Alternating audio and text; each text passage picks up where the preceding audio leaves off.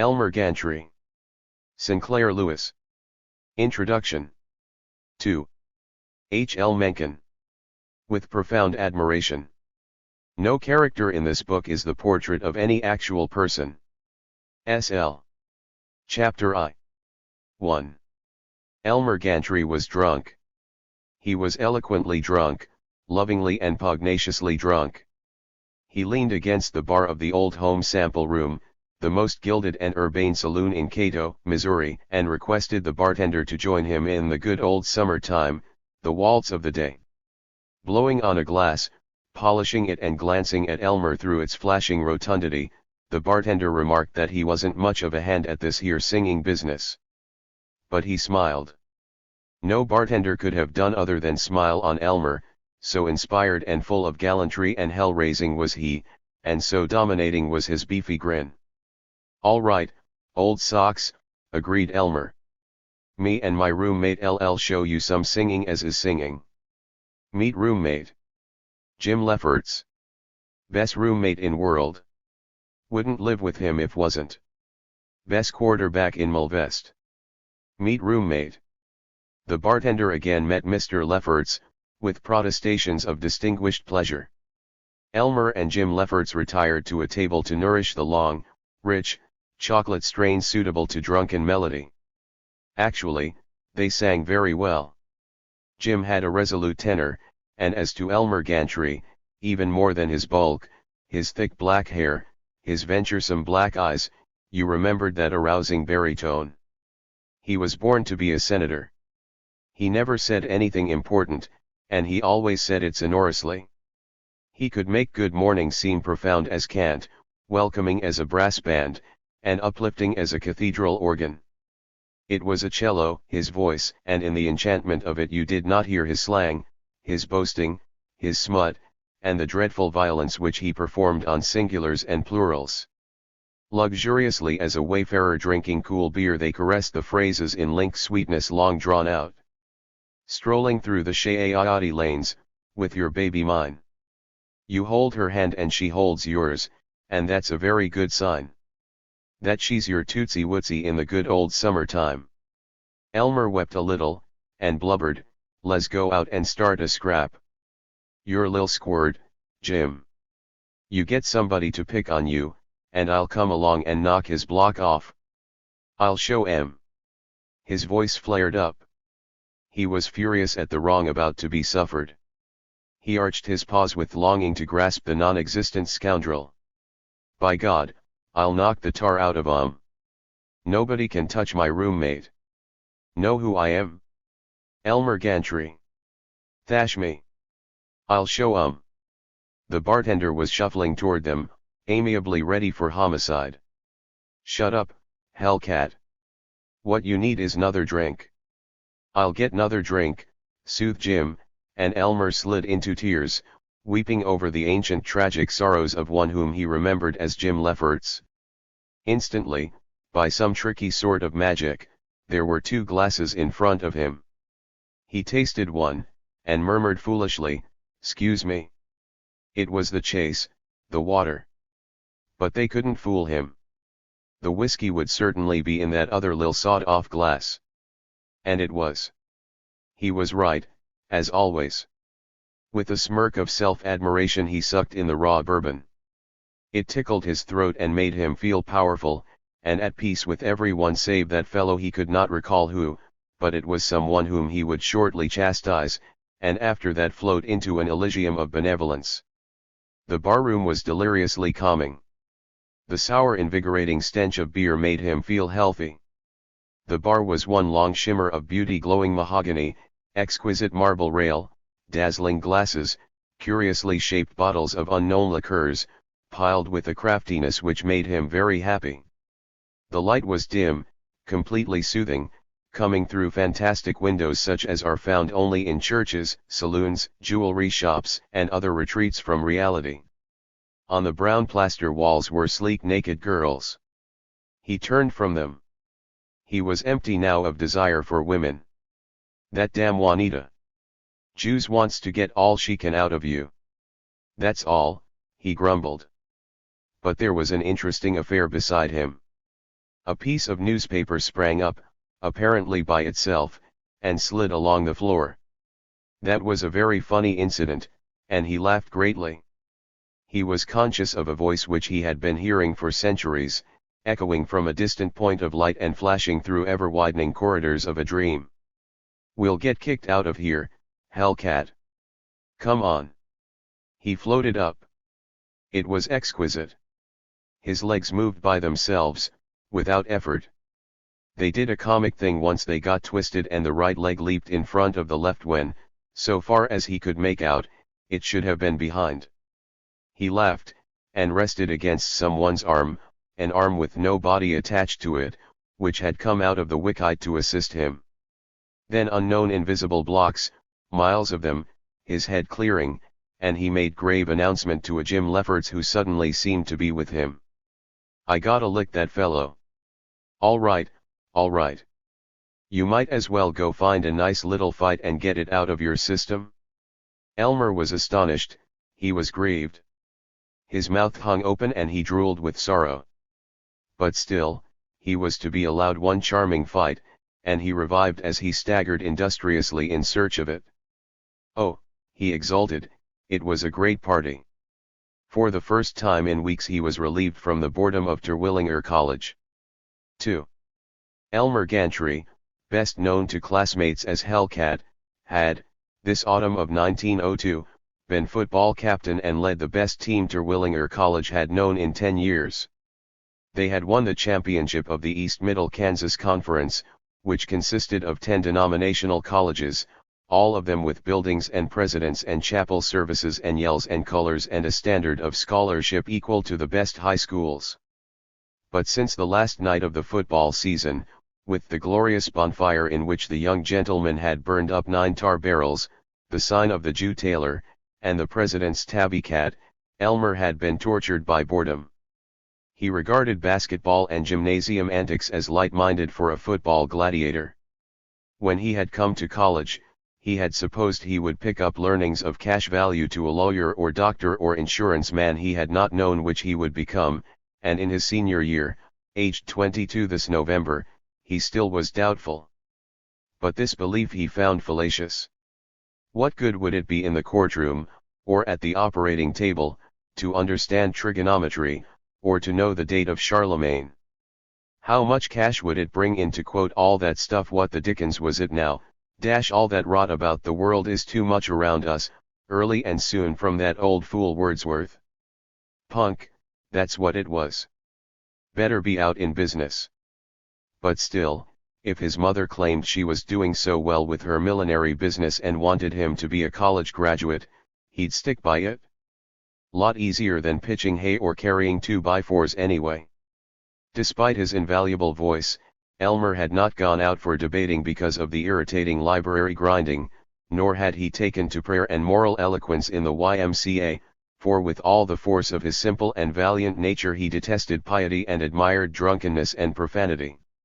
Once or twice in the class in public speaking, when he had repeated the splendors of other great thinkers, Daniel Webster and Henry Ward Beecher and Chauncey M. Depew, he had known the intoxication of holding an audience with his voice as with his closed hand, holding it, shaking it, lifting it. The debating set urged him to join them, but they were rabbit-faced and spectacled young men, and he viewed as obscene the notion of digging statistics about immigration and the products of San Domingo out of dusty spotted books in the dusty spotted library. He kept from flunking only because Jim Lefferts drove him to his books. Jim was less bored by college. He had a relish for the flavor of scholarship. He liked to know things about people dead these 1,000 years, and he liked doing canned miracles in chemistry. Elmer was astounded that so capable a drinker, a man so deft at handing a girl a swell spiel and getting her going, should find entertainment in Roman chariots and the unenterprising amours of sweet peas. But himself, no. Not on your life.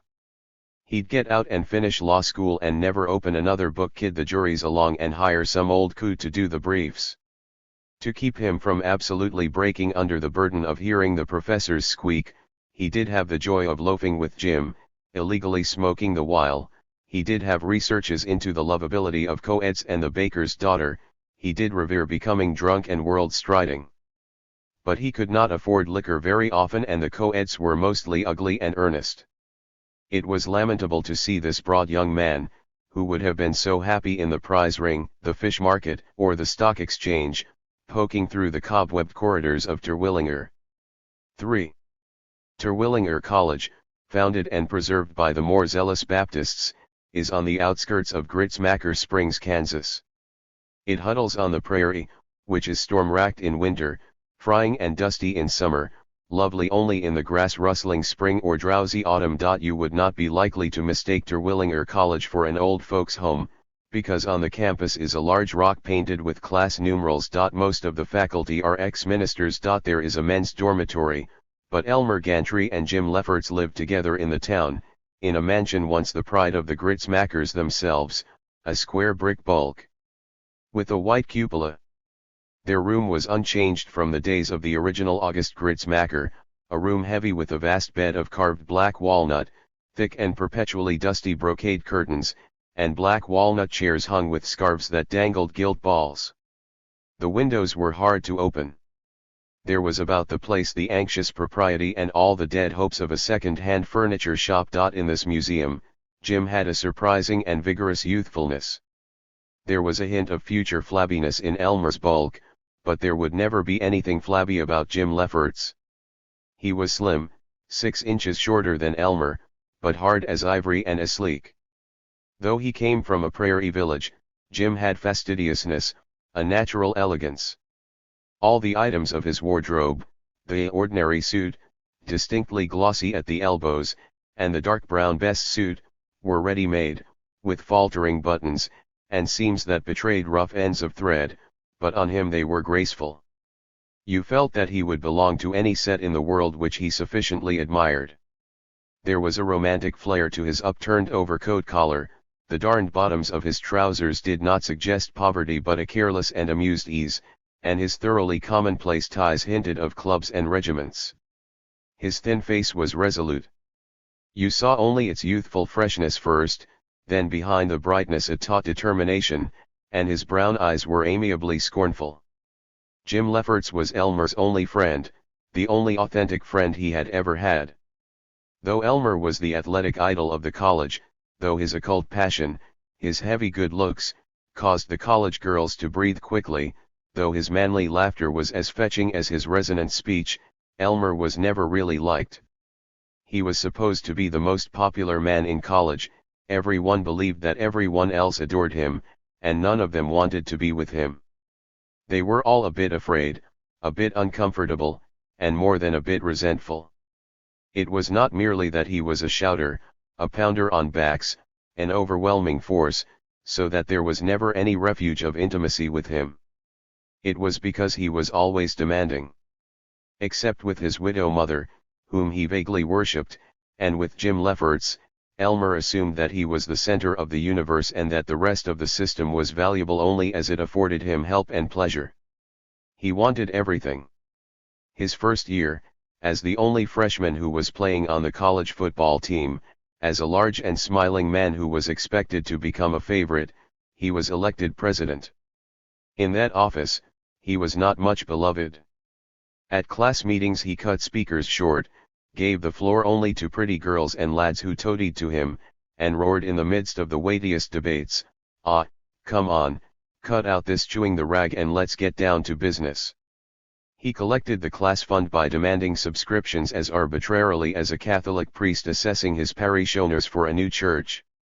"He'll never hold any office again, not if I can help it," muttered one Eddie Fisslinger, who, though he was a meager and rusty-haired youth with protruding teeth and an uneasy titter, had attained power in the class by always being present at everything, and by the piety and impressive intimacy of his prayers in the YMCA. There was a custom that the manager of the athletic association should not be a member of any team.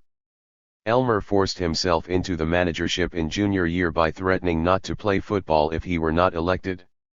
He appointed Jim Lefferts chairman of the ticket committee, and between them, by only the very slightest doctoring of the books, they turned $40 to the best of all possible uses.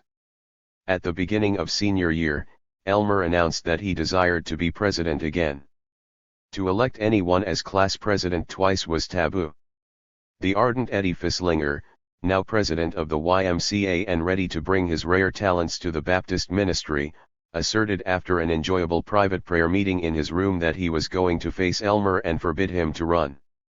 "Gwan. You don't dare," observed a Judas who 3 minutes before had been wrestling with God under Eddie's coaching. "I don't, Ed. Watch me." "Why, everybody hates him, the darn hog," squeaked Eddie. By scurrying behind trees he managed to come face to face with Elmer on the campus. He halted, and spoke of football, quantitative chemistry, and the Arkansas spinster who taught German. Elmer grunted. Desperately, his voice shrill with desire to change the world, Eddie stammered. Say, Hellcat, you hadn't ought to run for president again. Nobody's ever president twice. Somebody's going to be. Gee, Elmer, don't run for it. Come on. Course all the fellows are crazy about you, but nobody's ever been president twice.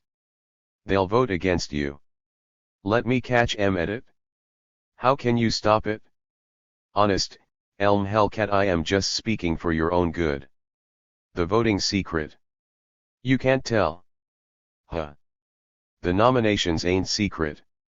Now you go roll your hoop, Fissy, and let all the yellow coyotes know that anybody that nominates anybody except Uncle Hellcat will catch it right where the chicken caught the axe. See? And if they tell me they didn't know about this, you'll get Mary Hail Columbia for not telling 'em. Get me? If there's anything but an unanimous vote, you won't do any praying the rest of this year. Eddie remembered how Elmer and Jim had shown a freshman his place in society by removing all his clothes and leaving him 5 miles in the country. Elmer was elected president of the senior class unanimously. He did not know that he was unpopular. He reasoned that men who seemed chilly to him were envious and afraid, and that gave him a feeling of greatness. Thus it happened that he had no friends save Jim Lefferts. Only Jim had enough will to bully him into obedient admiration. Elmer swallowed ideas whole, he was a maelstrom of prejudices, but Jim accurately examined every notion that came to him. Jim was selfish enough, but it was with the selfishness of a man who thinks and who is coldly unafraid of any destination to which his thoughts may lead him. The little man treated Elmer like a large damp dog, and Elmer licked his shoes and followed. He also knew that Jim, as quarter, was far more the soul of the team than himself as tackle and captain. A huge young man, Elmer Gantry, 6'1", thick, broad, big-handed, a large face, handsome as a Great Dane is handsome, and a swirl of black hair, worn rather long. His eyes were friendly, his smile was friendly. He was always friendly enough. He was merely astonished when he found that you did not understand his importance and did not want to hand over anything he might desire. He was a baritone solo turned into portly flesh, he was a gladiator laughing at the comic distortion of his wounded opponent. He could not understand men who shrank from blood, who liked poetry or roses, who did not casually endeavor to seduce every possibly seducible girl. In sonorous arguments with Jim he asserted that these fellows that study all the time are just letting on like they're so doggone high and mighty, to show off to those doggone profs that haven't got anything but lemonade in their veins. 4. Chief adornment of their room was the escritoire of the first grit smacker, which held their library.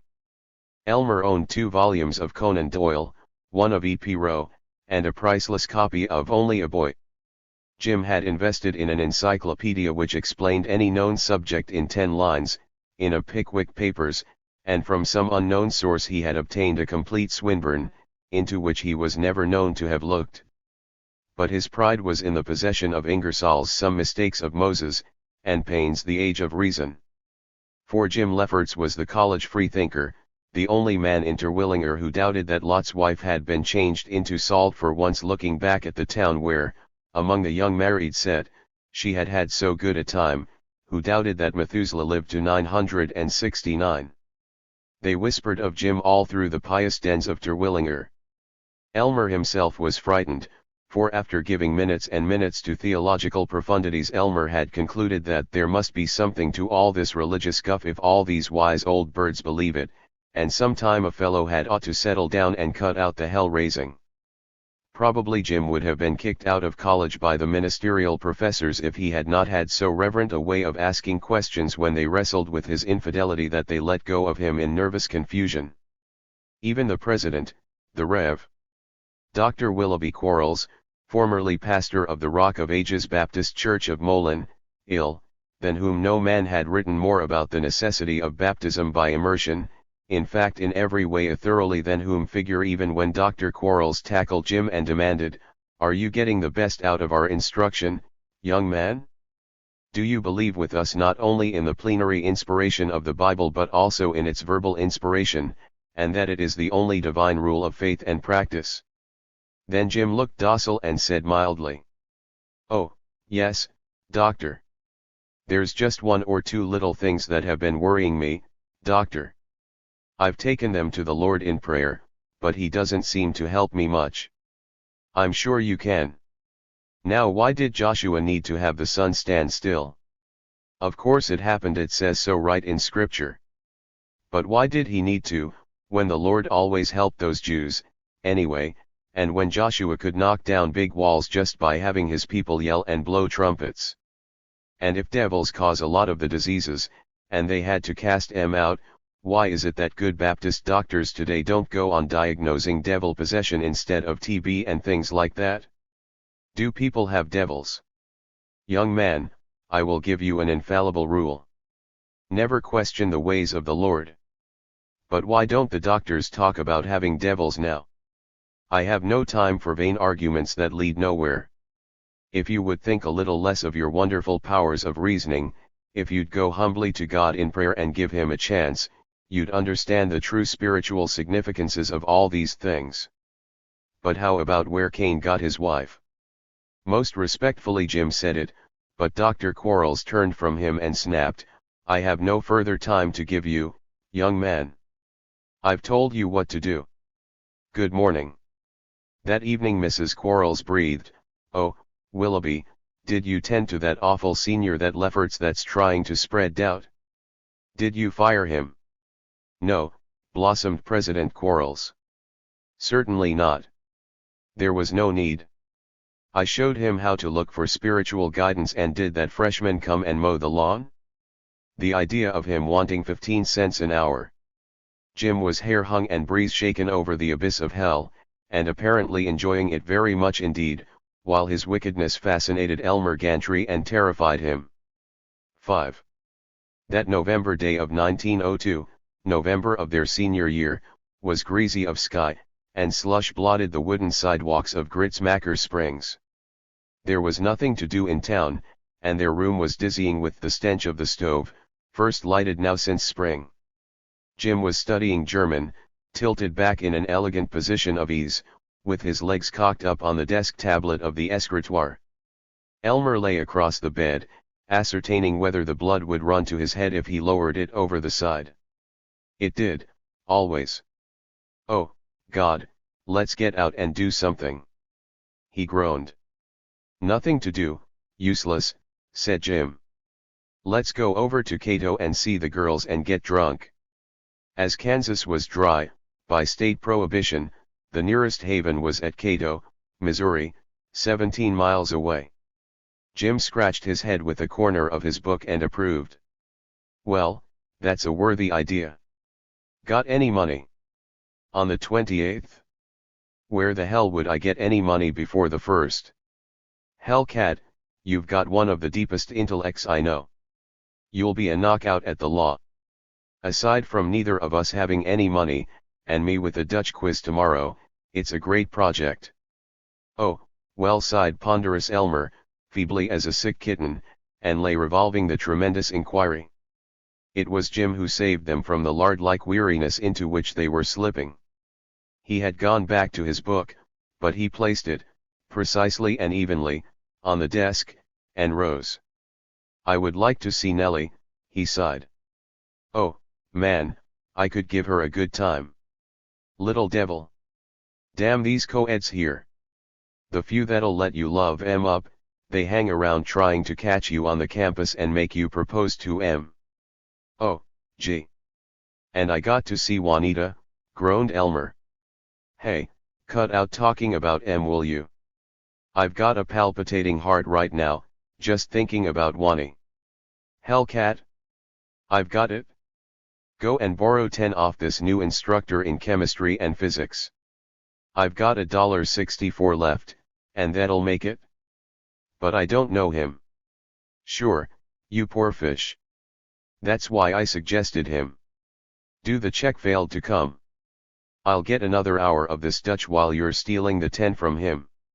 Now, lugubriously, you ought hunty to talk like that. If you're as good a thief as I think you are, we'll catch the 516 to Cato. They were on the 516 for Cato. The train consisted of a day coach, a combined smoker and baggage car, and a rusty old engine and tender. The train swayed so on the rough tracks as it bumped through the dropping light that Elmer and Jim were thrown against each other and gripped the arm of their seat. The car staggered like a freighter in a gale. And tall raw farmers, perpetually shuffling forward for a drink at the water cooler, stumbled against them or seized Jim's shoulder to steady themselves.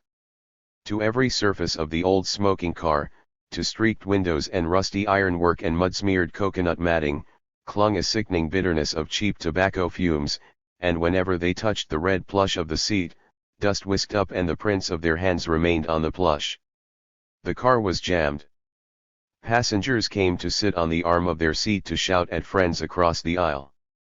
But Elmer and Jim were unconscious of filth and smell and crowding. They sat silent, nervously intent, panting a little, their lips open, their eyes veiled, as they thought of Juanita and Nellie. The two girls, Juanita Clausel and Nellie Benton, were by no means professional daughters of joy. Juanita was cashier of the Cato Lunch Quick Eats, Nellie was assistant to a dressmaker. They were good girls but excitable, and they found a little extra money useful for red slippers and nut center chocolates. Juanita, what a lil darling, she understands a fellow's troubles, said Elmer, as they balanced down the slushy steps at the grimy stone station of Cato. When Elmer, as a freshman just arrived from the Pool Halls and Frame High School of Paris, Kansas, had begun to learn the decorum of amour, he had been a boisterous lout who looked shamefaced in the presence of gay ladies, who blundered against tables, who shouted and desired to let the world know how valiantly vicious he was being.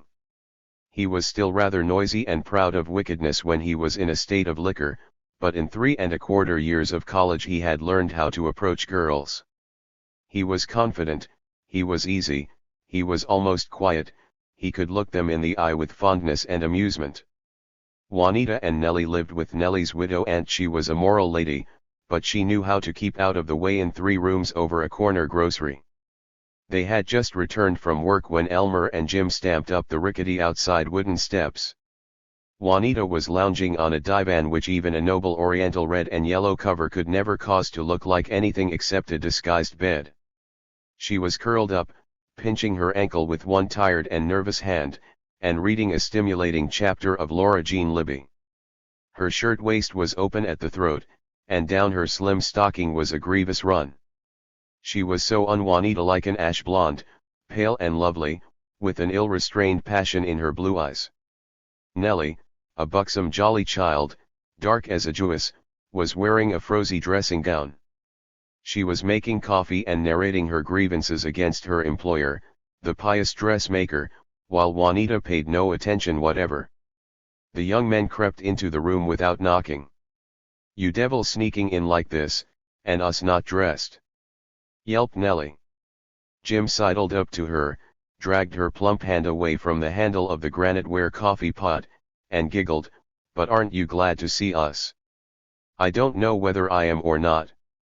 "Now you quit. You behave, will you?" Rarely did Elmer seem more deaf than Jim Lefferts. But now he was feeling his command over women, certain sorts of women. Silent, yearning at Juanita, commanding her with hot eyes, he sank on the temporarily oriental couch, touched her pale hand with his broad fingertips, and murmured, "Why, you poor kid, you look so tired." I am, and you hadn't ought to come here this afternoon. Nell's aunt threw a conniption fit the last time you were here. Hooray for Auntie. But you're glad to see me. She would not answer. Aren't you? Bold eyes on hers that turned uneasily away, looked back, and sought the safety of the blank wall. Aren't you? She would not answer. Juanita. And I've longed for you something fierce, ever since I saw you. His fingers touched her throat, but softly. Aren't you a little glad? As she turned her head, for a second she looked at him with embarrassed confession. She sharply whispered, "No, Dante." As he caught her hand, but she moved nearer to him, leaned against his shoulder. "You're so big and strong," she sighed. "But, golly, you don't know how I need you. The president, old Quarles is right, by golly, ha, member I was telling you about him, he's laying for me because he thinks it was me and Jim that let the bats loose in chapel. And I get so sick of that gosh awful weekly Bible study all about these holy old gazebos. And then I think about you, and gosh, if you were just sitting on the other side of the stove from me in my room there, with your cute lil red slippers cocked up on the nickel rail, gee, how happy I'd be. You don't think I'm just a bonehead, do you?" Jim and Nellie were at the stage now of nudging each other and bawling, "Hey, quit, will ya?" as they stood over the coffee. "Say, you girls change your shirts and come on out and we'll blow you to dinner, and maybe we'll dance a little," proclaimed Jim. "We can't," said Nellie. "Auntie's sore as a pup because we was up late at a dance night before last. We got to stay home, and you boys got to beat it before she comes in." "Ah, come on." "No, we can't." "Yeah, fat chance you girls staying home and knitting. You got some fellows coming in and you want to get rid of us, that's what's the trouble." "It is not, Mr. James Lefferts, and it wouldn't be any of your business if it was." While Jim and Nellie squabbled, Elmer slipped his hand about Juanita's shoulder, slowly pressed her against him. He believed with terrible conviction that she was beautiful, that she was glorious, that she was life. There was heaven in the softness of her curving shoulder, and her pale flesh was living silk. "Come on in the other room," he pleaded. "Oh no, not now." He gripped her arm. "Well, Dante, come in for a minute," she fluttered. Aloud, to the others, "I'm going to do my hair. Looks just terribly." She slipped into the room beyond. A certain mature self-reliance dropped from Elmer's face, and he was like a round-faced big baby, somewhat frightened. With efforts to appear careless, he fumbled about the room and dusted a pink and gilt vase with his large crumpled handkerchief. He was near the inner door. He peeped at Jim and Nellie. They were holding hands, while the coffee pot was cheerfully boiling over. Elmer's heart thumped. He slipped through the door and closed it, whimpering, as in terror. "Oh, Juanita." 6. They were gone, Elmer and Jim, before the return of Nellie's aunt. As they were not entertaining the girls, they dined on pork chops, coffee, and apple pie at the McGinnis lunch.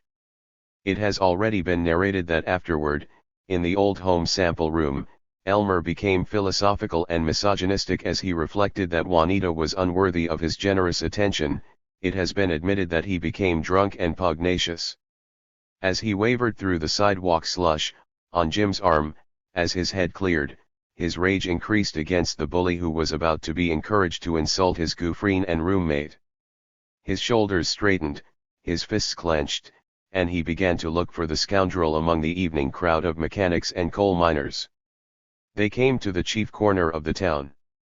A little way down the street, beside the red brick wall of the Congress Hotel, someone was talking from the elevation of a box, surrounded by a jeering gang.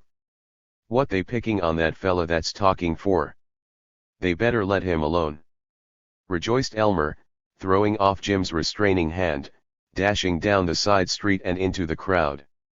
He was in that most blissful condition to which a powerful young man can attain unrighteous violence in a righteous cause. He pushed through the audience, jabbed his elbow into the belly of a small weak man, and guffawed at the cluck of distress. Then he came to a halt, unhappy and doubting.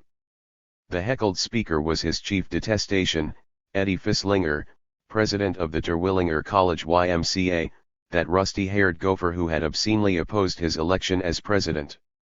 With two other seniors who were also in training for the Baptist ministry, Eddie had come over to Cato to save a few souls. At least, if they saved no souls, they would have handy training for their future jobs. Eddie was a rasping and insistent speaker who got results by hanging to a subject and worrying it, but he had no great boldness, and now he was obviously afraid of his chief heckler, a large, blond, pompadoured young baker, who bulked in front of Eddie's rostrum and asked questions. While Elmer stood listening, the baker demanded, "What makes you think you know all about religion?"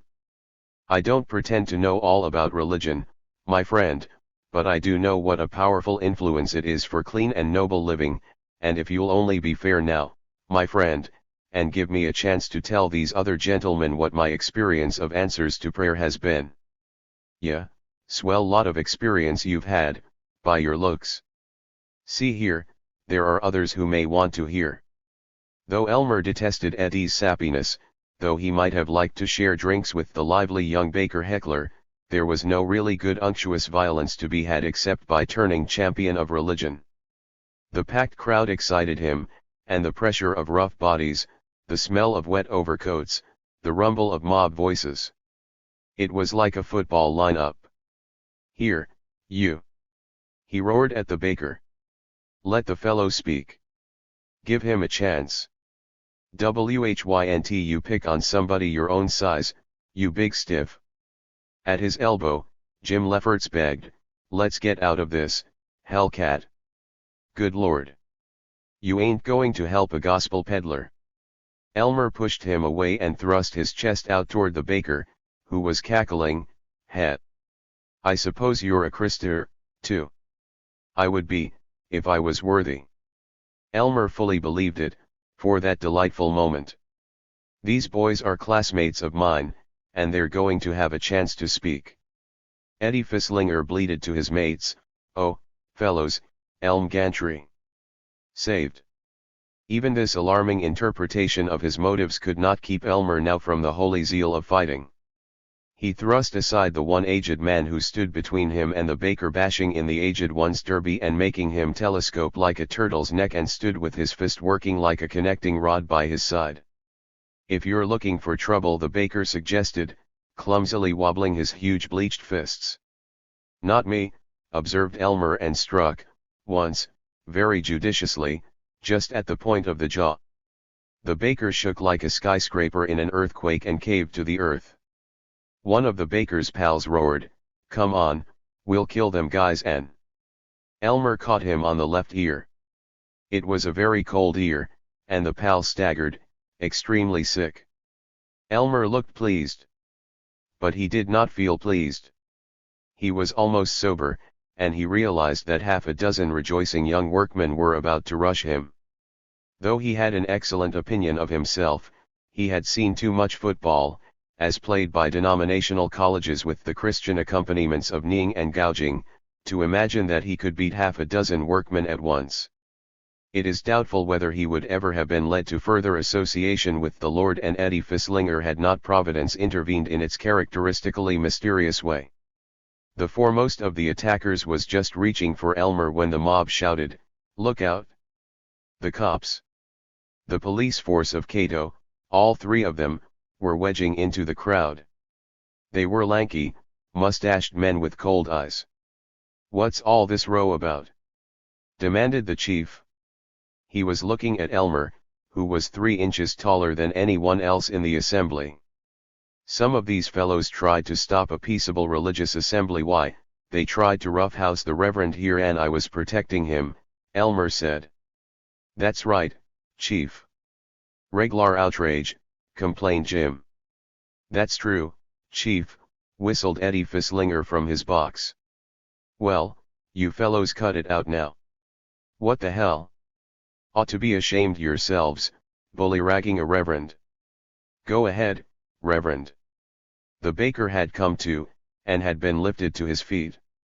His expression indicated that he had been wronged and that he wanted to do something about it, if he could only find out what had happened. His eyes were wild, his hair was a muddy chaos, and his flat flowery cheek was cut. He was too dizzy to realize that the chief of police was before him, and his fumbling mind stuck to the belief that he was destroying all religion. "Yeah, so you're one of them wishy-washy preachers, too," he screamed at Elmer just as one of the lanky policemen reached out an arm of incredible length and nipped him. The attention of the crowd warmed Elmer, and he expanded in it, rubbed his mental hands in its blaze. "Maybe I ain't a preacher. Maybe I'm not even a good Christian," he cried. "Maybe I've done a whole lot of things I hadn't ought to have done. But let me tell you, I respect religion." "Oh, amen, praise the Lord, brother," from Eddie Fisslinger. "And I don't propose to let anybody interfere with it. What else have we got except religion to give us hope? Praise the Lord, oh, bless his name. Of ever leading decent lives, tell me that, will you, just tell me that." Elmer was addressing the chief of police, who admitted, "Yeah, I guess that's right. Well now, we'll let the meeting go on, and if any more of you fellows interrupt this," completed the chief's present ideas on religion and mob violence.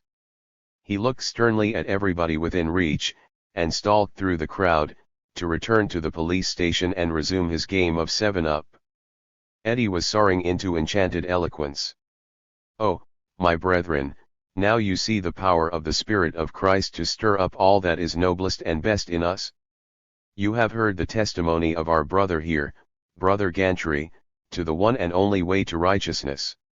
When you get home I want each and every one of you to dig out the old book and turn to the Song of Solomon, where it tells about the love of the Savior for the church. Turn to the Song of Solomon, the 4th chapter and the 10th verse, where it says where Christ is talking about the church, and he says Song of Solomon, the 4th chapter, and the 10th verse, how fair is thy love, my sister, my spouse. How much better is thy love than wine. Oh, the unspeakable joy of finding the joys of salvation. You have heard our brother's testimony. We know of him as a man of power, as a brother to all them that are oppressed, and now that he has had his eyes opened and his ears unstopped, and he sees the need of confession and of humble surrender before the throne. Oh, this is a historic moment in the life of of Elmer Gantry. Oh, brother, be not afraid. Come. Step up here beside me, and give testimony. God. We better get outta here quick," panted Jim. "Gee, yes." Elmer groaned, and they edged back through the crowd, while Eddie Fisslinger's piping pursued them like icy and penetrating rain. "Don't be afraid to acknowledge the leading of Jesus. Are you boys going to show yourselves too cowardly to risk the sneers of the ungodly?"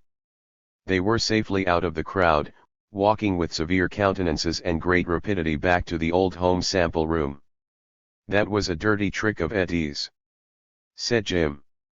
"God, it certainly was. Trying to convert me. Right before those muckers. If I ever hear another yip out of Eddie, I'll knock his block off. Nerve of him, trying to lead me up to any mourner's bench. Fat chance. I'll fix him. Come on, show a little speed," asserted the brother to all them that were oppressed. By the time for their late evening train, the sound conversation of the bartender and the sound qualities of his bourbon had caused Elmer and Jim to forget Eddie Fisslinger and the horrors of undressing religion in public.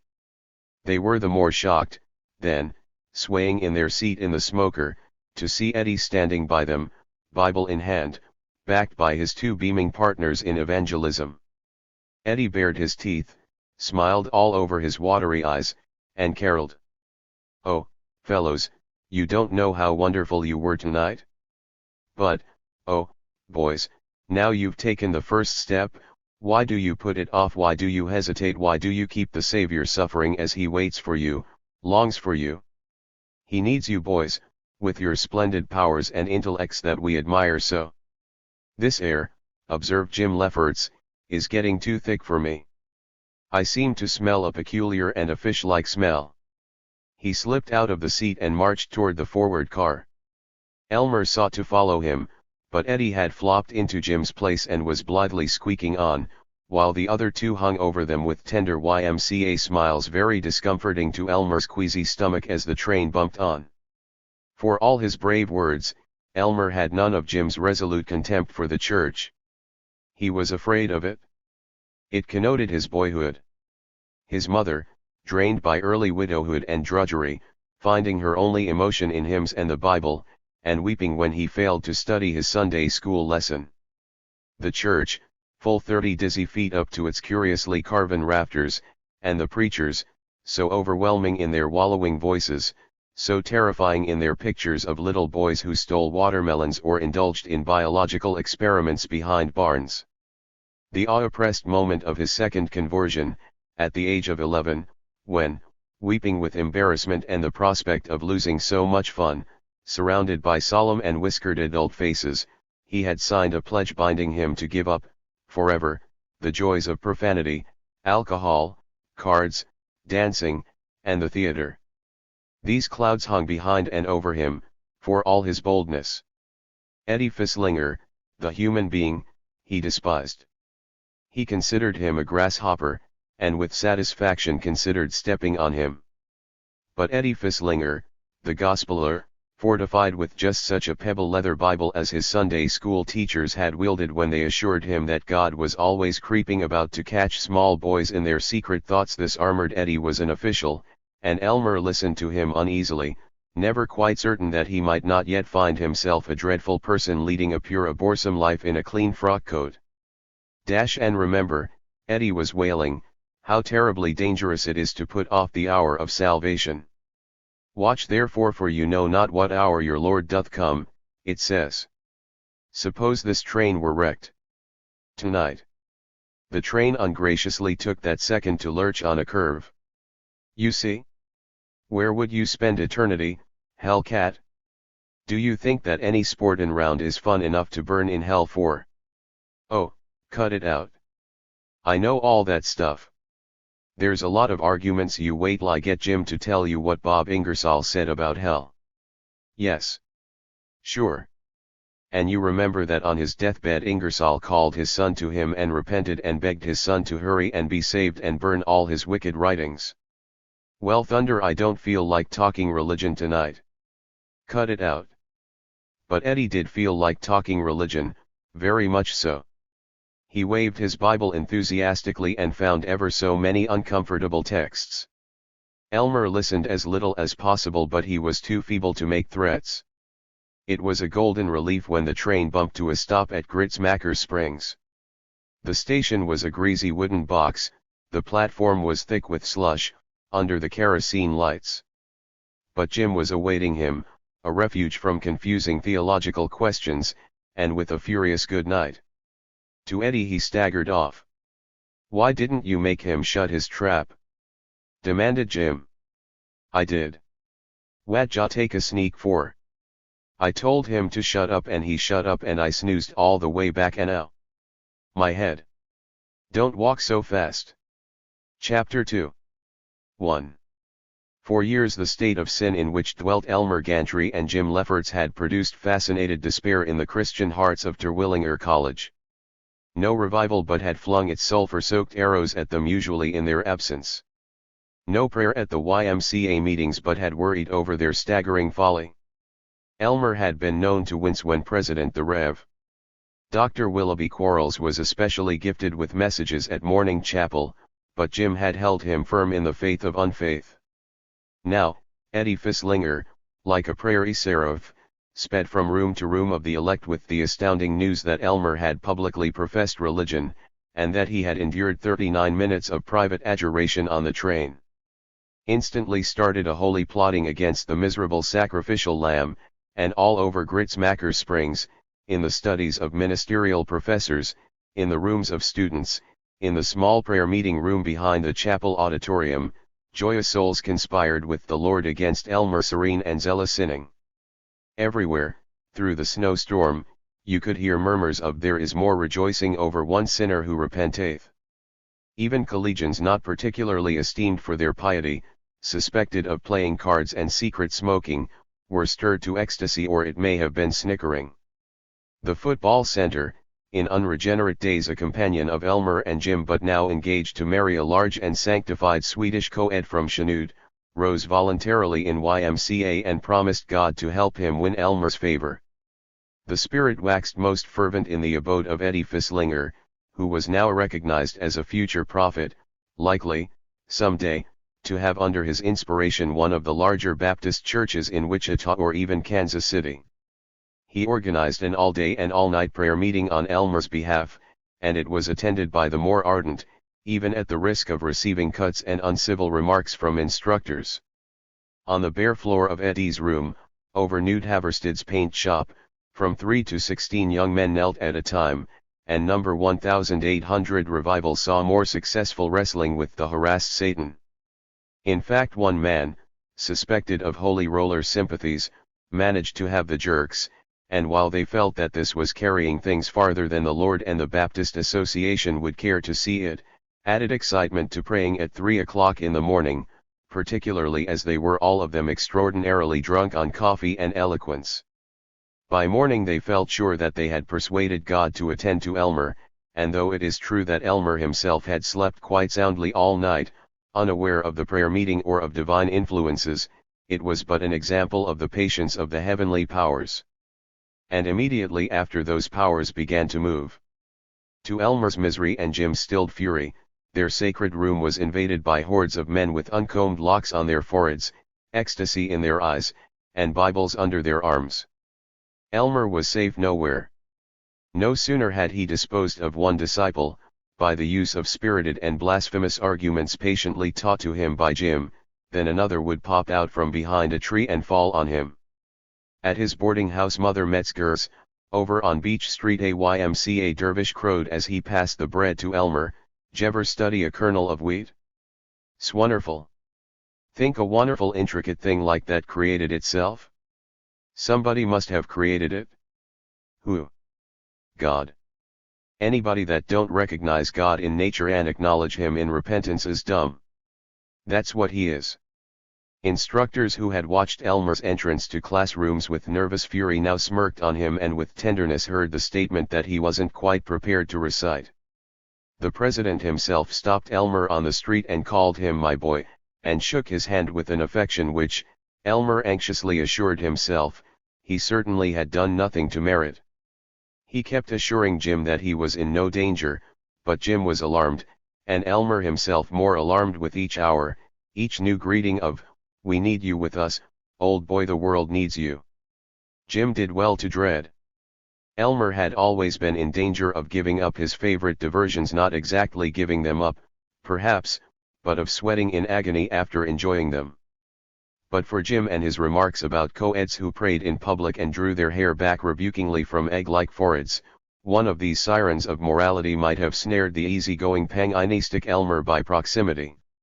A dreadful young woman from Mexico, Missouri, used to coax Jim to tell his funny ideas about religion, and go off in neighs of pious laughter, while she choked, "Oh, you're just too cute. You don't mean a word you say. You simply want to show off." She had a deceptive sidelong look which actually promised nothing whatever the side of the altar, and she might, but for Jim's struggles, have led Elmer into an engagement. The church and Sunday school at Elmer's village, Paris, Kansas, a settlement of 900 evangelical Germans and Vermonters, had nurtured in him a fear of religious machinery which he could never lose, which restrained him from such reasonable acts as butchering Eddie Fisslinger. That small pasty white Baptist church had been the center of all his emotions, aside from hell-raising, hunger, sleepiness, and love. And even these emotions were represented in the house of the Lord, in the way of tacks in pew cushions, missionary suppers with chicken pie and angel's food cake, soporific sermons, and the proximity of flexible little girls in thin muslin. But the arts and the sentiments and the sentimentalities, they were for Elmer perpetually associated only with the church. Except for circus bands, 4th of July parades, and the singing of Columbia, the gem of the ocean, and jingle bells in school, all the music which the boy Elmer had ever heard was in church. The church provided his only oratory, except for campaign speeches by politicians ardent about Jefferson and the price of binding twine. It provided all his painting and sculpture, except for the portraits of Lincoln, Longfellow, and Emerson in the school building, and the 2 china statuettes of pink ladies with gilt flower baskets which stood on his mother's bureau. From the church came all his profounder philosophy, except the teacher's admonitions that little boys who let garter snakes loose in school were certain to be licked now and hanged later, and his mother's stream of opinions on hanging up his overcoat, wiping his feet, eating fried potatoes with his fingers, and taking the name of the Lord in vain. If he had sources of literary inspiration outside the church in McGuffey's Reader, he encountered The Boy Who Stood on the Burning Deck, and he had a very pretty knowledge of the Nick Carter series and the exploits of Cole Younger and the James Boys, yet here too the church had guided him. In Bible stories, in the words of the great hymns, in the anecdotes which the various preachers quoted, he had his only knowledge of literature. The story of little lame Tom who shamed the wicked rich man that owned the handsome team of grays and the pot hat and led him to Jesus. The ship's captain who in the storm took counsel with the orphaned but righteous child of missionaries in Zambala. The faithful dog who saved his master during a terrific conflagration and roused him to give up horse racing, rum, and playing the harmonica. How familiar they were, how thrilling, how explanatory to Elmer of the purposes of life, how preparatory for his future usefulness and charm. The church, the Sunday school, the evangelistic orgy, choir practice, raising the mortgage, the delights of funerals, the snickers in back pews or in the other room at weddings, they were as natural, as inescapable a mold of manners to Elmer as Catholic processionals to a street gamin in Naples. The Baptist Church of Paris, Kansas. 1,000 blurred but indestructible pictures. Hymns. Elmer's voice was made for hymns. He rolled them out like a Negro. The organ thunder of Nicaea. Holy, holy, holy. All the saints adore thee. Casting down their golden crowns around the glassy sea. The splendid rumble of the doxology. Throw out the lifeline, with its picture of a wreck pounded in the darkness by surf which the prairie child imagined as 100 feet high. Onward, Christian soldiers, to which you could without rebuke stamp your feet.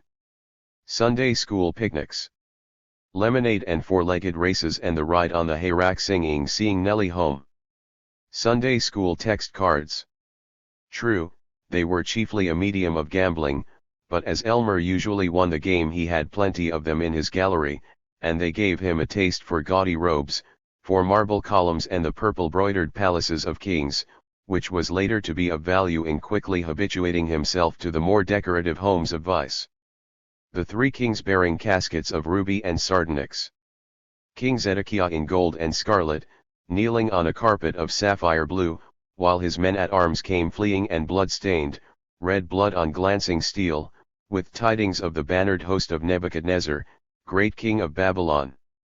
And all his life Elmer remembered, in moments of ardor, during oratorios in huge churches, during sunset at sea, a black-bearded David standing against raw-red cliffs, a figure heroic and summoning to ambition, to power, to domination. Sunday school Christmas Eve. The exhilaration of staying up, and publicly, till 9:30. The tree, incredibly tall, also incredibly inflammable, flashing with silver cords, with silver stars, with cotton batting snow. The 2 round stoves red hot. Lights and lights and lights. Pails of candy, and for every child in the school a present, usually a book, very pleasant, with colored pictures of lambs and volcanoes. The Santa Claus, he couldn't possibly be Lorenzo Nickerson, the house painter, so bearded was he, and red-cheeked, and so witty in his comment on each child as it marched up for its present. The enchantment, sheer magic, of the ladies' quartet singing of shepherds who watched their flocks by nights. Brown secret hilltops under one vast star. And the devastating morning when the preacher himself, the Rev.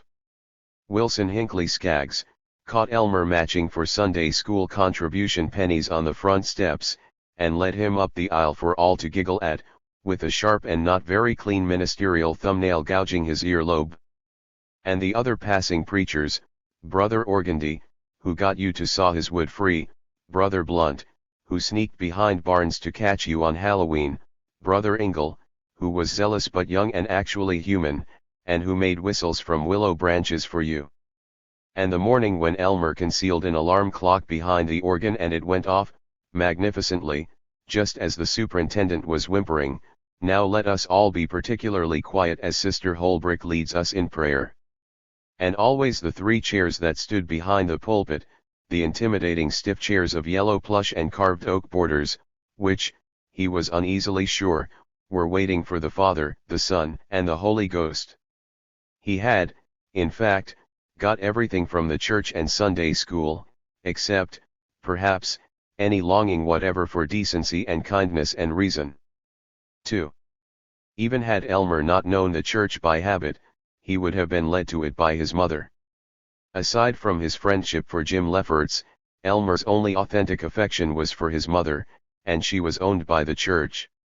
She was a small woman, energetic, nagging but kindly, once given to passionate caresses and now to passionate prayer, and she had unusual courage. Early left a widow by Logan Gantry, dealer in feed, flour, lumber, and agricultural implements, a large and agreeable man given to debts and whiskey, she had supported herself and Elmer by sewing, trimming hats, baking bread, and selling milk. She had her own millinery and dressmaking shop now, narrow and dim but proudly set right on Main Street, and she was able to give Elmer the $300 a year which, with his summer earnings in harvest field and lumber yard, was enough to support him in Terwilliger, in 1902. She had always wanted Elmer to be a preacher. She was jolly enough, and no fool about pennies in making change, but for a preacher standing up on a platform in a long-tailed coat she had gaping awe. Elmer had since the age of 16 been a member in good standing of the Baptist church. He had been most satisfactorily immersed in the Kioska River. Large though Elmer was, the evangelist had been a powerful man and had not only ducked him but, in sacred enthusiasm, held him under, so that he came up sputtering, in a state of grace and muddiness. He had also been saved several times, and once, when he had pneumonia, he had been esteemed by the pastor and all visiting ladies as rapidly growing in grace. But he had resisted his mother's desire that he become a preacher. He would have to give up his entertaining vices, and with wide-eyed and panting happiness he was discovering more of them every year. Equally he felt lumbering and shamed whenever he tried to stand up before his tittering gang in Paris and appear pious. It was hard even in college days to withstand his mother. Though she came only to his shoulder, such was her bustling vigor, her swift shrewdness of tongue, such the gallantry of her long care for him, that he was afraid of her as he was afraid of Jim Lefferts' scorn. He never dared honestly to confess his infidelity, but he grumbled, "Oh, gee, Ma, I don't know. Trouble is, fellow don't make much money preaching. Gee, there's no hurry. Don't have to decide yet." And she knew now that he was likely to become a lawyer. Well, that wasn't so bad, she felt. Someday he might go to Congress and reform the whole nation into a pleasing likeness of Kansas. But if he could only have become part of the mysteries that hovered about the communion table. She had talked him over with Eddie Fislinger. Eddie came from a town 12 miles from Paris. Though it might be years before he was finally ordained as a minister, Eddie had by his home congregation been given a license to preach as early as his sophomore year in Terwilliger, and for a month, one summer, Eddie had earnestly supplied the Baptist pulpit in Paris. Mrs. Gantry consulted him, and Eddie instructed her with the divinity of 19. Oh, yes, Brother Elmer was a fine young man, so strong they all admired him, a little too much tempted by the vain gods of this world, but that was because he was young. Oh, yes, someday Elmer would settle down and be a fine Christian husband and father and businessman. But as to the ministry, no. Mrs. Gantry must not too greatly meddle with these mysteries. It was up to God. A fellow had to have a call before he felt his vocation for the ministry, a real overwhelming mysterious knockdown call, such as Eddie himself had ecstatically experienced, one evening in a cabbage patch. No, not think of that. Their task now was to get Elmer into a real state of grace, and that, Eddie assured her, looked to him like a good deal of a job. Undoubtedly, Eddie explained, when Elmer had been baptized, at 16, he had felt conviction, he had felt the invitation, and the burden of his sins had been lifted. But he had not, Eddie doubted, entirely experienced salvation. He was not really in a state of grace. He might almost be called unconverted. Eddie diagnosed the case completely, with all the proper pathological terms. Whatever difficulties he may have had with philosophy, Latin, and calculus, there had never been a time since the age of 12 when Eddie Fisslinger had had difficulty in understanding what the Lord God Almighty wanted, and why, all through history, he had acted thus or thus. "I should be the last to condemn athletics," said Eddie. "We must have strong bodies to endure the burden and the sweat of carrying the gospel to the world. But at the same time, it seems to me that football tends to detract from religion. I'm a little afraid that just at present Elmer is not in a state of grace. But, oh, sister, don't let us worry and travail. Let us trust the Lord. I'll go to Elmer myself, and see what I can do." That must have been the time. It certainly was during that vacation between their sophomore and junior years when Eddie walked out to the farm where Elmer was working, and looked at Elmer, bulky and hayseedy in a sleeveless undershirt, and spoke reasonably of the weather, and walked back again. Whenever Elmer was at home, though he tried affectionately to live out his mother's plan of life for him, though without very much grumbling he went to bed at 9:30, whitewashed the hen house, and accompanied her to church, yet Mrs. Gantry suspected that sometimes he drank beer and doubted about Jonah, and uneasily Elmer heard her sobbing as she knelt by her high-swelling, white counterpaned, old-fashioned bed. 3. With alarmed evangelistic zeal, Jim Lefferts struggled to keep Elmer true to the faith, after his exposure to religion in defending Eddie at Cato. He was, on the whole, rather more zealous and fatiguing than Eddie. Nights, when Elmer longed to go to sleep, Jim argued. Mornings, when Elmer should have been preparing his history, Jim read aloud from Ingersoll and Thomas Paine. "How you going to explain a thing like this? How you going to explain it?" begged Jim. "It says here in Deuteronomy that God chased these yids around in the desert for 40 years and their shoes didn't even wear out. That's what it says, right in the Bible. You believe a thing like that? And do you believe that Samson lost all his strength just because his gal cut off his hair? Do you, think hair had anything to do with his strength?" Jim raced up and down the stuffy room, kicking at chairs, his normally bland eyes feverish, his forefinger shaken in wrath, while Elmer sat humped on the edge of the bed, his forehead in his hands, rather enjoying having his soul fought for. To prove that he was still a sound and free-thinking stalwart, Elmer went out with Jim one evening, and at considerable effort, they carried off a small outhouse and placed it on the steps of the administration building.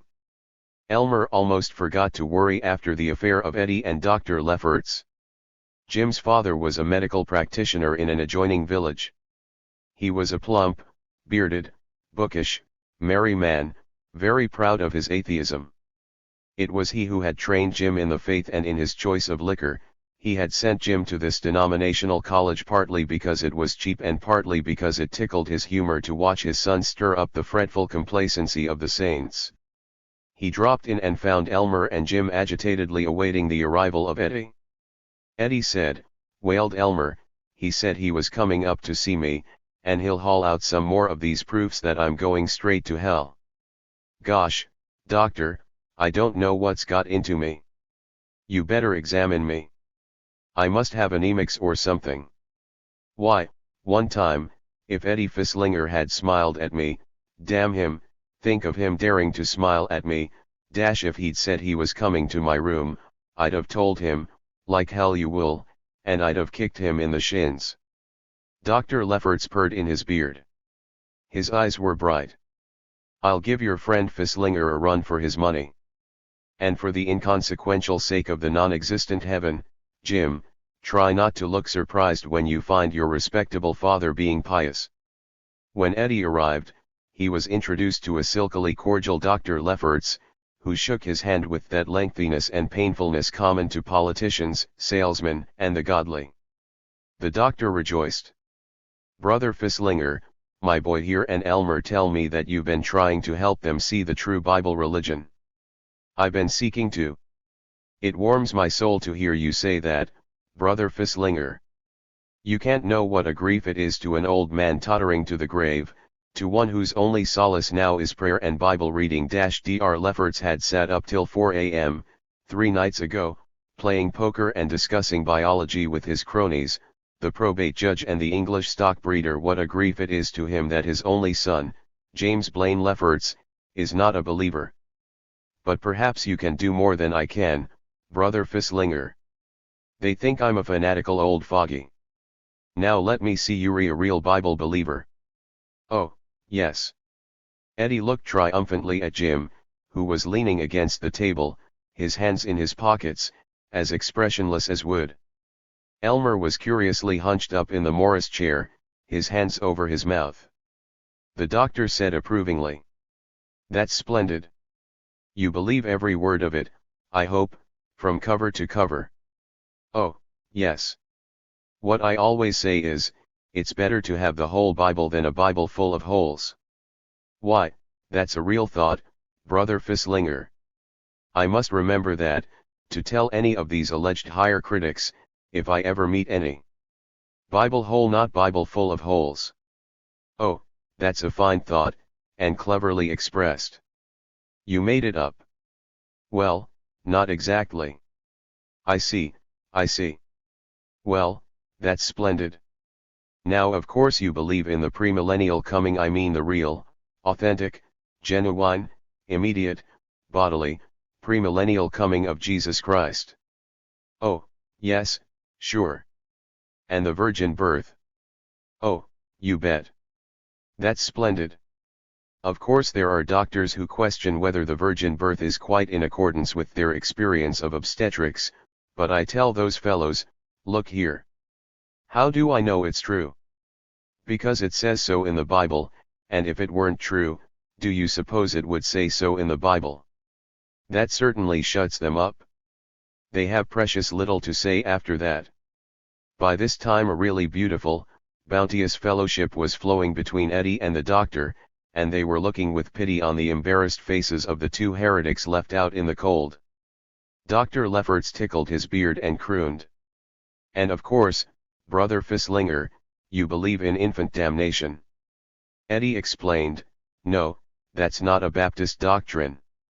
You the good doctor choked, tugged at his collar, panted and wailed. "It's not a Baptist doctrine? You don't believe in infant damnation?" "Why, no. Then God help the Baptist Church and the Baptist doctrine. God help us all, in these unregenerate days, that we should be contaminated by such infidelity." Eddie sweat, while the doctor patted his plump hands and agonized, "Look you here, my brother. It's very simple. Are we not saved by being washed in the blood of the Lamb, and by that alone, by his blessed sacrifice alone?" "Why, yes, but then either we are washed white, and saved, or else we are not washed, and we are not saved. That's the simple truth, and all weakenings and explanations and hemming and hawing about this clear and beautiful truth are simply of the devil, brother. And at what moment does a human being, in all his inevitable sinfulness, become subject to baptism and salvation? At 2 months? At 9 years? At 16? At 47? At 99? No. The moment he is born. And so if he be not baptized, then he must burn in hell forever. What does it say in the good book? For there is none other name under heaven given among men, whereby we must be saved. It may seem a little hard of God to fry beautiful little babies, but then think of the beautiful women whom he loves to roast there for the edification of the saints. Oh, brother, now I understand why Jimmy here, and poor Elmer, are lost to the faith. It's because professed Christians like you give them this emasculated religion. Why, It's fellows like you who break down the dike of true belief, and open a channel for higher criticism and Sabellianism and nymphomania and agnosticism and heresy and Catholicism and Seventh-day Adventism and all those horrible German inventions. Once you begin to doubt, the wicked work is done. Oh, Jim, Elmer, I told you to listen to our friend here, but now that I find him practically a free thinker. The doctor staggered to a chair. Eddie stood gaping. It was the first time in his life that anyone had accused him of feebleness in the faith, of under-strictness. He was smirkingly accustomed to being denounced as over-strict. He had almost as much satisfaction out of denouncing liquor as other collegians had out of drinking it. He had, partly from his teachers and partly right out of his own brain, any number of good answers to classmates who protested that he was old-fashioned in belaboring domino playing, open communion, listening to waltz music, wearing a gown in the pulpit, taking a walk on Sunday, reading novels, transubstantiation, and these new devices of the devil called moving pictures. He could frighten almost any Laodicean. But to be called shaky himself, to be called heretic and slacker for that inconceivable attack, he had no retort. He looked at the agonized doctor, he looked at Jim and Elmer, who were obviously distressed at his fall from spiritual leadership, and he fled to secret prayer. He took his grief presently to President Quarles, who explained everything perfectly. But this doctor quoted scripture to prove his point. Bleated Eddie. Don't forget, Brother Fisslinger, that the devil can quote scripture to his purpose. Eddie thought that was a very nice thought and very nicely expressed, and though he was not altogether sure that it was from the Bible, he put it away for future use in sermons. But before he was sufficiently restored to go after Elmer again, Christmas vacation had arrived. When Eddie had gone, Elmer laughed far more heartily than Jim or his father. It is true that he hadn't quite understood what it was all about. Why, sure, Eddie had said it right, infant damnation wasn't a Baptist doctrine, it belonged to some of the Presbyterians, and everybody knew the Presbyterians had a lot of funny beliefs. But the doctor certainly had done something to squelch Eddie, and Elmer felt safer than for many days. He continued to feel safe up till Christmas vacation. Then, someone, presumably Eddie, had informed Elmer's mother of his new and promising Christian status.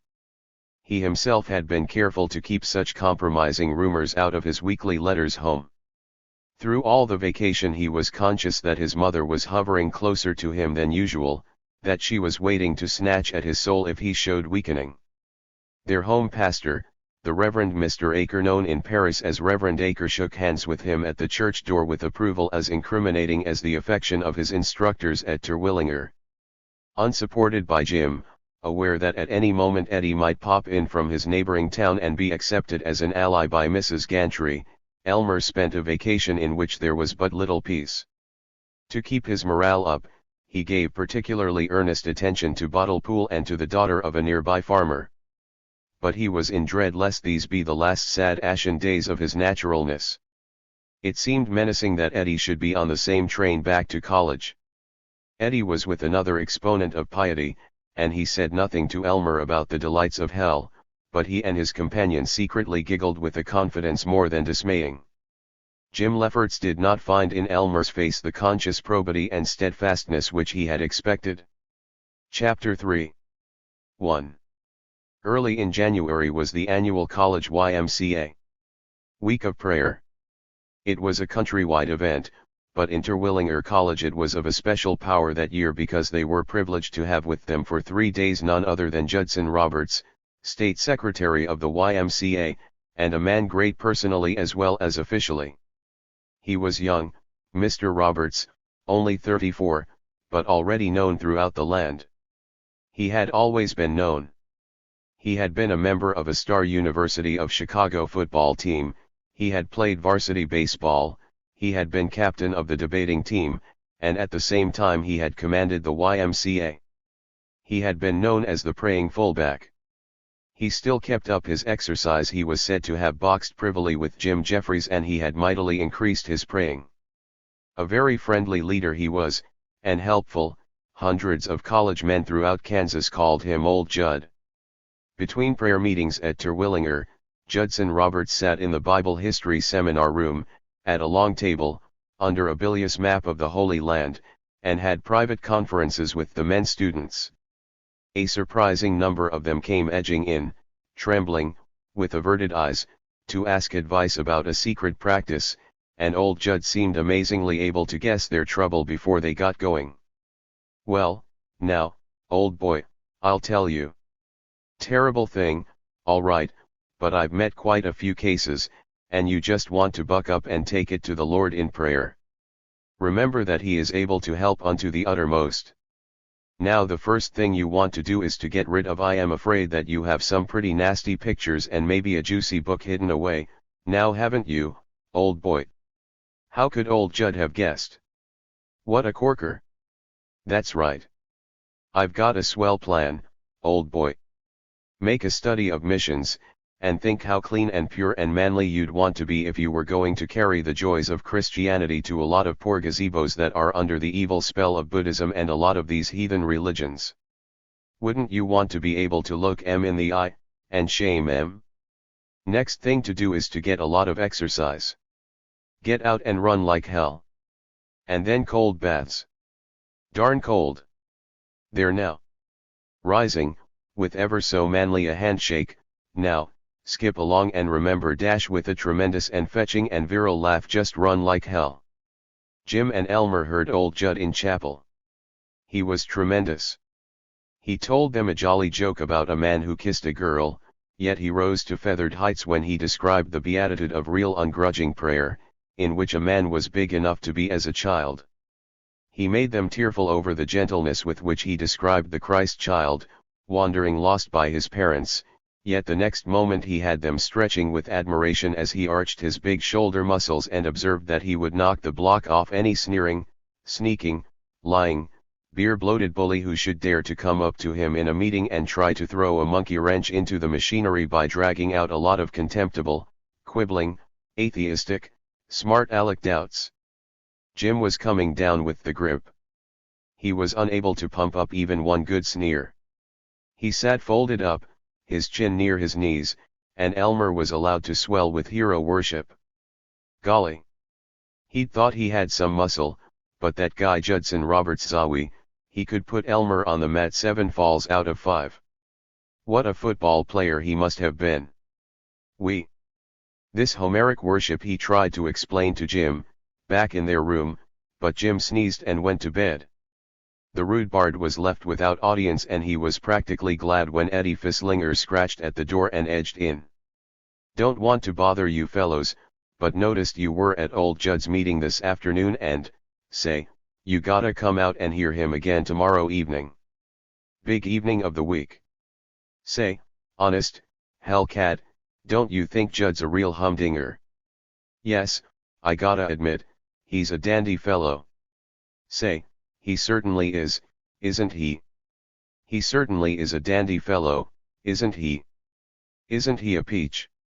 Yes, he certainly is a peach for a religious crank. Ah now, hellcat, don't go calling him names. You'll admit he looks like some football shark. Yes, I guess he does, at that. I'd like to have played with him. Wouldn't you like to meet him? Well. At this moment of danger, Jim raised his dizzy head to protest, he's a holy strike breaker.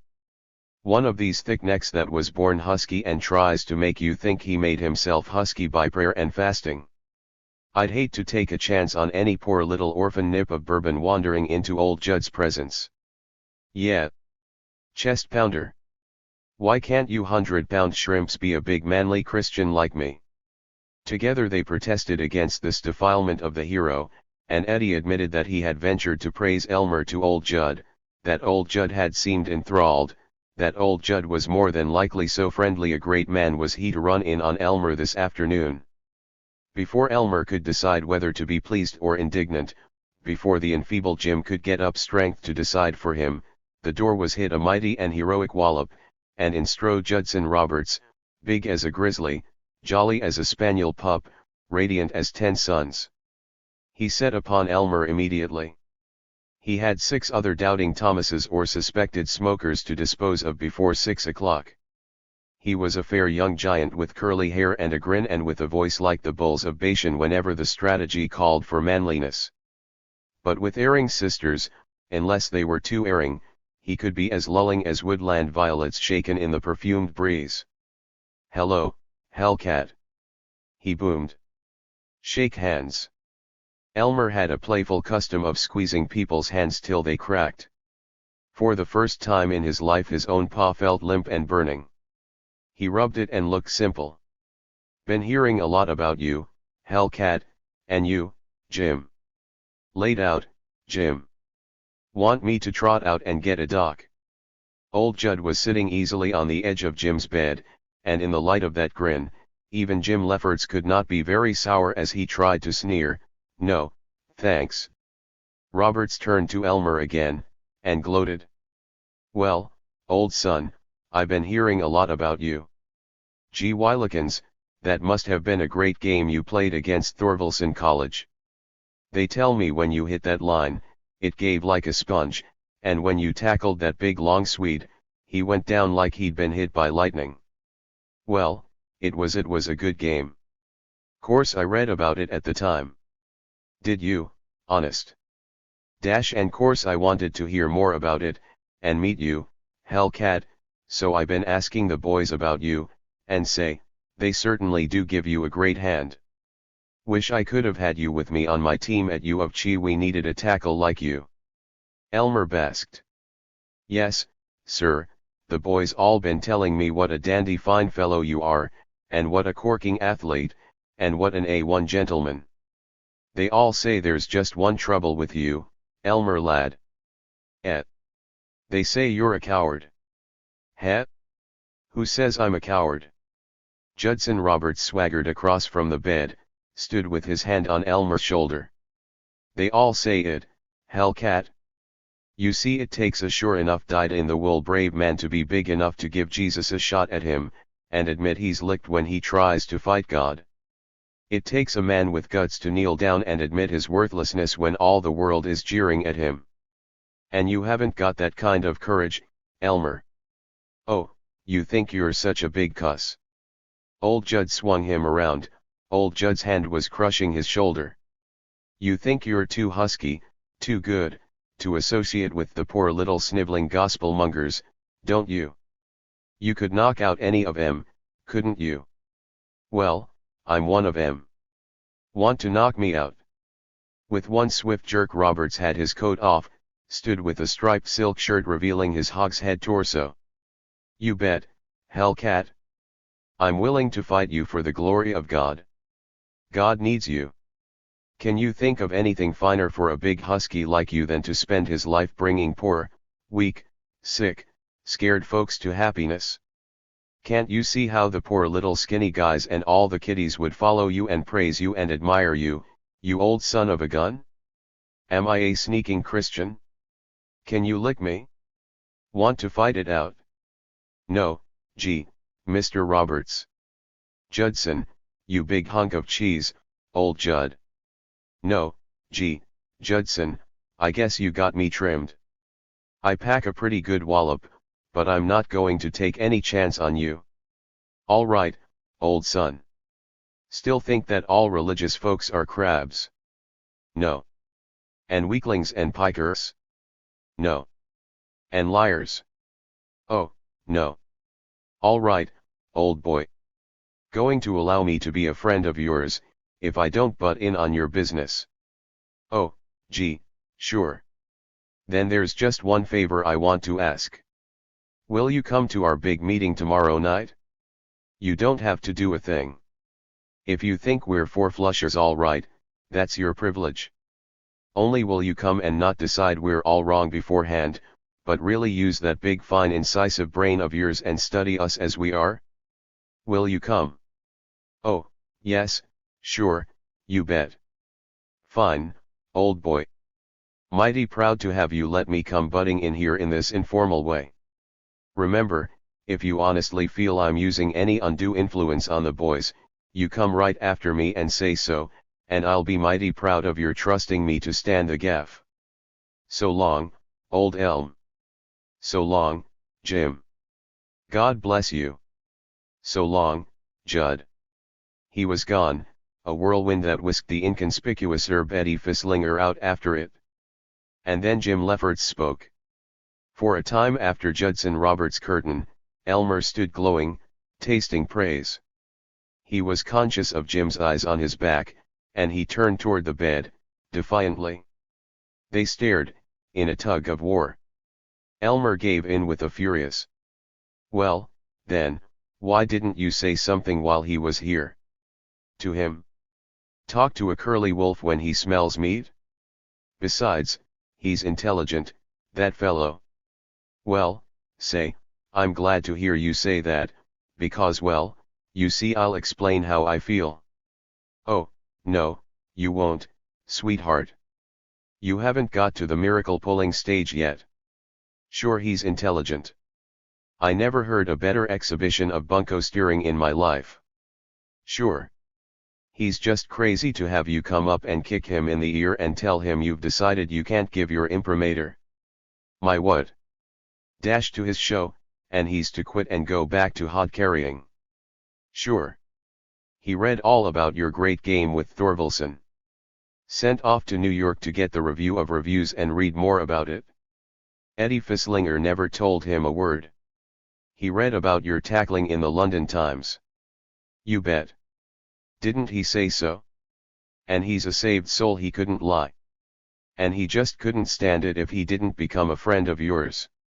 He can't know more than a couple of thousand college boys to spring that stuff on. You bet I believe in the old bearded Jew god. Nobody but him could have made all the idiots there are in the world. Gee, Jim, honest, you don't understand Judd. No. I don't. When he could be a decent prize fighter, and not have to go around with angleworms like Eddie Fisslinger day after day. And thus till midnight, for all Jim's fevers. But Elmer was at Judson Roberts' meeting next evening, unprotected by Jim, who remained at home in so vile a temper that Elmer had sent in a doctor and sneaked away from the room for the afternoon. 2. It was undoubtedly Eddie who wrote or telegraphed to Mrs. Gantry that she would do well to be present at the meeting. Paris was only 40 miles from Gritsmacker Springs.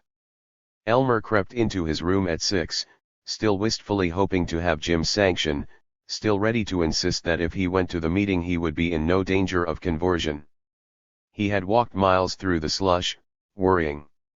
He was ready now to give up the meeting, to give up Judson's friendship, if Jim should insist.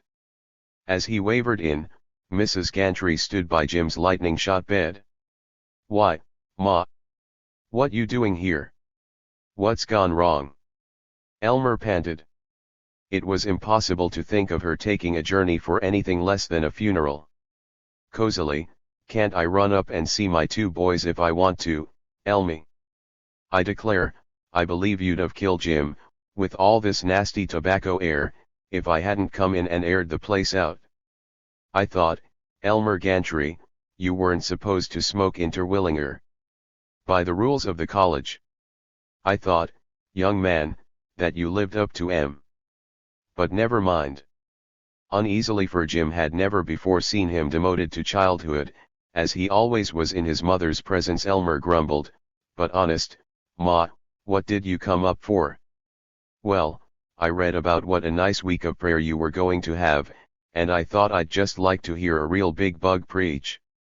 I've got a vacation coming, too. Now don't you worry one mite about me. I guess I can take care of myself after all these years. The first traveling I ever done with you, young man, the time I went to Cousin Adeline's wedding, I just tucked you under one arm, and how you squalled, the whole way, dash mercy, you liked to hear the sound of your own voice then, just like you do now, dash, and I tucked my old valise under the other, and off I went. Don't you worry one mite about me. I'm only going to stay over the night, got a sale on remnants starting going back on number 7 tomorrow. I left my valise at that boarding house right across from the depot. But there's one thing you might do if 'tain't too much trouble, Elmy. You know I've only been up here at the college once before. I'd feel kind of funny, country bumpkin like me, going alone to that big meeting, with all those smart professors and everybody there, and I'd be glad if you could come along." "Of course he'll go, Mrs. Gantry," said Jim. But before Elmer was carried away, Jim had the chance to whisper, "God, do be careful. Remember, I won't be there to protect you. Don't let 'em pick on you. Don't do one single doggone thing they want you to do, and then maybe you'll be safe." As he went out, Elmer looked back at Jim. He was shakily sitting up in bed, his eyes imploring. 3. The climactic meeting of the annual prayer week, to be addressed by President Quarles, 4 ministers and a rich trustee who was in the pearl button business, with Judson Roberts as star soloist, was not held at the YMCA but at the largest auditorium in town, the Baptist Church, with hundreds of town people joining the collegians. The church was a welter of brownstone, with Moorish arches and an immense star-shaped window not yet filled with stained glass. Elmer hoped to be late enough to creep in inconspicuously, but as his mother and he straggled up to the Romanesque portico, students were still outside, chattering. He was certain they were whispering, "There he is, Hellcat Gantry. Say, is it really true he's under conviction of sin? I thought he cussed out the church more'n anybody in college." Meek though Elmer had been under instruction by Jim and threats by Eddie and yearning by his mother, he was not normally given to humility, and he looked at his critics defiantly. "I'll show 'em. If they think I'm going to sneak in." He swaggered down almost to the front pews, to the joy of his mother, who had been afraid that as usual he would hide in the rear, handy to the door if the preacher should become personal. There was a great deal of decoration in the church, which had been endowed by a zealous alumnus after making his strike in Alaskan boarding houses during the gold rush. There were Egyptian pillars with gilded capitals, on the ceiling were gilt stars and clouds more woolen than woolly, and the walls were painted cheerily in 3 strata green, watery blue, and khaki. It was an echoing and gaping church, and presently it was packed, the aisles full. Professors with string mustaches and dog-eared Bibles, men students in sweaters or flannel shirts, earnest young women students in homemade muslin with modest ribbons, over-smiling old maids of the town, venerable saints from the back country with beards which partly hid the fact that they wore collars without ties, old women with billowing shoulders, irritated young married couples with broods of babies who crawled, slid, bellowed, and stared with embarrassing wonder at bachelors. 5 minutes later Elmer would not have had a seat down front. Now he could not escape. He was packed in between his mother and a wheezing fat man, and in the aisle beside his pew stood evangelical tailors and ardent school teachers. The congregation swung into "When the Roll is Called Up Yonder," and Elmer gave up his frenzied but impractical plans for escape. His mother nestled happily beside him, her hand proudly touching his sleeve, and he was stirred by the march and battle of the hymn. "When the trumpet of the Lord shall sound, and time shall be no more, and the morning breaks eternal, bright, and far dash." They stood for the singing of "Shall We Gather at the River." Elmer inarticulately began to feel his community with these humble, aspiring people, his own prairie tribe, this gaunt carpenter, a good fellow, full of friendly greetings, this farm wife, so courageous, channeled by pioneer labor, this classmate, an admirable basketball player, yet now chanting beatifically, his head back, his eyes closed, his voice ringing. Elmer's own people. Could he be a traitor to them? Could he resist the current of their united belief and longing? "Yes, we'll gather at the river. The beautiful river.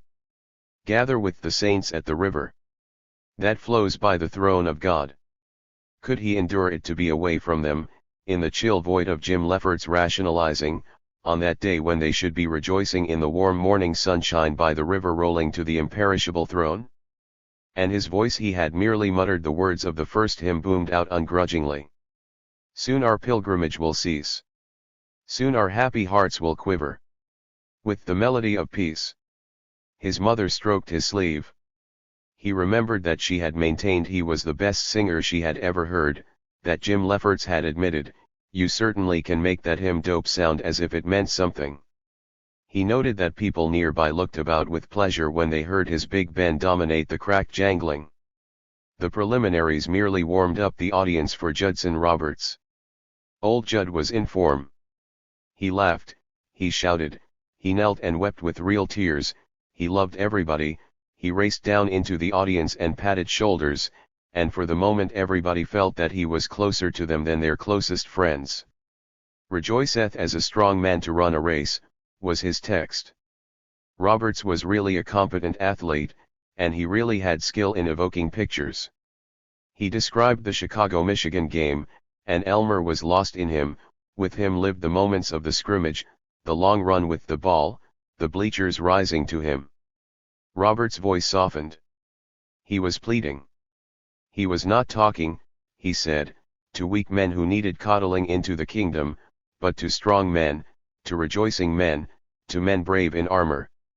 There was another sort of race more exhilarating than any game, and it led not merely to a score on a big board but to the making of a new world. It led not to newspaper paragraphs but to glory eternal. Dangerous calling for strong men. Ecstatic brimming with thrills. The team captained by Christ. No timid Jesus did he preach, but the adventurer who had joyed to associate with common men, with reckless fishermen, with captains and rulers, who had dared to face the soldiers in the garden, who had dared the myrmidons of Rome and death itself. Come. Who was gallant? Who had nerve? Who longed to live abundantly? Let them come. They must confess their sins, they must repent, they must know their own weakness save as they were reborn in Christ. But they must confess not in heaven-pilfering weakness, but in training for the battle under the wind-torn banners of the mighty captain. Who would come? Who would come? Who was for vision and the great adventure? He was among them, Judson Roberts, with his arms held out, his voice a bugle. Young men sobbed and knelt, a woman shrieked, people were elbowing the standers in the aisles and pushing forward to kneel in agonized happiness, and suddenly they were setting relentlessly on a bewildered Elmer Gantry, who had been betrayed into forgetting himself, into longing to be one with Judson Roberts. His mother was wringing his hand, begging, "Oh, won't you come? Won't you make your old mother happy? Let yourself know the joy of surrender to Jesus." She was weeping, old eyes puckered, and in her weeping was his every recollection of winter dawns when she had let him stay in bed and brought porridge to him across the icy floor, winter evenings when he had awakened to find her still stitching, and that confusing intimidating hour, in the abyss of his first memories, when he had seen her shaken beside a coffin that contained a cold monster in the shape of his father. The basketball player was patting his other arm, begging, "Dear old hellcat, you've never let yourself be happy. You've been lonely. Let yourself be happy with us. You know I'm no mollycoddle. Won't you know the happiness of salvation with us?" A thread-thin old man, very dignified, a man with secret eyes that had known battles, and mountain valleys, was holding out his hands to Elmer, imploring with a humility utterly disconcerting, "Oh, come, come with us. Don't stand there making Jesus beg and beg. Don't leave the Christ that died for us standing out in the cold, begging." And, somehow, flashing through the crowd, Judson Roberts was with Elmer, honoring him beyond all the multitude, appealing for his friendship. Judson Roberts the gorgeous, beseeching. "Are you going to hurt me, Elmer? Are you going to let me go away miserable and beaten, old man? Are you going to betray me like Judas, when I've offered you my Jesus as the most precious gift I can bring you? Are you going to slap me and defile me and hurt me? Come. Think of the joy of being rid of all those nasty little sins that you've felt so ashamed of. Won't you come kneel with me, won't you?"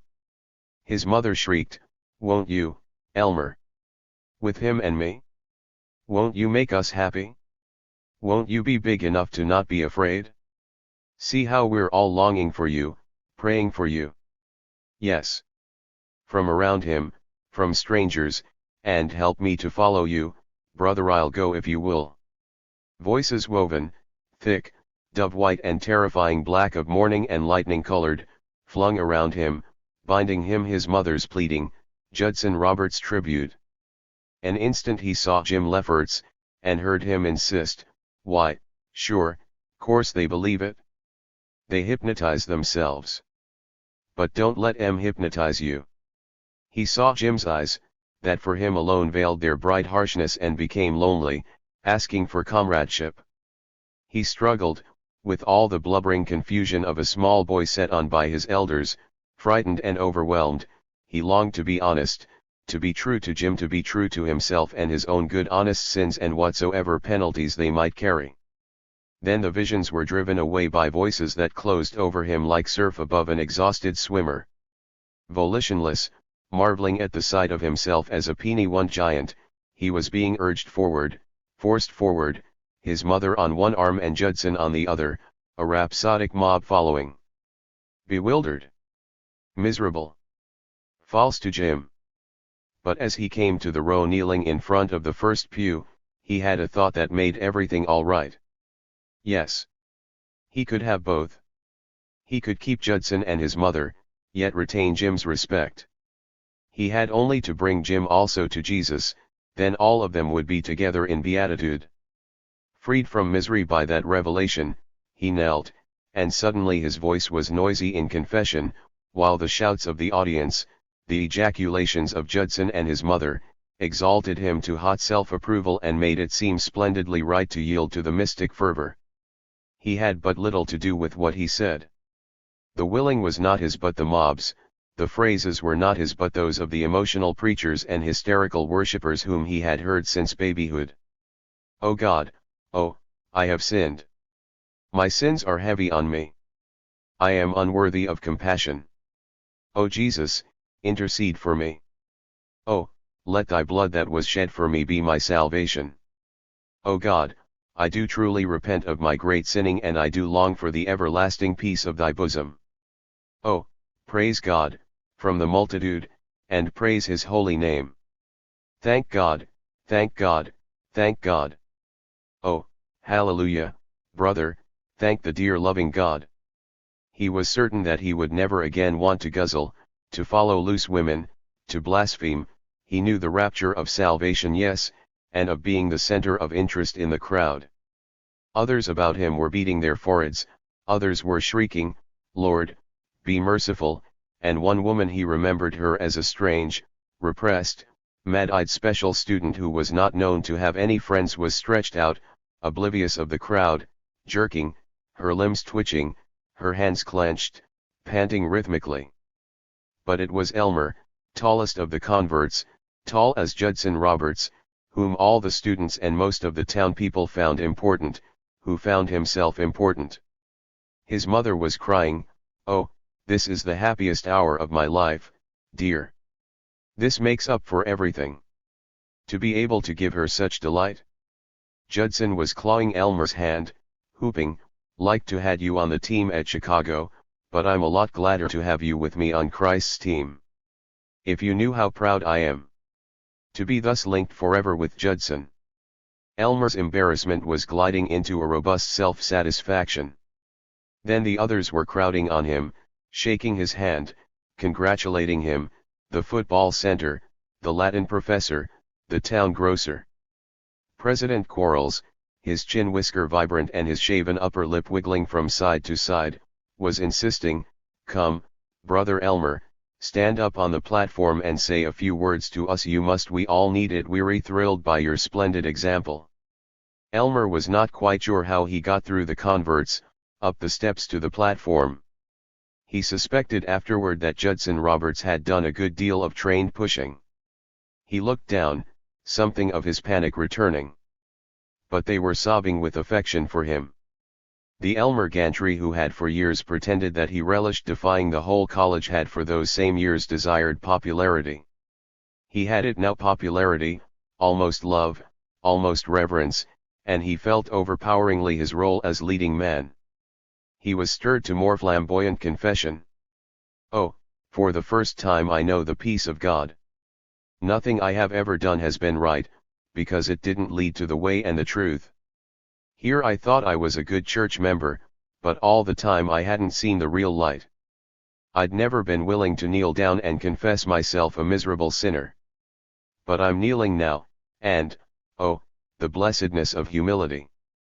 He wasn't, to be quite accurate, kneeling at all, he was standing up, very tall and broad, waving his hands, and though what he was experiencing may have been the blessedness of humility, it sounded like his announcements of an ability to lick anybody in any given saloon.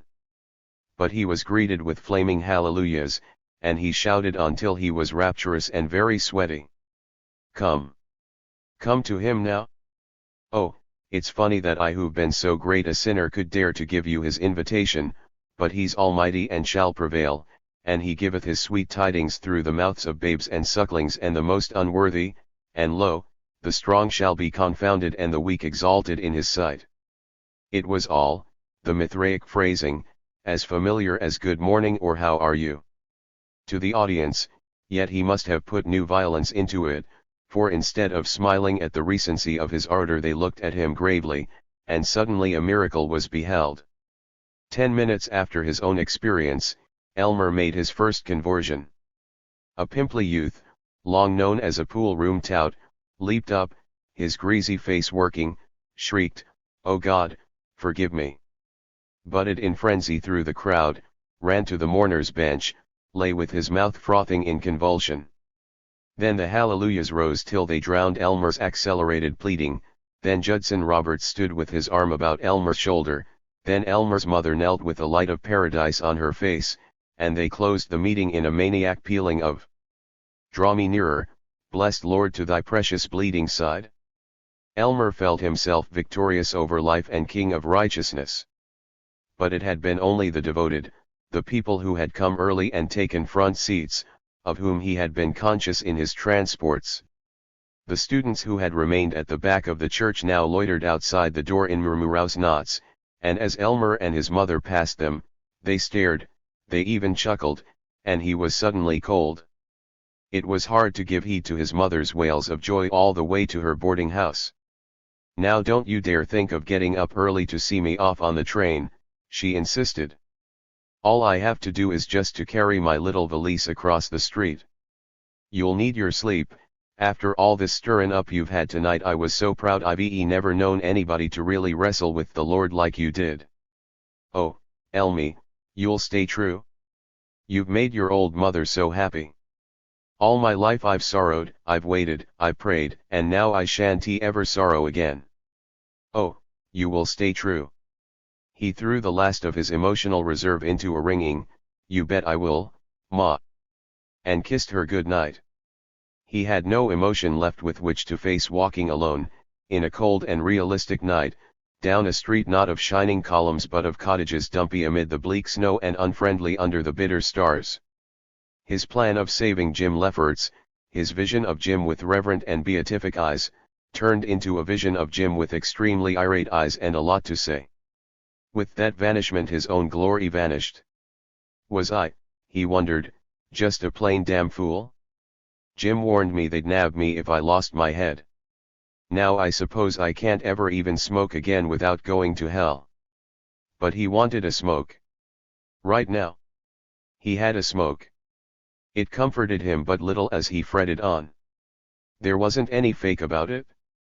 I really did repent all these darn fool sins. Even smoking, I am going to cut it out. I did feel the peace of God. But can I keep up this speed? Christ! I can't do it. Never take a drink or anything.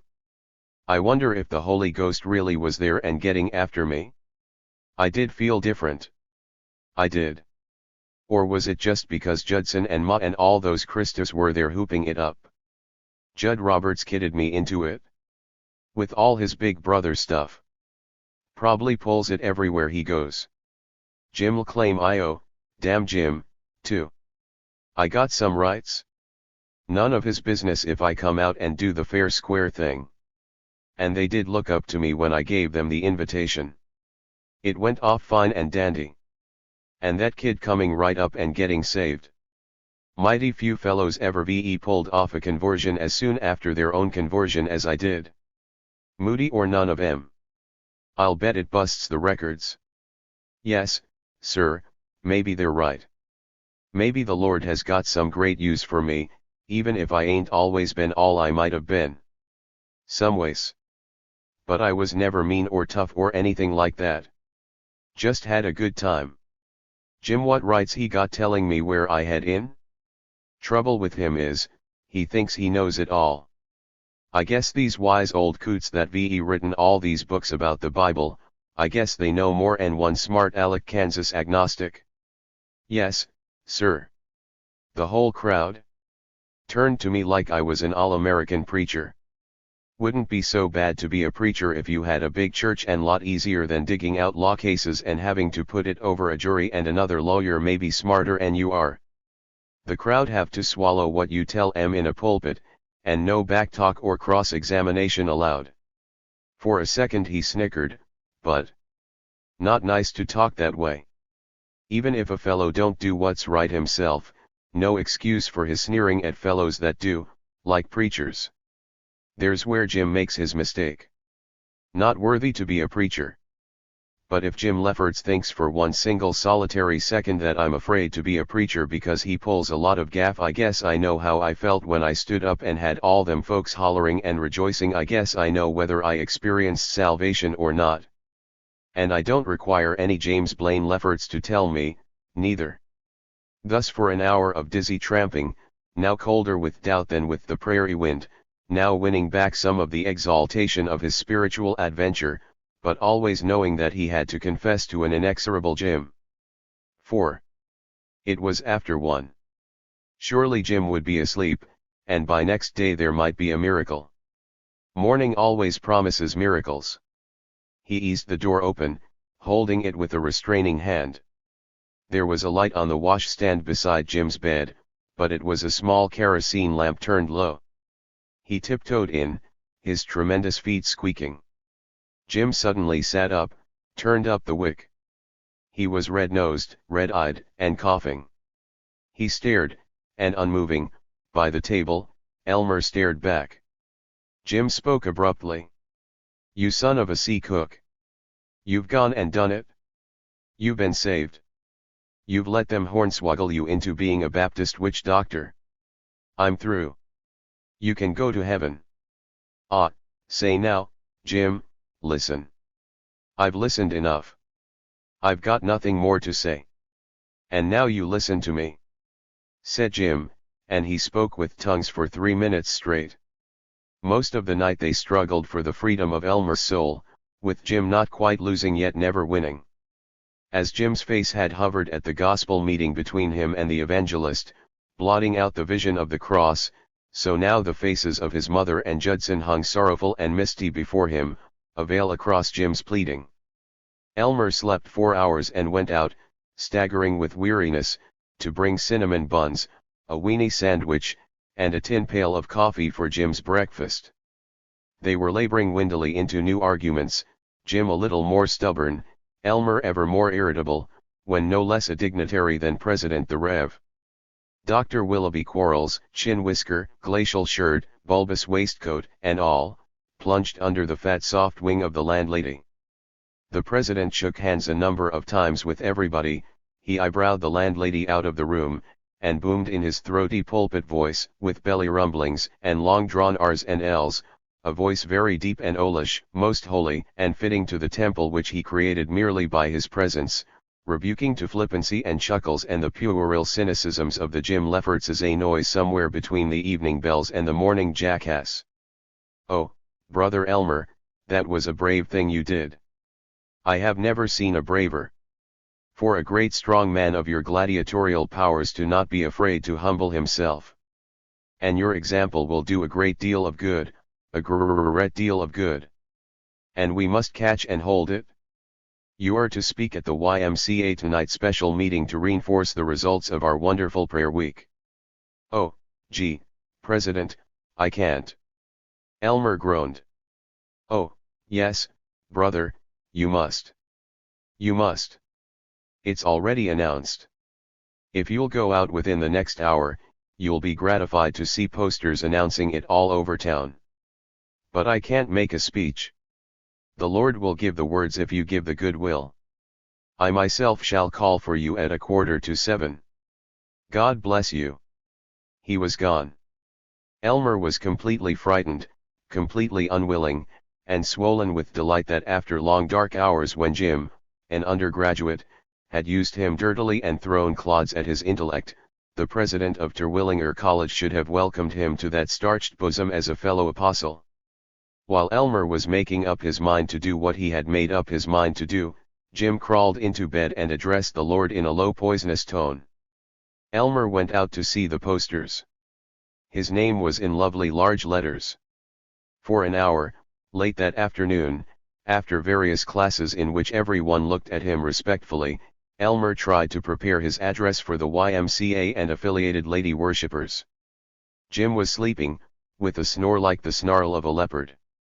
In his class in public speaking, a course designed to create congressmen, bishops, and sales managers, Elmer had to produce discourses on taxation, the purpose of God in history, our friend the dog, and the glory of the American Constitution. But his monthly orations had not been too arduous.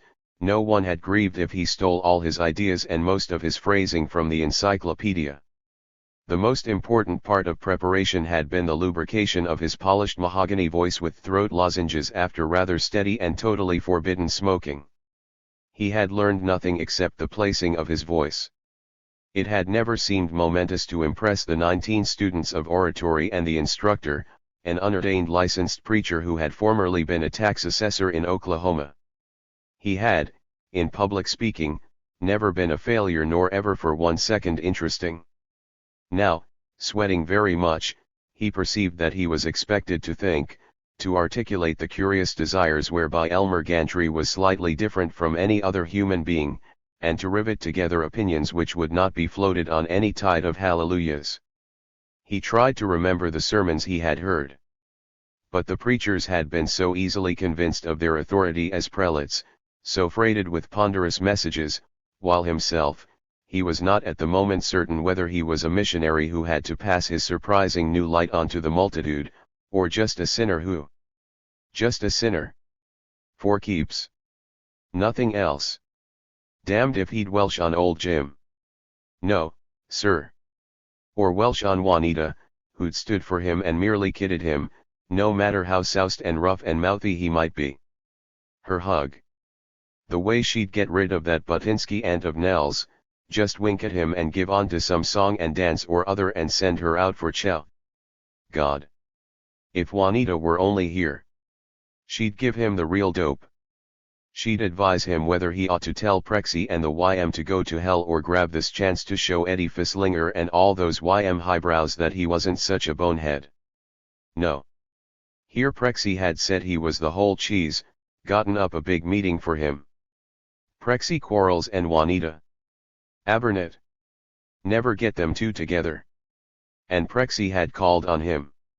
Suppose it got into the newspapers. How he'd saved a tough kid, just as good as Judson Roberts could do.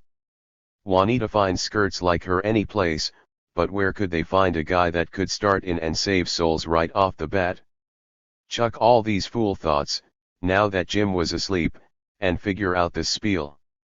What was that about sweating in the vineyard? Something like that, anyway. In the Bible. However much they might rub it in, and no ginkt ever had a worse time, with that sneaking Eddie poking him on one side and Jim lambasting him on the other. Whatever happened, he had to show those yahoos he could do just as good. Hell. This wasn't buying the baby any shoes, this wasn't getting his spiel done. But what was the doggone thing to be about? Let's see now.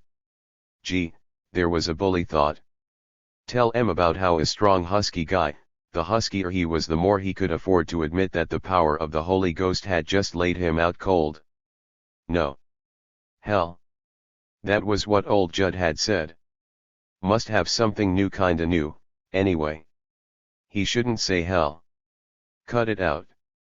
Stay converted, no matter how hard it was. He wasn't afraid of him and old Judd, they were husky enough to. No, sir.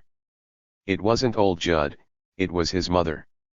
What'd she think if she ever saw him with Juanita? Juanita? That sloppy brat? No modesty. Had to get down to brass tacks. Now. Elmer grasped the edge of his work table. The top cracked. His strength pleased him. He pulled up his dingy red sweater, smoothed his huge biceps, and again tackled his apostolic labors. Let's see now, the fellow at the Y would expect him to say. He had it. Nobody ever amounted to a darn except as the what was it, dash as the inscrutable designs of Providence intended him to be. Elmer was very busy making vast and unformed scrawls in a 10-cent notebook hitherto devoted to German. He darted up, looking scholarly, and gathered his library about him, his Bible, given to him by his mother, his New Testament, given by a Sunday school teacher, his textbooks in weekly Bible and church history, and 1/14 of a 14-volume set of great orations of the world which, in a rare and alcoholic moment of bibliomania, he had purchased in Cato for 17 cents. He piled them and rippled them and tapped them with his fountain pen. His original stimulus had run out entirely. Well, he'd get help from the Bible. It was all inspired, every word, no matter what scoffers like Jim said. He'd take the first text he turned to and talk on that. He opened on, now therefore, Tatnai, governor beyond the river, Shetherbosne, and your companions the Apharsachites, which are beyond the river, be ye far from thence, an injunction spirited but not at present helpful.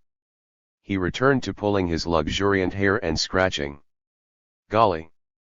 Must be something. The only way of putting it all over life was to understand these forces that the scientists, with their laboratories and everything, couldn't savvy, but to a real Christian they were just as easy as rolling off a log. No. He hadn't taken any lab courses except chemistry so he couldn't show where all these physicists and biologists were boobs. Elmer forlornly began to cross out the lovely scrawls he had made in his notebook. He was irritably conscious that Jim was awake, and scoffing. Having quite a time being holy and informative, hellcat? Why don't you pinch your first sermon from the heathen?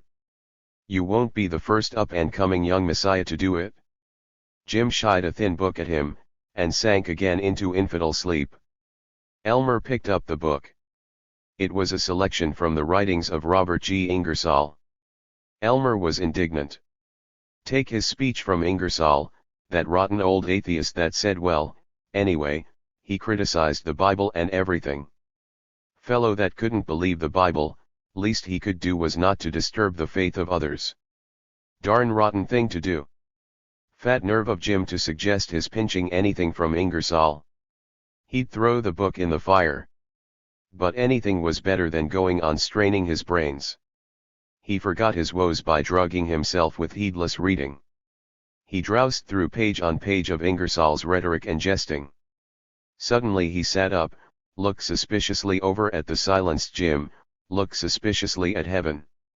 He grunted, hesitated, and began rapidly. Love is the only bow on life's dark cloud. It is the morning and the evening star. It shines upon the cradle of the babe, and sheds its radiance upon the quiet tomb. It is the mother of art, inspirer of poet, patriot, and philosopher. It is the air and light of every heart, builder of every home, kindler of every fire on every hearth. It was the first to dream of immortality. It fills the world with melody, for music is the voice of love. Love is the magician, the enchanter, that changes worthless things to joy, and makes right royal kings and queens of common clay. It is the perfume of the wondrous flower the heart, and without that sacred passion, that divine swoon, we are less than beasts, but with it, earth is heaven and we are gods. Only for a moment, while he was copying, did he look doubtful, then. Rats. Chances are nobody there tonight has ever read Ingersoll. Agin him. Besides, I'll kind of change it around. 5. When President Quarles called for him, Elmer's exhortation was outlined, and he had changed to his Sunday best blue serge double-breasted suit and sleeked his hair. As they departed, Jim called Elmer back from the hall to whisper, "Say, hellcat, you won't forget to give credit to Ingersoll, and to me for tipping you off, will you? You go to hell," said Elmer. 6. There was a sizable and extremely curious gathering at the YMCA. All day the campus had debated, did Hellcat really sure enough get saved? Is he going to cut out his hell-raising? Every man he knew was present, their gaping mouths dripping question marks, grinning or doubtful. Their leers confused him, and he was angry at being introduced by Eddie Fisslinger, president of the YMCA. He started coldly, stammering. But Ingersoll had provided the beginning of his discourse, and he warmed to the splendor of his own voice. He saw the audience in the curving YMCA auditorium as a radiant cloud, and he began to boom confidently. He began to add to his outline impressive ideas which were altogether his own except, perhaps, as he had heard them 30 or 40 times in sermons. It sounded very well, considering. Certainly it compared well with the average mystical rhapsody of the pulpit.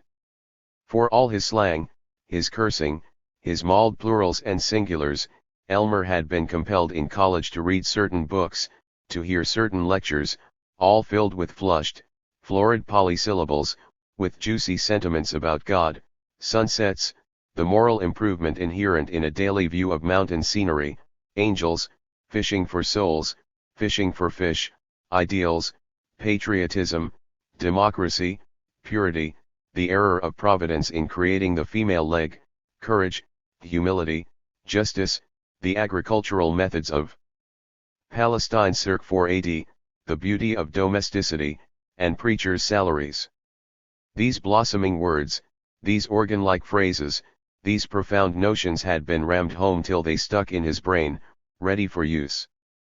But even to the schoolboy-wearied faculty who had done the ramming, who ought to have seen the sources, it was still astonishing that after 4 years of grunting, Elmer Gantry should come out with these flourishes, which they took perfectly seriously, for they themselves had been nurtured in Minute Baptist and Campbellite colleges. Not one of them considered that there could be anything comic in the spectacle of a large young man, divinely fitted for coal heaving, standing up and wallowing in thick slippery words about love and the soul. They sat young instructors not long from the farm, professors pale from years of napping in unerred pastoral studies, and looked at Elmer respectfully as he throbbed. It's awful hard for a fellow that's more used to bucking the line than to talking publicly to express how he means, but sometimes I guess maybe you think about a lot of things even if you don't always express how you mean, and what I want to talk about is how if a fellow looks down deep into things and is really square with God, and lets God fill his heart with higher aspirations, he sees that love is the one thing that can really sure enough lighten all of life's dark clouds. Yes, sir, just love. It's the morning and evening star. It's even in the quiet tomb, I mean those that are around the quiet tomb, you find it even there. What is it that inspires all great men, all poets and patriots and philosophers? It's love, isn't it? What gave the world its first evidences of immortality? Love. It fills the world with melody, for what is music? What is music? Why? Music is the voice of love. The great President Quarles leaned back and put on his spectacles, which gave a slight appearance of learning to his chin-whiskered countenance, otherwise that of a small-town banker in 1850. He was the center of a row of a dozen initiates on the platform of the YMCA auditorium, a shallow platform under a plaster half-dome. The wall behind them was thick with diagrams, rather like anatomical charts, showing the winning of souls in Egypt, the amount spent on whiskey versus the amount spent on hymn books, and the illustrated progress of a pilgrim from unclean speech through cigarette smoking and beer saloons to a lively situation in which he beat his wife, who seemed to dislike it. Above was a large and enlightening motto, "Be not overcome of evil, but overcome evil with good."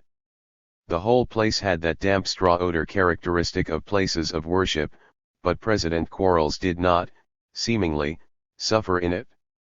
All his life he had lived in tabernacles and in rooms devoted to thin church periodicals and thick volumes of sermons. He had a slight constant snuffle, but his organism was apparently adapted now to existing without air. He beamed and rubbed his hands, and looked with devout joy on Elmer's broad back as Elmer snapped into it, ever surer of himself, as he bellowed at the audience beating them, breaking through their interference, making a touchdown. What is it makes us different from the animals? The passion of love. Without it, we are nothing; with it, earth is heaven, and we are, I mean to some extent, like God himself. Now that's what I wanted to explain about love, and here's how it applies. Probably there's a whole lot of you like myself. Oh, I been doing it, I'm not going to spare myself. I been going along thinking I was too good, too big, too smart, for the divine love of the Savior. Say. Any of you ever stop and think how much you're handing yourself when you figure you can get along without divine intercession? Say. I suppose probably you're bigger than Moses, bigger than St. Paul, bigger than Pasteur, that great scientist. President Quarles was exulting, it was a genuine conversion. But more than that. Here's a true discovery, my discovery. Elmer is a born preacher, once he lets himself go, and I can make him do it. O Lord, how mysterious are thy ways. Thou hast chosen to train our young brother not so much in prayer as in the mighty struggles of the Olympic field. Thou, Lord, hast produced a born preacher. Some day he'll be one of our leading prophets. The audience clapped when Elmer hammered out his conclusion, and you freshmen will save a lot of time that I wasted if you see right now that until you know God you know just nothing. They clapped, they made their faces to shine upon him. Eddie Fisslinger won him by sighing, "Old fellow, you got me beat at my own game like you have at your game." There was much handshaking. None of it was more ardent than that of his recent enemy, the Latin professor, who breathed, "Where did you get all those fine ideas and metaphors about the divine love, Gantry?" "Oh, modestly, I can't hardly call them mine, Professor. I guess I just got them by praying." 7. Judson Roberts, ex-football star, state secretary of the YMCA, was on the train to Concordia, Kansas. In the vestibule he had 3 puffs of an illegal cigarette and crushed it out. No, really, it wasn't so bad for him, that Elmer what's his name, to get converted. Suppose there isn't anything to it. Won't hurt him to cut out some of his bad habits for a while, anyway. And how do we know? Maybe the Holy Ghost does come down. No more improbable than electricity. I do wish I could get over this doubting. I forget it when I've got going in an evangelistic meeting, but when I watch a big butcher like him, with that damn silly smirk on his jowls, I believe I'll go into the real estate business. I don't think I'm hurting these young fellows any, but I do wish I could be honest. Oh, Lordy, Lordy, Lordy, I wish I had a good job selling real estate. 8. Elmer walked home firmly. Just what right has Mr. James B. Lefferts got to tell me I mustn't use my ability to get a crowd going? And I certainly had going. Never knew I could spiel like that. Easy as feetball. And Prexy saying I was a born preacher. Huh. Firmly and resentfully he came into their room, and slammed down his hat. It awoke Jim. "How'd it go over?" "Hand out the gospel guff." "I did." Elmer trumpeted. "It went over, as you put it, corking. Got any objections?" He lighted the largest lamp and turned it up full, his back to Jim. No answer. When he looked about, Jim seemed asleep. At 7 next morning he said forgivingly, rather patronizingly, "I'll be gone till 10. Bring you back some breakfast?" Jim answered, "No, thanks," and those were his only words that morning. When Elmer came in at 10:30, Jim was gone, his possessions gone. There was a note on the table. "I shall live at the college in the rest of this year. You can probably get Eddie Fisslinger to live with you. You would enjoy it. It has been stimulating to watch you try to be an honest roughneck, but I think it would be almost too stimulating to watch you become a spiritual leader. JBL." All of Elmer's raging did not make the room seem less lonely. Chapter 4. 1. President Quarles urged him.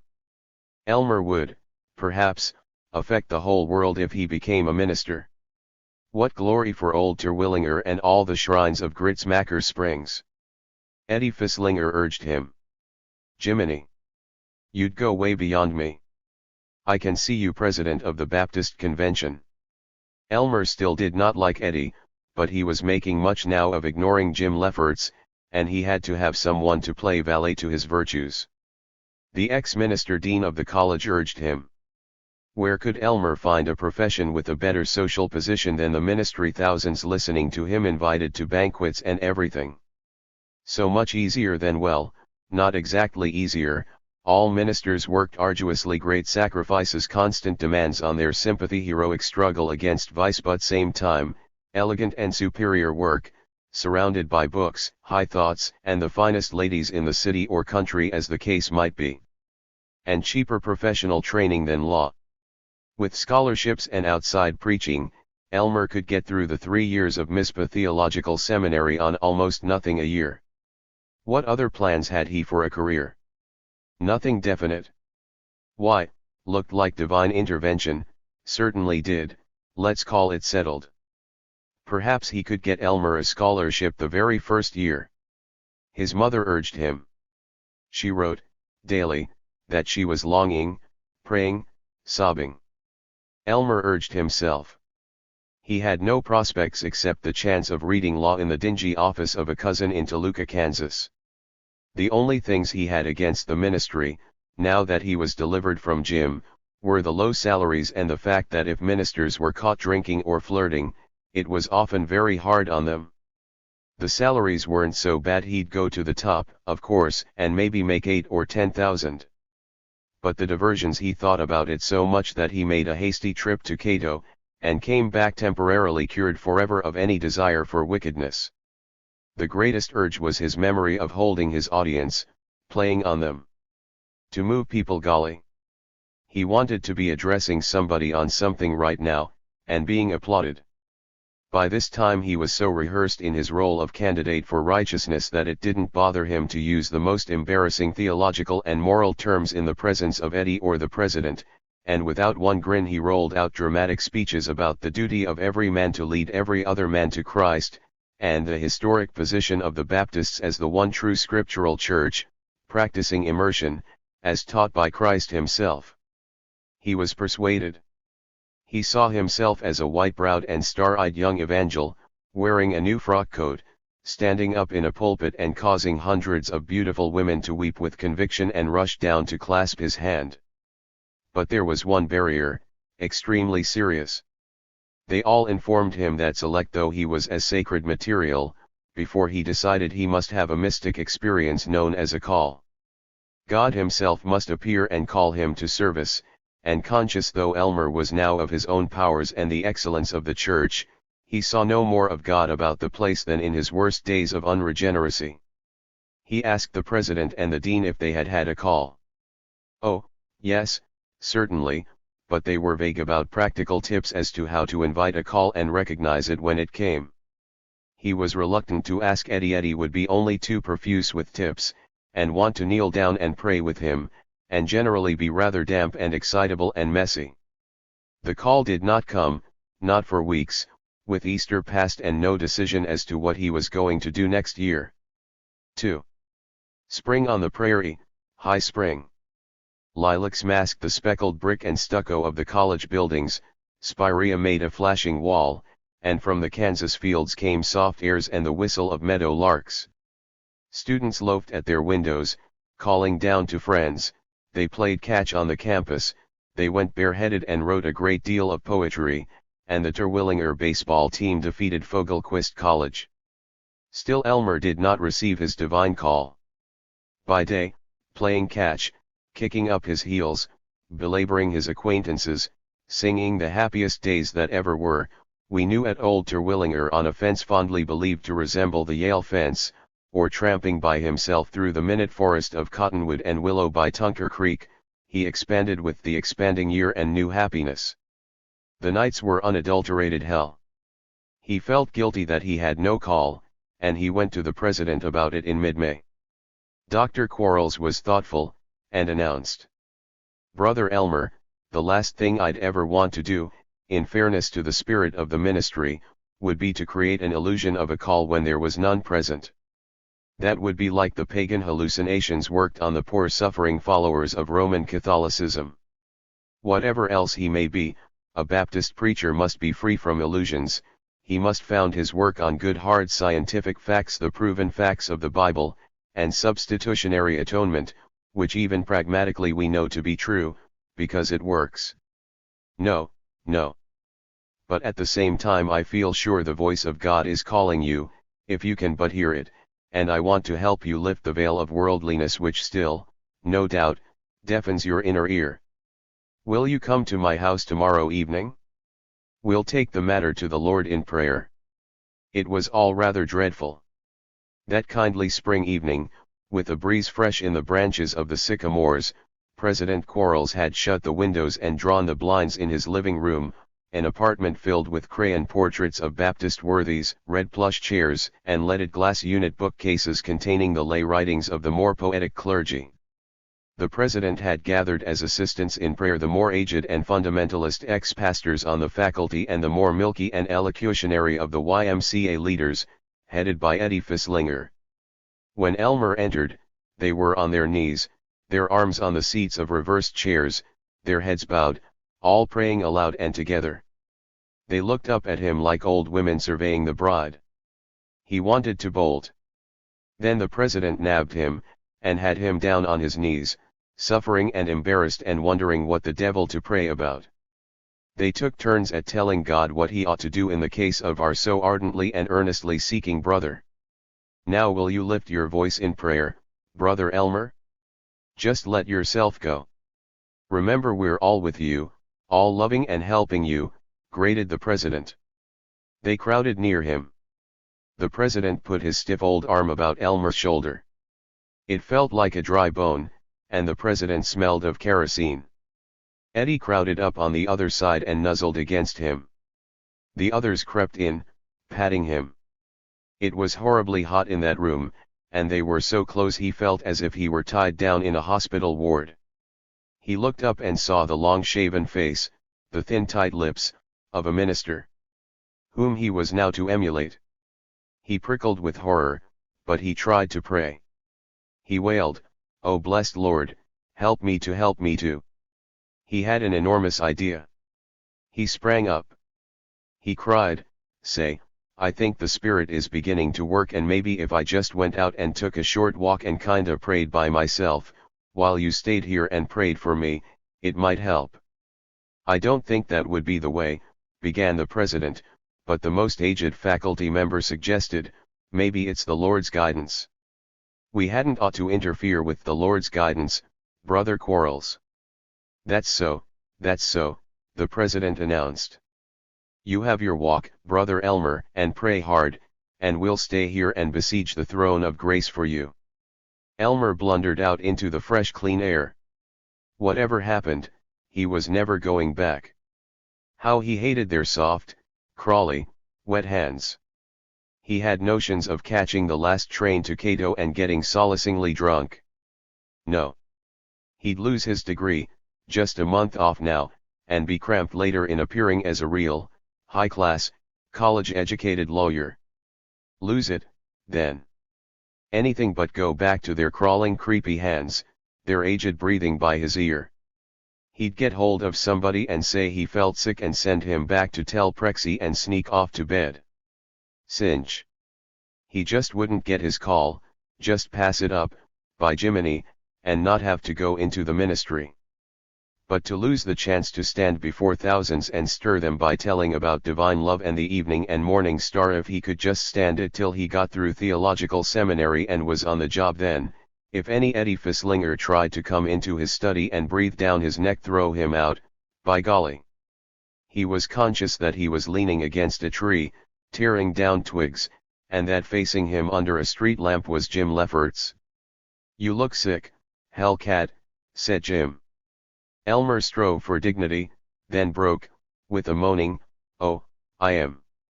What did I ever get into this religious fix for? What they doing to you?" Never mind, don't tell me. You need a drink. By God, I do. I've got a quart of first-rate corn whiskey from a moonshiner I've dug up out here in the country, and my room's right in this block. Come along.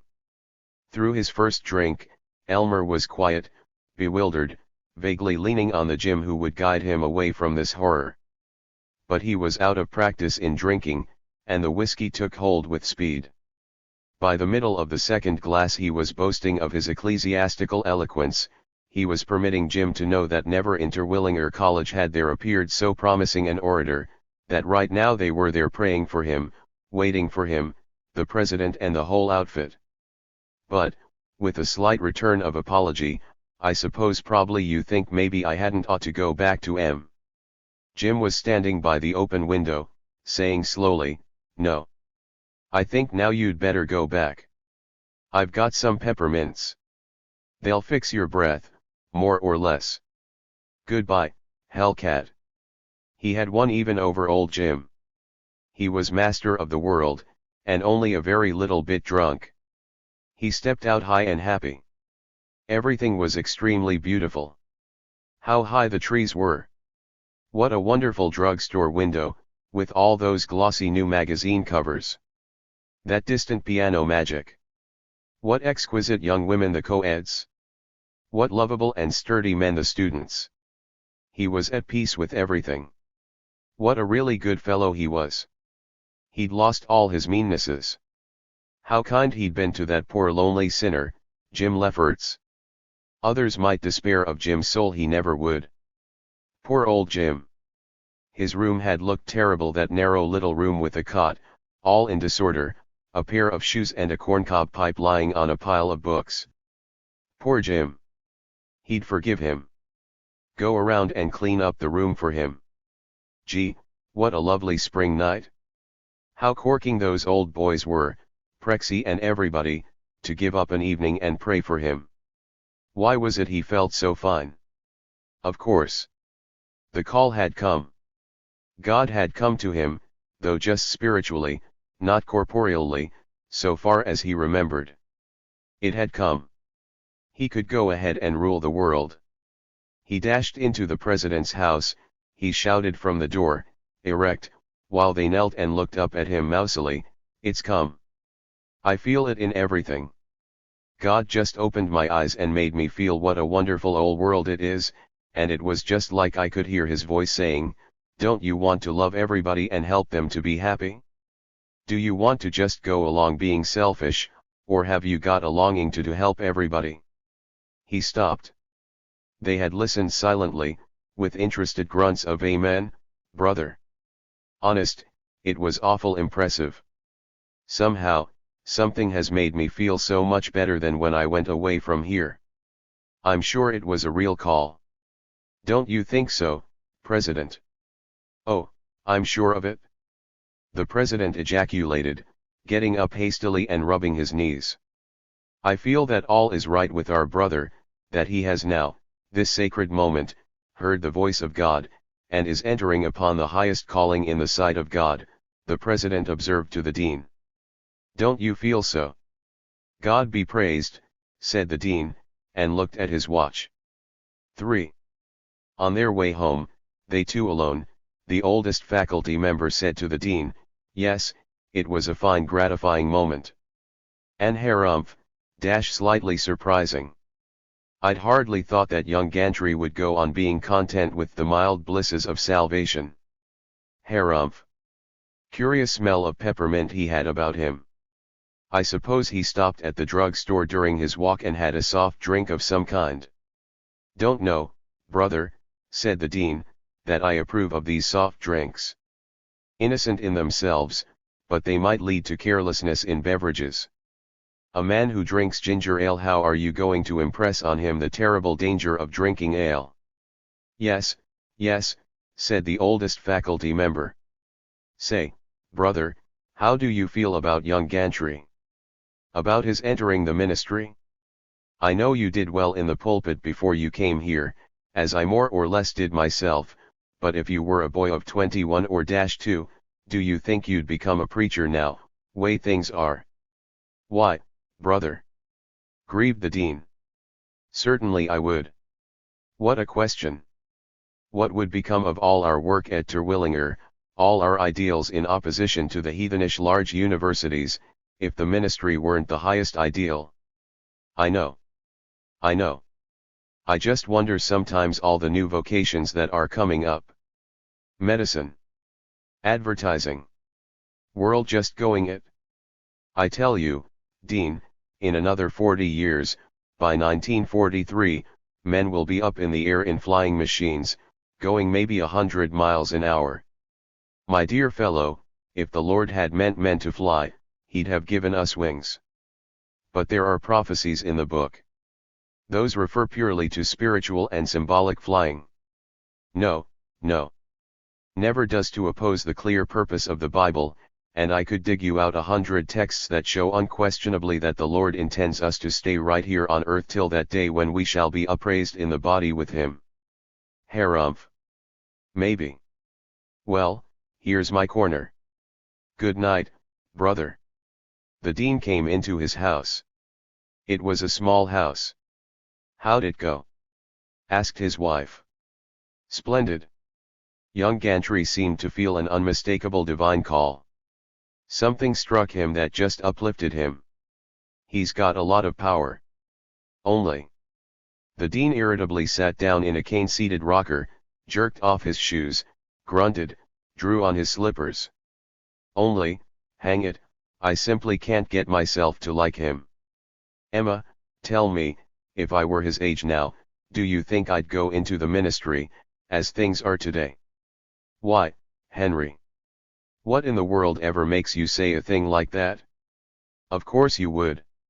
Why, if that weren't the case, what would our whole lives mean, all we've given up and everything? Oh, I know. I just get to thinking. Sometimes I wonder if we've given up so much.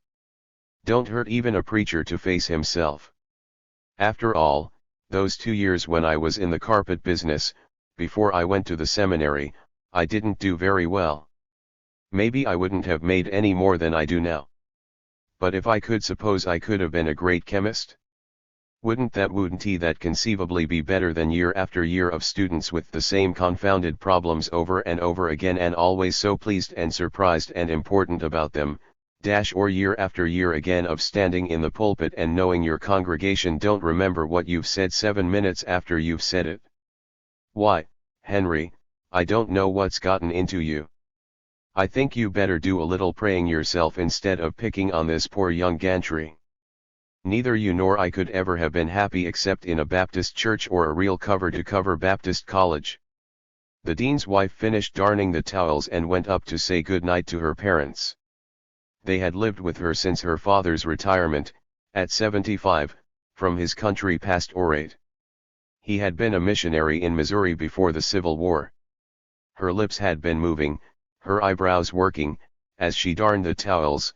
Her eyebrows were still creased as she came into their room and shrieked at her father's deafness. "Time to go to bed, Papa. And you, Mama." They were nodding on either side of a radiator unheated for months.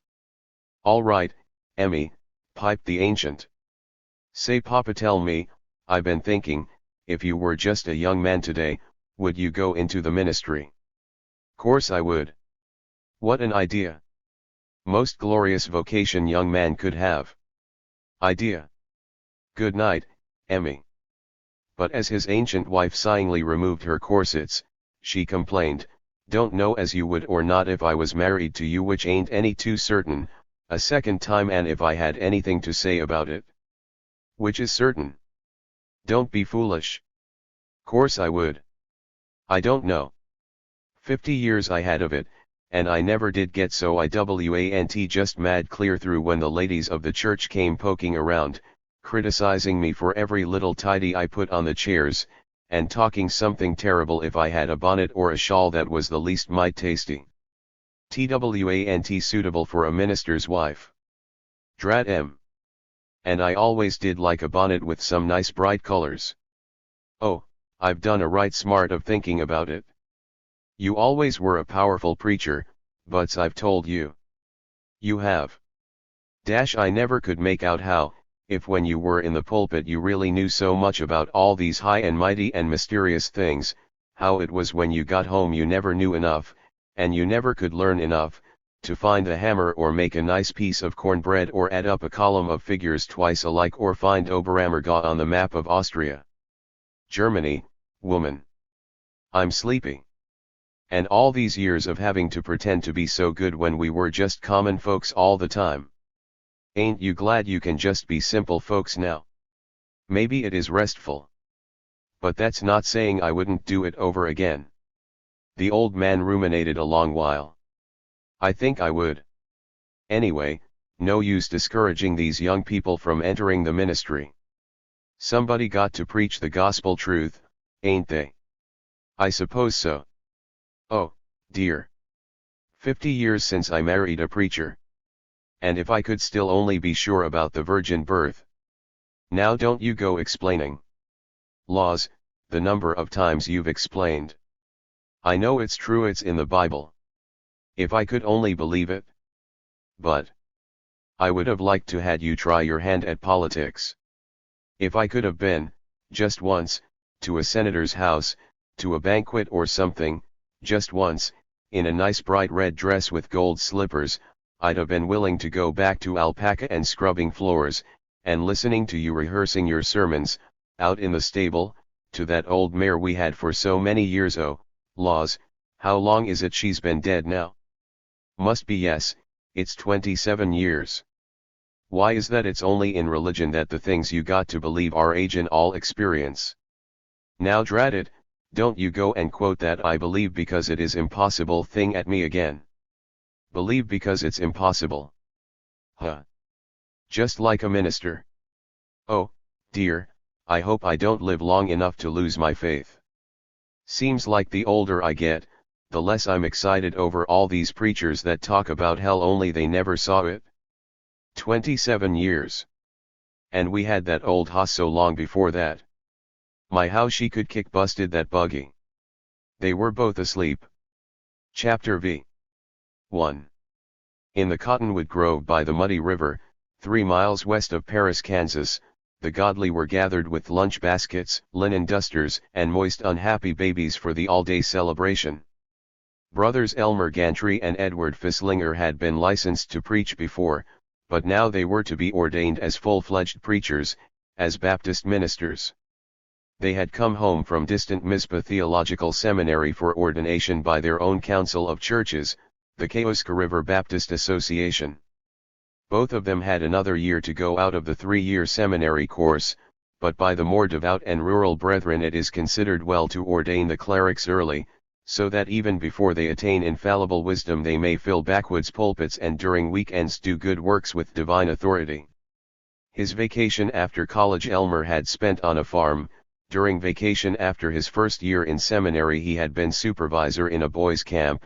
Now, after ordination, he was to supply at the smaller churches in his corner of Kansas. During his second year of seminary, just finished, he had been more voluminously bored than ever at Terwilliger. Constantly he had thought of quitting, but after his journeys to the city of Monarch, where he was in closer relation to fancy ladies and to bartenders than one would have desired in a holy clerk, he got a second wind in his resolve to lead a pure life, and so managed to keep on toward perfection, as symbolized by the degree of Bachelor of Divinity. But if he had been bored, he had acquired professional training. He was able now to face any audience and to discourse authoritatively on any subject whatever, for any given time to the second, without trembling and without any errors of speech beyond an infrequent ain't or he don't. He had an elegant vocabulary. He knew 18 synonyms for sin, half of them very long and impressive, and the others very short and explosive, and minatory being one of his own best words, constantly useful in terrifying the as yet imaginary horde of sinners gathered before him. He was no longer embarrassed by using the most intimate language about God. Without grinning he could ask a 7-year-old boy, "Don't you want to give up your vices?" And without flinching, he could look a tobacco salesman in the eye and demand, "Have you ever knelt before the throne of grace?" Whatever worldly expressions he might use in sub-rosa conversations with the less sanctified theological students, such as Harry Zenz, who was the most confirmed atheist in the school, in public he never so much as said doggone, and he had on tap, for immediate and skilled use, a number of such phrases as brother, I am willing to help you find religion, my whole life is a testimonial to my faith, to the inner eye there is no trouble in comprehending the threefold nature of divinity, we don't want any long-faced Christians in this church. The fellow that's been washed in the blood of the Lamb is just so happy he goes round singing and hollering hallelujah all day long, and come on now, all get together, and let's make this the biggest collection this church has ever seen. He could explain foreordination thoroughly, and he used the words baptizo and athanasian. He would, perhaps, be less orchestral, less Palladian, when he had been in practice for a year or two after graduation and discovered that the hearts of men are vile, their habits low, and that they are unwilling to hand the control of all those habits over to the parson. But he would recover again, and he was a promise of what he might be in 20 years, as a $10,000 seer. He had grown broader, his glossy hair, longer than at Terwilliger, was brushed back from his heavy white brow, his nails were oftener clean, and his speech was Jovian. It was more sonorous, more measured and pontifical. He could, and did, reveal his interested knowledge of your secret moral diabetes merely by saying, "How are we today, brother?" And though he had almost flunked in Greek, his thesis on 16 ways of paying a church debt had won the $10 prize in practical theology. 2. He walked among the Kioska Valley communicants, beside his mother. She was a small-town businesswoman. She was not unduly wrinkled or shabby, indeed she wore a good little black hat and a new brown silk frock with a long gold chain, but she was inconspicuous beside his bulk and sober magnificence. He wore for the ceremony a new double-breasted suit of black broadcloth, and new black shoes. So did Eddie Fisslinger, along with a funereal tie and a black wide felt hat, like a Texas congressman's. But Elmer was more daring. Had he not understood that he must show dignity, he would have indulged himself in the gaudiness for which he had a talent. He had compromised by buying a beautiful light gray felt hat in Chicago, on his way home, and he had ventured on a red-bordered gray silk handkerchief, which gave a pleasing touch of color to his sober chest. But he had left off, for the day, the large opal ring surrounded by almost gold serpents for which he had lusted and to which he had yielded when in liquor, in the city of Monarch. He walked as an army with banners, he spoke like a trombone, he gestured widely with his large blanched thick hand, and his mother, on his arm, looked up in ecstasy. He wafted her among the crowd, affable as a candidate for probate judgeship, and she was covered with the fringes of his glory. For the ordination, perhaps 200 Baptist laymen and laywomen and at least 200 babies had come in from neighboring congregations by buckboard, Democrat wagon, and buggy. They were honest, kindly, solid folk, farmers and blacksmiths and cobblers, men with tan deep-lined faces, wearing creased best suits, the women, deep-bosomed or work-shriveled, in clean gingham. There was one village banker, very chatty and democratic, in a new crash suit. They milled like cattle, in dust up to their shoelaces, and dust veiled them, in the still heat, under the dusty branches of the cottonwoods from which floated shreds to catch and glisten on the rough fabric of their clothes. 6 preachers had combined to assist the Paris parson in his ceremony, and one of them was no less than the Rev.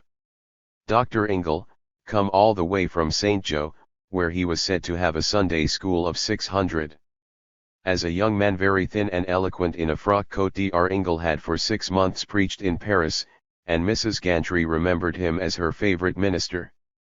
He had been so kind to her when she was ill, had come in to read Ben-Hur aloud, and tell stories to a chunky little Elmer given to hiding behind furniture and heaving vegetables at visitors. Well, brother, so this is the little tad I used to know as a shaver. Well, you always were a good little manny, and they tell me that now you're a consecrated young man that you're destined to do a great work for the Lord. Dr. Engel greeted Elmer. Thank you, doctor. Pray for me. "It's an honor to have you come from your great church," said Elmer. "Not a bit of trouble. On my way to Colorado I've taken a cabin way up in the mountains there, glorious view, sunsets painted by the Lord himself. My congregation have been so good as to give me 2 months vacation. Wish you could pop up there for a while, Brother Elmer." "I wish I could, Doctor, but I have to try in my humble way to keep the fires burning around here." Mrs. Gantry was panting. To have her little boy discoursing with Dr. Ingle as though they were equals. To hear him talking like a preacher just as natural. And someday Elmer with a famous church, with a cottage in Colorado for the summer, married to a dear pious little woman, with half a dozen children, and herself invited to join them for the summer, all of them kneeling in family prayers, led by Elmer.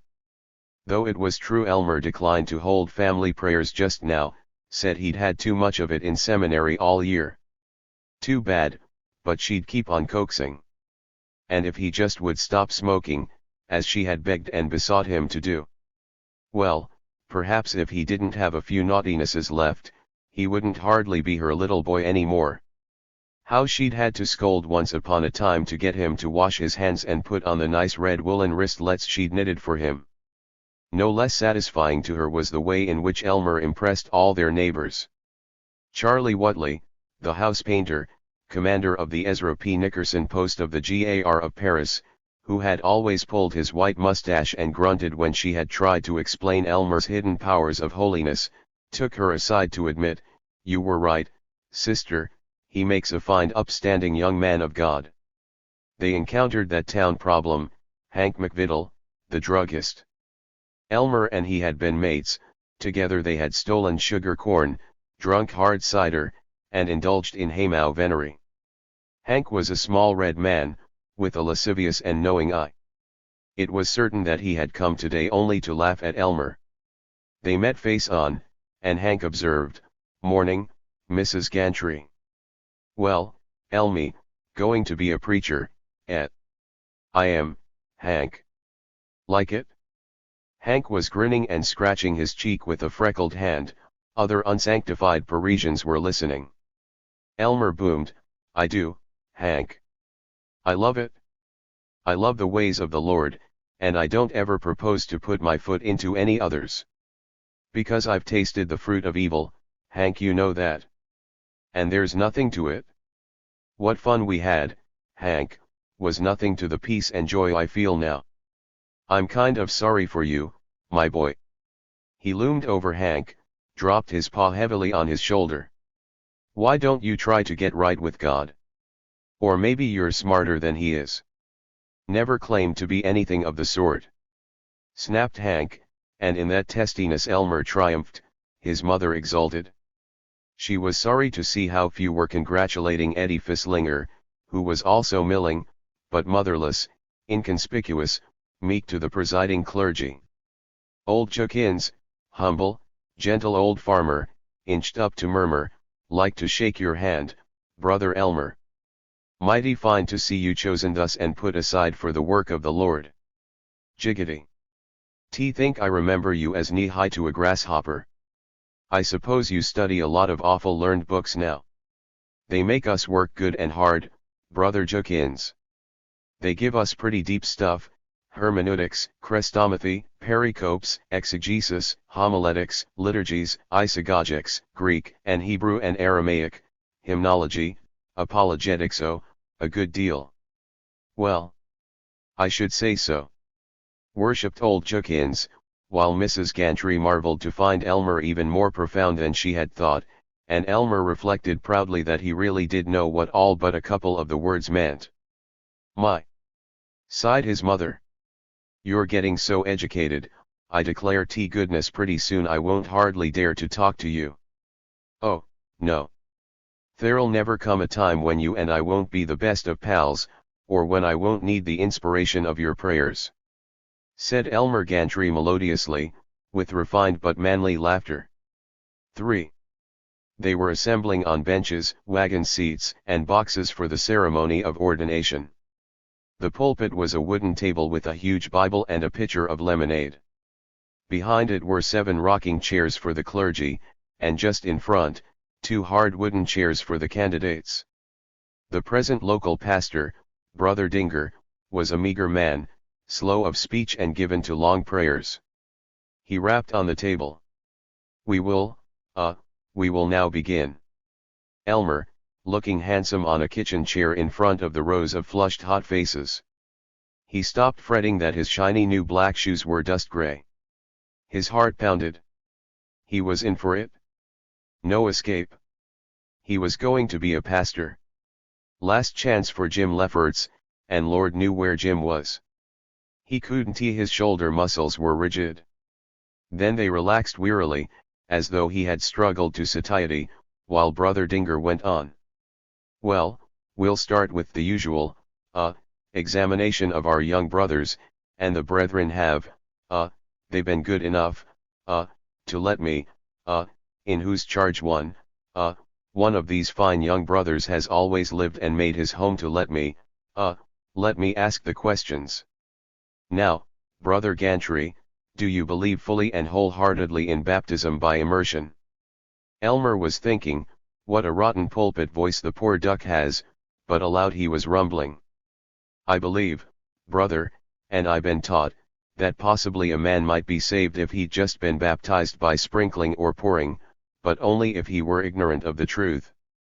Of course immersion is the only scriptural way. If we're really going to be like Christ, we must be buried with him in baptism. That's fine, Brother Gantry. Praise God. Now, Brother Fislinger, do you believe in the final perseverance of the saints? Eddie's eager but cracked voice explaining on somniferous as the locusts in the blazing fields across the Kioska River. As there is no hierarchy in the Baptist Church, but only a free association of like-minded local churches, so are there no canonical forms of procedure, but only customs. The ceremony of ordination is not a definite rite, it may vary as the local associations will, and ordination is conferred not by any bishop but by the general approval of the churches in an association. The questions were followed by the charge to the candidates, a tremendous discourse by the great Dr. Ingle, in which he commended study, light meals, and helping the sick by going and reading texts to them. Everyone joined then in a tremendous basket lunch on long plank tables by the cool river. Banana layer cake, donuts, fried chicken, chocolate layer cake, scalloped potatoes, hermit cookies, coconut layer cake, pickled tomato preserves, on plates which skidded about the table, with coffee poured into saucerless cups from a vast tin pot, inevitably scalding at least one child, who howled. There were hearty shouts of "Pass the lemon pie, Sister Skiff," and "That was a fine discourse of Brother Ingles," and "Oh, dear, I dropped my spoon and an ant got on it. Well, I'll just wipe it on my apron. That was fine," the way Brother Gantry explained how the Baptist Church has existed ever since Bible days. Boys bathing, shrieking, splashing one another. Boys getting into the poison ivy. Boys becoming so infected with the poison ivy that they would turn spotty and begin to swell within 7 hours. Dr. Ingle enthusiastically telling the other clergy of his trip to the Holy Land. Elmer lying about his fondness for the faculty of his theological seminary.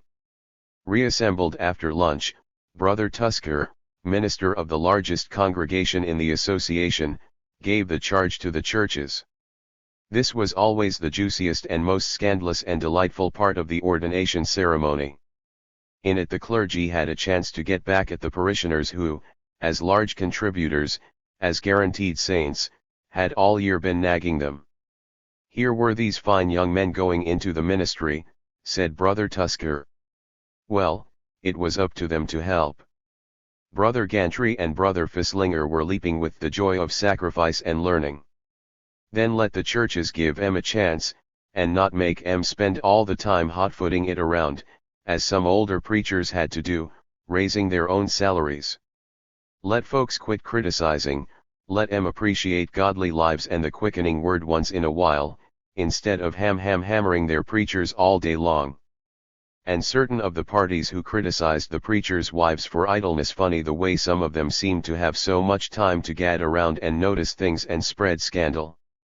TWANT only the menfolks that the Savior was thinking of when he talked about them that were without sin being the only folks that were qualified to heave any rocks. The other preachers leaned back in their chairs and tried to look casual, and hoped that Brother Tusker was going to bear down even a little heavier on that matter of raising salaries.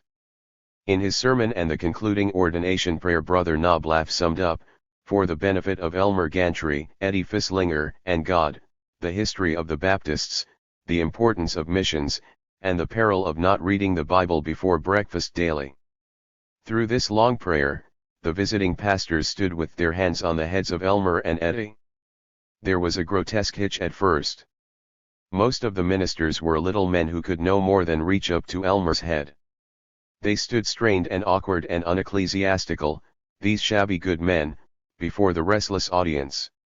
There was a giggle. Elmer had a dramatic flash. He knelt abruptly, and Eddie, peering and awkward, followed him. In the powdery gray dust Elmer knelt, ignoring it. On his head were the worn hands of 3 veteran preachers, and suddenly he was humble, for a moment he was veritably being ordained to the priestly service of God. He had been only impatient till this instant. In the chapels at Mizpah and Terwillinger he had heard too many famous visiting pulpiters to be impressed by the rustic eloquence of the Kioska Association. But he felt now their diffident tenderness, their unlettered fervor, these poverty-twisted parsons who believed, patient in their bare and baking tabernacles, that they were saving the world, and who wistfully welcomed the youths that they themselves had been. For the first time in weeks Elmer prayed not as an exhibition but sincerely, passionately, savoring righteousness. Dear God, I'll get down to it, not show off but just think of thee, do good God help me. Coolness fluttered the heavy dust-caked leaves, and as the sighing crowd creaked up from their benches, Elmer Gantry stood confident. Ordained Minister of the Gospel. Chapter 6. 1. The state of Winnemac lies between Pittsburgh and Chicago, and in Winnemac, perhaps 100 miles south of the city of Zenith, is Babylon, a town which suggests New England more than the Middle West. Large elms shade it, there are white pillars beyond lilac bushes, and round about the town is a serenity unknown on the gusty prairies. Here is Mizpah Theological Seminary, of the Northern Baptists. The 3 buildings of the seminary are attractive, brick with white cupolas, green blinds at the small paned wide windows. But within they are bare, with hand rubbings along the plaster walls, with portraits of missionaries and ragged volumes of sermons. The large structure is the dormitory, Elizabeth J. Schmidt's Hall, known to the less reverent as Smud Hall. Here lived Elmer Gantry, now ordained but completing the last year of work for his Bachelor of Divinity degree, a commodity of value in bargaining with the larger churches. There were only 16 left now of his original class of 35. The others had dropped out, for rural preaching, life insurance, or a melancholy return to plowing. There was no one with whom he wanted to live, and he dwelt sulkily in a single room, with a cot, a Bible, a portrait of his mother, and with a copy of What a Young Man Ought to Know, concealed inside his one starched pulpit shirt. He disliked most of his class.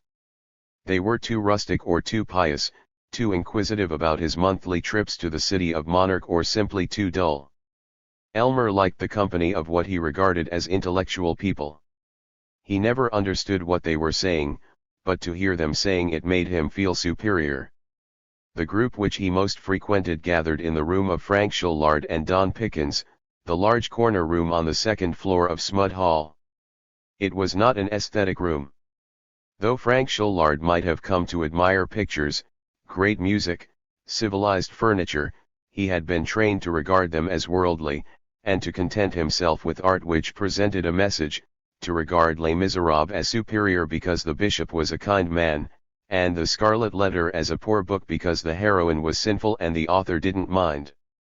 The walls were of old plaster, cracked and turned deathly gray, marked with the blood of mosquitoes and bed bugs slain in portentous battles long ago by theologians now gone forth to bestow their thus uplifted visions on a materialistic world. The bed was a skeleton of rusty iron bars, sagging in the center, with a comforter which was not too clean. Trunks were in the corners, and the wardrobe was a row of hooks behind a calico curtain.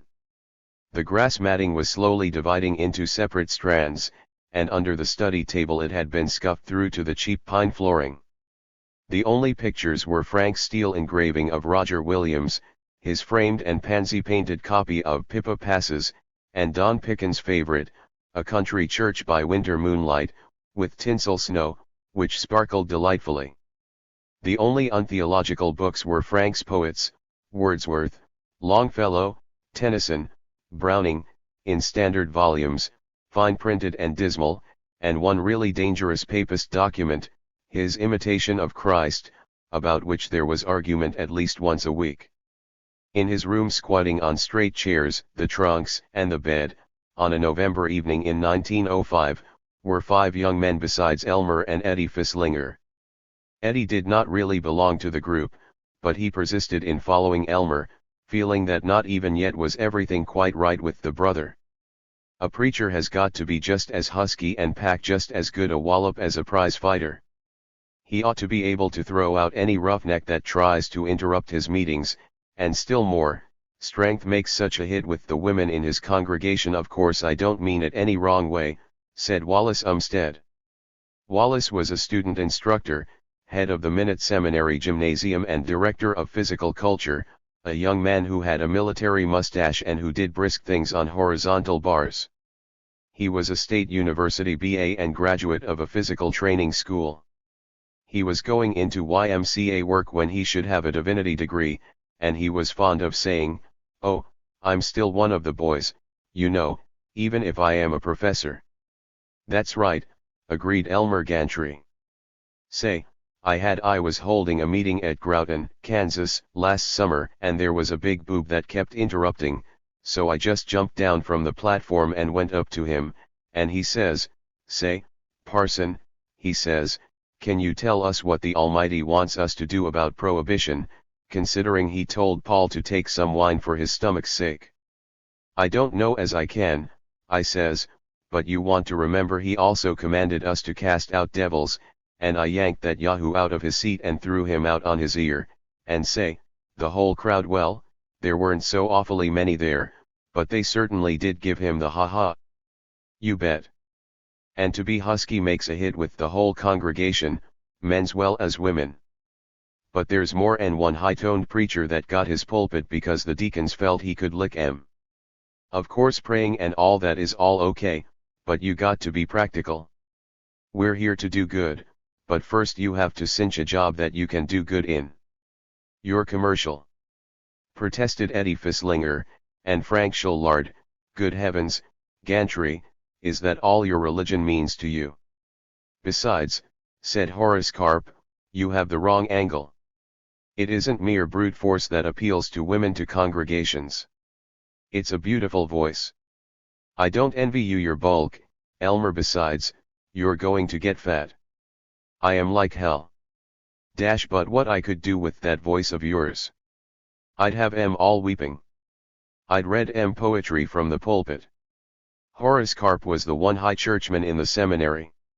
He was a young man who resembled a water spaniel, who concealed saints' images, incense, and a long piece of scarlet brocade in his room, and who wore a purple velvet smoking jacket. He was always raging because his father, a wholesale plumber and pious, had threatened to kick him out if he went to an Episcopal seminary instead of a Baptist fortress. "Yes, you probably would read 'em poetry," said Elmer. "That's the trouble with you highfalutin guys. You think you can get people by a lot of poetry and junk. What gets 'em and holds 'em and brings 'em to their pews every Sunday is the straight gospel, and it don't hurt one bit to scare 'em into being righteous with the good old-fashioned hell. You bet, providing you encourage 'em to keep their bodies in swell shape, too," condescended Wallace Umstead. "Well, I don't want to talk as a prof after all. I'm glad I can still remain just one of the boys, but you aren't going to develop any very big horsepower in your praying tomorrow morning if you don't get your sleep.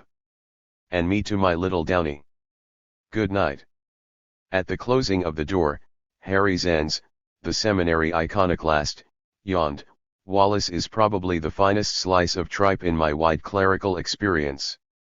Thank God, he's gone." Now we can be natural and talk dirty. And yet, complained Frank Shullard, you encourage him to stay and talk about his pet methods of exercise.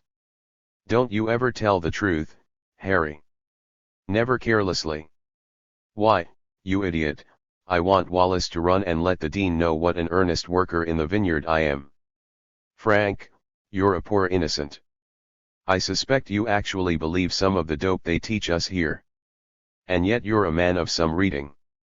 You're the only person in Mizpah except myself who could appreciate a paragraph of Huxley. Lord, how I pity you when you get into the ministry. Of course, Fisslinger here is a grocery clerk, Elmer is a ward politician, Horace is a dancing master.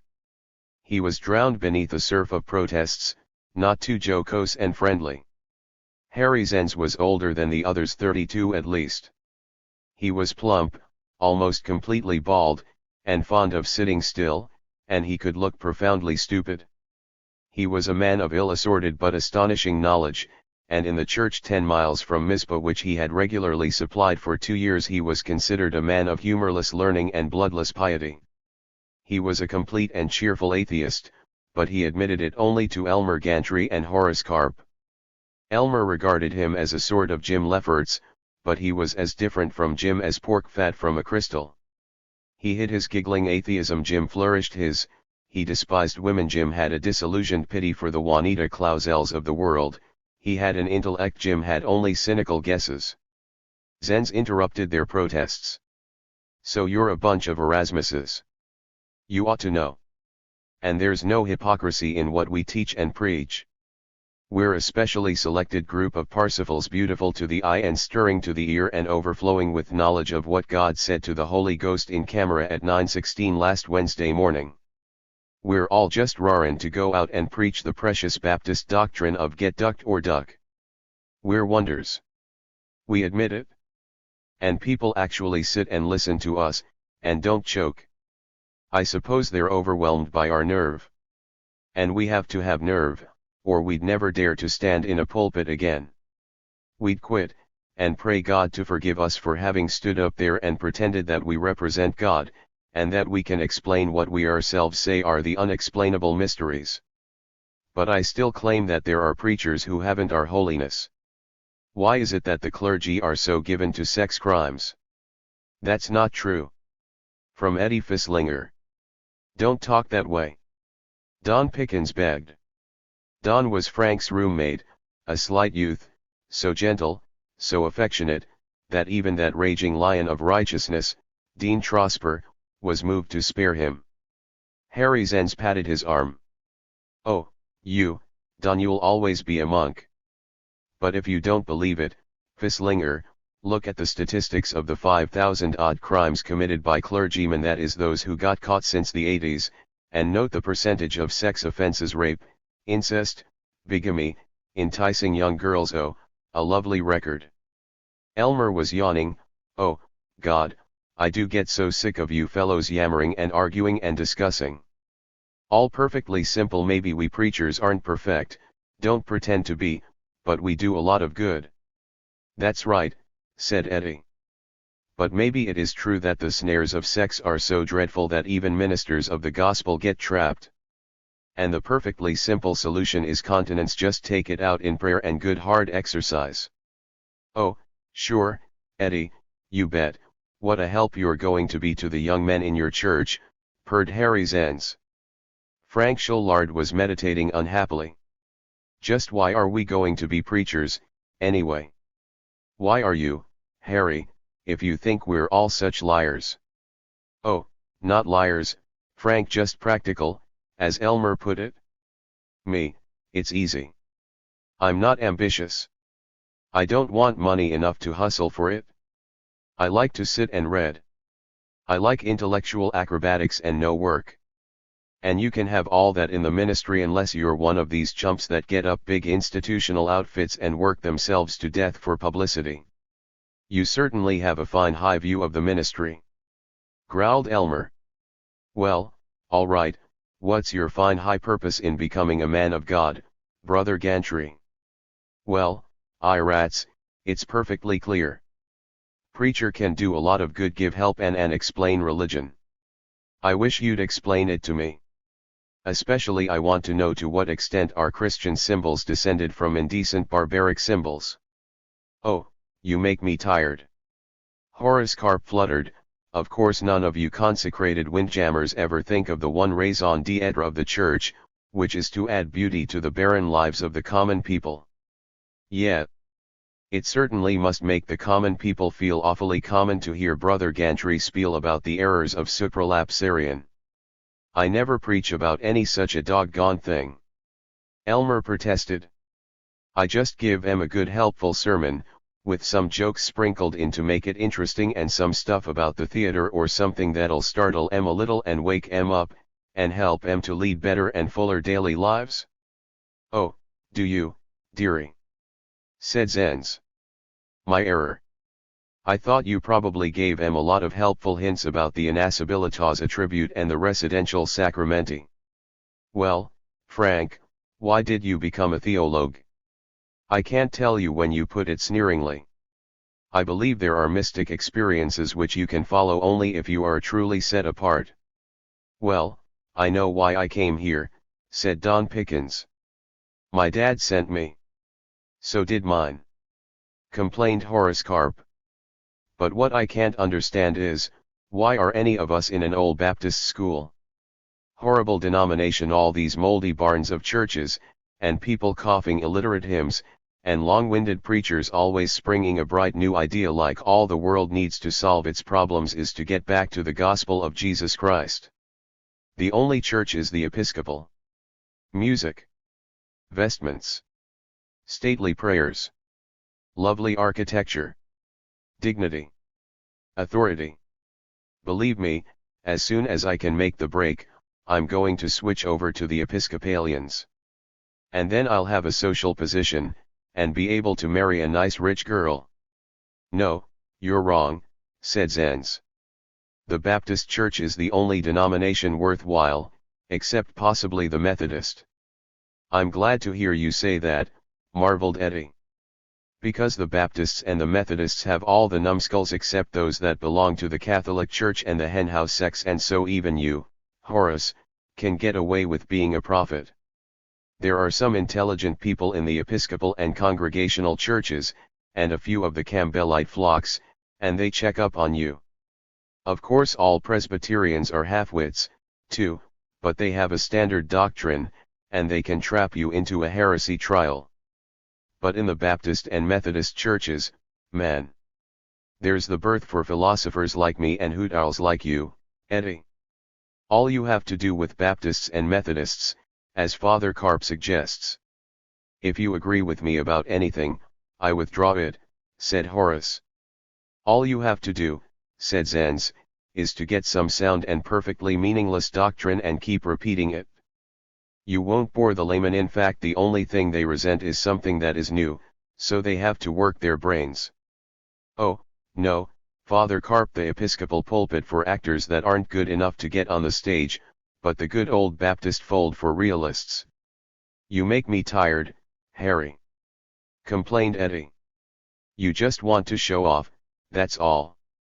You're a lot better Baptist and a lot better Christian than you let on to be, and I can prove it. Folks wouldn't go on listening to your sermons unless they carried conviction. No sir.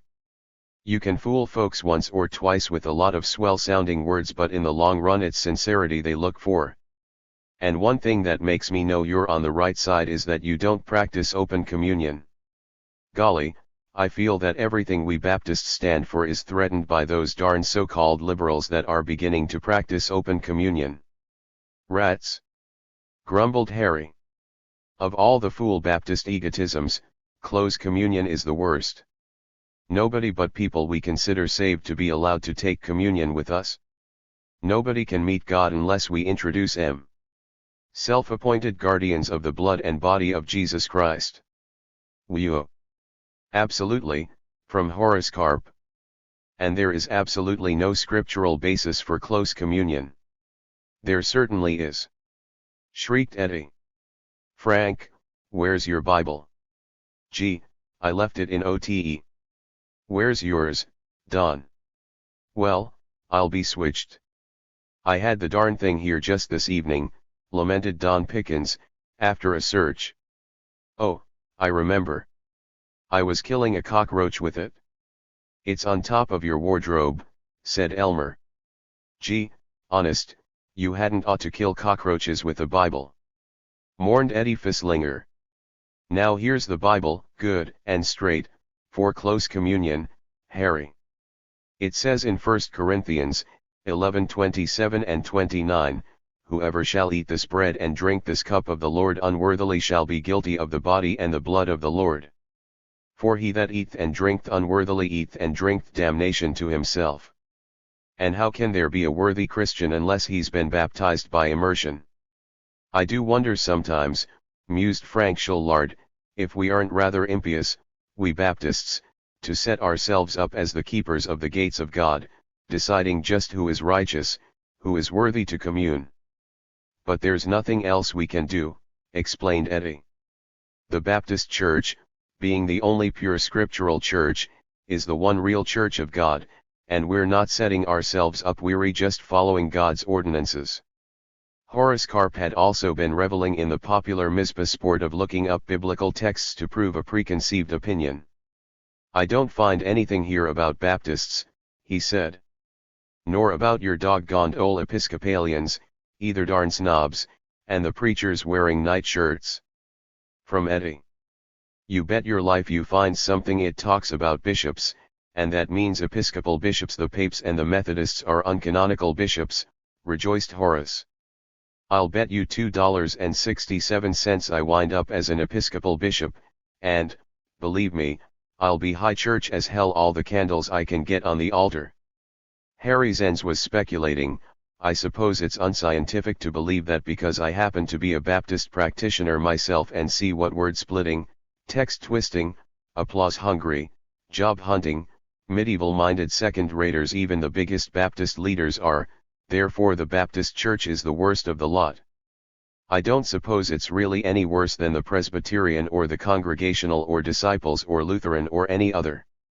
But say, you, Fisslinger, ever occur to you how dangerous it is, this Bible worship? You and I might have to quit preaching and go to work. You tell the muttonheads that the Bible contains absolutely everything necessary for salvation, don't you? Of course. Then what's the use of having any preachers? Any church? Let people stay home and read the Bible.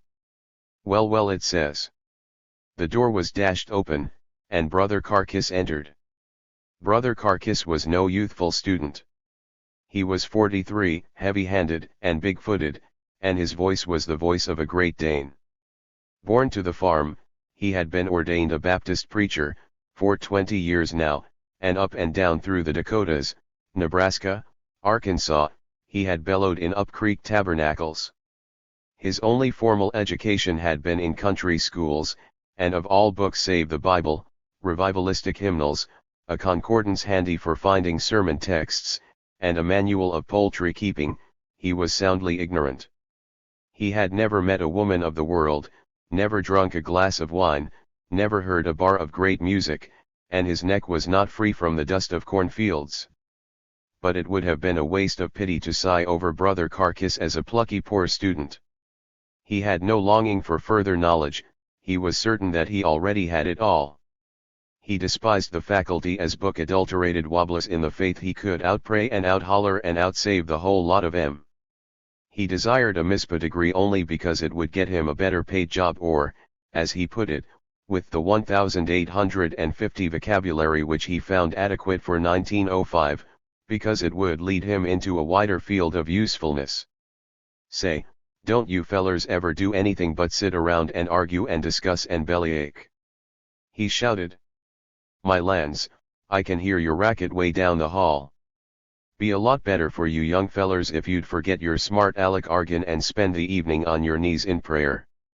Oh, you're a fine lot of smart educated swells, but you'll find where that rubbish gets you when you go out and have to wrestle with old Satan for unregenerate souls. What are you gasbags arguing about, anyway? Harry says, wailed Eddie Fisslinger, that there's nothing in the Bible that says Christians have to have a church or preachers. Huh. And him that thinks he's so educated. Where's a Bible? It was now in the hands of Elmer, who had been reading his favorite book, the Song of Solomon.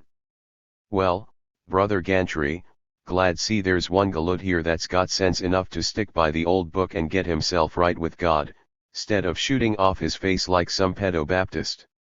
Now look here, brothers ends, it says here in Hebrews, forsake not the assembling of yourselves together.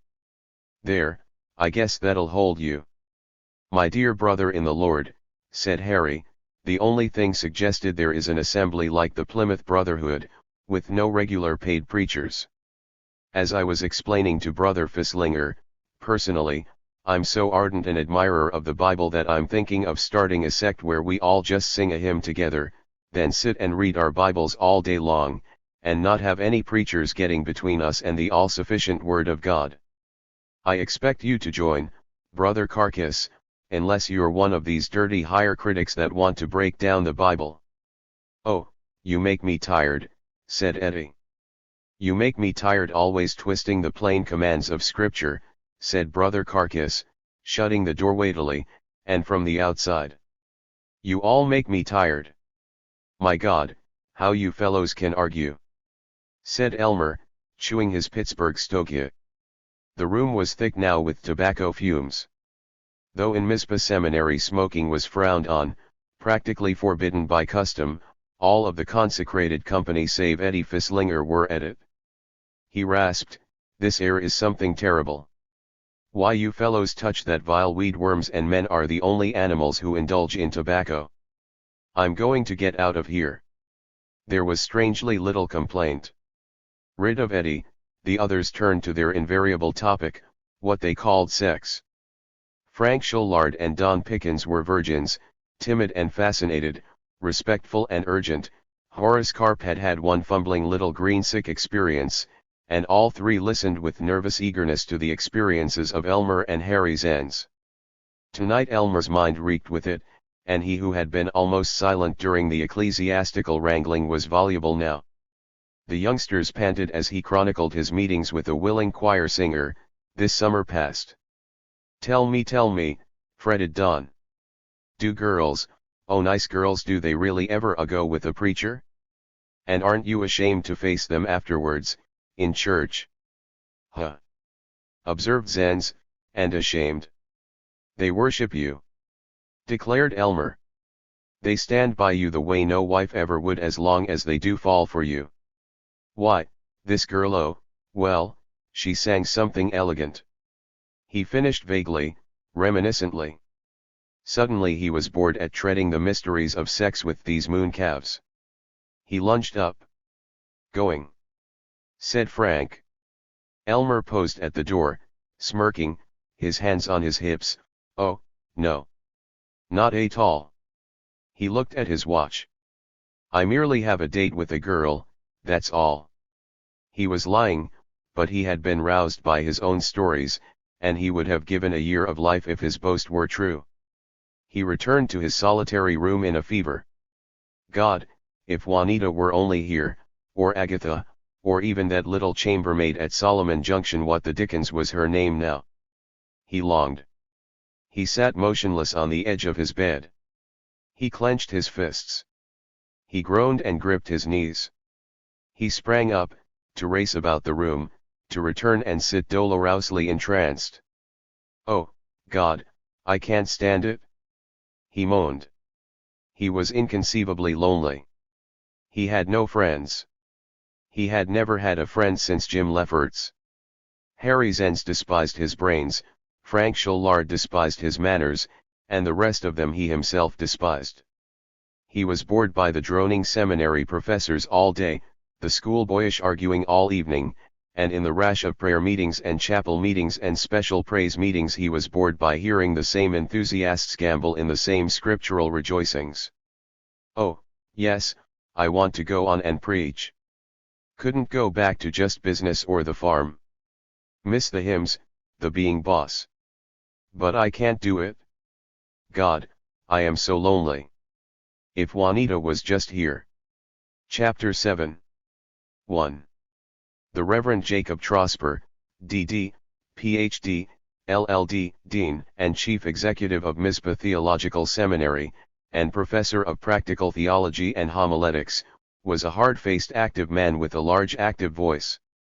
His cheeks were gouged with 2 deep channels. His eyebrows were heavy.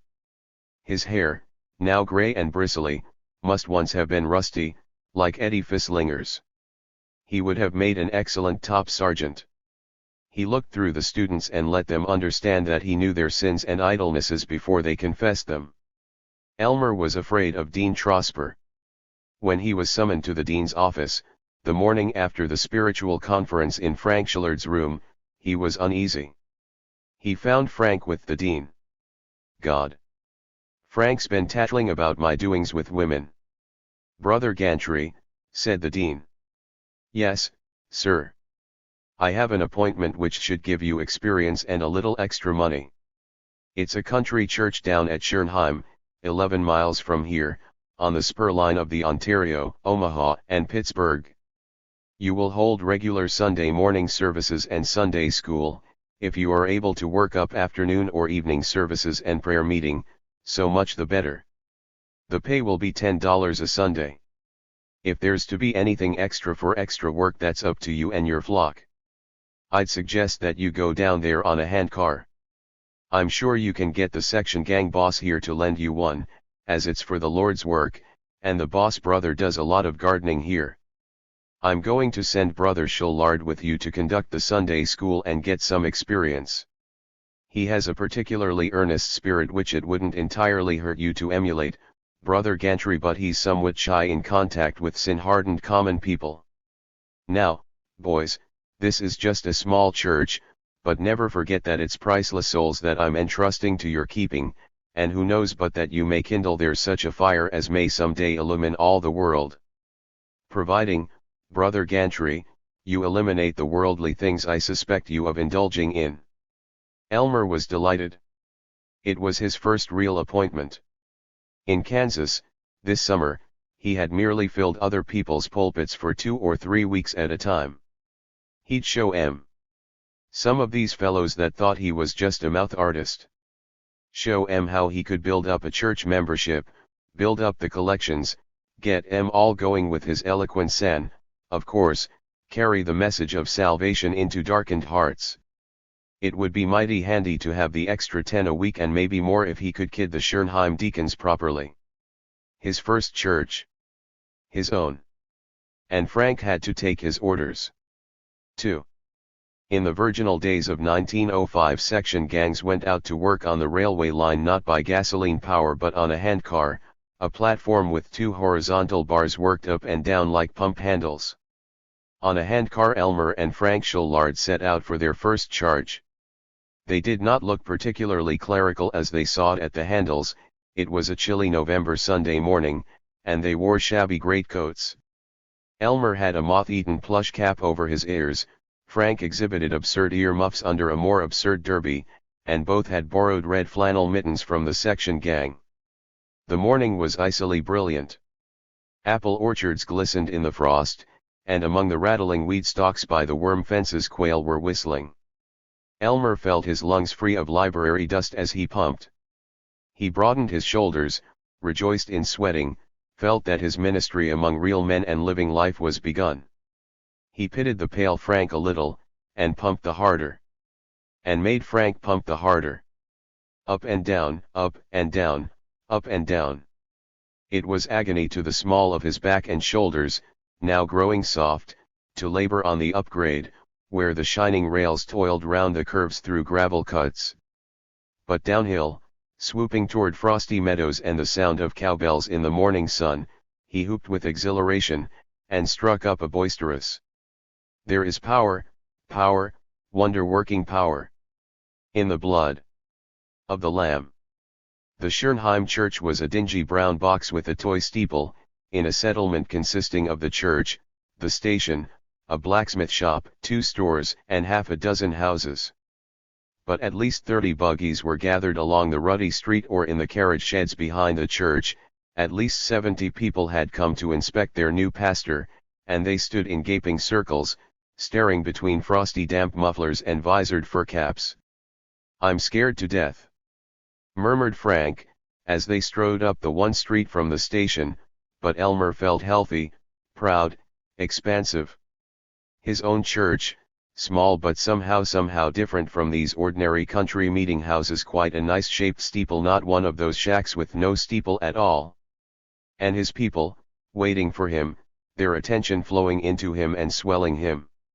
He threw open his overcoat, held it back with his hand imperially poised on his left hip, and let them see not only the black broadcloth suit bought this last summer for his ordination, but something choice he had added since, elegant white piping at the opening of his vest. A red-faced mustached man swaggered up to greet them. "Brother Gantry? And Brother Shullard? I'm Barney Baines, one of the deacons. Pleased to meet you. The Lord give power to your message. Some time since we had any preach in here, and I guess we're all pretty hungry for spiritual food and the straight gospel. Bain from Mizpah, I guess there's no danger you boys believe in this open communion." Frank had begun to worry. "Well, what I feel is," when Elmer interrupted him with a very painful bunt in the side, and chanted with holy joy, "Pleased meet you, Brother Baines. Oh, Brother Shullard and I are absolutely sound both on immersion and close communion. We trust you will pray for us, brother, that the Holy Ghost may be present in this work today, and that all the brethren may rejoice in a great awakening and a bountiful harvest." Deacon Baines and all who heard him muttered, "Saint to saint, he's pretty young yet, but he's got the right idea. I'm sure we're going to have real rousing preaching. Don't think much of Brother Shullard, though. Kind of a nice looking young fella, but dumb in the head. Stands there like a bump on a log. Well, he's good enough to teach the kids in Sunday school." Brother Gantry was shaking hands all round. His sanctifying ordination, or it might have been his summer of bouncing from pulpit to pulpit, had so elevated him that he could greet them as impressively and fraternally as a sewing machine agent. He shook hands with a good grip. He looked at all the more aged sisters as though he were moved to give them a holy kiss. He said the right things about the weather, and by luck or inspiration it was to the most acidly devout man in Boone County that he quoted a homicidal text from Malachi. As he paraded down the aisle, leading his flock, he panted, "Got 'em all ready? I can do something to wake these hicks up, wear gas bags like Frank or Carp would just chew the rag. How could I have felt so down in the mouth and so carnal last week? Lemme at that pulpit." They faced him in hard straight pews, rugged heads seen against the brown wall and the pine double doors grained to mimic oak. They gratifyingly crowded the building, and at the back stood shuffling young men with unshaven chins and pale blue neckties. He felt power over them while he trolled out the chorus of "The Church in the Wildwood." His text was from Proverbs, "Hatred stirreth up strifes, but love covereth all sins." He seized the sides of the pulpit with his powerful hands, glared at the congregation, decided to look benevolent after all, and exploded. "In the hustle and bustle of daily life I wonder how many of us stop to think that in all that is highest and best we are ruled not by even our most up-and-coming efforts but by love? What is love? The divine love of which the great singer teaches us in Proverbs. It is the rainbow that comes after the dark cloud.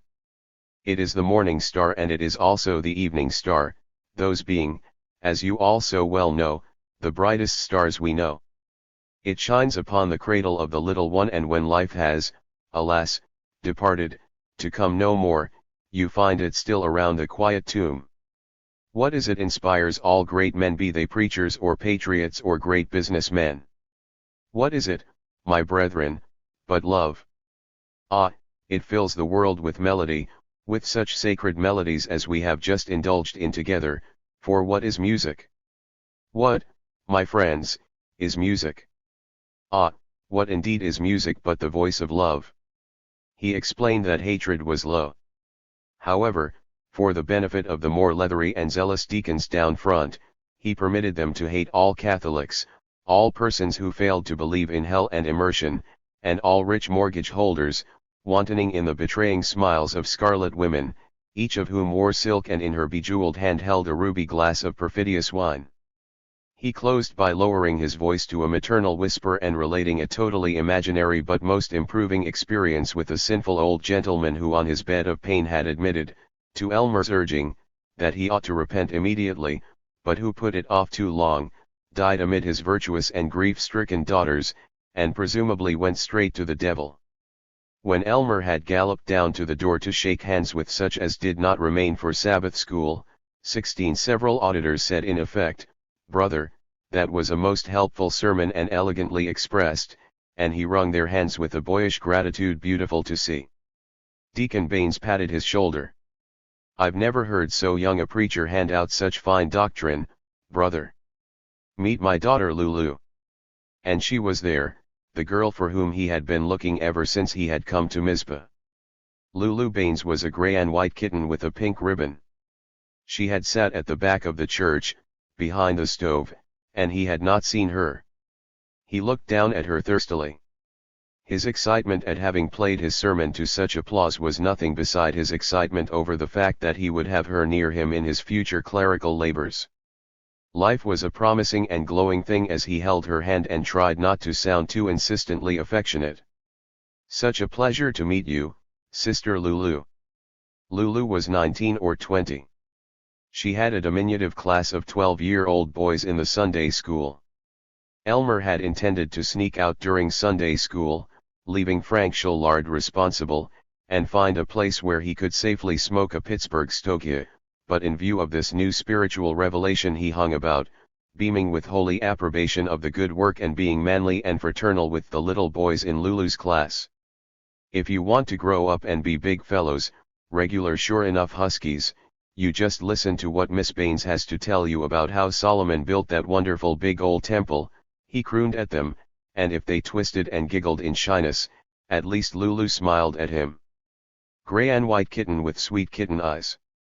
Small soft kitten, who purred, "Oh, now, Brother Gantry, I'm just so scared I don't hardly dare teach." Big eyes that took him into their depths, till he heard her lisping as the voice of angels, larks, and whole orchestras of flutes. He could not let her go at the end of Sunday school. He must hold her.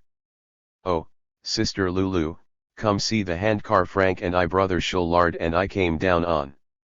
The fun nighest. Just laugh your head off."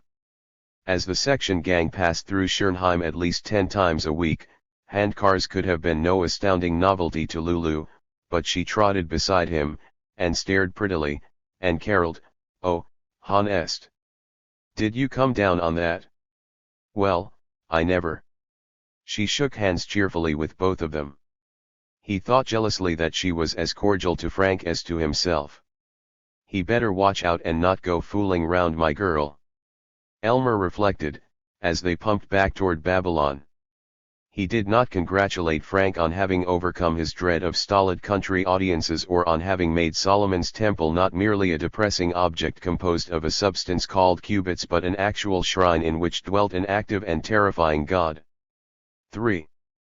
For 2 Sundays now Elmer had striven to impress Lulu not only as an efficient young prophet but as a desirable man. There were always too many people about. Only once did he have her alone. They walked half a mile then to call on a sick old woman. On their way Lulu had fluttered at him.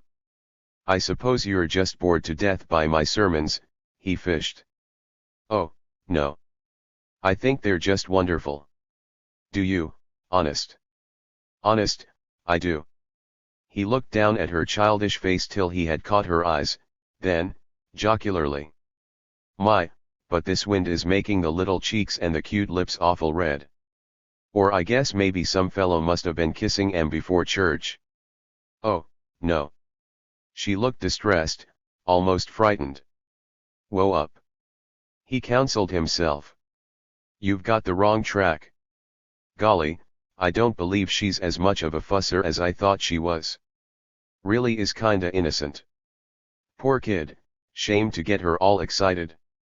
Oh, thunder, won't hurt her a bit to have a little educated love-making." He hastily removed any possible blots on his clerical reputation. "Oh, I was joking. I just meant be a shame if as lovely a girl as you weren't engaged. I suppose you are engaged, of course. No. I liked a boy here awfully, but he went to Cleveland to work, and I guess he's kind of forgotten me. Oh, that is really too bad. Nothing could be stronger, more dependable, more comforting, than the pressure of his fingers on her arm.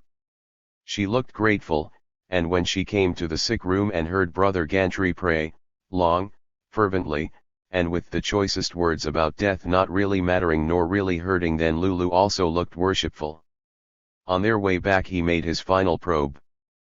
But even if you aren't engaged, Sister Lulu, I'll bet there's a lot of the young fellows here that crazy about you. No, honest there aren't. Oh, I go round some with a second cousin of mine, Floyd Naylor, but, my.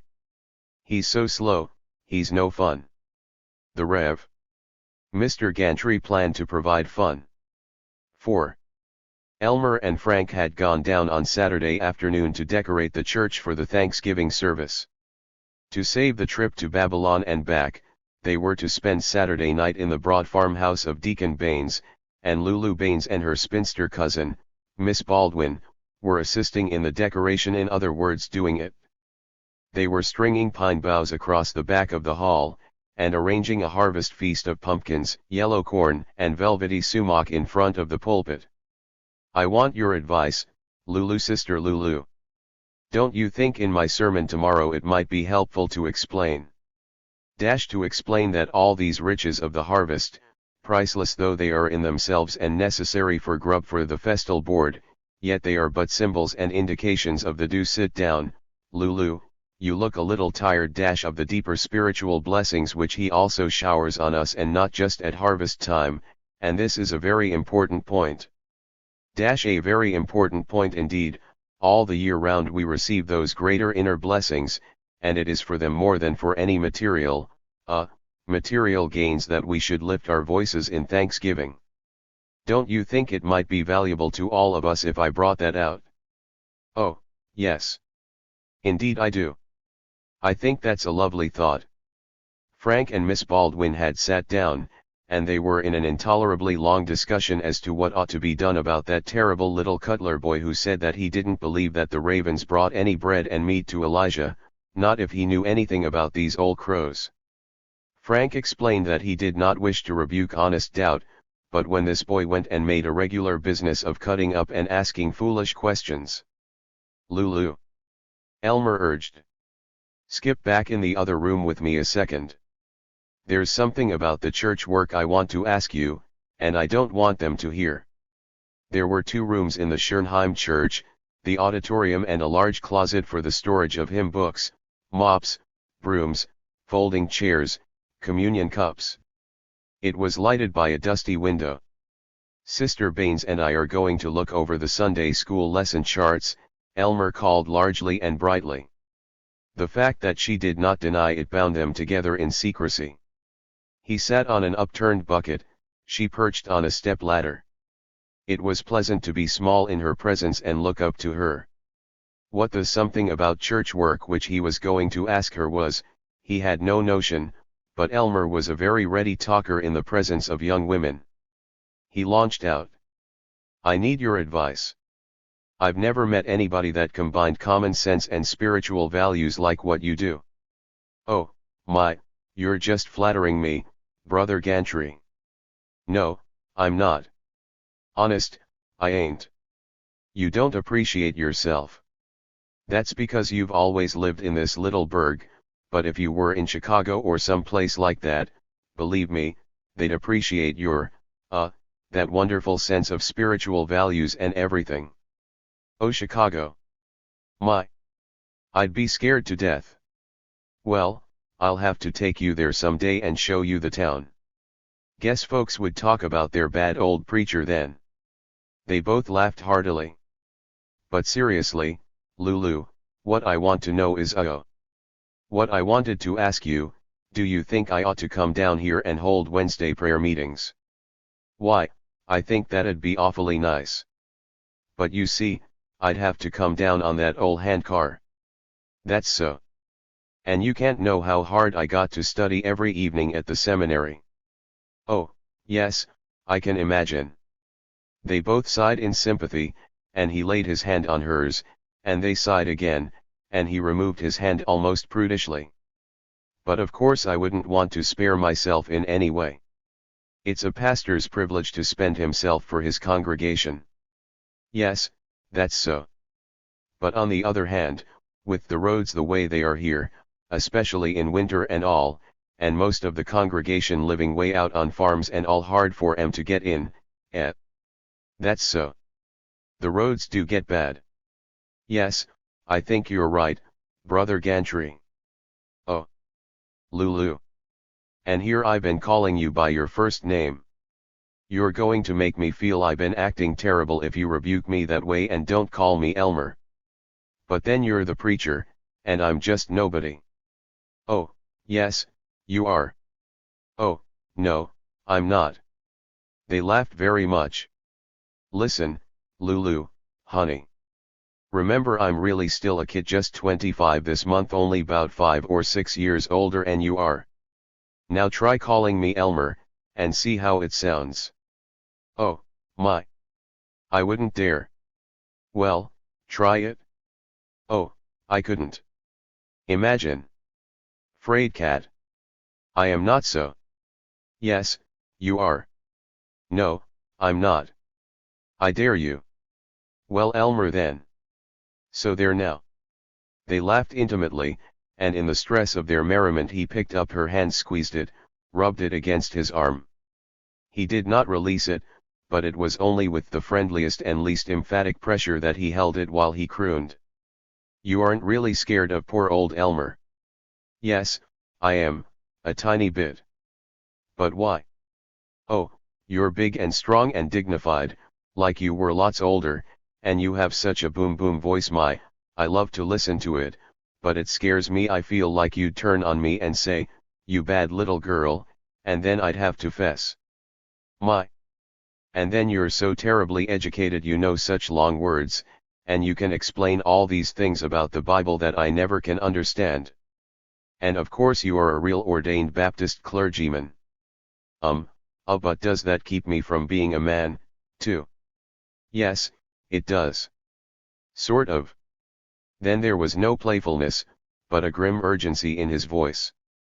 Then you couldn't imagine me kissing you? Look at me. Look at me, I tell you. There. No, don't look away now. Why, you're blushing. You dear, poor, darling kid. You can imagine me kissing. Well, I oughtn't to. Shamed. Yes, I am. Listen, dear. You think of me as so awfully grown up, and of course I have to impress all these folks when I'm in the pulpit, but you can see through it, and I am really just a big bashful kid, and I need your help so. Do you know, dear, you remind me of my mother. 5. Frank Shullard turned on Elmer in their bedroom, while they were washing for supper, their first moment alone since Lulu and Miss Baldwin had driven them to the Baines farm to spend the night before the Thanksgiving service. Look here, Gantry Elmer.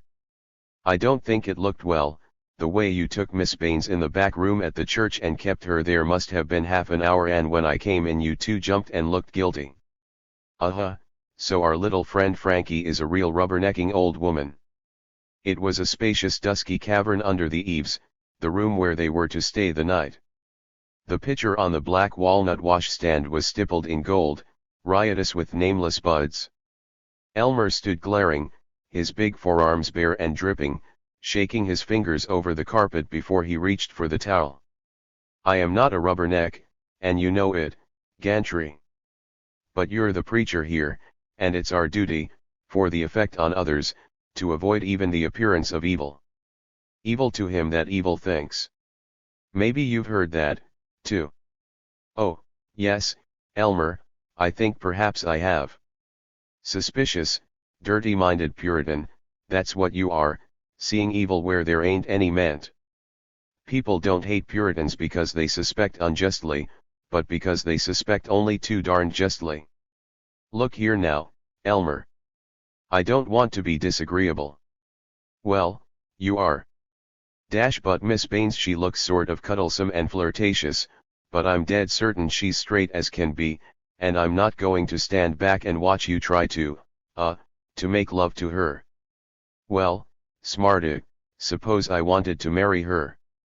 Do you? You know so blame much, you ought to know without asking. Do you?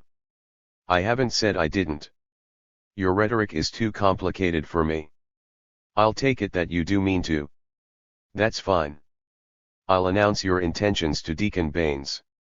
You will like hell. Now you look here, Shullard. I'm not going to have you poking your long nose into my business, and that's all there is to it, see? Yes, it would be if you were a layman and I had no official connection with this outfit. I don't believe too much in going around being moral for other people. But you're the preacher here, you're an ordained minister, and I'm responsible with you for the welfare of this church, and I'm damned if I'm going to watch you seducing the first girl you get your big sweaty hands on. Oh, don't go doubling up your fists. Of course you could lick me. But you won't. Especially here in the deacon's house. Ruin you in the ministry. Great God, and you're the kind we affably let into the Baptist ministry.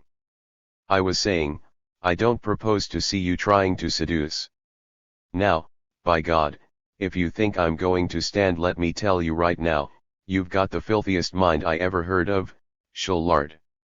Why, you should think I intend for one single second to be anything but friendly and open and above board with Miss Baines. Why, you fool, I was in there listening about how she was in love with a fellow and he's gone off to Chicago and chucked her, and that was all, and why you should think.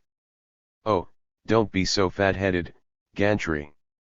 You can't get away with sitting in my room at the Sem boasting, you and Zen's boasting about how many affairs you've had. Well, it's the last time I'll sit in your damned room. Splendid. Think what you want to. And go to the devil. And be sure and run tattling to Pop Trosper and the rest of the faculty. Well, that's a good comeback, Gantry. I may do just that. But this evening I'll just watch Miss Baines for you.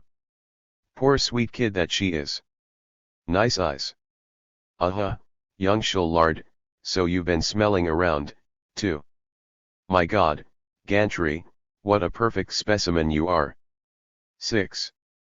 Deacon and Mrs. Baines, an angry-faced, generous, grasping, horsey, black-mustached man he was, and she a dumpling, managed to treat Frank and Elmer simultaneously as professors of the sacred mysteries and as two hungry boys who were starved at Mizpah and who were going to catch up tonight.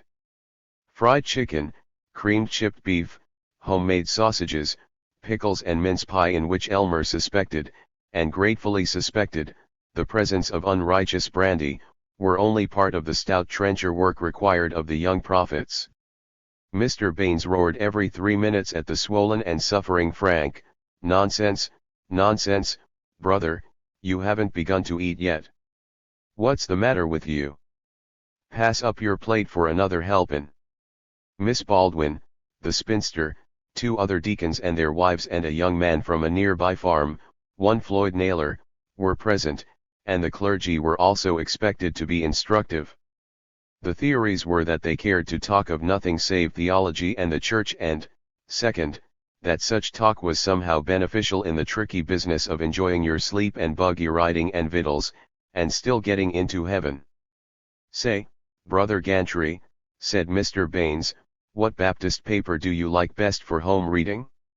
I tried the Watchman Examiner for a while, but don't seem to me it lambastes the Campbellites like it ought to, or gives the Catholics what for, like a real earnest Christian sheet ought to. I've started taking the Word and Way. Now there's a mighty sound paper that don't mince matters none, and written real elegant, just suits me. It tells you straight out from the shoulder that if you don't believe in the virgin birth and the resurrection, atonement and immersion, then it don't make no difference about your so-called good works and charity and all that, because you're doomed and bound to go straight to hell, and not no make-believe hell, either, but a real gosh awful turble bed of sure enough coals. Yes, sir. Oh, look here now, Brother Baines," Frank Shullard protested. You don't mean to say you think that the Lord Jesus isn't going to save one single solitary person who isn't an Orthodox Baptist? Well, I don't profess to know all these things myself, like I was a high-toned preacher. But way I see it, oh, yes, maybe if a fellow ain't ever had a chance to see the light, say he was brought up a Methodist or a Mormon, and never heard a real dyed-in-the-wool Baptist explain the complete truth, then maybe God might forgive him cause he was ignorant. But one thing I do know, absolute, all these advanced thinkers and higher critics are going to the hottest pit of hell. What do you think about it, Brother Gantry? Personally, I'm much inclined to agree with you, Elmer gloated.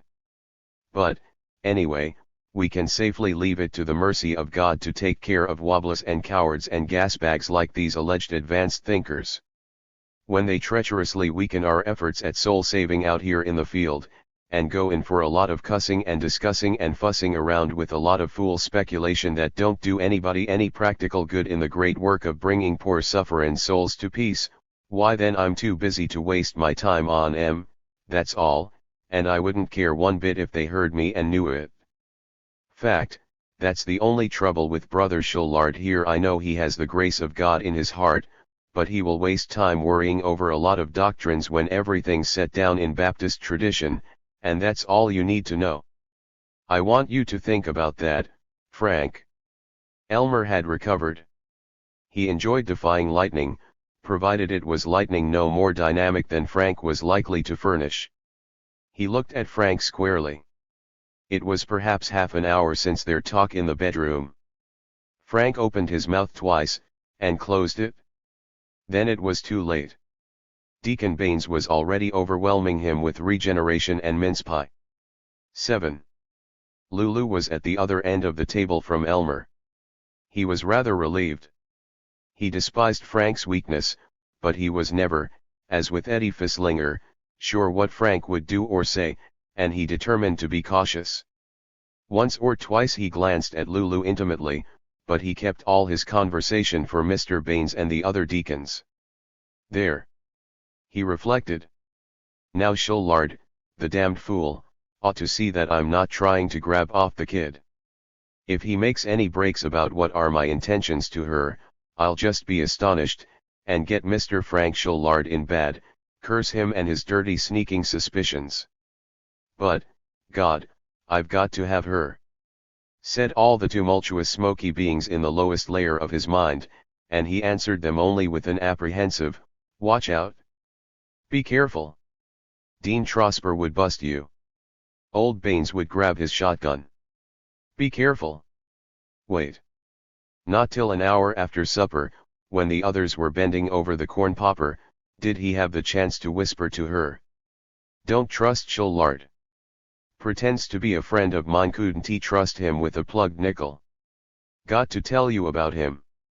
Got to. Listen. Slip down after the others go up to bed. I'll be down here. Must. Oh, I can't. Cousin Adeline Baldwin is sleeping with me. Well. Pretend to get ready to go to bed, start and do your hair or something, and then come down to see if the fire is all right. Will you? Maybe. You must. Please. Dear. Maybe. But I can't stay but just a second. Most virtuously, most ministerially, oh, of course. They all sat, after supper, in the sitting room.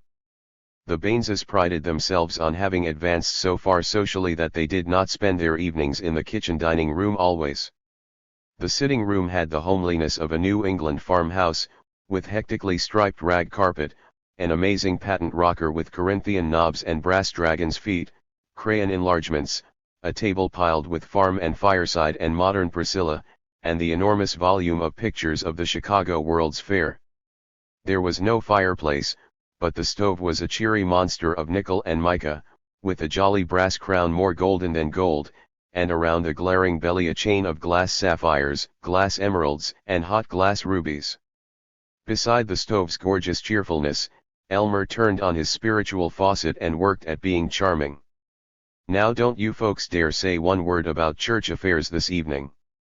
I'm not going to be a preacher, I am just going to be a youngster and kick up my heels in the pasture, after that lovely supper, and I declare to goodness if I didn't know she was a strict mother in Zion, I'd make Mother Baines dance with me, bet she could shake a pretty pair of heels as any of these art dancers in the theater. And encircling that squashy and billowing waist, he thrice whirled her round, while she blushed, and giggled, why, the very day. The others applauded with unsparing plough-hardened hands, cracking the shy ears of Frank Schullard. Always Frank had been known as an uncommonly amiable youth, but tonight he was sour as alum. It was Elmer who told them stories of the pioneer Kansas he knew so well, from reading. It was Elmer who started them popping corn in the parlor stove after their first uneasiness at being human in the presence of men of God. During this festivity, when even the most decorous deacon chuckled and admonished Mr. Baines, "Hey, who you shovin' there, Barney?" Elmer was able to evade publicity and make his rendezvous with Lulu. More jolly than ever, then, and slightly shiny from buttered popcorn, he herded them to the parlor organ, on which Lulu operated with innocent glee and not much knowledge. Out of duty to the cloth, they had to begin with singing Blessed Assurance, but presently he had them basking in seeing Nellie home, and Old Black Joe. All the while he was quivering with the promise of soft adventure to come. It only added to his rapture that the young neighboring farmer, Floyd Nailorkin of the Baines family, a tall young man but awkward, was also mooning at Lulu, longing but shy. They wound up with Beulah Land, played by Lulu, and his voice was very soothing, very touching, and tender. "O Beulah Land, sweet Beulah Land. As on thy highest mount I stand. I look away across the sea, where mansions are prepared for me, and view the shining glory shore. My heaven, my home forevermore. I just wish I knew," said the wife of one of the deacons, a sentimental and lively lady, "what you were thinking of while we sang, Brother Gantry." "Why, I was thinking how happy we'll all be when we are purified and at rest in Beulah Land. My, I knew it was something religious you sang so sorta happy and inspired. Well, we must be going.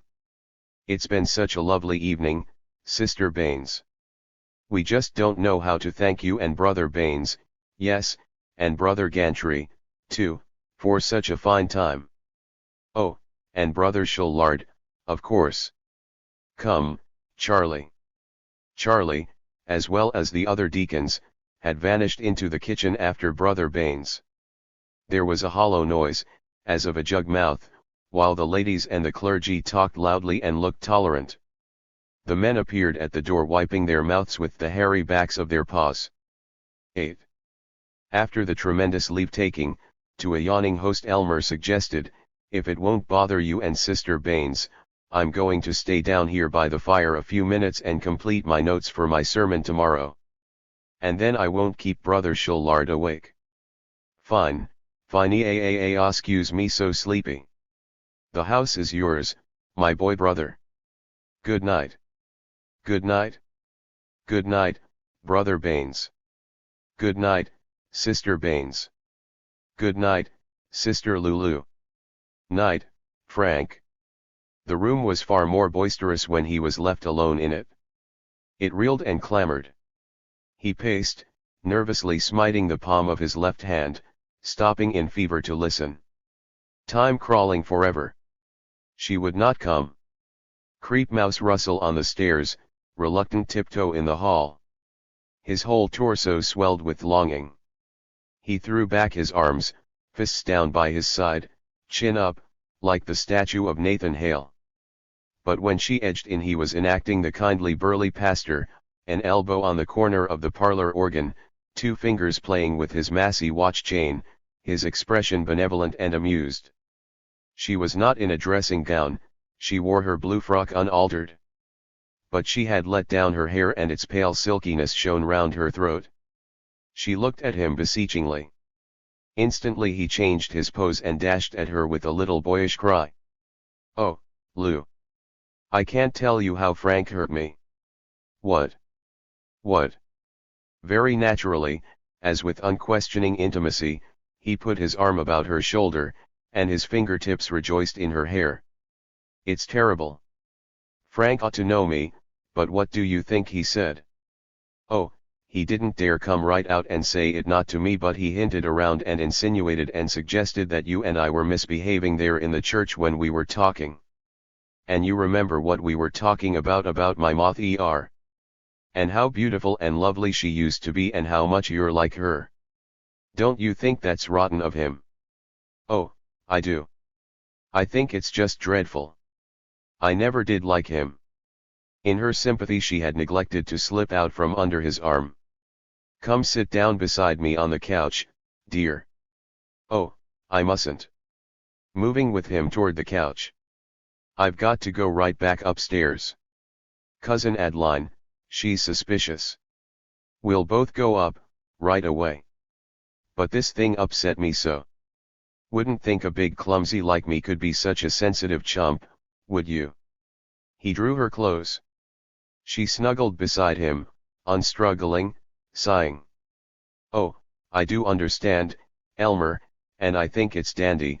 I mean, it's lovely when a man can be so big and strong and still have fine feelings. But, honest, I must go." "Must go, dear?" "No." "Yes. Won't let you, 'less you say it." "Must go, dear." She had sprung up, but he held her hand, kissed her fingertips, looked up at her with plaintive affection. "Poor boy. Did I make it all well?" She had snatched away her hand, she had swiftly kissed his temple and fled. He tramped the floor quite daft, now soaringly triumphant, now blackly longing. 9. During their handcar return to Babylon and the seminary, Elmer and Frank had little to say. "Don't be such a grouch. Honest, I'm not trying to get funny with little Lulu," Elmer grumbled, panting as he pumped the handcar, grotesque in cap and muffler. "All right. Forget it," said Frank. Elmer endured it till Wednesday. For 2 days he had been hag-ridden by plans to capture Lulu. They became so plain to him that he seemed to be living them, as he slumped on the edge of his cot, his fists clenched, his eyes absent. In his dream he squandered a whole $2.50 for a livery rig for the evening, and drove to Schernheim. He hitched it at that big oak, a quarter of a mile from the Baines farmhouse. In the moonlight he could see the rounded and cratered lump on the oak trunk where a limb had been cut off. He crept to the farmyard, hid by the corn crib, cold but excited. She came to the door with a dishpan of water, stood sidewise in the light, her gingham work dress molded to the curve from shoulder to breast. He whistled to her, she started, came toward him with doubtful feet, cried with gladness when she saw who it was. She could not stay with him till the work was done, but she insisted that he wait in the stable. There was the warmth of the cows, their sweet odor, and a scent of hay. He sat on a manger edge in the darkness, enraptured yet so ardent that he trembled as with fear. The barn door edged open with a flash of moonlight, she came toward him, reluctant, fascinated. He did not stir. She moved, entranced, straight into his arms. They sat together on a pile of hay, taut with passion, unspeaking, and his hand smoothed her ankle. And again, in his fancies, it was at the church that she yielded, for some reason not quite planned. He was there without Frank, on a weekday evening, and she sat beside him on a pew. He could hear himself arguing that she was to trust him, that their love partook of the divine, even while he was fondling her. But suppose it were Deacon Baines who came to his whistle, and found him sneaking in the barnyard? Suppose she declined to be romantic in cow barns? And just what excuse had he for spending an evening with her at the church? But over and over, sitting on his cot, lying half asleep with the covers clutched desperately, he lived his imaginings till he could not endure it. Not till Wednesday morning did it occur to the Reverend Elmer Gantry that he need not sneak and prowl, not necessarily, no matter what his custom had been, and that there was nothing to prevent his openly calling on her. Nor did he spend any $2.50 for a carriage. Despite his florid magnificence, he was really a very poor young man. He walked to Schernheim, starting at 5 in the afternoon, carrying a ham sandwich for his supper, walked the railroad track, the cold ties echoing under his heavy tread. He arrived at 8.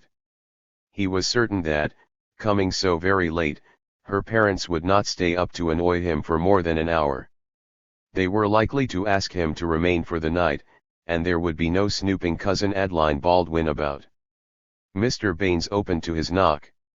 "Well, Brother Gantry. What brings you down to this part of the world this time of night? Come in. Come in. I sort of thought I needed a good long walk, been studying too hard, and I took a chance on your letting me stop in and warm myself." "Well, sir, by golly, brother, I'd have been mad's a wet hen if you hadn't stopped. This is your house and there's always an extra plate to slap on the table." "Yes, sir." "Had your supper?" "Sandwich." "Enough." "Foolishness. We'll have the women folks fix you up something in 2 shakes. The woman and Lulu, they're still out in the kitchen." "Lulu?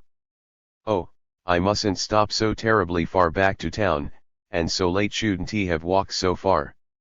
You don't step your foot out of this house tonight, brother. You stay right here." When Lulu saw him, her tranced eyes said, "And did you come all this way for me?" She was more softly desirable than he had fancied. Warmed and swollen with fried eggs and admiration, he sat with them in the parlor narrating more or less possible incidents of his campaigns for righteousness in Kansas, till Mr. Baines began to yawn. "By golly, 10 minutes after 9. Don't know how it got to be so late. Ma, guess it's about time to turn in." Elmer lunged gallantly. "Well, you can go to bed, but we young folks are going to sit up and tell each other our middle names. I'm no preacher on weekdays, I am just a student, by Jiminy." "Well, if you call this a weekday. Looks like a weeknight to me, brother." Everybody laughed. She was in his arms, on the couch, before her father had yawned and coughed up the stairs. She was in his arms, limp, unreasoning, at midnight, after a long stillness in the chilling room. She sat up hastily at 2, and fingered her rumpled hair. "Oh, I'm frightened," she whimpered. He tried to pat her comfortingly, but there was not much heat in him now. "But it doesn't matter. When shall we be married?" she fluttered. And then there was no heart in him at all, but only a lump of terror. Once or twice in his visions he had considered that there might be danger of having to marry her. He had determined that marriage now would cramp his advancement in the church, and that, anyway, he didn't want to marry this brainless little fluffy chick, who would be of no help in impressing rich parishioners. But that caution he had utterly forgotten in emotion, and her question was authentically a surprise, abominably a shock. Thus in whirling thought, even while he mumbled, Well, don't think we can decide yet? Ought to wait till I have time to look around after I graduate, and get settled in some good pastorate." "Yes, perhaps we ought," she said meekly to her man, the best and most learned and strongest and much the most interesting person she had ever known.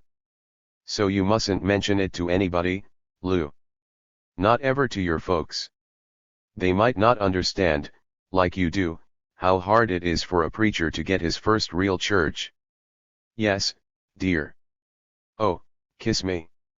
And he had to kiss her any number of times, in that ghastly cold room, before he could escape to his chamber. He sat on his bed with an expression of sickness, complaining, "Hell, I oughtn't to have gone so far. I thought she'd resist more. It wasn't worth all this risk. She's dumb as a cow. Poor little thing." His charity made him feel beneficent again. Sorry for her. But, good God, she is wishy-washy. Her fault, really, but I was a fool. Well, fellow has to stand right up and face his faults honestly. I do. I don't excuse myself. I'm not afraid to admit my faults and repent. So he was able to go to bed admiring his own virtue and almost forgiving her. Chapter 8 1. The ardor of Lulu, the pride of having his own church at Schernheim, the pleasure of watching Frank Schullard puff in agony over the handcar, all these did not make up to Elmer for his boredom in seminary classes from Monday to Friday, that boredom which all preachers save a few sporting country parsons, a few managers of factory-like institutional churches, must endure throughout their lives. Often he thought of resigning and going into business. Since buttery words and an important manner would be as valuable in business as in the church, the class to which he gave the most reverent attention was that of Mr. Ben T. Bonsock, professor of oratory and literature, and instructor in voice culture. Under him, Elmer had been learning an ever more golden pulpit manner, learning not to split infinitives in public, learning that references to Dickens, Victor Hugo, James Whitcomb Riley, Josh Billings, and Michelangelo give to a sermon a very Tony Chicago air. Elmer's eloquence increased like an August pumpkin. He went into the woods to practice. Once a small boy came up behind him, standing on a stump in a clearing, and upon being greeted with "I denounce the abominations of your lascivious and voluptuous, abominations," he fled yelping, and never again was the same carefree youth. In moments when he was certain that he really could continue with the easy but dull life of the ministry, Elmer gave heed to Dean Trosper's lectures in practical theology and in homiletics. Dr. Trosper told the aspiring holy clerks what to say when they called on the sick, how to avoid being compromised by choir singers, how to remember edifying or laugh-trapping anecdotes by cataloguing them, how to prepare sermons when they had nothing to say, in what books they could find the best predigested sermon outlines, and, most useful of all, how to raise money. Eddie Fislinger's notebook on the practical theology lectures was crammed with such practical theology as: pastoral visiting. No partiality. Don't neglect hired girls, be cordial. Guard conversation, pleasing manner, and laugh, and maybe one funny story, but no scandal or crit of others. Stay only 15 to 30 minutes. Ask if like to pray with, not insist. GT opportunities during sickness, sorrow, marriage. Ask jokingly why husband not oftener to church. The course in hymnology Elmer found tolerable, the courses in New Testament interpretation, church history, theology, missions, and comparative religions he stolidly endured and warmly cursed. Who the dickens cared whether Adoniram Judson became a Baptist by reading his Greek New Testament? Why all this fuss about a lot of prophecies in Revelation? He wasn't going to preach that highbrow stuff. And expecting them to make something out of this filioque argument in theology. Foolish. The teachers of New Testament and church history were ministers whom admiring but bored metropolitan congregations had kicked upstairs. To both of them polite deacons had said, "We consider you essentially scholarly, brother, rather than pastoral. Very scholarly. We're pulling wires to get you the high honor that's your due, election to a chair in one of the Baptist seminaries. While they may pay a little less, you'll have much more of the honor you so richly deserve, and lots easier work, as you might say." The grateful savants had accepted, and they were spending the rest of their lives reading 15th-hand opinions, taking pleasant naps, and drooling out to yawning students the anemic and wordy bookishness which they called learning. But the worst of Elmer's annoyances were the courses given by Dr. Bruno Zeklin, professor of Greek, Hebrew, and Old Testament exegesis. Bruno Zeklin was a Ph.D. of Bonn, an STD of Edinburgh. He was one of the dozen authentic scholars in all the theological institutions of America, and incidentally he was a thorough failure. He lectured haltingly, he wrote obscurely, he could not talk to God as though he knew him personally, and he could not be friendly with numbskulls. Mizpah Seminary belonged to the right wing of the Baptists. It represented what was 20 years later to be known as fundamentalism, and in Mizpah Dr. Zeklin had been suspected of heresy. He also had a heathenish tawny German beard, and he had been born not in Kansas or Ohio but in a city ridiculously named Frankfurt. Elmer despised him, because of the beard, because he was enthusiastic about Hebrew syntax, because he had no useful tips for ambitious young professional prophets, and because he had seemed singularly to enjoy flunking Elmer in Greek, which Elmer was making up with a flinching courage piteous to behold. But Frank Schullard loved Dr. Zeklin, him alone among the members of the faculty. 2. Frank Schullard's father was a Baptist minister, sweet-tempered, bookish, mildy liberal, not unsuccessful.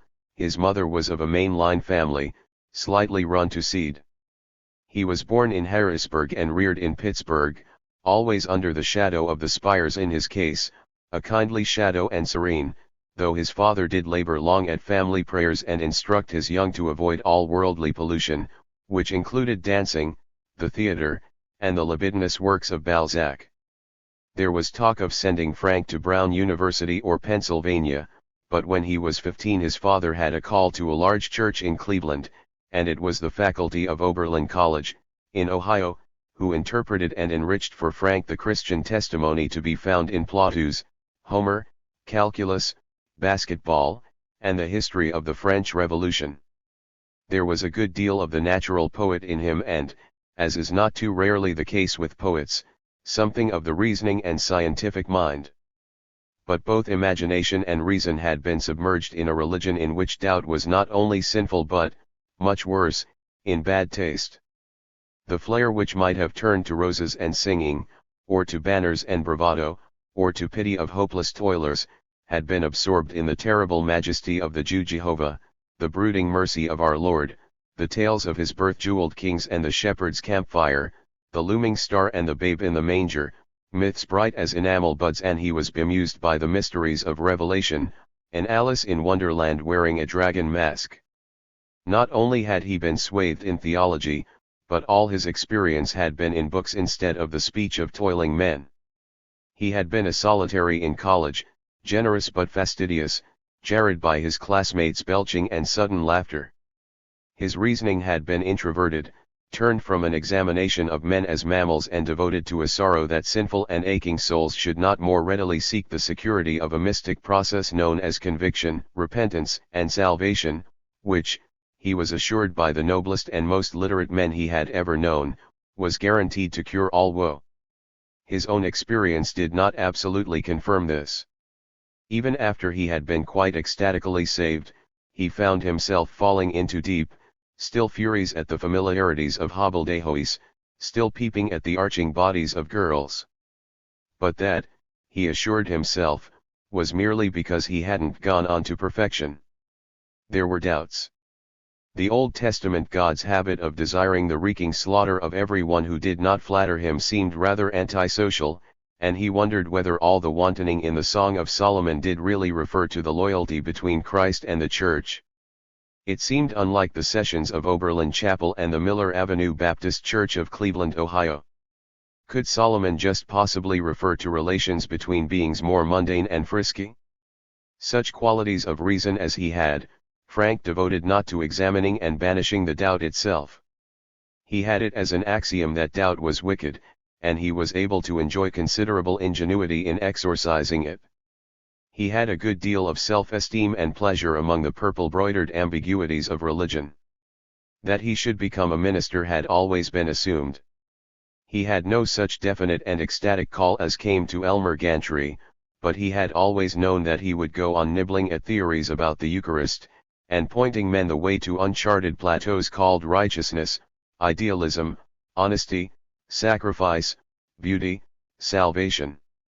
Curly flaxen hair, clear skin, fine nose, setter eyes, straight back, Frank was a pleasant-looking young man at 23, in his senior year at Mizpah Seminary. He was a favorite of Dean Trosper, of the professor of New Testament interpretation.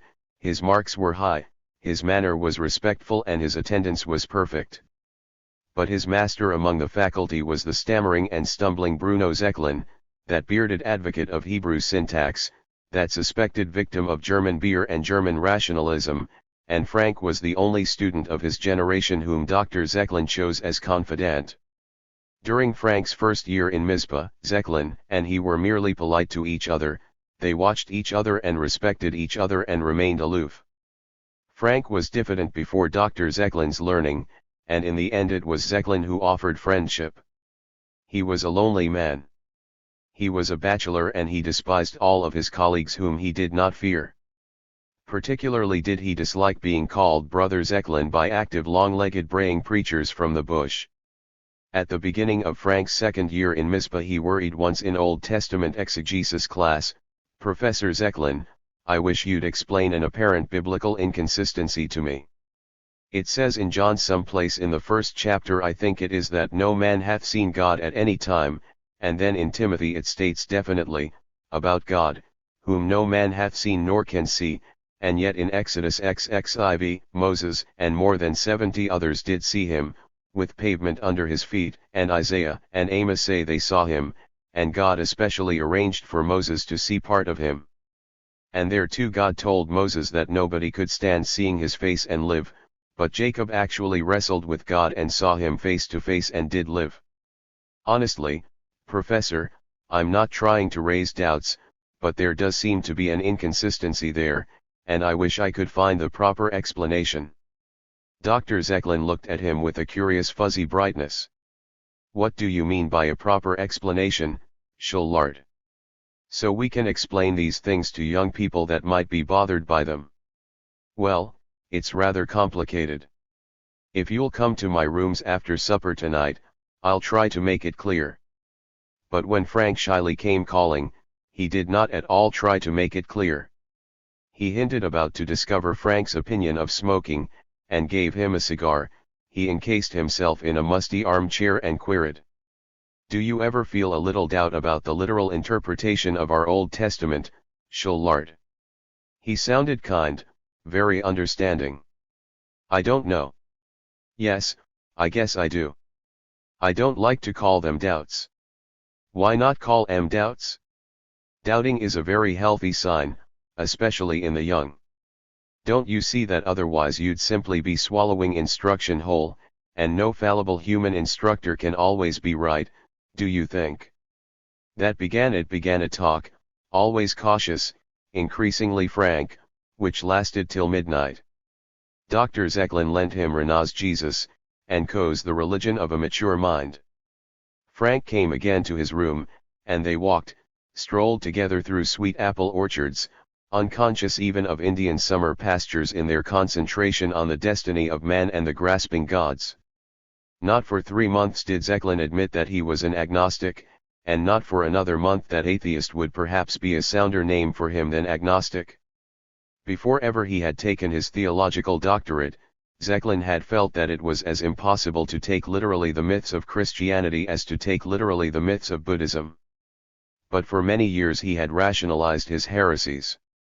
These myths, he comforted himself, are symbols embodying the glory of God and the leadership of Christ's genius. He had worked out a satisfactory parable. The literalist, said he, asserts that a flag is something holy, something to die for, not symbolically but in itself. The infidel, at the other end of the scale, maintains that the flag is a strip of wool or silk or cotton with rather unesthetic marks printed on it, and of considerably less use, therefore of less holiness and less romance, than a shirt or a blanket. But to the unprejudiced thinker, like himself, it was a symbol, sacred only by suggestion but not the less sacred. After nearly 2 decades he knew that he had been fooling himself, that he did not actually admire Jesus as the sole leader, that the teachings of Jesus were contradictory and borrowed from earlier rabbis, and that if the teachings of Christianity were adequate flags, symbols, philosophies for most of the bellowing preachers whom he met and detested, then perforce they must for him be the flags, the symbols, of the enemy. Yet he went on as a Baptist preacher, as a teacher of ministerial cubs. He tried to explain it to Frank Shullard without seeming too shameful. First, he suggested, it was hard for any man, it was especially hard for a teacher of 65, to go back on the philosophy he had taught all his life. It made that life seem too pitifully futile. And he did love to tread theological labyrinths. And, he admitted, as they plodded back through a winter twilight, he was afraid to come out with the truth lest he plain lose his job. Man of learning he was, but too sorry a preacher to be accepted by a liberal religious society, too lumbering a writer for journalism, and outside the world of religious parasitism he had no way of earning his living. If he were kicked out of Mizpah, he would starve. So, he said grimly, "I would hate to see you go through all this, Frank. But what am I to do, Dr. Zeklin? Do you think I ought to get out of the church? Now, while there's time. You have lived the church. You would probably be lonely without it. Maybe you should stay in it. To destroy it? But you wouldn't want it destroyed. Even if some details of dogma aren't true, or even all of 'em, think what a consolation religion and the church are to weak humanity. Are they? I wonder. Don't cheerful agnostics, who know they're going to die dead, worry much less than good Baptists, who worry lest their sons and cousins and sweethearts fail to get into the Baptist heaven, or what is even worse, who wonder if they may not have guessed wrong, if God may not be a Catholic, maybe, or a Mormon or a Seventh-day Adventist instead of a Baptist, and then they'll go to hell themselves. Consolation? No. But stay in the church. Till you want to get out. Frank stayed. 3. By senior year he had read many of Dr. Zeklin's bootlegged books, Davenport's Primitive Traits in Religious Revivals, which asserted that the shoutings and foamings and twitchings at revival meetings were no more sanctified than any other barbaric religious frenzies, Dodds and Sunderland on the Origin of the Bible, which indicated that the Bible was no more holy and infallible than Homer, Nathaniel Schmidt's Revolutionary Life of Jesus, the Prophet of Nazareth, and White's History of the Warfare of Science with Theology, which painted religion as the enemy, not the promoter, of human progress. He was indeed in a Baptist seminary, a specimen of the young man ruined by godless education whom the Baptist periodicals loved to paint. But he stayed. He clung to the church. It was his land, his patriotism. Nebulously and quite unpractically and altogether miserably he planned to give his life to a project called liberalizing the church from within. It was a relief after his sophistries to have so lively an emotion as his sweet, clear, resounding hatred for brother Elmer Gantry. 4. Frank had always disliked Elmer's thickness, his glossiness, his smut, and his inability to understand the most elementary abstraction. But Frank was ordinarily no great hater, and when they went off together to guard the flock at Schernheim, he almost liked Elmer in his vigorous excitement, beautiful earthy excitement of an athlete. Frank considered Lulu Baines a bisque doll, and he would have cherished her like any 10-year-old in his Sunday school class. He saw Elmer's whole body stiffen as he looked at Lulu. And there was nothing he could do. He was afraid that if he spoke to Mr. Baines, or even to Lulu, in the explosion Elmer might have to marry her, and suddenly the Frank who had always accepted the holy institution of matrimony felt that for a colt like Lulu any wild kicking up of the heels would be better than being harnessed to Elmer's muddy plow. Frank's minister father and his mother went to California for Christmas time, and he spent the holiday with Dr. Zeklin. They too celebrated Christmas Eve, and a very radiant, well-contented, extremely German Weihnachtsabend that was. Zeklin had procured a goose, bullied the osteopath's wife into cooking it, with sausages for stuffing and cranberry pancake to flank it. He brewed a punch not at all Baptist, it frothed, and smelled divinely, and to Frank it brought visions. They sat in old chairs on either side of the round stove, gently waving their punch glasses, and sang. Still nackt, heilig nackt. Als schlaft, einsam wacht. Nur das trot hoke heilig paar. Holder nab immelkagen haar. Schlaf in himmlisker ruh. Schlaf in himmlisker ruh. Ah, yes, the old man meditated, that is the Christ I still dream of, the child with shining hair, the dear German Christ child, the beautiful fairy tale Dean Trospers make Jesus into a monster that hates youth and laughter wine, Webuendi Gesang. Der Arm. How unlucky he was, that Christ, not to have the good Trosper with him at the wedding feast to explain that he must not turn the water into wine. Check. Check. I wonder if I am too old to start a little farm with a big vineyard and 7 books. 5. Elmer Gantry was always very witty about Dr. Bruno Zeklin. Sometimes he called him Old Fuzzy. Sometimes he said, that old coot ought to teach Hebrew, he looks like a page of Yid himself. Elmer could toss off things like that. The applause of Eddie Fisslinger, who was heard to say in hallways and lavatories that Zeklin lacked spirituality, encouraged Elmer to create his masterpiece. Before exegesis class, he printed on the blackboard in a disguised hand, "I am Fuzzy Zeklin, the gazebo that knows more than God." If Jake Trosper got onto what I really think about inspiration of the scriptures, he'd fire me out on my dirty Dutch neck. The assembling students guffawed, even ponderous Brother Carcass, the Up Creek Calvin. Dr. Zeklin trotted into the classroom, smiling. He read the blackboard inscription.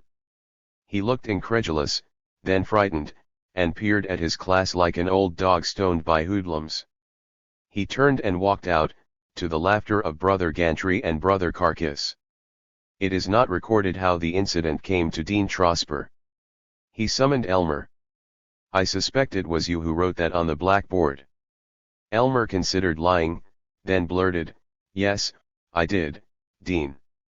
I tell you, it's a shame I don't pretend to have reached a state of Christian perfection, but I'm trying hard, and I think it's a shame when a man on the faculty is trying to take away our faith by hints and sneers. That's how I feel." Dean Trosper spoke snappishly, "I don't think you need worry about anybody suggesting new possibilities of sin to you, Brother Gantry. But there is some justification to what you say. Now go and sin no more. I still believe that someday you may grow up and turn your vitality into a means of grace for many, possibly including yourself. That'll do." Dr. Bruno Zeklin was abruptly retired at Easter. He went to live with his niece. She was poor and liked bridge, and did not want him. He made a little money by translating from the German. He died within 2 years. Elmer Gantry never knew who sent him 30 dimes, wrapped in a tract about holiness, nor why. But he found the sentiments in the tract useful in a sermon, and the 30 dimes he spent for lively photographs of burlesque ladies. Chapter 9. 1. The relations of Brother Gantry and Brother Shullard were not ardent, toward Christmastide, even in the intimacy of pumping a handcar. Frank complained while they were laboring along the track after church at Schernheim. "Look here, Gantry, something's got to be done. I'm not satisfied about you and Lulu. I've caught you looking at each other. And I suspect you've been talking to the dean about Dr. Zeklin.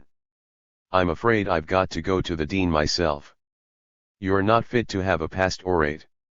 Elmer stopped pumping, glared, rubbed his mittened hands on his thighs, and spoke steadily. "I've been waiting for this. I'm impulsive, sure, I make bad mistakes, every red-blooded man does. But what about you? I don't know how far you've gone with your hellish doubts, but I've been listening to the hedging way you answer questions in Sunday school, and I know you're beginning to wobble. Pretty soon you'll be an out-and-out liberal. God. Plotting to weaken the Christian religion, to steal away from weak groping souls their only hope of salvation. The worst murderer that ever lived isn't a criminal like you. That isn't true. I'd die before I'd weaken the faith of anyone who needed it. Then you simply haven't got brains enough to see what you're doing, and there's no place for you in any Christian pulpit. It's me that ought to go to Pop Trosper complaining. Just today, when that girl came to you worrying about her pa's giving up family prayers, you let on like it didn't matter much.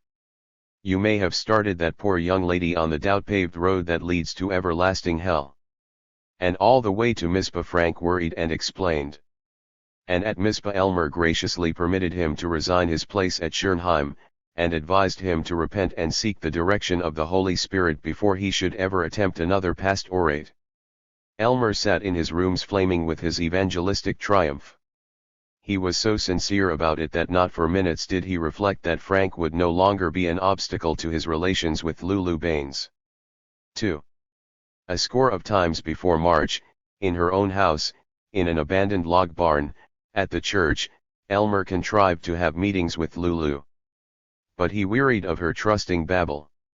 Even her admiration, since she always gushed the same things in the same way, began to irritate him. Her love-making was equally unimaginative. She always kissed and expected to be kissed in the same way. Even before March he had had enough, but she was so completely devoted to him that he wondered if he might not have to give up the Schönheim church to get rid of her. He felt injured. Nobody could ever say he was unkind to girls or despised M, the way Jim Lefferts used to. He'd taught Lulu an awful lot, got her over her hick ideas, showed her how a person could be religious and still have a good time, if you just looked at it right and saw that while you ought to teach the highest ideals, nobody could be expected to always and exactly live up to M every day. Especially when you were young. And hadn't he given her a bracelet that cost $5 good? But she was such a darned fool. Never could understand that after a certain point a man wanted to quit lovemaking and plan his next Sunday's sermon or bone up on his confounded Greek. Practically, he felt resentfully, she'd deceived him. Here he'd thought that she was a nice, safe, unemotional little thing, whom it might be pleasant to tease but who'd let him alone when he had more serious matters to attend to, and then she'd turned out passionate. She wanted to go on being kissed and kissed and kissed when he was sick of it. Her lips were always creeping around, touching his hand or his cheek when he wanted to talk. She sent him whining little notes at Mizpah. Suppose somebody found one of them. Golly. She wrote to him that she was just living till their next meeting trying to bother him and distract his attention when he had a man's work to do. She mooned up at him with her foolish soft mushy eyes all through his sermons, absolutely spoiled his style. She was wearing him out, and he'd have to get rid of her. Hated to do it. Always had been nice to girls, to everybody. But it was for her sake just as much as his. He'd have to be mean to her and make her sore. 3. They were alone in the Schönheim church after morning meeting. She had whispered to him at the door, "I've got something I have to tell you." He was frightened. He grumbled, "Well, we oughtn't to be seen together so much, but slip back when the other folks are gone." He was sitting in the front pew in the deserted church, reading hymns for want of better, when she crept behind him and kissed his ear. He jumped. "Good Lord, don't go startling people like that," he snarled. "Well, what's all this you have to tell me?" She was faltering, near to tears. "I thought you'd like it. I just wanted to creep close and say I loved you." "Well, good heavens, you needn't have acted as though you were pregnant or something." Elmer. Too hurt in her gay affection, too shocked in her rustic sense of propriety, for resentment. "Well, that's just about how you acted. Making me wait here when I've got to be back in town, important meeting, and me having to pump that handcar all alone. I do wish you wouldn't act like a 10-year-old kid all the time." Elmer. "Oh, Elmer, Elmer, Elmer. That's all very well. I like to play around and be foolish Jews as well's anybody, but all this all the time." She fled round to the front of the pew and knelt by him, her childish hand on his knee, prattling in an imitation of baby talk which infuriated him. "Oh, is'm such quose old bear. Is'm's bad old bear. So quose with Lulukins. Lulukins. Great John God. Why, Elmer Gantry." It was the Sunday school teacher who was shocked now. She sat up on her knees. "Lulukins. Of all the damned fool baby talk I ever heard, that takes the cake. That's got 'em all beat. For God's sake, try to talk like a human being. And don't go squatting there. Suppose somebody came in. Are you deliberately going to work to ruin me? Lulukins." She stood up, fists tight. "What have I done? I didn't mean to hurt you." "Oh, I didn't, dearest. Please forgive me. I just came in to surprise you." "Huh? You surprised me all right. Dear. Please. I'm so sorry." "Why, you called me Lulukins yourself." "I never did." She was silent. "Besides, if I did, I was kidding. Patiently, trying to puzzle it out, she sat beside him and pleaded, I don't know what I've done. I just don't know. Won't you please explain and give me a chance to make up for it? Oh, hell. He sprang up, hat in hand, groping for his overcoat. If you can't understand, I can't waste my time explaining. And was gone, relieved but not altogether proud. But by Tuesday he admired himself for his resolution. Tuesday evening came her apology, not a very good note, blurry, doubtful of spelling, and, as she had no notion what she was apologizing about, not very lucid. He did not answer it. During his sermon the next Sunday she looked up at him waiting to smile, but he took care not to catch her eye. While he was voluminously explaining the crime of Nadab and Abihu in putting strange fire in their censers, he was thinking with self-admiration, poor little thing. I'm sorry for her. I really am. He saw that she was loitering at the door, behind her parents, after the service, but he left half his congregation unhandshaken and unshriven, muttered to Deacon Baines, sorry gotta hurry way, and fled toward the railroad tracks. If you're going to act this way and deliberately persecute me, he raged, I'll just have to have a good talk with you, my fine young lady. He waited, this new Tuesday, for another note of apology. There was none, but on Thursday, when he was most innocently having a vanilla milkshake at Bommery's drugstore, near the seminary, when he felt ever so good and benign and manly, with his missions theme all finished and 2 fine 5-cent cigars in his pocket, he saw her standing outside peering in at him. He was alarmed. She looked not quite sane. Suppose she's told her father. He groaned. He hated her. He swaggered out gallantly, and he did most magniloquently the proper delight at encountering her here in town. Well, Lulu, this is a pleasant surprise. And where's Papa? He and Ma are up in the doctor's office about Ma's earache. I said I'd meet them at the Boston Bazaar. Elmer. Her voice was like stretched quivering wire. I've got to talk to you. You've got to walk down the street with me. He saw that she had tried to rouge her cheeks. It was not customary in rural Midwest in 1906. She had done it badly. The spring was early. These first days of March were soft with buds, and Elmer sighed that if she weren't such a tyrannical nagger, he might have felt romantic about her as they walked toward the courthouse lawn and the statue of General Sherman. He had expanded her education in boldness as well as vocabulary, and with only a little hesitation, a little of peering up at him, a little trying to hook her fingers over his arm till he shook it free, she blurted. We've got to do something. Because I think I'm going to have a baby. Oh, good God Almighty. Hell. Said the Reverend Elmer Gantry. And I suppose you've gone squealing to your old man and the old woman. No, I haven't. She was quiet, and dignified as a bedraggled gray kitten could be. Well, that's good, anyway. Well, I suppose I'll have to do something about it. Damn. He thought rapidly. From the ladies of joy whom he knew in the city of Monarch he could obtain information, but... You look here now. He snarled. It isn't possible. He faced her, on the brick walk through the courthouse lawn, under the cast iron wings of the rusty justice. What are you trying to pull? God knows I most certainly intend to stand by you in every way.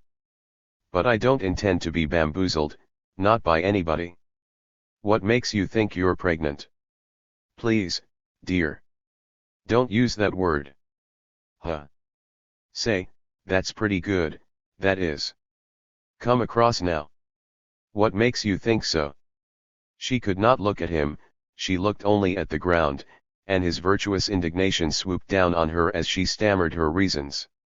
Now no one had taught Lulu Baines much physiology, and it was evident that she was making up what she considered sound symptoms. She could only mumble again and again, while tears mucked her clumsy rouge, while her bent fingers trembled at her chin, oh, I feel so bad, oh, please, dear, don't make me go on explaining. He had enough of it. He gripped her shoulder, not tenderly. Lulu, you're lying.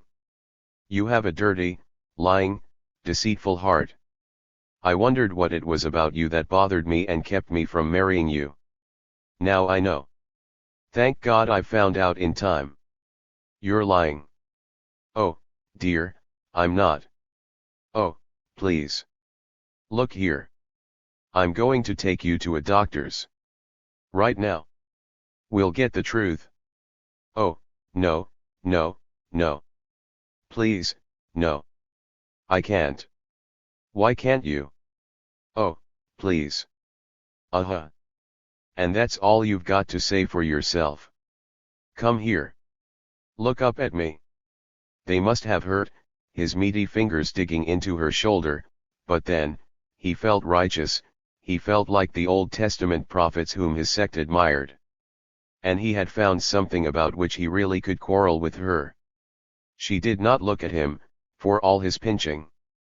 She merely wept, hopelessly. Then you were lying. Oh, I was. Oh, dearest, how can you hurt me like you do? He released his grip, and looked polite. Oh, I don't mean hurting my shoulder. That doesn't matter. I mean hurting me. So cold to me. And I thought maybe if we were married I'd do everything to make you happy.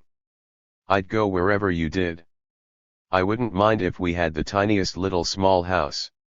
And you expect a minister of the gospel to share any house with a liar. Oh, you viper that oh, hell, I won't talk like a preacher. I don't suppose I have done altogether right, maybe.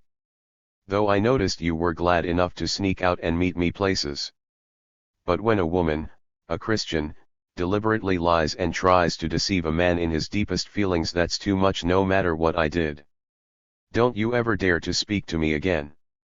And if you tell your father about this, and force me into marriage, I'll kill myself. Oh, I won't. Honest, I won't. I'll repent my own fault in bitter tears, and as for you, young woman, go and sin no more. He swung round, walked away from her, deaf to her whimperings. She desperately trotted after his giant stride for a while, then leaned against the trunk of a sycamore, while a passing grocery clerk snickered. She did not appear at church the next Sunday. Elmer was so pleased that he thought of having another rendezvous with her. 4. Deacon Baines and his good wife had noticed how pale and absent-minded was their normally bouncing daughter. Guess she's in love with that new preacher. Well, let's keep our hands off. Be a nice match for her. Never knew a young preacher that was so filled with the power. Talks like a house afire, by golly, said the deacon, as they yawned and stretched in the vast billowy old bed. Then Floyd Naylor came fretting to the deacon. Floyd was a kinsman of the family, a gangling man of 25, immensely strong, rather stupid, a poor farmer, very loyal. For years he had buzzed about Lulu. It would be over-romantic to say that he had eaten his faithful heart out in lone reverence. But he had always considered Lulu the most beautiful, sparkling, and profound girl in the universe. Lulu considered him a stick, and Deacon Baines held in aversion his opinions on alfalfa. He was a familiar of the household, rather like a neighbor's dog. Floyd found Deacon Baines in the barnyard mending a whiffletree, and grunted, "Say, Cousin Barney, I'm kind of worried about Lulu. Oh, guess she's in love with this new preacher. Can't tell, they might get hitched." "Yeah, but is Brother Gantry in love with her? Somehow I don't like that fella." "Rats, you don't appreciate preachers. You never was in a real state of grace. Never did get reborn of the Spirit proper. Like hell I didn't. Got just as reborn as you did. Preachers are all right, most of 'em. But this fella Gantry say, here long about 2 months ago I seen him and Lulu walking down the brick schoolhouse road, and they was hugging and kissing like all get out, and he was calling her sweetheart." "Heh? Sure it was them." "Dead certain." "I was, well, fact is, another fella and me." Who was she? Now that don't make no difference. Anyway, we was sitting right under the big maple this side of the schoolhouse, in the shade, but it was bright moonlight and Lulu and this preacher come by, near's I am to you, pret near. Well, thinks I, guess they're going to get engaged.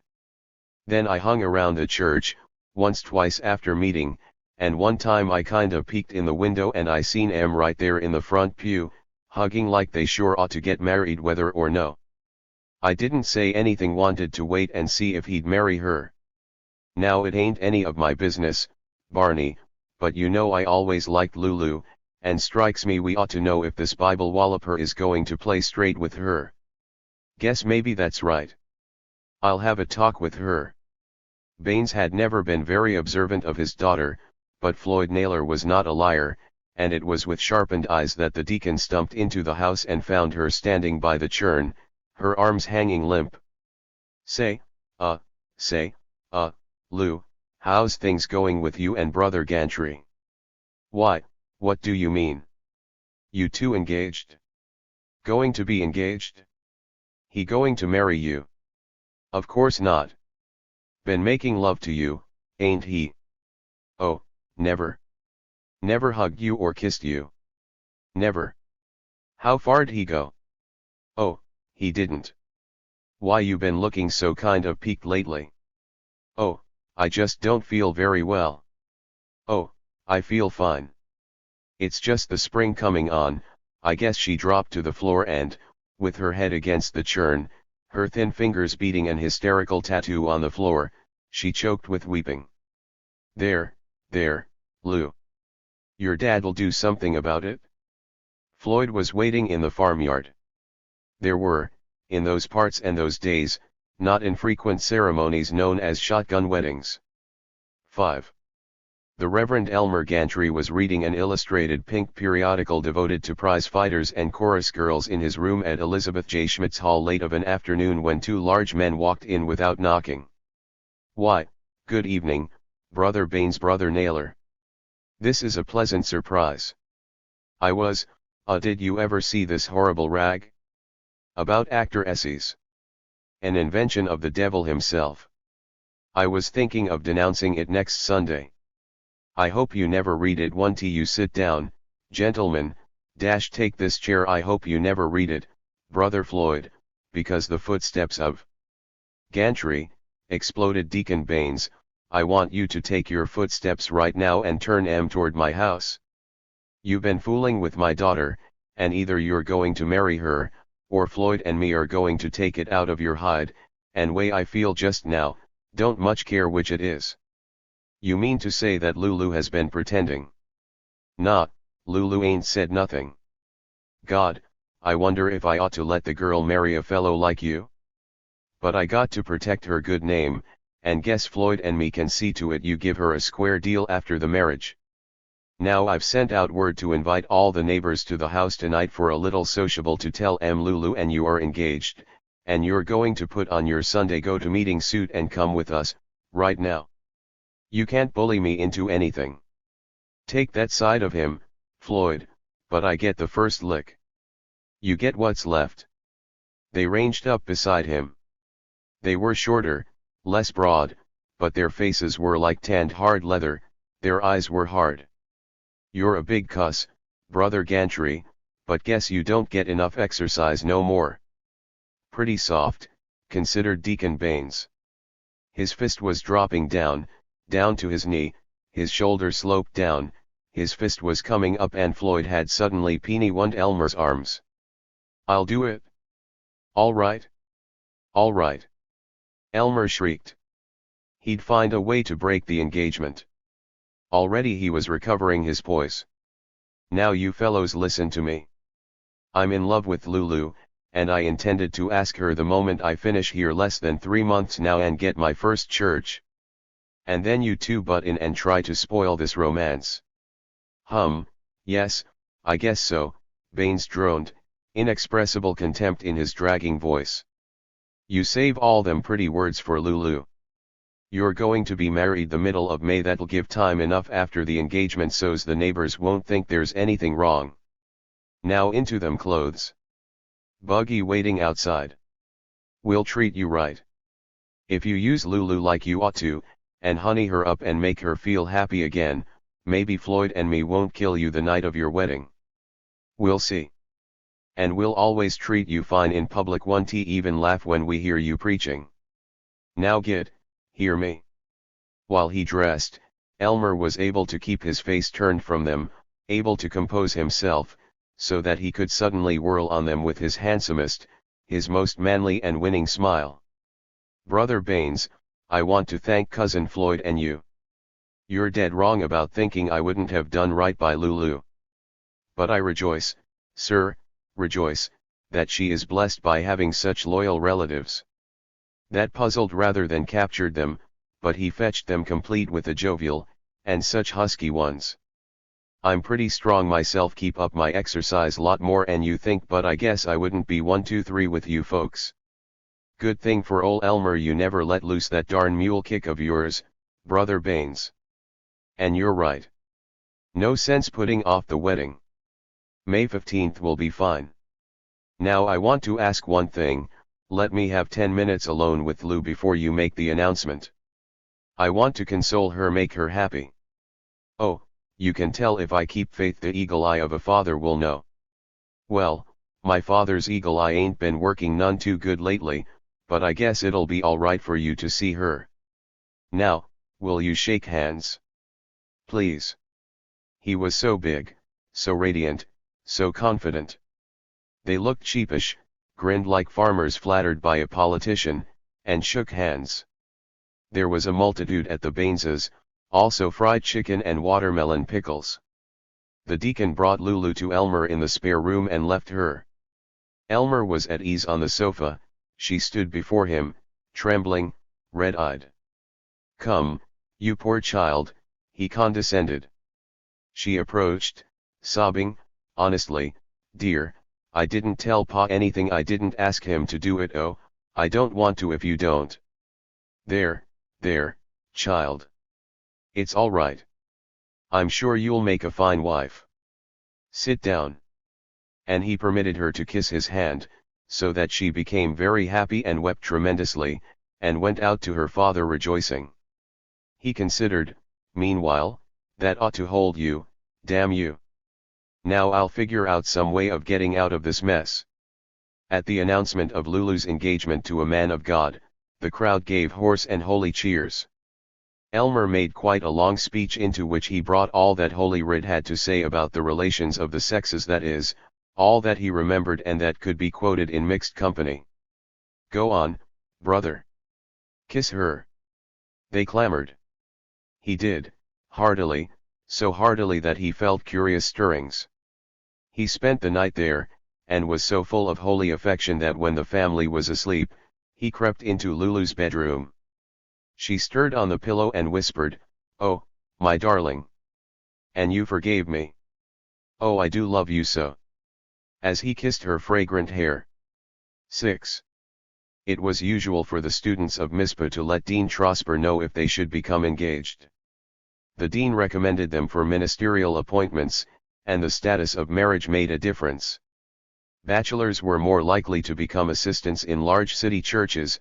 Married men, particularly those whose wives had lively piety and a knowledge of cooking, were usually sent to small churches of their own. The dean summoned Elmer to his gloomy house on the edge of the campus. It was a house which smelled of cabbage and wet ashes, and demanded, "Gantry, just what is this business about you and some girl at Schernheim?" "Why, Dean, in her rectitude, I'm engaged to a fine young lady there, daughter of one of my deacons." "Well, that's good. It's better to marry than to burn, or at least so it is stated in the scriptures. Now I don't want any monkey business about this. A preacher must walk circumspectly. You must shun the very appearance of evil. I hope you'll love and cherish her, and seems to me it would be well not only to be engaged to her but even to marry her." "That'll do." "Now what the devil did he mean by that?" protested Parsifal as he went home. 7. He had to work quickly. He had less than 2 months before the threatened marriage. If he could entangle Lulu with someone? What about Floyd Naylor? The fool loved her. He spent as much time in Schönheim as possible, not only with Lulu but with Floyd. He played all his warm incandescence on Floyd, and turned that trusting drudge from enemy into admiring friend. One day when Floyd and he were walking together to the handcar, Elmer purred. "Say, Floydy, some ways it's kind of a shame Lou's going to marry me and not you. You're so steady and hard-working and patient. I fly off the handle too easy." "Oh, gosh, no, I ain't smart enough for her, Elmer. She ought to marry a fellow with a lot of book learning like you, and that dresses swell, so she can be in society and everything. But I guess you liked her pretty well yourself, eh? You ought to. Sweetest girl in the whole world. You kind of liked her." "Yeah, I guess I did. Oh, well rats, I ain't good enough for her, God bless her." Elmer spoke of Floyd as a future cousin and professed his fondness for him, his admiration of the young man's qualities and remarkable singing. Elmer spoke of him as a future cousin, and wanted to see a deal of him. He praised Lulu and Floyd to each other, and left them together as often as he could contrive, slipping back to watch them through the window. But to his indignation they merely sat and talked. Then he had a week in Schönheim, the whole week before Easter. The Baptists of Schönheim, with their abhorrence of popery, did not make much of Easter as Easter. They called it the festival of Christ's resurrection, but they did like daily meetings during what the heretical world knew as Holy Week. Elmer stayed with the Baineses and labored mightily both against sin and against getting married. Indeed, he was so stirred and so eloquent that he led 2 16-year-old girls out of their sins, and converted the neighborhood object lesson, a patriarch who drank hard cider and had not been converted for 2 years. Elmer knew by now that though Floyd Naylor was not exactly a virgin, his achievements and his resolution were considerably less than his desires, and he set to work to improve that resolution. He took Floyd off to the pasture and, after benignly admitting that perhaps a preacher oughtn't to talk of such things, he narrated his amorous conquests till Floyd's eyes were hungrily bulging. Then, with giggling apologies, Elmer showed his collection of what he called art photographs. Floyd almost ate them. Elmer lent them to him. That was on a Thursday. At the same time Elmer deprived Lulu all week of the caresses which she craved, till she was desperate. On Friday Elmer held morning meeting instead of evening meeting, and arranged that Lulu and Floyd and he should have picnic supper in the sycamore grove near the Baines house. He suggested it in a jocund idyllic way, and Lulu brightened. On their way to the grove with their baskets she sighed to him, as they walked behind Floyd, "Oh, why have you been so cold to me? Have I offended you again, dear?" He let her have it, brutally. "Oh, don't be such a damned winner. Can't you act as if you had some brains, just for once?"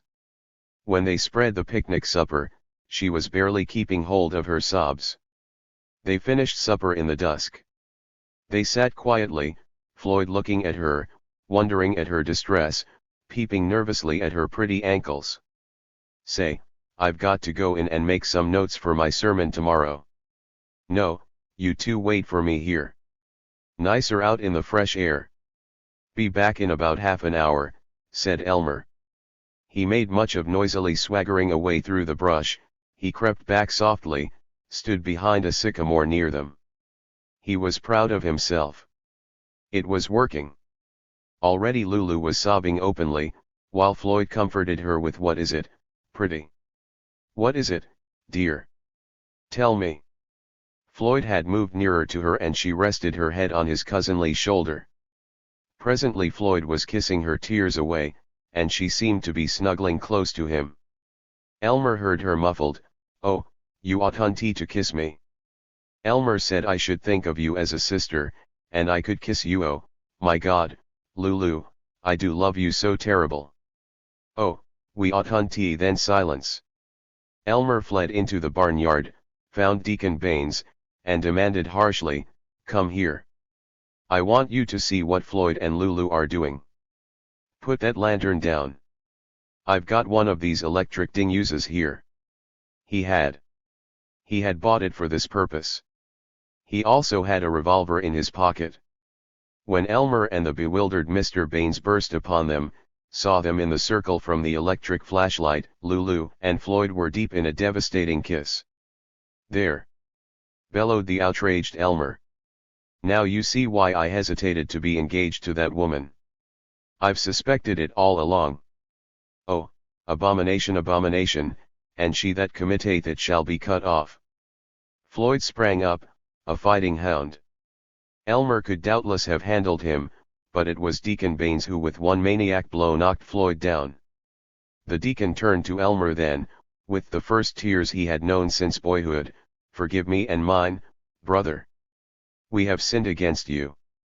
This woman shall suffer for it, always. She'll never enter my house again. She'll by God marry Floyd. And he's the shiftlessest damn fool farmer in 10 counties. I'm going. I can't stand this. I'll send you another preacher. I'll never see any of you again," said Elmer. "I don't blame you. Try to forgive us, brother." The deacon was sobbing now, dusty painful sobbing, bewildered sobs of anger. The last thing Elmer saw in the light of his electric torch was Lulu huddled, with shrunk shoulders, her face insane with fear. Chapter X 1. As he tramped back to Babylon that evening, Elmer did not enjoy his deliverance so much as he had expected. But he worked manfully at recalling Lulu's repetitious chatter, her humorless ignorance, her pawing, her unambitious rusticity, and all that he had escaped. To have her around gumming his life never could jolly the congregation and help him, and suppose he were in a big town with a swell church gee. Maybe he wasn't glad to be out of it. Besides, really better for her. She and Floyd much better suited. He knew that Dean Trosper's one sin was reading till late, and he came bursting into the dean's house at the scandalous hour of 11. In the last mile he had heroically put by his exhilaration, he had thrown himself into the state of a betrayed and desolate young man so successfully that he had made himself believe it. "Oh, how wise you were about women, Dean!" he lamented. "A terrible thing has happened. Her father and I have just found my girl in the arms of another man, a regular roue down there. I can never go back, not even for Easter service. And her father agrees with me. You can ask him." "Well, I am most awfully sorry to hear this, Brother Gantry. I didn't know you could feel so deeply. Shall we kneel in prayer, and ask the Lord to comfort you?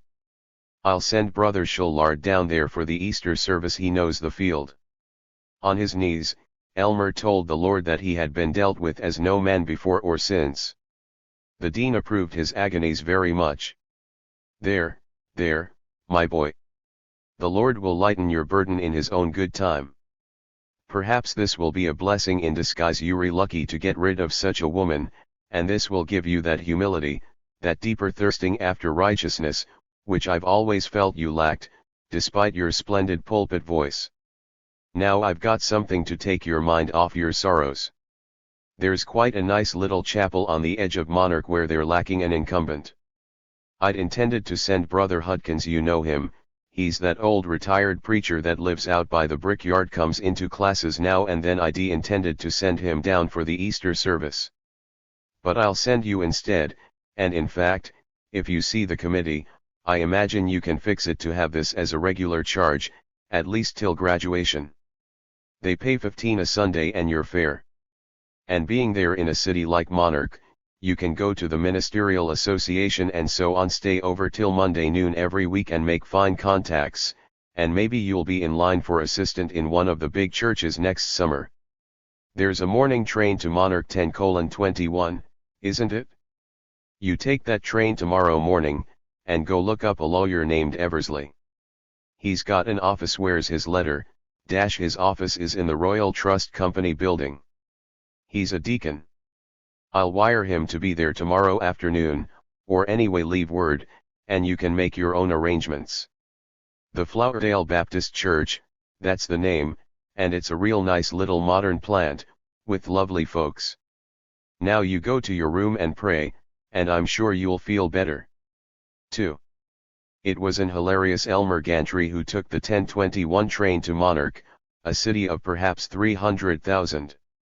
He sat in the day coach planning his Easter discourse. Jiminy!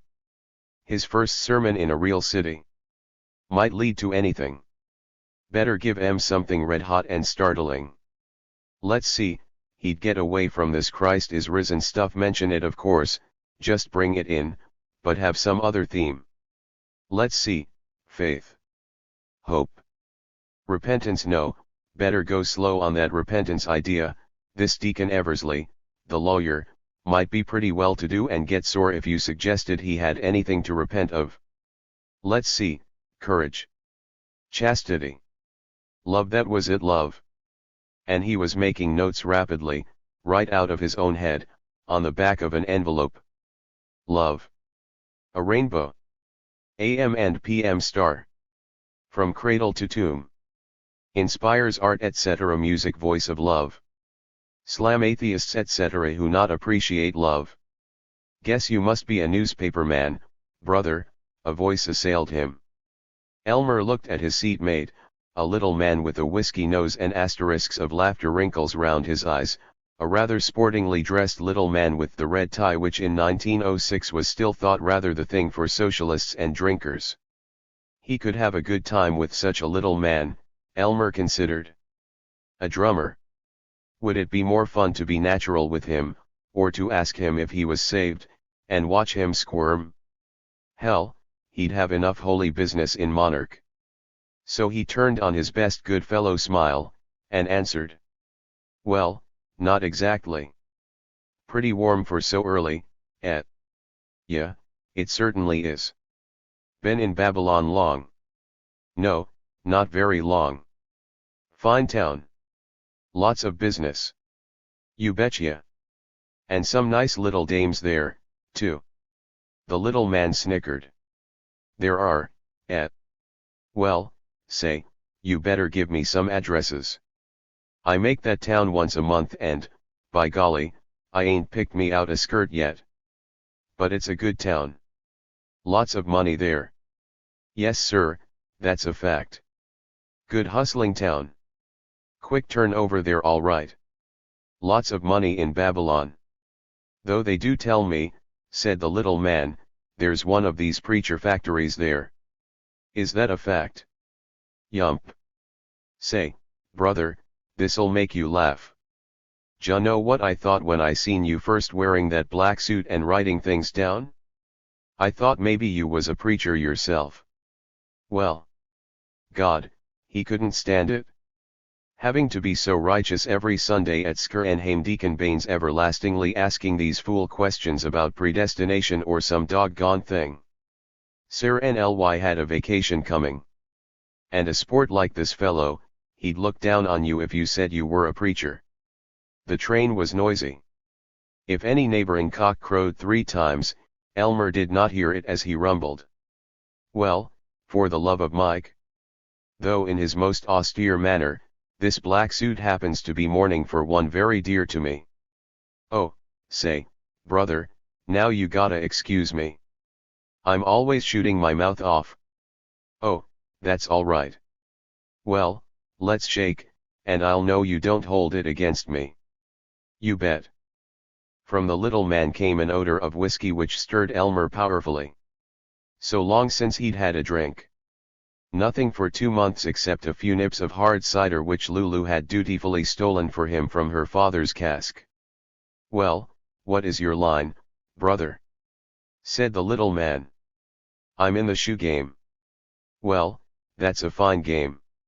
Yes sir, people do have to have shoes, no matter if they're hard up or not.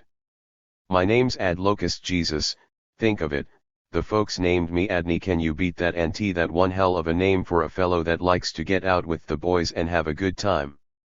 But you can just call me Ad. I'm traveling for the Pequod Farm Implement Company. Great organization. Great bunch. Yes sir, they're great folks to work for, and hit it up, say. The sales manager can drink more good liquor than any fellow that's working for him, and, believe me, there's some of us that ain't so slow ourselves. Yes sir, This fool idea that a lot of those fly-by-night firms are hollering about now, in the long run you don't get no more by drinking with the dealers, all damn foolishness. They say this fellow Ford that makes these automobiles talks that way. Well, you mark my words, by 1910 he'll be out of business, that's what'll happen to him, you mark my words. Yes sir, they're a great concern, the Pequot bunch. Matter of fact, we're holding a sales conference in Monarch next week. Is that a fact? Yes sir, by golly, that's what we're doing. You know, read papers about how to get money out of a machinery dealer when he ain't got any money. Hell of a lot of attention most of us boys'll pay to that junk. We're going to have a good time and get in a little good earnest drinking, and you bet the sales manager will be right there with us. Say, brother, I didn't quite catch the name. Elmer Gantry is my name. Mightily glad to meet you. Mighty glad to know you, Elmer. Say, Elmer, I've got some of the best bourbon you or anybody else ever laid your face to right here in my hip pocket. I suppose you being in a highbrow business like the shoe business, you'd just about faint if I was to offer you a little something to cure that cough. I guess I would, all right, yes sir, I'd just about faint. Well, you're a pretty big fellow, and you ought to try to control yourself. I'll do my best, if you'll hold my hand. You betcha I will. Ad brought out from his permanently sagging pocket a pint of Green River, and they drank together, reverently. Say, j'ever hear the toast about the sailor? Inquired Elmer. He felt very happy, at home with the loved ones after long and desolate wanderings. Dunno's I ever did. Shoot. Here's to the lass in every port. And here's to the port wine in every lass. But those tall thoughts don't matter, sport. For God's sake, waiter, fill my glass. The little man wriggled. Well, sir, I never did hear that one. Say, that's a knockout? By golly, that certainly is a knockout. Say, Elm, whatcha doing in Monarch? Wantcha meet some of the boys? The Pequot conference don't really start till Monday, but some of us boys thought we'd kind of get together today and hold a little service of prayer and fasting before the rest of the galoots assemble. Like you to meet 'em. Best bunch of sports you ever saw, lemme tell you that. I'd like for you to meet 'em. And I'd like 'em to hear that toast. Here's to the port wine in every lass. That's pretty cute, all right. Whatcha doing in Monarch? Can't you come around to the Ishawanga Hotel and meet some of the boys when we get in? Mr. Adlocust was not drunk, not exactly drunk, but he had earnestly applied himself to the bourbon and he was in a state of superb philanthropy. Elmer had taken enough to feel reasonable. He was hungry, too, not only for alcohol but for unsanctimonious companionship. I'll tell you, he said. Nothing I'd like better, but I've got to meet a guy important dealer this afternoon, and he's dead against all drinking. Fact, I certainly do appreciate your booze, but don't know's I ought to have taken a single drop. Oh, hell, Elm, I've got some throat pastilles that are absolutely guaranteed to knock out the smell absolutely. One lil drink wouldn't do us any harm. Certainly would like to have the boys hear that toast of yours. Well, I'll sneak in for a second, and maybe I can foregather with you for a while late Sunday evening or Monday morning, but... you ain't going to let me down, Elm. Well, I'll telephone this guy, and fix it so's I don't have to see him till long 'bout 3 o'clock. That's great. 3. From the Ishawanga Hotel, at noon, Elmer telephoned to the office of Mr. Eversley, the brightest light of the Flowerdale Baptist Church. There was no answer. Everybody in his office out to dinner. Well, I've done all I can till this afternoon, Elmer reflected virtuously, and joined the Pequot Crusaders in the Ishawanga bar. 11 men in a booth for 8. Everyone talking at once. Everyone shouting, say, waiter, you ask that damn bartender if he's making the booze. Within 17 minutes Elmer was calling all of the 11 by their first names, frequently by the wrong first names, and he contributed to their literary lore by thrice reciting his toast and by telling the best stories he knew. They liked him. In his joy of release from piety and the thread of life with Lulu, he flowered into vigor. Several times the Pequot salesmen said one to another, "Now there's a fellow we ought to have with us in the firm," and the others nodded. He was inspired to give a burlesque sermon. "I've got a great joke on Ad," he thundered. "Know what he thought I was first? A preacher." "Say, that's a good one." They cackled. "Well, at that, he ain't so far off. When I was a kid, I did think some about being a preacher." "Well, say now, listen, and see if I wouldn't be made a swell preacher." While they gaped and giggled and admired, he rose solemnly, looked at them solemnly, and boomed. "Brethren and sistern, in the hustle and bustle of daily life you guys certainly do forget the higher and finer things." "In what? In all the higher and finer things, in what and by what are we ruled excepting by love?" "What is love?" "You stick around tonight and I'll show you," shrieked Ad Locust. "Shut up now, Ad. Honest, listen. See if I couldn't be been a preacher, a knockout bet I could handle a big crowd, wells any of 'em. Listen. What is love? What is the divine love? It is the rainbow, repainting with its spangled colors those dreary wastes where of late the terrible tempest has wreaked its utmost fury, the rainbow with its tender promise of surcease from the toils and travails and terrors of the awful storm. What is love? The divine love, I mean, not the carnal but the divine love, as exemplified in the church." "What is?" "Say," protested the most profane of the 11, "I don't think you ought to make fun of the church. I never go to church myself, but maybe I'd be a better fella if I did, and I certainly do respect folks that go to church, and I send my kids to Sunday school." "You goddamn betcha." "Hell, I ain't making fun of the church," protested Elmer. "Hell, he ain't making fun of the church." "Just kidding, the preachers," asserted Ad Locust. "Preachers are just ordinary guys like the rest of us. Sure, preachers can cuss and make love just like anybody else." "I know. What they get away with, pretending to be different," said Elmer lugubriously, "would make you gentlemen tired if you knew." "Well, I don't think you had ought to make fun of the church." "Hell, he ain't making fun of the church." "Sure, I ain't making fun of the church. But lemme finish my sermon." "Sure, let him finish his sermon." "Where was I? What is love? It is the evening and the morning star, those vast luminaries that as they ride the purple abysms of the vasty firmament vouchsafe in their golden splendor, the promise of higher and better things that well, say, you wise guys, would I make a great preacher or wouldn't I?" The applause was such that the bartender came and looked at them funereally, and Elmer had to drink with each of them. But he was out of practice. And he had had no lunch. He turned veal white, sweat stood on his forehead and in a double line of drops along his upper lip, while his eyes were suddenly vacant. Ad Locust squealed, "Say, look out. Elm's passing out." They got him up to Ad's room, one man supporting him on either side and one pushing behind, just before he dropped insensible, and all that afternoon, when he should have met the Flowerdale Baptist Committee, he snored on Ad's bed, dressed save for his shoes and coat.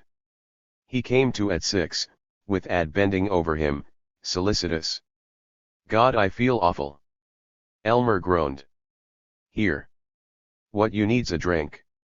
"Oh, Lord, I mustn't take any more," said Elmer, taking it. His hand trembled so that Ad had to hold the glass to his mouth. He was conscious that he must call up Deacon Eversley at once. 2 drinks later he felt better, and his hand was steady.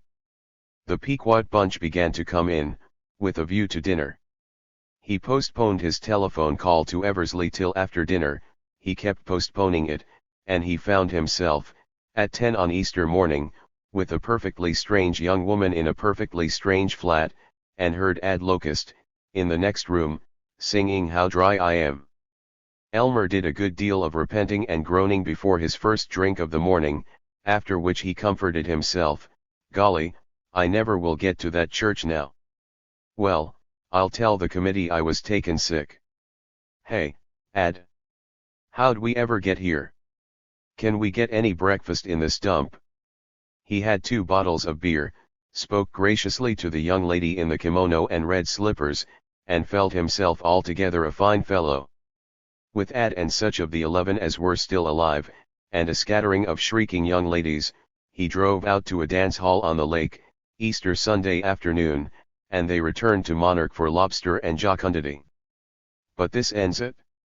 Tomorrow morning I'll get busy and see Eversley and fix things up, Elmer vowed. 4. In that era long-distance telephoning was an uncommon event, but Eversley, deacon and lawyer, was a bustler. When the new preacher had not appeared by 6 on Saturday afternoon, Eversley telephoned to Babylon, waited while Dean Trosper was fetched to the Babylon Central, and spoke with considerable irritation about the absence of the ecclesiastical hired hand. "I'll send you Brother Hudkins, a very fine preacher, living here now, retired. He'll take the midnight train," said Dean Trosper. To the Mr. Hudkins the dean said, "And look around and see if you can find anything of Brother Gantry. I'm worried about him." The poor boy was simply in agony over a most unfortunate private matter. Apparently. Now Mr. Hudkins had for several years conducted a mission on South Clark Street in Chicago, and he knew a good many unholy things. He had seen Elmer Gantry in classes at Mizpah. When he had finished Easter morning services in Monarch, he not only went to the police and to the hospitals but began a round of the hotels, restaurants, and bars. Thus it came to pass that while Elmer was merrily washing lobster down with California claret, stopping now and then to kiss the blonde beside him and to repeat his toast, that evening, he was being observed from the cafe door by the Reverend Mr. Hudkins in the enjoyable role of avenging angel. 5. When Elmer telephoned Eversley, Monday morning, to explain his sickness, the deacon snapped, "All right. Got somebody else? But, well, say, Dean Trosper thought you and the committee might like to talk over a semi-permanent arrangement." "Nope, nope, nope." Returned to Babylon, Elmer went at once to the office of the dean. One look at his expression was enough. The dean concluded 2 minutes of the most fluent descriptions with, "The faculty committee met this morning, and you are fired from Mizpah. Of course you remain an ordained Baptist minister. I could get your home association to cancel your credentials, but it would grieve them to know what sort of a lying monster they sponsored. Also, I don't want Mizpah mixed up in such a scandal. But if I ever hear of you in any Baptist pulpit, I'll expose you. Now I don't suppose you're bright enough to become a saloon keeper, but you ought to make a pretty good bartender. I'll leave your punishment to your midnight thoughts." Elmer whined, "You ought not to talk to me like that. Doesn't it say in the Bible you ought to forgive 70 times 7? This is 80 times 7. Get out." So the Reverend Mr. Gantry surprisingly ceased to be, for practical purposes, a reverend at all. He thought of fleeing to his mother, but he was ashamed, of fleeing to Lulu, but he did not dare. He heard that Eddie Fisslinger had been yanked to Schernheim to marry Lulu and Floyd Naylor. A lonely grim affair by lamplight. "They might have asked me, anyway," grumbled Elmer, as he packed. He went back to Monarch and the friendliness of Ad Locust. He confessed that he had been a minister, and was forgiven. By Friday that week Elmer had become a traveling salesman for the Pequot Farm Implement Company. Chapter 11. 1. Elmer Gantry was 28 and for 2 years he had been a traveling salesman for the Pequot Company. Harrows and rakes and corn planters, red plows and gilt-striped green wagons, catalogs and order lists, offices glassed off from dim warehouses, shirt-sleeved dealers on high stools at high desks, the bar at the corner, stifling small hotels and lunchrooms, waiting for trains half the night in foul boxes of junction stations, where the brown slat benches were an agony to his back, trains, trains and timetables and joyous return to his headquarters in Denver, a drunk, a theater, and service in a big church. He wore a check suit, a brown derby, striped socks, the huge ring of gold serpents and an opal which he had bought long ago, flower neckties, and what he called fancy vests-garments of yellow with red spots, of green with white stripes, of silk or daring chamois. He had had a series of little loves, but none of them important enough to continue. He was not unsuccessful. He was a good talker, a magnificent handshaker, his word could often be depended on, and he remembered most of the price lists and all of the new smutty stories. In the office at Denver he was popular with the boys. He had one infallible stunt-a burlesque sermon. It was known that he had studied to be a preacher, but had courageously decided that it was no occupation for a real two-fisted guy, and that he had told the profs where they got off. A promising and commendable fellow, conceivably sales manager someday. Whatever his dissipations, Elmer continued enough exercise to keep his belly down and his shoulders up. He had been shocked by Deacon Bain's taunt that he was growing soft, and every morning in his hotel room he unhumorously did calisthenics for 15 minutes, evenings he bowled or boxed in YMCA gymnasiums, or, in towns large enough, solemnly swam up and down tanks like a white porpoise. He felt lusty, and as strong as interwillinger days. Yet Elmer was not altogether happy. He appreciated being free of faculty rules, free of the guilt which in seminary days had followed his sprees at Monarch, free of the incomprehensible debates of Harry Zenz and Frank Shullard, yet he missed leading the old hymns, and the sound of his own voice, the sense of his own power, as he held an audience by his sermon. Always on Sunday evenings he went to the evangelical church nearest his hotel. He enjoyed criticizing the sermon professionally. Golly, I could put it all over that poor boob. The straight gospel is all right, but if he'd only stuck in a couple literary allusions, and lambasted the saloon keepers more, he'd be had 'em all head up.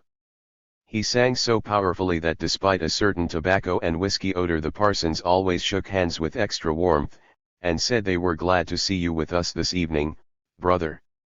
When he encountered really successful churches, his devotion to the business became a definite longing to return to preaching. He ached to step up, push the minister out of his pulpit, and take charge, instead of sitting back there unnoticed and unadmired, as though he were an ordinary layman. These chumps would be astonished if they knew what I am. He reflected. After such an experience it was vexatious on Monday morning to talk with a droning implement dealer about discounts on manure spreaders. It was sickening to wait for train time in a cuspidor-filled hotel lobby when he might have been in a church office superior with books, giving orders to pretty secretaries and being expansive and helpful to consulting sinners. He was only partly solaced by being able to walk openly into a saloon and shout, "Straight rye, Bill." On Sunday evening in a western Kansas town he ambled to a shabby little church and read on the placard outside, "This morning, the meaning of redemption. This evening, is dancing of the devil? First Baptist Church. Pastor, the Rev. Edward Fisslinger, B.A., B.D." "Oh, God!" protested Elmer. Eddie Fisslinger. About the kind of burg he would land in. A lot he knows about the meaning of redemption or any other dogma, that human woodchuck. Or about dancing. If he'd ever been with me in Denver and shaken a hoof at Billy Portifero's place, he'd have something to hand out. Fisslinger must be the same guy. I'll sit down front and put his show on the fritz. Eddie Fisslinger's church was an octagonal affair, with the pulpit in one angle, an arrangement which produced a fascinating, rather dizzy effect, reminiscent of the doctrine of predestination. The interior was of bright yellow, hung with many placards, "Get right with God," and "Where will you spend eternity?" and "The wisdom of this world is foolishness with God." The Sunday school register behind the pulpit communicated the tidings that the attendance today had been 41, as against only 39 last week, and the collection 89 cents, as against only 77.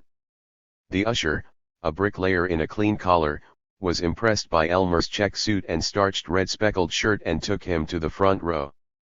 Eddie flushed most satisfactorily when he saw Elmer from the pulpit, started to bow, checked it, looked in the general direction of heaven, and tried to smile condescendingly. He was nervous at the beginning of his sermon, but apparently he determined that his attack on sin, which hitherto had been an academic routine with no relation to any of his appallingly virtuous flock, might be made real. With his squirrel-toothed and touching earnestness he looked down at Elmer and as good as told him to go to hell and be done with it. But he thought better of it, and concluded that God might be able to give even Elmer Gantry another chance if Elmer stopped drinking, smoking, blaspheming, and wearing check suits. Elmer was angry, then impressively innocent, then bored. He examined the church and counted the audience 27 excluding Eddie and his wife. By the end of the sermon, Elmer was being sorry for Eddie. He sang the closing hymn, "He's the Lily of the Valley," with a fine unctuous grace, coming down powerfully on the jubilant hallelujah, and waited to shake hands with Eddie forgivingly. "Well, well, well," they both said, "and what are you doing in these parts?" And Eddie, "Wait till everybody's gone, must have a good old-fashioned chin with you, old fellow." As he walked with the Fislingers to the parsonage, a block away, and sat with them in the living room, Elmer wanted to be a preacher again, take the job away from Eddie and do it expertly, yet he was repulsed by the depressing stinginess of Eddie's life. His own hotel bedrooms were drab enough, but they were free of nosy parishioners, and they were as luxurious as this parlor with its rain-blotched ceiling, bare pine floor, sloping chairs, and perpetual odor of diapers. There were already, in 2 years of Eddie's marriage, 2 babies, looking as though they were next door to having been conceived without sin, and there was a perfectly blank-faced sister-in-law who cared for the children during services. Elmer wanted to smoke, and for all his training in the eternal mysteries he could not decide whether it would be more interesting to annoy Eddie by smoking or to win him by refraining. He smoked, and wished he hadn't. Eddie noticed it, and his reedy wife noticed it, and the sister-in-law gaped at it, and they labored at pretending they hadn't. Elmer felt large and sophisticated and prosperous in their presence, like a city broker visiting a farmer cousin and wondering which of his tales of gilded towers would be simple enough for belief. Eddie gave him the news of Mizpah. Frank Shullard had a small church in a town called Catawba, the other end of the state of Winnemac from the seminary. There had been some difficulty over his ordination, for he had been shaky about even so clear and proven a fact as the virgin birth. But his father and Dean Trosper had vouched for him, and Frank had been ordained. Harry Zenz had a large church in a West Virginia mining town. Wallace Umstead, the physical instructor, was doing fine in the YMCA. Professor Bruno Zeklin was dead, poor fellow. "Whatever became of Horace Carp?" asked Elmer. "Well, that's the strangest thing of all. Horace has gone into the Episcopal Church, like he always said he would." Well, that a fact?" "Yes sir, his father died just after he graduated, and he up and turned Episcopalian and took a year in general, and now they say he's doing pretty good, and he's high church as all get out." "Well, you seem to have a good thing of it here, Eddie." "Nice church." "Well, it isn't so big, but they're awful fine people. And everything's going fine. I haven't increased the membership so much, but what I'm trying to do is strengthen the present membership in the faith, and then when I feel each of them is a center of inspiration, I'll be ready to start an evangelistic campaign, and you'll see that old church boom, yes sir, just double overnight. If they only weren't so slow about paying my salary and the mortgage. Fine solid people, really saved, but they are just the least little bit tight with the money. If you could see the way my cook stove's broken and the sink needs painting," said Mrs. Fislinger, her chief utterance of the evening. Elmer felt choked and imprisoned. He escaped. At the door Eddie held both his hands and begged, "Oh, Elm, I'll never give up till I've brought you back. I'm going to pray. I've seen you under conviction. I know what you can do." Fresh air, a defiant drink of rye, loud laughter, Taking a train, Elmer enjoyed it after the stuffiness. Already Eddie had lost such devout fires as he had once shown in the Y.M.C.A, already he was old, settled down, without conceivable adventure, waiting for death. Yet Eddie had said. Startled, he recalled that he was still a Baptist minister. For all of Trosper's opposition, he could preach. He felt with superstitious discomfort, Eddie's incantation, "I'll never give up till I brought you back." And just to take Eddie's church and show what he could do with it? By God, he'd bring those hicks to time and make 'em pay up. He flitted across the state to see his mother. His disgrace at Mizpah had, she said, nearly killed her. With tremulous hope she now heard him promise that maybe when he'd seen the world and settled down, he might go back into the ministry. In a religious mood he came to Sottersville, Nebraska, an ugly, enterprising, industrial town of 20,000. And in that religious mood he noted the placards of a woman evangelist, one Sharon Falconer, a prophetess of whom he had heard. The clerk in the hotel, the farmers about the implement warehouse, said that Miss Falconer was holding union meetings in a tent, with the support of most of the Protestant churches in town.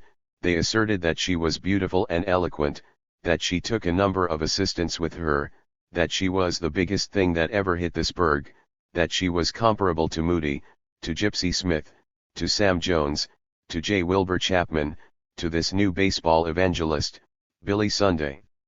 That's nonsense. No woman can preach the gospel, declared Elmer, as an expert. But he went, that evening, to Miss Falconer's meeting. The tent was enormous, it would seat 3,000 people, and another 1,000 could be packed in standing room. It was nearly filled when Elmer arrived and elbowed his majestic way forward. At the front of the tent was an extraordinary structure, altogether different from the platform pulpit American flag arrangement of the stock evangelist. It was a pyramidal structure, of whitewood with gilded legs, affording 3 platforms, one for the choir, one higher up for a row of seated local clergy, and at the top a small platform with a pulpit shaped like a shell and painted like a rainbow. Swarming over it all were lilies, roses, and vines. Great snakes. Regular circus layout. Just what you'd expect from a fool woman evangelist, decided Elmer. The top platform was still unoccupied, presumably it was to set off the charms of Miss Sharon Falconer. The mixed choir, with their gowns and mortar boards, chanted "Shall we gather at the river?" A young man, slight, too good-looking, too arched of lip, wearing a priest's waistcoat and collar turned round, read from Acts at a stand on the second platform. He was an Oxonian, and it was almost the first time that Elmer had heard an Englishman read. Huh. Willie boy, that's what he is. This outfit won't get very far. Too much skirts. No punch. No good old-fashioned gospel to draw the customers, scoffed Elmer. A pause. Everyone waited, a little uneasy. Their eyes went to the top platform. Elmer gasped.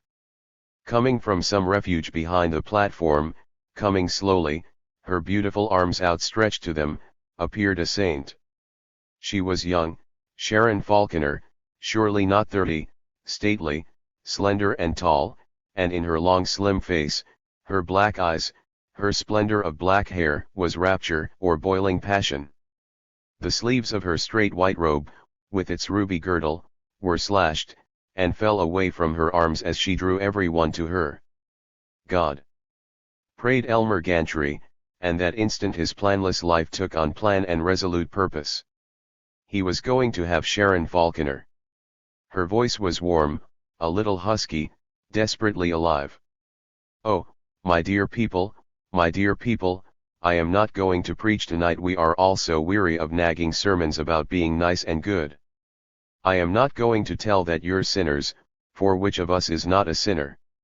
I am not going to explain the scriptures. We are all bored by tired old men explaining the Bible through their noses. No. We are going to find the golden scriptures written in our own hearts, we are going to sing together, laugh together, rejoice together like a gathering of April brooks, rejoice that in us is living the veritable Spirit of the everlasting and redeeming Christ Jesus. Elmer never knew what the words were, or the sense if indeed anyone knew.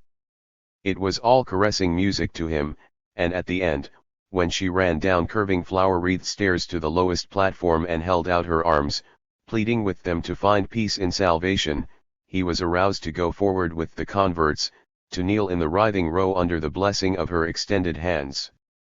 But he was lost in no mystical ecstasy. He was the critic, moved by the play but aware that he must get his copy into the newspaper.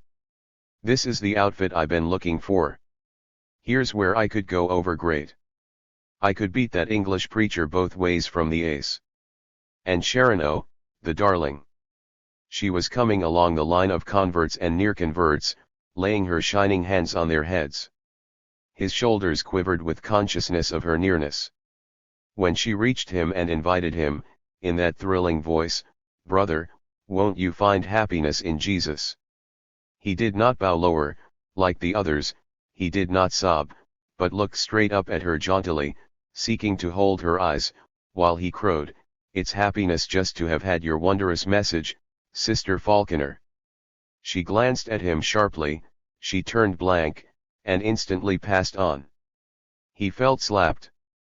"I'll show her yet." He stood aside as the crowd wavered out. He got into talk with the crisp young Englishman who had read the scripture lesson, Cecil Elston, Sharon's first assistant.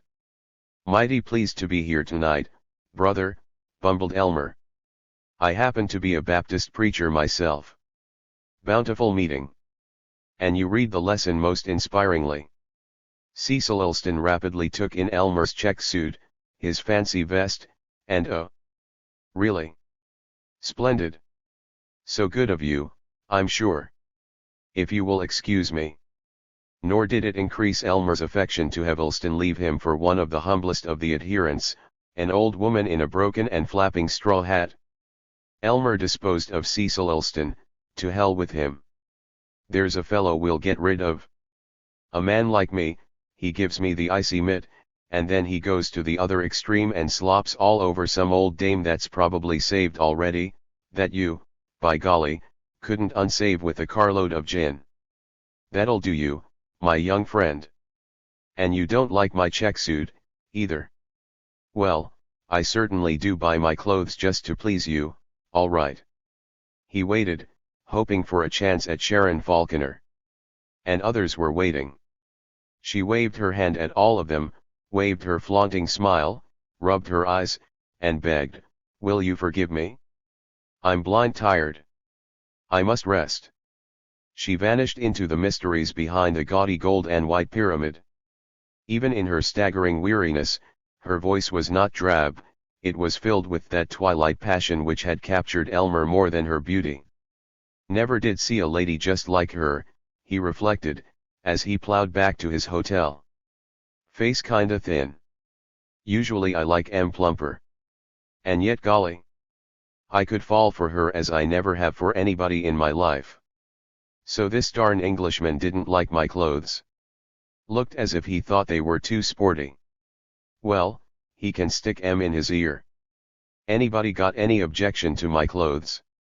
The slumbering universe did not answer, and he was almost content. And at 8 next morning Sodersville had an excellent clothing shop, conducted by Messrs. Erbsen and Goldfarb. At 8 Elmer was there, purchasing a chaste double-breasted brown suit and 3 rich but sober ties. By hounding Mr. Goldfarb he had the alterations done by 9:30, and at 10 he was grandly snooping about the revival tent. He should have gone on to the next town this morning. Sharon did not appear till 11, to lecture the personal workers, but meanwhile Elmer had thrust himself into acquaintanceship with Art Nichols, a gaunt Yankee, once a barber, who played the cornet and the French horn in the 3-piece orchestra which Sharon carried with her. "Yes, pretty good game, this is," droned Nichols. "Better and Barbarin and better and One Night Stand, so I'm a real trooper, too, play characters in tent shows. I was out 3 seasons with Tom shows. This is easier.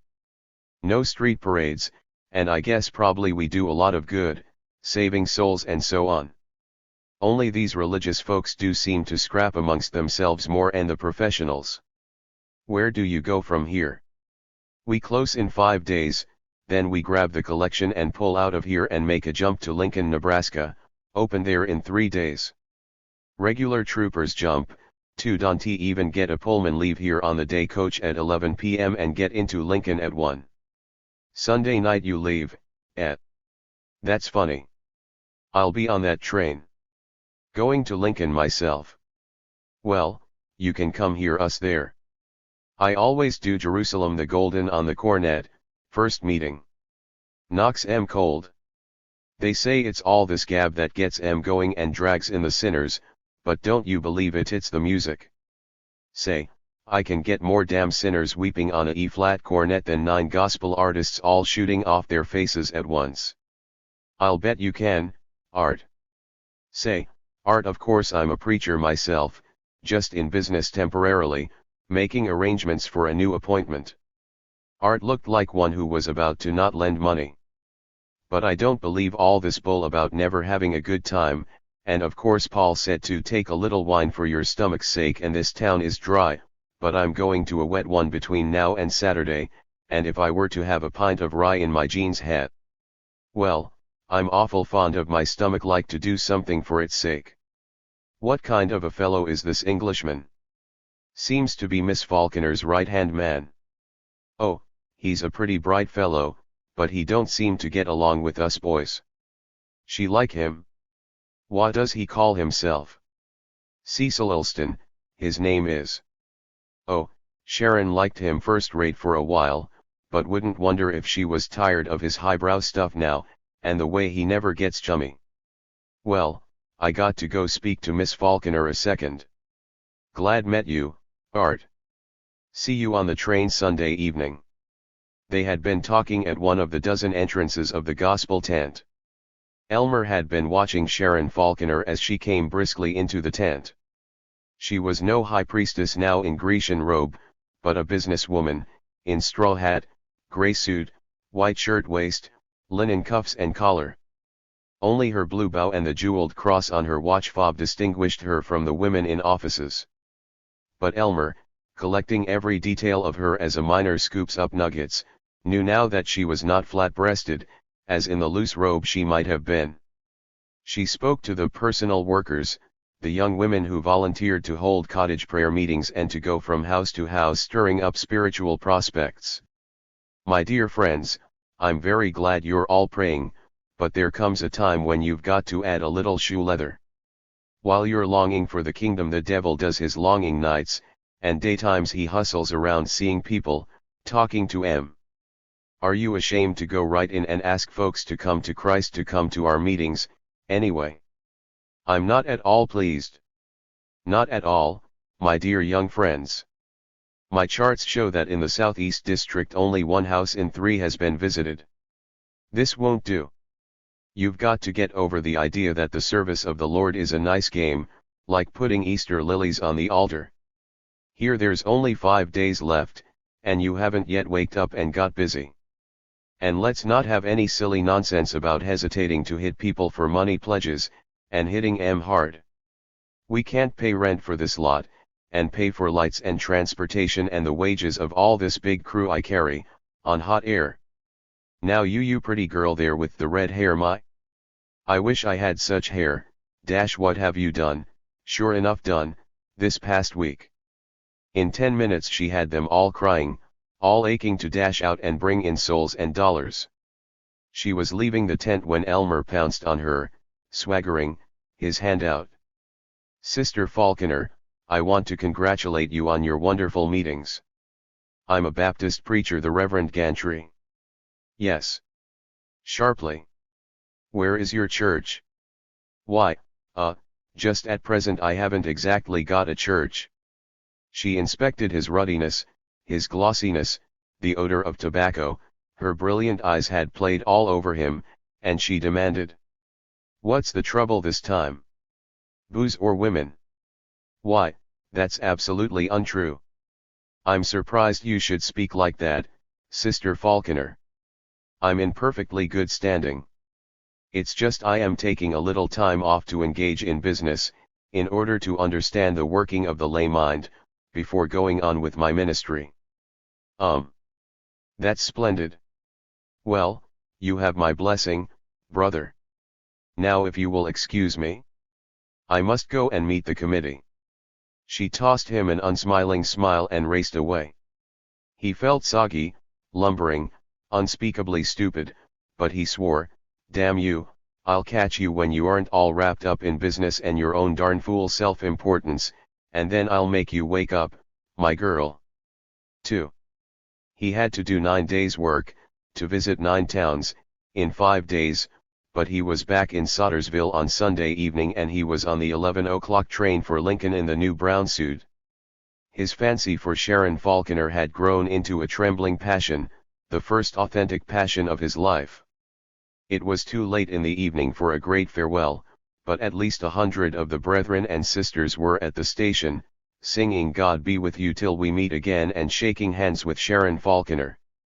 Elmer saw his cornet-wielding Yankee friend, Art Nichols, with the rest of the evangelistic crew: the aide, Cecil Elston, the fat and sentimental tenor soloist, the girl pianist, the violinist, the children's evangelist, the director of personal work.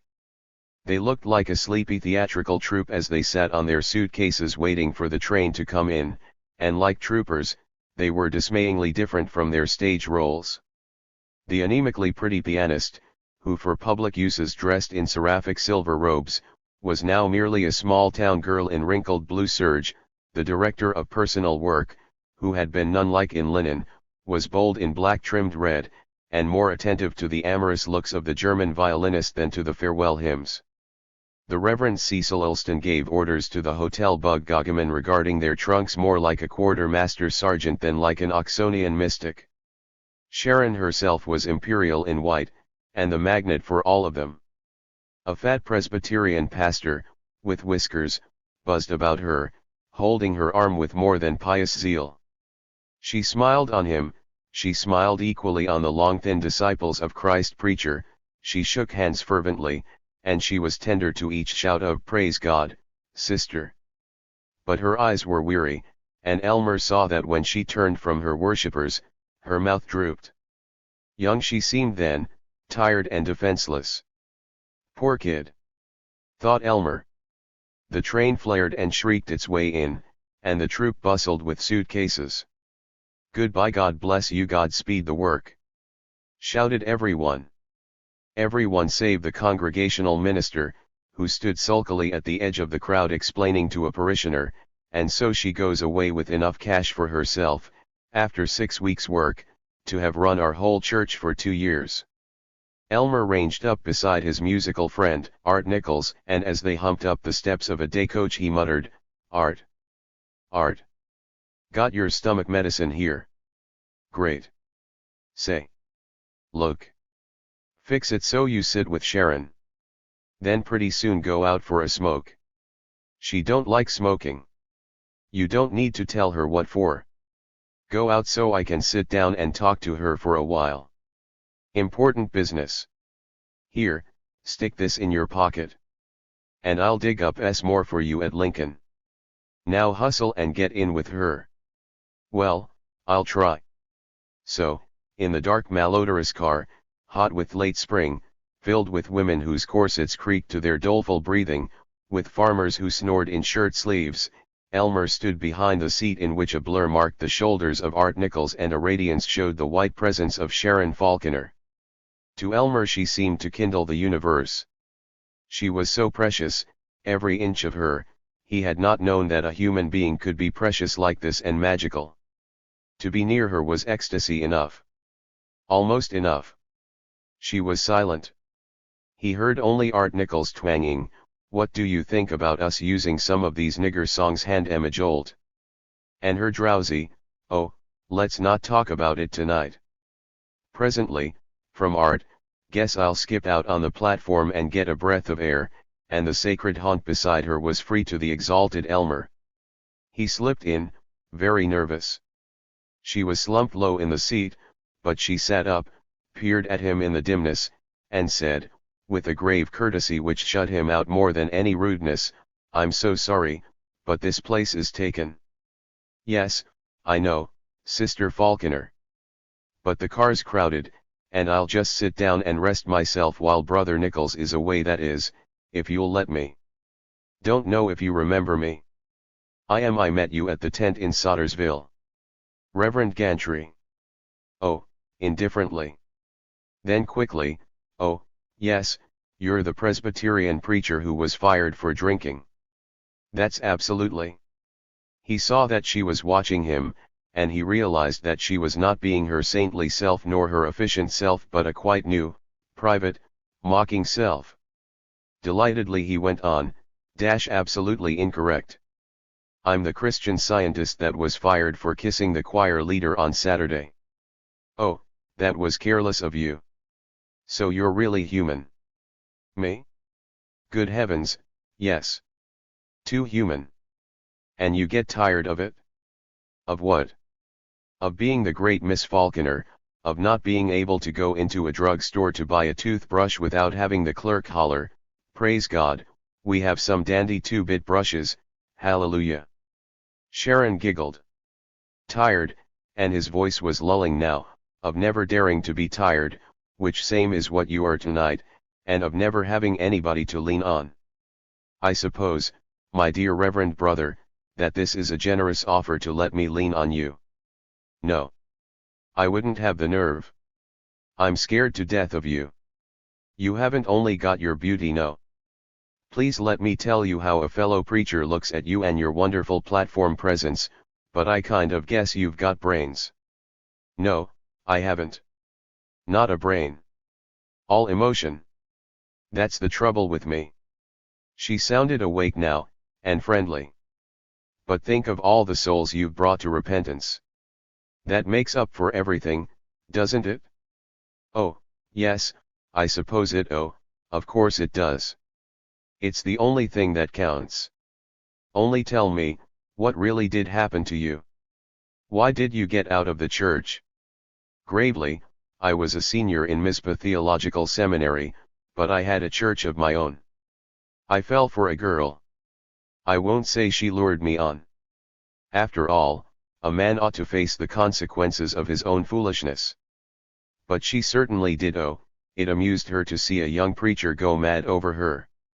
And she was so lovely. Quite a lot like you, only not so beautiful, not near, and she let on like she was mad about church work. That's what fooled me. Well, make a long story short, we were engaged to be married, and I thought of nothing but her and our life together, doing the work of the Lord, when one evening I walked in and there she was in the arms of another fellow. It broke me up so that I tried, but I simply couldn't go on preaching, so I quit for a while. And I've done well in business. But now I'm ready to go back to the one job I've ever cared about. That's why I wanted to talk to you there at the tent. I needed your woman's sympathy as well as your experience, and you turned me down. Oh, I am so sorry." Her hand caressed his arm. Cecil Elston came up and looked at them with a lack of sanctity. When they reached Lincoln, he was holding her hand and saying, "You poor, dear, tired child. And, will you have breakfast with me? Where are you staying in Lincoln? Now see here, Brother Gantry." "Elmer." "Oh, don't be ridiculous. Just because I'm so fagged out that it's nice to play at being a human being, don't try to take advantage. Sharon Falconer, will you quit being a chump? I admire your genius, your wonderful work for God, but it's because you're too big to just be a professional gospel shouter every minute that I most admire you. You know mighty good and well that you like to be simple and even slangy for a while. And you're too sleepy just now to know whether you like me or not. That's why I want us to meet at breakfast, when the sleepiness is out of the wonderful eyes." It all sounds pretty honest except that last stuff. You've certainly used that before. Do you know, I like you. You're so completely brazen, so completely unscrupulous, and so beatifically ignorant. I've been with sanctimonious folks too much lately. and it's interesting to see that you honestly think you can captivate me. You funny thing. I'm staying at the Antlers Hotel in Lincoln. No use, by the way, you're trying to get a room near my suite, because I have practically the whole floor engaged and I'll meet you at breakfast there at 9:30. 3. Though he did not sleep well, he was up early and at his toilet, he shaved, he touched up his bluff handsomeness with lilac water and talcum, he did his nails, sitting in athletic underwear, awaiting his new suit, sent down for pressing.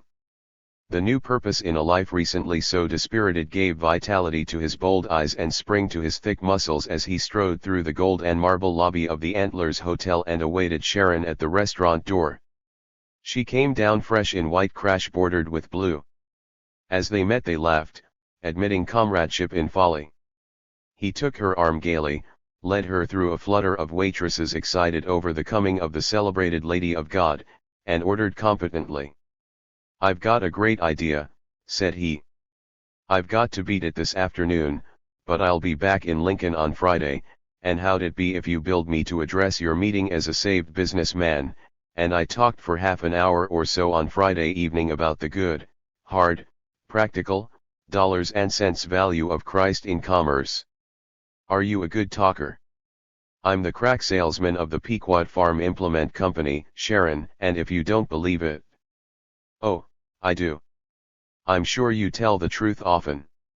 Of course we won't need to mention the fact that you're a preacher, unless somebody insists on asking. How would this be as a topic, getting the goods with a Gideon Bible? Say, that would be elegant. How I was in some hick town, horrible weather, slush and rain and everything, dark skies, seemed like sun never would shine again, feet all soaked from tramping the streets, no sales, plumb discouraged, sat in my room, forgotten to buy one of the worldly magazines I'd been accustomed to read, idly picked up a Gideon Bible and read the parable of the talents, found that same day you were in town, went and got converted, saw now it wasn't just for money but for the kingdom of Christ, to heighten my influence as a Christian businessman, that I had to increase sales. That bucked up my self-confidence so that I increased sales to beat the band. And how I owe everything to your inspired powers, so it's a privilege to be able to testify.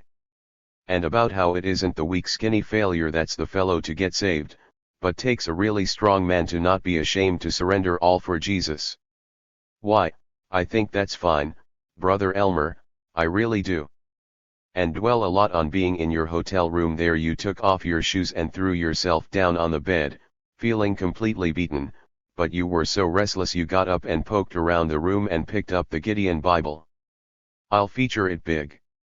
And you'll make it strong, Elmer. You won't let me down? Because I really will headline it in my announcements. I've persuaded you to come clear from Omaha. No, that's not far clear from Denver for it. And if you do throw yourself into it and tear loose, it'll add greatly to the glory of God, and the success of the meeting in winning souls. You will. Dear, I'll slam into M so hard you'll want me in every town you go to. You bet. That's as may be, Elmer. Here comes Cecil Elston, you know, my assistant. He looks so cross. He is a dear, but he's so terribly highbrow and refined and everything, and he's always trying to nag me into being refined. But you'll love him. I will not. Anyway, I'll struggle against it. They laughed. The Rev. Cecil Elston, of the flaxen hair and the superior British complexion, glided to their table, looked at Elmer with a blankness more infuriating than a scowl, and sat down, observing, "I don't want to intrude, Miss Falconer, but you know the committee of clergy are awaiting you in the parlor."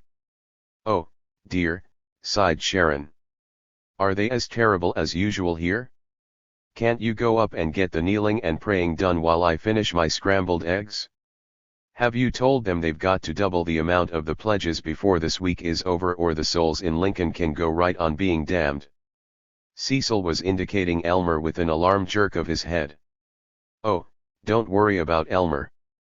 He's one of us going to speak for us Friday. Used to be a terribly famous preacher, but he's found a wider field in business. Reverend Elston, Reverend Gantry. Now run along, Cecil, and keep 'em pious and busy. Any nice-looking young preachers in the committee, or are they all old stiffs?" Ulston answered with a tight-lipped glare, and flowed away. "Dear Cecil, he is so useful to me, he's actually made me take to reading poetry and everything. If he just wouldn't be polite at breakfast time. I wouldn't mind facing the wild beasts of Ephesus, but I can't stand starch with my eggs. Now I must go up and join him." "You'll have lunch with me." "I will not. My dear young man, this endeth my being silly for this week. From this moment on I'll be one of the anointed, and if you want me to like you, God help you if you come around looking pussy-catty while I'm manhandling these stiff-necked brethren in Christ. I'll see you Friday. I'll have dinner with you, here, before the meeting. And I can depend on you." Good. 4. Cecil Ulston was a good deal of a mystic, a good deal of a ritualist, a bit of a rogue, something of a scholar, frequently a drunkard, more frequently an ascetic, always a gentleman, and always an adventurer. He was 32 now. At Winchester and New College, he had been known for sprinting, snobbishness, and Greek versification. He had taken orders, served as a curate in a peculiarly muddy and ancient and unlighted church in the East End, and become fanatically Anglo-Catholic. While he was considering taking the 3 vows and entering a Church of England monastery, his vicar kicked him out, and no one was ever quite certain whether it was because of his Romish tendencies or the navvy's daughter whom he had got with child.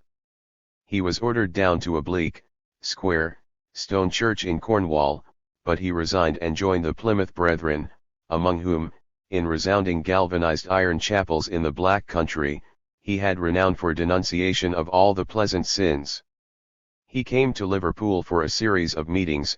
He wandered by the Huskinson docks, saw a liner ready for sea, bought a steerage ticket, took the passport which he had ready for a promised flight to Rio with the wife of an evangelical merchant in coals, and, without a word to the brethren or the ardent lady of the coals, sailed sulkily off to America. In New York he sold neckties in a department store, he preached in a mission, he tutored the daughter of a great wholesale fish dealer, and wrote nimble and thoroughly irritating book reviews. He left town 2 hours ahead of the fish dealer's eldest son, and turned up in Waco, Texas, teaching in a business college, in Winona, Minnesota, preaching in a Nazarene chapel in Carmel, California, writing poetry and real estate brochures, and in Miles City, Montana, as the summer supply in a congregational pulpit. He was so quiet, so studious, here that the widow of a rancher picked him up and married him. She died. He lost the entire fortune in 2 days at Tijuana. He became extra pious after that and was converted from time to time by Billy Sunday, Gypsy Smith, Beater Wolf, and several other embarrassed evangelists who did not expect a convert so early in the campaign and had made no plans to utilize him. It was in Ishpeming, Michigan, where he was conducting a shooting gallery while he sought by mail a mastership in Groton School, that he heard and was more than usually converted by Sharon Falconer. He fell in love with her, and with contemptuous steady resolution he told her so. At the moment she was without a permanent man first assistant. She had just discharged a really useful loud-voiced United Brethren DD for hinting to delighted sons of Belial that his relations to her were at least brotherly. She took on the Reverend Cecil Ulston. He loved her, terrifyingly. He was so devoted to her that he dropped his drinking, his smoking, and a tendency to forgery which had recently been creeping on him. And he did wonders for her. She had been too emotional. He taught her to store it up and fling it all out in one overpowering catastrophic evening.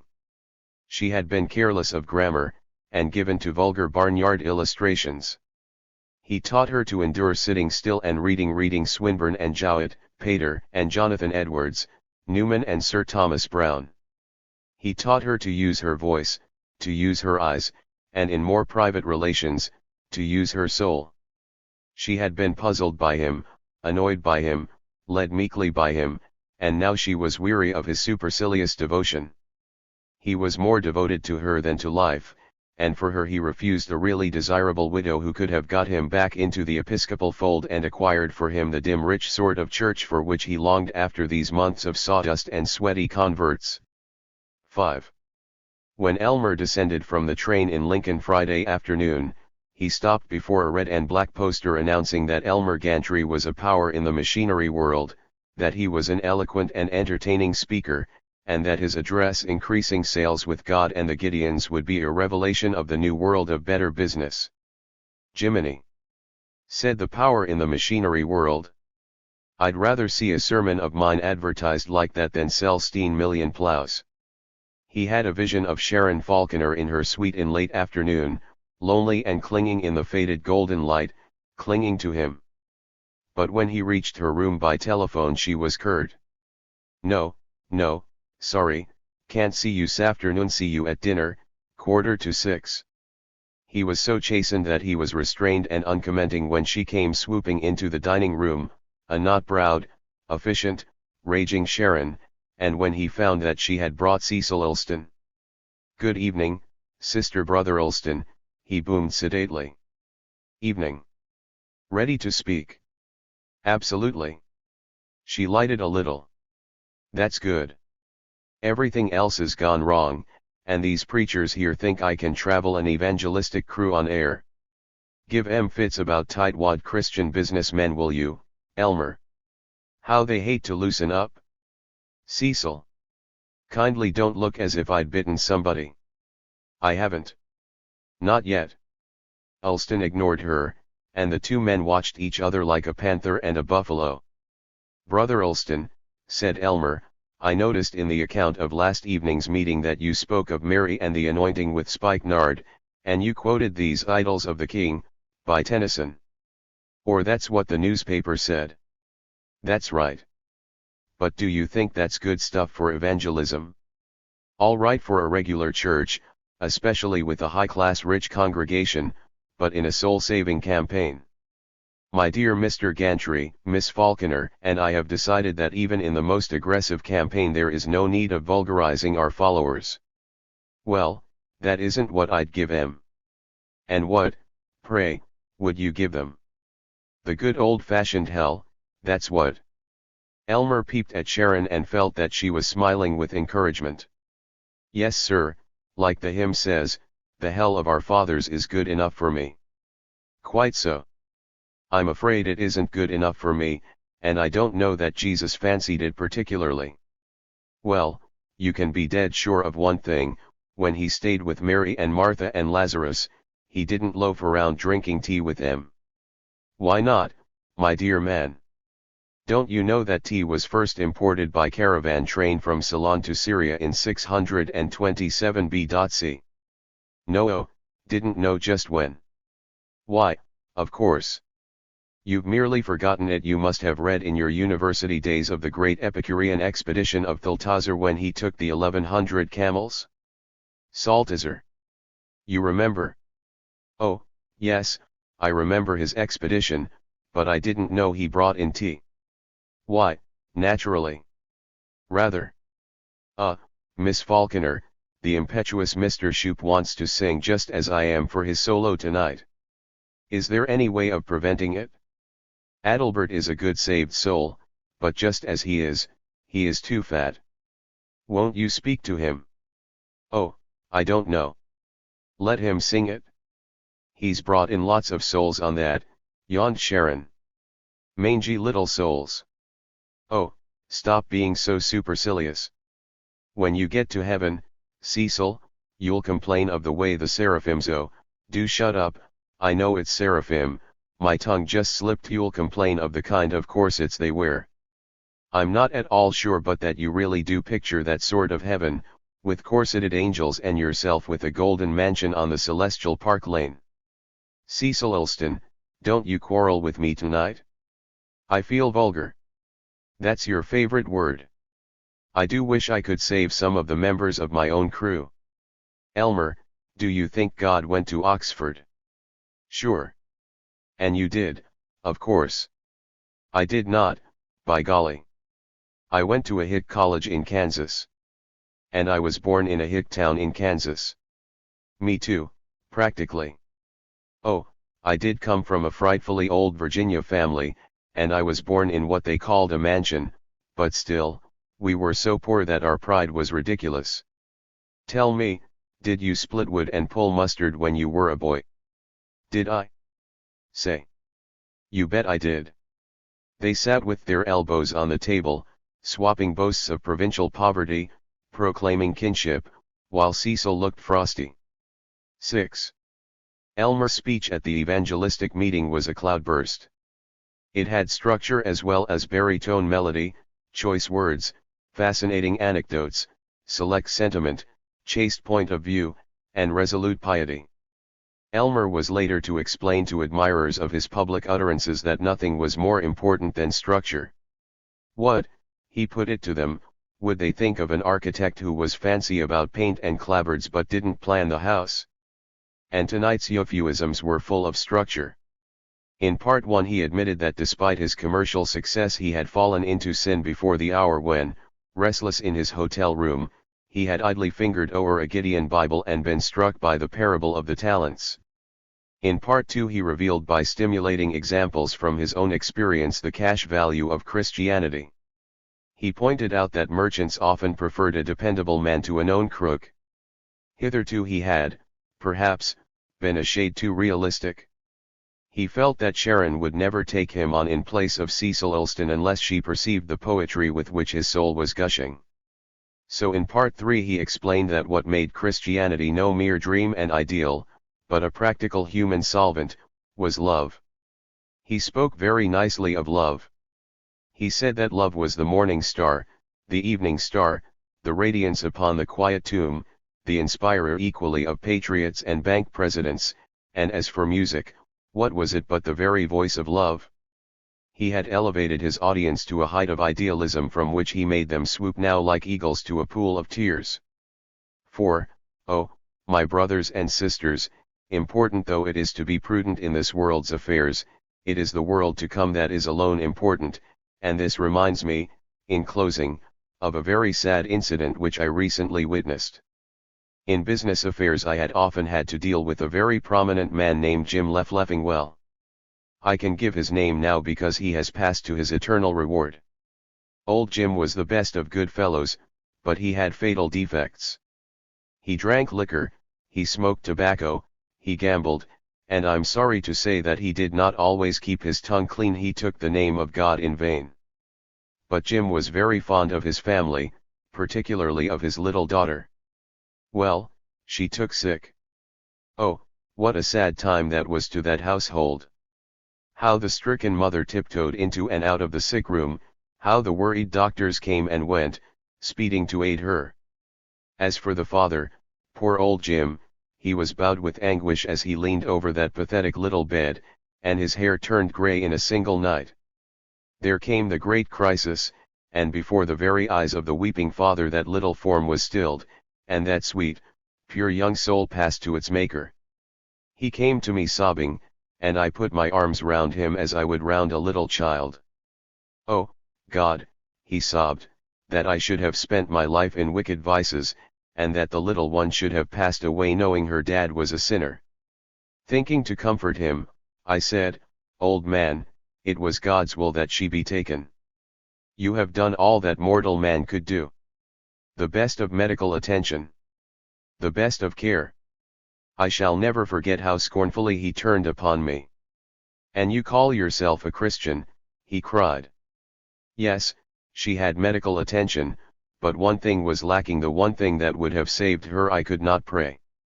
And that strong man knelt in anguish, and for all my training in trying to explain the ways of God to my fellow businessmen, there was nothing to say. It was too late. Oh, my brothers, my fellow businessmen, are you going to put off repentance till it's too late? That's your affair, you say. Is it? Is it? Have you a right to inflict upon all that you hold nearest and dearest the sore burden of your sins? Do you love your sins better than that dear little son, that bonny daughter, that loving brother, that fine old father? Do you want to punish them? Do you? Don't you love someone more than you do your sins? If you do, stand up. Isn't there someone here who wants to stand up and help a fellow businessman carry this gospel of great joy to the world? Won't you come? Won't you help me? Oh, come. Come down and let me shake your hand. And they came, dozens of them, weeping, while he wept at his own goodness. They stood afterward in the secluded space behind the white and gold platforms, Sharon and Elmer, and she cried, "Oh, it was beautiful. Honestly, I almost cried myself. Elmer, it was just fine. Didn't I get M? Didn't I get M? Didn't I?" "Say, Sharon, I'm so glad it went over, because it was your show and I wanted to give you all I could." He moved toward her, his arms out, and for once he was not producing the false ardor of amorous diplomacy. He was the small boy seeking the praise of his mother. But she moved away from him, begging, not sardonically. "No. Please. But you do like me." "Yes. I do." "How much?" "Not very much. I can't like anyone very much. But I do like you. Someday I might fall in love with you. A tiny bit. If you don't rush me too much. But only physically. No one, proudly, can touch my soul. Do you think that's decent? Isn't that sin?" She flamed at him. "I can't sin. I am above sin. I am really and truly sanctified. Whatever I may choose to do, though it might be sin in one unsanctified, with me God will turn it to his glory.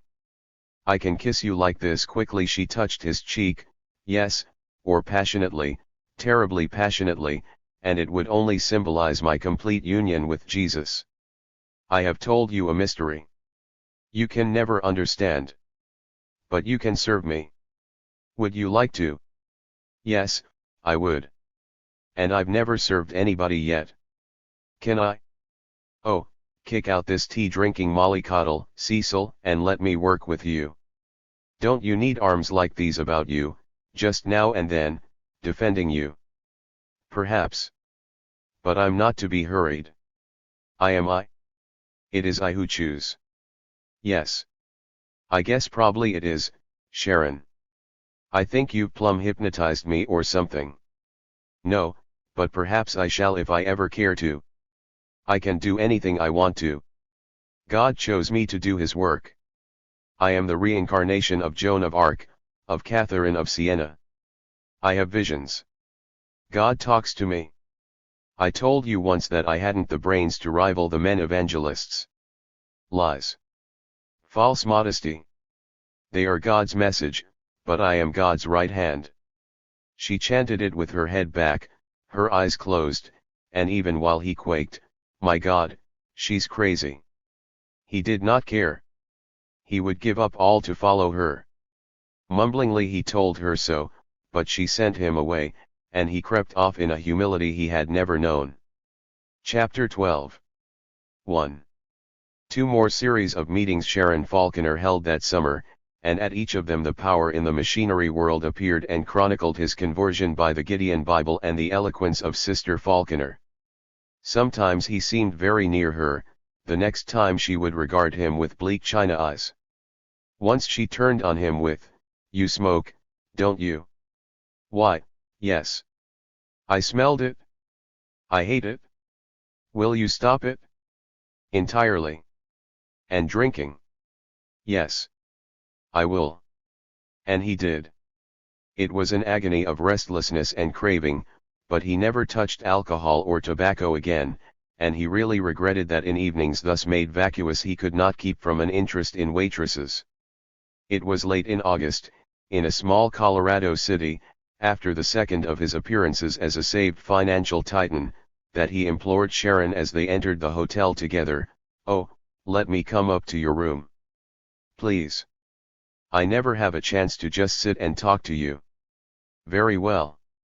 Come in half an hour. Don't phone. Just come right up to Suite B." It was a half hour of palpitating, of almost timorous, expectancy. In every city where she held meetings Sharon was invited to stay at the home of one of the elect, but she always refused. She had a long standard explanation that she could devote herself more fully to the prayer life if she had her own place, and day by day filled it more richly with the aura of spirituality. Elmer wondered whether it wasn't the aura of Cecil Elston for which she had her suite, but he tried to keep his aching imagination away from that. The half hour was over.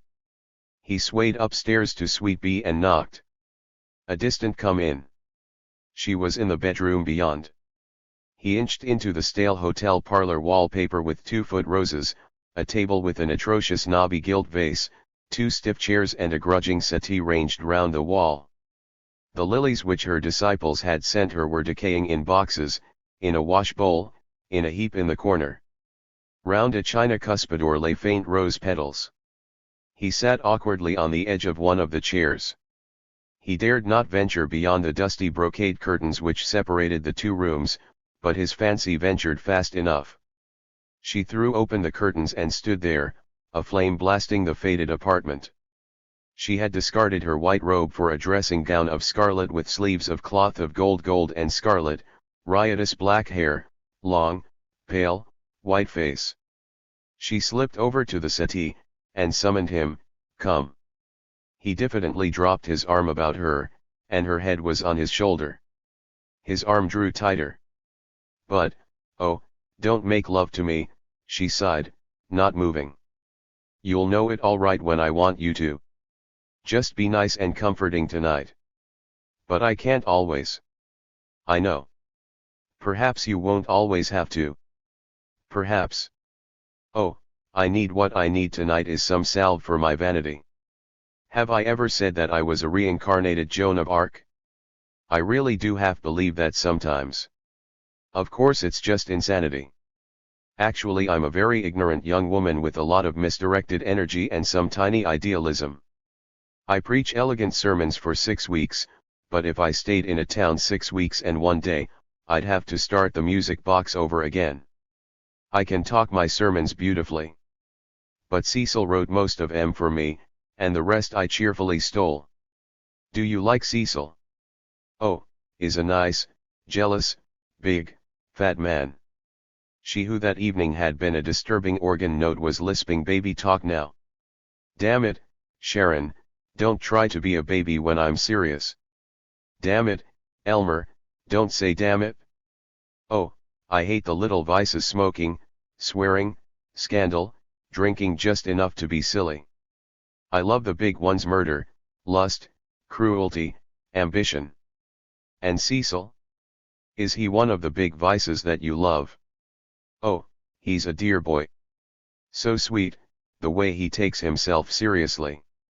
Yes, he must make love like an ice cream cone. You might be surprised. There. The poor man is just longing to have me say something about Cecil. I'll be obliging. He's done a lot for me. He really knows something. He isn't a splendid cast iron statue of ignorance like you or me. Now you look here, Sharon. After all, I am a college graduate and practically a BD too." "That's what I said. Cecil really knows how to read. And he taught me to quit acting like a hired girl, bless him. But oh, I've learned everything he can teach me, and if I get any more of the highbrow in me I'll lose touch with the common people, bless their dear, sweet, honest souls. Chuck him. Take me on.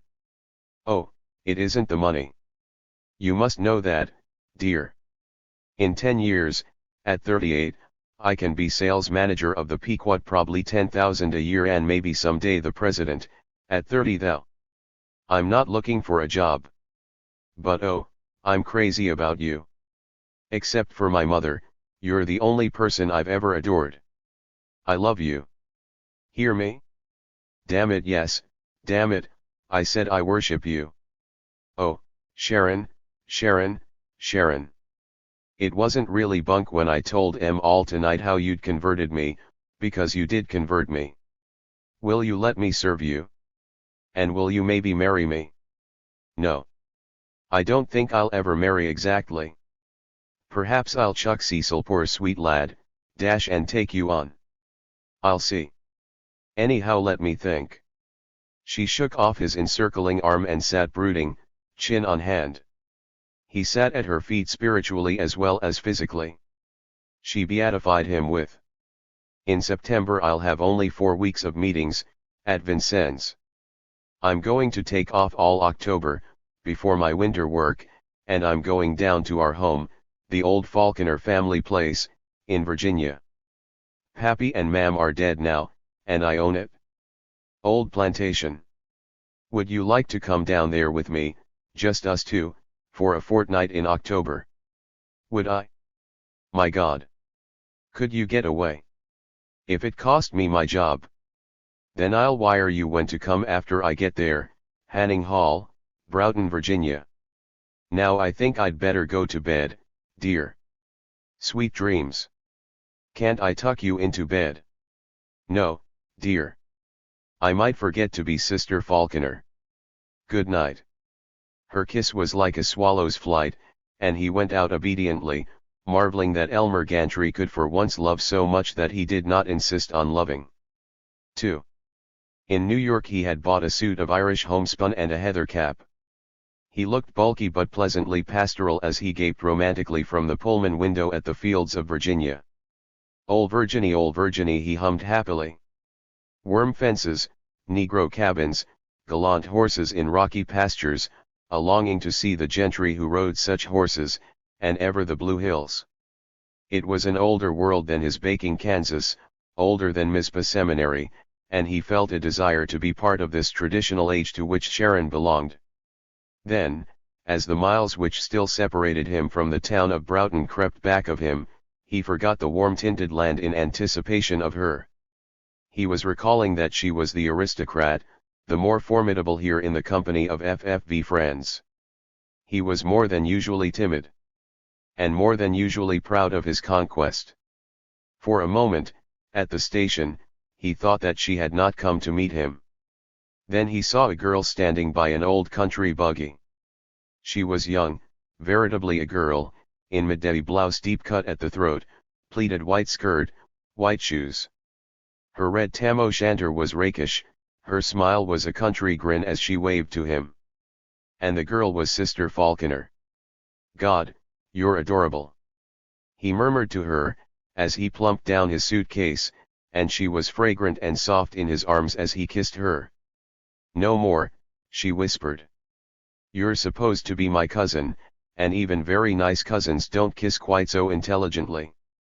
As the carriage jerked across the hills, as the harness creaked and the white horse grunted, he held her hand lightly in butterfly ecstasy. He cried out at the sight of Hanning Hall as they drove through the dark pines, among shabby grass plots, to the bare sloping lawn. It was out of a storybook, a brick house, not very large, with tall white pillars, white cupola and dormer windows with tiny panes, and across the lawn paraded a peacock in the sun. Out of a storybook, too, was the pair of old Negroes who bowed to them from the porch and hastened down the steps, the butler with green tailcoat and white mustache almost encircling his mouth, and the mammy in green calico, with an enormous grin and a histrionic curtsy. "They've always cared for me since I was a tiny baby," Sharon whispered. "I do love them, I do love this dear old place. She hesitated, then defiantly, "That's why I brought you here." The butler took his bag up and unpacked, while Elmer wandered about the old bedroom, impressed, softly happy. The wall was a series of pale landscapes, manor houses beyond avenues of elms.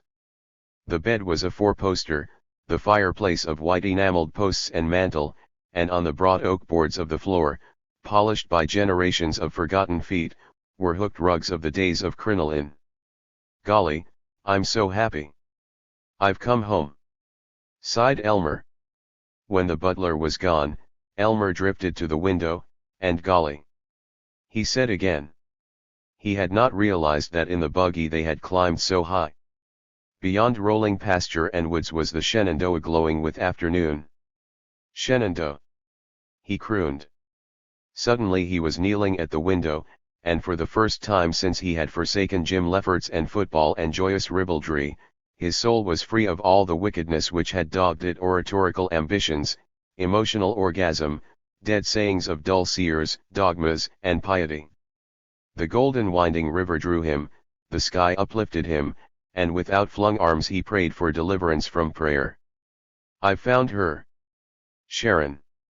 Oh, I'm not going on with this evangelistic bunk. Trapping idiots into holy monkey shines. No, by God, I'll be honest.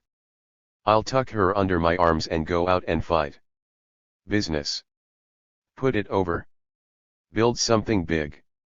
And laugh, not snivel and shake hands with church members. I'll do it. Then and there ended his rebellion. The vision of the beautiful river was hidden from him by a fog of compromises. How could he keep away from evangelistic melodrama if he was to have Sharon? And to have Sharon was the one purpose of life. She loved her meetings, she would never leave them, and she would rule him. And he was exalted by his own oratory. Besides, there is a lot to all this religious stuff. We do good. Maybe we jolly into emotions too much, but don't that wake folks up from their ruts? Course it does. So he put on a white turtleneck sweater and with a firm complacent tread he went down to join Sharon.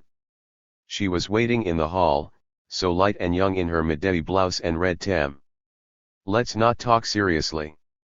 I'm not Sister Falconer, I am Sharon today. Gee, to think I've ever spoken to 5,000 people. Come on. I'll race you up the hill.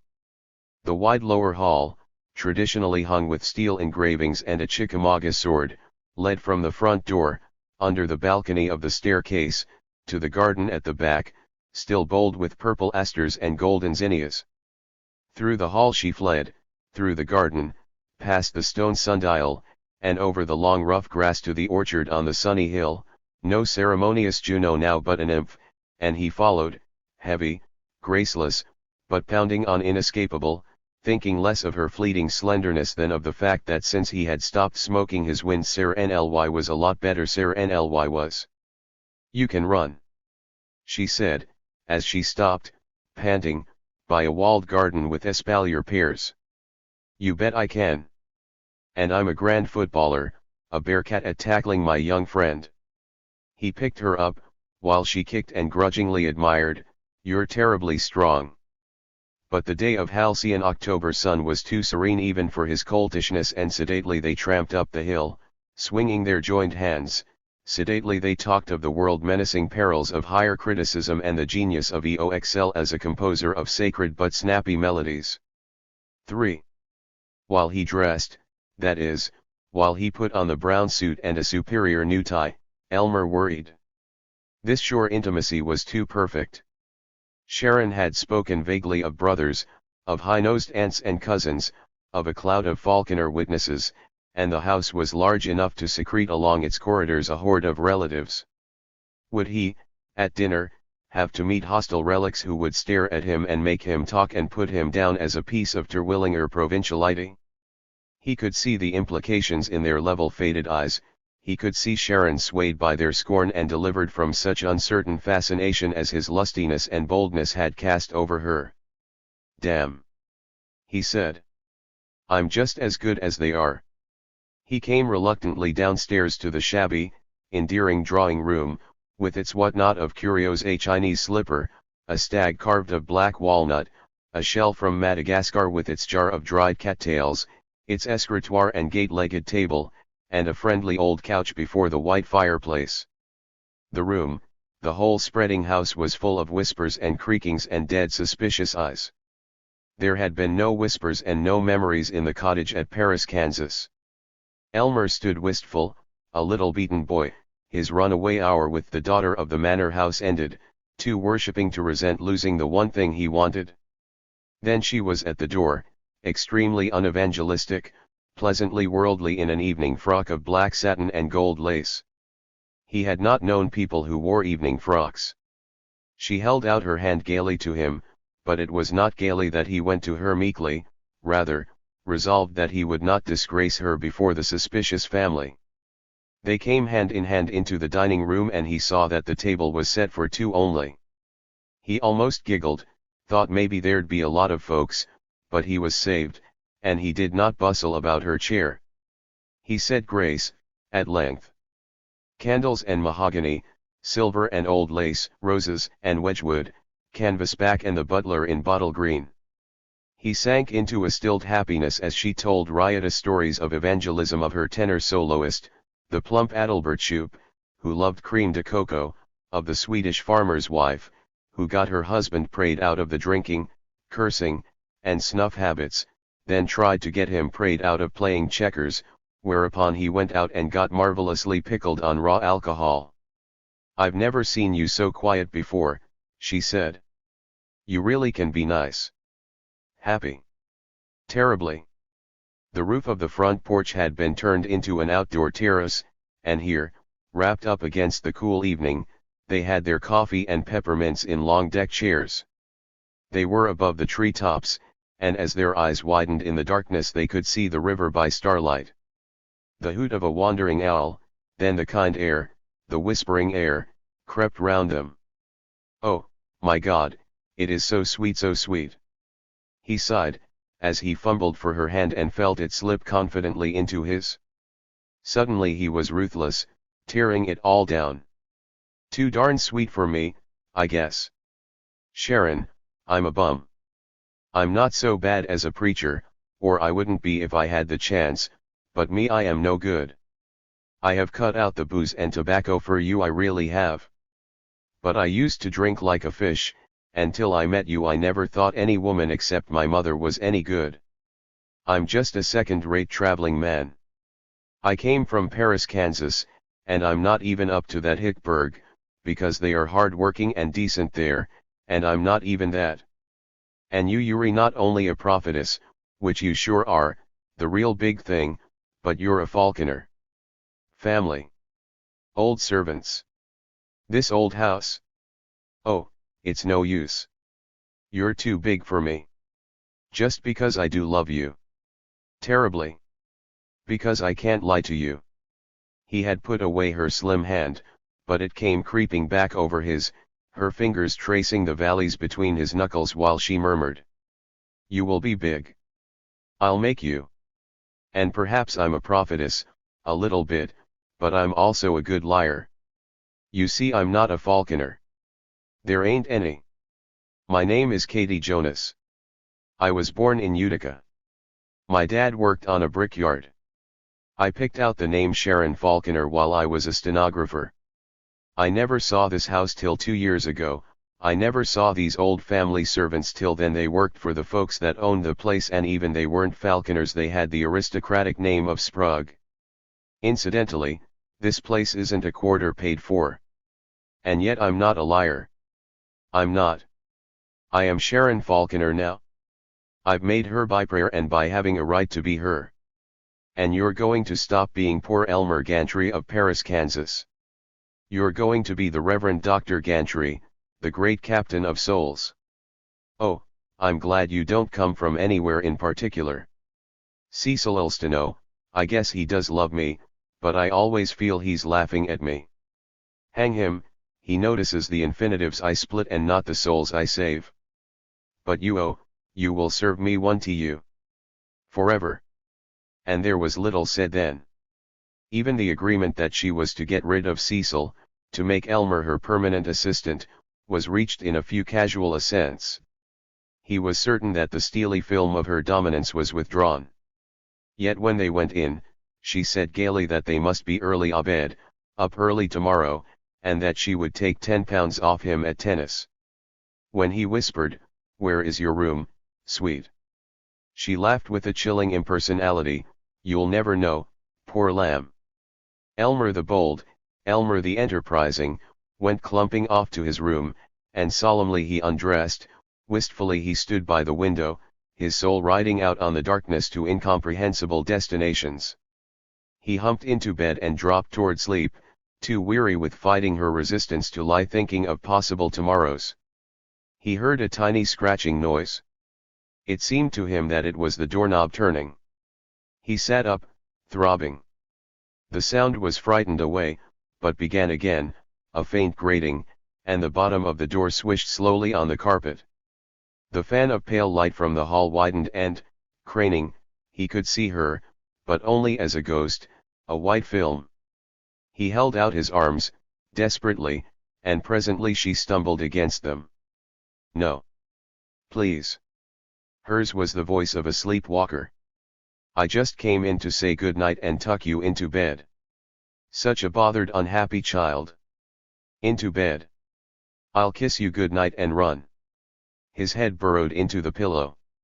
Her hand touched his cheek lightly, yet through her fingers, he believed, flowed a current which lulled him into slumber, a slumber momentary but deep with contentment. With effort he said, "You too, you need comforting, maybe you need bossing, when I get over being scared of you." "No.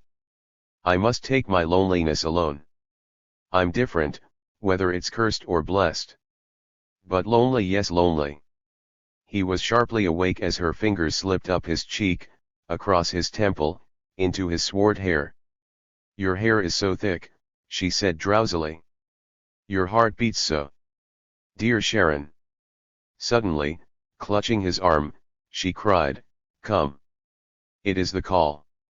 He was bewildered as he followed her, white in her nightgown trimmed at the throat with white fur, out of his room, down the hall, up a steep little stairway to her own apartments, the more bewildered to go from that genteel corridor, with its forget-me-not wallpaper and stiff engravings of Virginia worthies, into a furnace of scarlet. Her bedroom was as insane as an oriental cozy corner of 1895, a couch high on carven ivory posts, covered with a mandarin coat, unlighted brass lamps in the likeness of mosques and pagodas, gilt papier-mâché armor on the walls, a wide dressing table with a score of cosmetics in odd Parisian bottles, tall candlesticks, the twisted and flowered candles lighted, and over everything a hint of incense. She opened a closet, tossed a robe to him, cried, "For the service of the altar," and vanished into a dressing room beyond. Diffidently, feeling rather like a fool, he put on the robe. It was of purple velvet embroidered with black symbols unknown to him, the collar heavy with gold thread. He was not quite sure what he was to do, and he waited obediently. She stood in the doorway, posing, while he gaped. She was so tall, and her hands, at her sides, the backs up and the fingers arched, moved like lilies on the bosom of a stream. She was fantastic in a robe of deep crimson adorned with golden stars and crescents, swastikas and tau crosses. Her feet were in silver sandals, and round her hair was a tiara of silver moon set with steel points that flickered in the candle light. A mist of incense floated about her, seemed to rise from her, and as she slowly raised her arms he felt in schoolboyish awe that she was veritably a priestess. Her voice was under the spell of the sleepwalker once more as she sighed, "Come. It is the chapel." She marched to a door part hidden by the couch, and led him into a room. Now he was no longer part amorous, part inquisitive, but all uneasy. What hanky-panky of construction had been performed he never knew. Perhaps it was merely that the floor above this small room had been removed so that it stretched up 2 stories, but in any case there it was, a shrine bright as bedlam at the bottom but seeming to rise through darkness to the sky. The walls were hung with black velvet, there were no chairs, and the whole room focused on a wide altar. It was an altar of grotesque humor or of madness, draped with Chinese fabrics, crimson, apricot, emerald, gold. There were 2 stages of pink marble. Above the altar hung an immense crucifix with the Christ bleeding at nail wounds and pierced side, and on the upper stage were plaster busts of the Virgin, Saint Teresa, Saint Catherine, a garish Sacred Heart, a dolorous simulacrum of the dying Saint Stephen. But crowded on the lower stage was a crazy rout of what Elmer called heathen idols, ape-headed gods, crocodile-headed gods, a god with 3 heads and a god with 6 arms, a jade and ivory Buddha, an alabaster naked Venus, and in the center of them all a beautiful, hideous, intimidating and alluring statuette of a silver goddess with a triple crown and a face as thin and long and passionate as that of Sharon Falconer. Before the altar was a long velvet cushion, very thick and soft. Here Sharon suddenly knelt, waving him to his knees, as she cried, "It is the hour. Blessed Virgin, Mother Hera, Mother Frigga, Mother Ishtar, Mother Isis, dread Mother Astarte of the weaving arms, it is thy priestess, it is she who after the blind centuries and the groping years shall make it known to the world that yet are one, and that in me are yet all revealed, and that in this revelation shall come peace and wisdom universal, the secret of the spheres and the pit of understanding. Ye who have leaned over me and on my lips pressed your immortal fingers, take this my brother to your bosoms, open his eyes, release his puny one spirit, make him as the gods, that with me he may carry the revelation for which 1,000,000 grievous years the world has panted. O rosy cross and mystic tower of ivory, hear my prayer. O sublime April crescent, hear my prayer.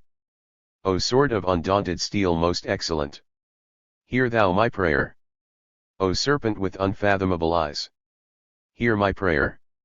Ye veiled ones and ye bright ones from caves forgotten, the peaks of the future, the clanging today join in me, lift up, receive him, dread, nameless ones, yea, lift us then, mystery on mystery, sphere above sphere, dominion on dominion, to the very throne. She picked up a Bible which lay by her on the long velvet cushion at the foot of the altar, she crammed it into his hands, and cried, read quickly. It was open at the Song of Solomon, and bewildered he chanted.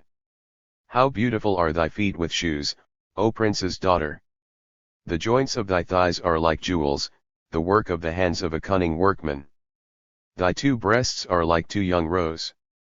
Thy neck is as a tower of ivory. The hair of thine head like purple, the king is held in the galleries. How fair and how pleasant art thou, O love, for delights! She interrupted him, her voice high and a little shrill, O mystical rose, O lily most admirable, O wondrous union, O Saint Anna, Mother Immaculate, Demeter, Mother Beneficent, Lakshmi, Mother most shining, behold, I am his and he is yours and yet are mine. As he read on, his voice rose like a triumphant priest's. I said, I will go up to the palm tree, I will take hold of the boughs thereof. That verse he never finished, for she swayed sideways as she knelt before the altar, and sank into his arms, her lips parted. 4. They sat on the hilltop, looking down on noon in the valley, sleepily talking till he roused with, why won't you marry me? No. Not for years, anyway. I'm too old, 32 to your what is it, 28 or -9. And I must be free for the service of our Lord. You do know I mean that. I am really consecrated, no matter what I may seem to do. Sweet, of course I do. Oh, yes. But not marry. It's good at times to be just human, but mostly I have to live like a saint. Besides, I do think men converts come in better if they know I'm not married. Damn it, listen. Do you love me a little? Yes. A little. Oh, I'm as fond of you as I can be of anyone except Katie Jonas. Dear child. She dropped her head on his shoulder, casually now, in the bee-thrumming orchard aisle, and his arm tightened. That evening they sang gospel hymns together, to the edification of the old family servants, who began to call him Doctor. Chapter 13. 1. Not till December did Sharon Falconer take Elmer on as assistant. When she discharged Cecil Elston, he said, in a small cold voice, this is the last time, my dear prophet and peddler, that I shall ever try to be decent. But it is known that for several months he tried to conduct a rescue mission in Buffalo, and if he was examined for insanity, it was because he was seen to sit for hours staring. He was killed in a gambling den in Juarez, and when she heard of it Sharon was very sorry. She spoke of going to fetch his body, but she was too busy with holy work. Elmer joined her at the beginning of the meetings in Cedar Rapids, Iowa. He opened the meetings for her, made announcements, offered prayer, preached when she was too weary, and led the singing when Adalbert Shoup, the musical director, was indisposed.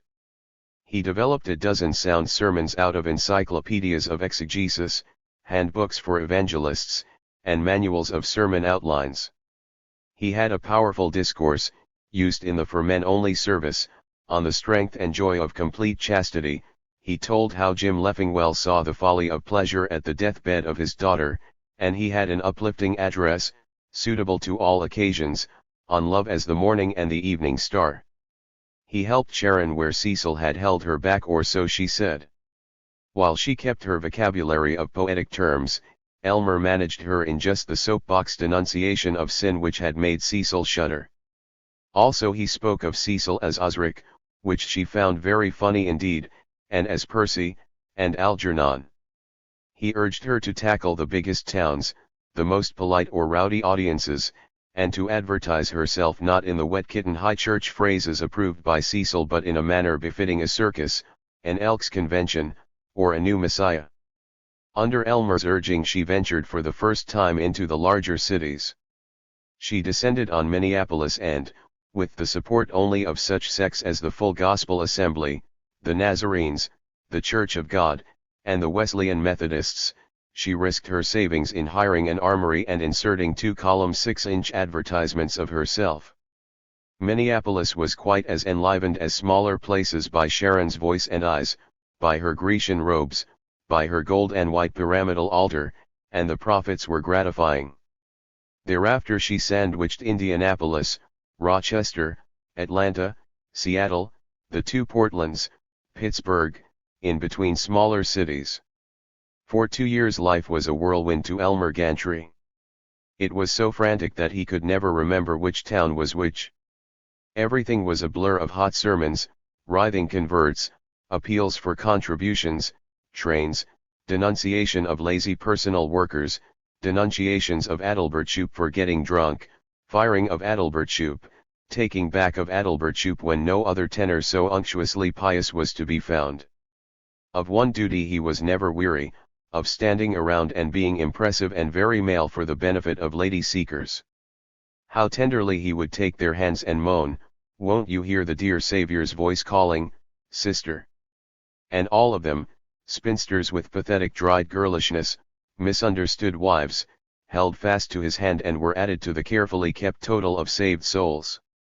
Sharon saw to it that he dressed the part double-breasted dark blue with a dashing tie in winter, and in summer white suits with white shoes.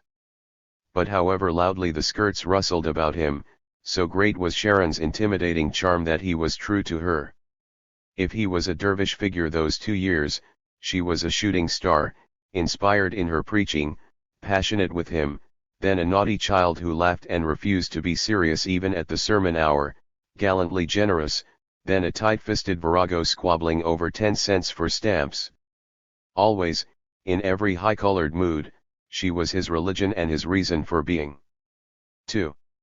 When she attacked the larger towns and asked for the support of the richer churches, Sharon had to create several new methods in the trade of evangelism. The churches were suspicious of women evangelists. Women might do very well in visiting the sick, knitting for the heathen, and giving strawberry festivals, but they couldn't shout loud enough to scare the devil out of sinners. Indeed, all evangelists, men and women, were under attack. Sound churchmen here and there were asking whether there was any peculiar spiritual value in frightening people into groveling maniacs. They were publishing statistics which asserted that not 10% of the converts at emotional revival meetings remained church members.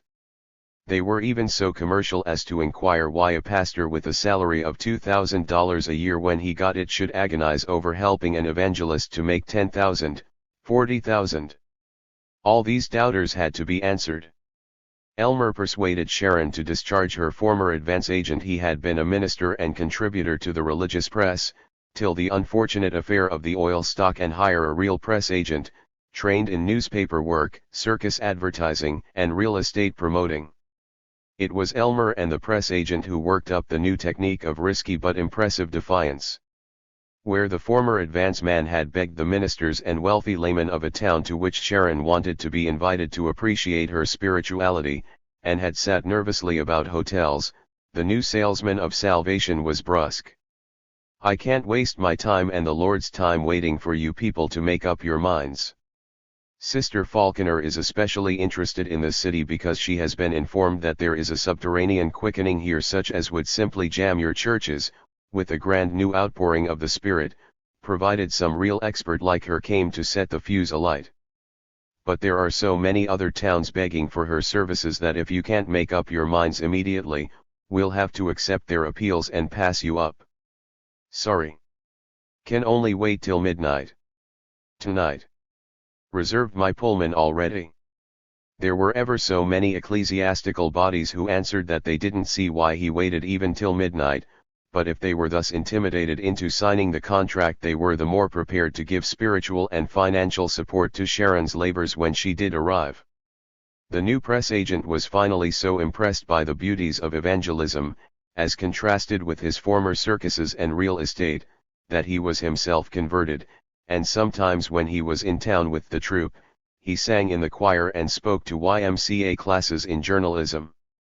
But even Elmer's arguments could never get him to give up a sturdy, plodding devotion to poker. 3. The contract signed, the advance man remembered his former newspaper labors, and for a few days became touchingly friendly with all the reporters in town. There were late parties at his hotel, there was much sending of bellboys for more bottles of Wilson and White Horse and Green River. The press agent admitted that he really did think that Miss Falconer was the greatest woman since Sarah Bernhardt, and he let the boys have stories, guaranteed held exclusive, of her beauty, the glories of her family, her miraculous power of fetching sinners or rain by prayer, and the rather vaguely dated time when, as a young girl, she had been recognized by Dwight Moody as his successor. South of the Mason and Dixon line her grandfather was merely Mr. Falconer, a bellicose and pious man, but far enough north he was General Falconer of Old Virginia, preferably spelled that way, who had been the advisor and solace of General Robert E. Lee. The press agent also wrote the posters for the Ministerial Alliance, giving Satan a generous warning as to what was to happen to him. So when Sharon and the troupe arrived, the newspapers were eager, the walls and shop windows were scarlet with placards, and the town was breathless. Sometimes 1,000 people gathered at the station for her arrival. There were always a few infidels, particularly among the reporters, who had doubted her talents, but when they saw her in the train vestibule, in a long white coat, when she had stood there a second with her eyes closed, lost in prayer for this new community, when slowly she held out her white nervous hands in greeting, then the advance agent's work was 2/3 done here and he could go on to whiten new fields for the harvest. But there was still plenty of discussion before Sharon was rid of the forces of selfishness and able to get down to the job of spreading light. Local committees were always stubborn, local committees were always jealous, local committees were always lazy, and local committees were always told these facts, with vigor. The heat of the arguments was money. Sharon was one of the first evangelists to depend for all her profit not on a share of the contributions nor on a weekly offering, but on one night devoted entirely to a voluntary thank offering, for her and her crew alone. It sounded unselfish and it brought in more, every devotee saved up for that occasion, and it proved easier to get one $50 donation than a dozen of $1 each. But to work up this lone offering to suitably thankful proportions, a great deal of loving and efficient preparation was needed. Reminders given by the chief pastors, bankers, and other holy persons of the town, the distribution of envelopes over which devotees were supposed to brood for the whole 6 weeks of the meetings, and innumerable newspaper paragraphs about the self-sacrifice and heavy expenses of the evangelists. It was over these innocent necessary precautions that the local committees always showed their meanness. They liked giving over only one contribution to the evangelist, but they wanted nothing said about it till they themselves had been taken care of, till the rent of the hall or the cost of building a tabernacle, the heat, the lights, the advertising, and other expenses had been paid. Sharon would meet the committee, a score of clergymen, a score of their most respectable deacons, a few angular Sunday school superintendents, a few disapproving wives in a church parlor, and for the occasion she always wore the gray suit and an air of metropolitan firmness, and swung a pair of pince-nez with lenses made of window glass. While in familiar words the local chairman was explaining to her that their expenses were heavy, she would smile as though she knew something they could not guess, then let fly at them breathlessly. "I'm afraid there is some error here. I wonder if you are quite in the mood to forget all material things and really throw yourselves into the self-abnegating glory of a hot campaign for souls? I know all you have to say. As a matter of fact, you've forgotten to mention your expenses for watchmen, extra hymn books, and hiring camp chairs. But you haven't the experience to appreciate my expenses. I have to maintain almost as great a staff, not only workers and musicians but all my other representatives, whom you never see, as though I had a factory. Besides them, I have my charities. There is, for example, the old ladies' home, which I keep up entirely. Oh, I shan't say anything about it, but if you could see those poor aged women turning to me with such anxious faces. We come here without any guarantee, we depend wholly upon the free will offering of the last day, and I'm afraid you're going to stress the local expenses so that people will not feel like giving on the last day even enough to pay the salaries of my assistants. I'm taking, if it were not that I abominate the pitiful and character-destroying vice of gambling, I'd say that I'm taking such a terrible gamble that it frightens me. But there it is, and while she was talking, Sharon was sizing up this new assortment of clergy, the cranks, the testy male old maids, the advertising and pushing demagogues, the commonplace pulpit job holders, the straddling young liberals, the real mystics, the kindly fathers of their flocks, the lovers of righteousness. She had picked out as her advocate the most sympathetic, and she launched her peroration straight at him. Do you want to ruin me, so that never again shall I be able to carry the message, to carry salvation, to the desperate souls who are everywhere waiting for me, crying for my help?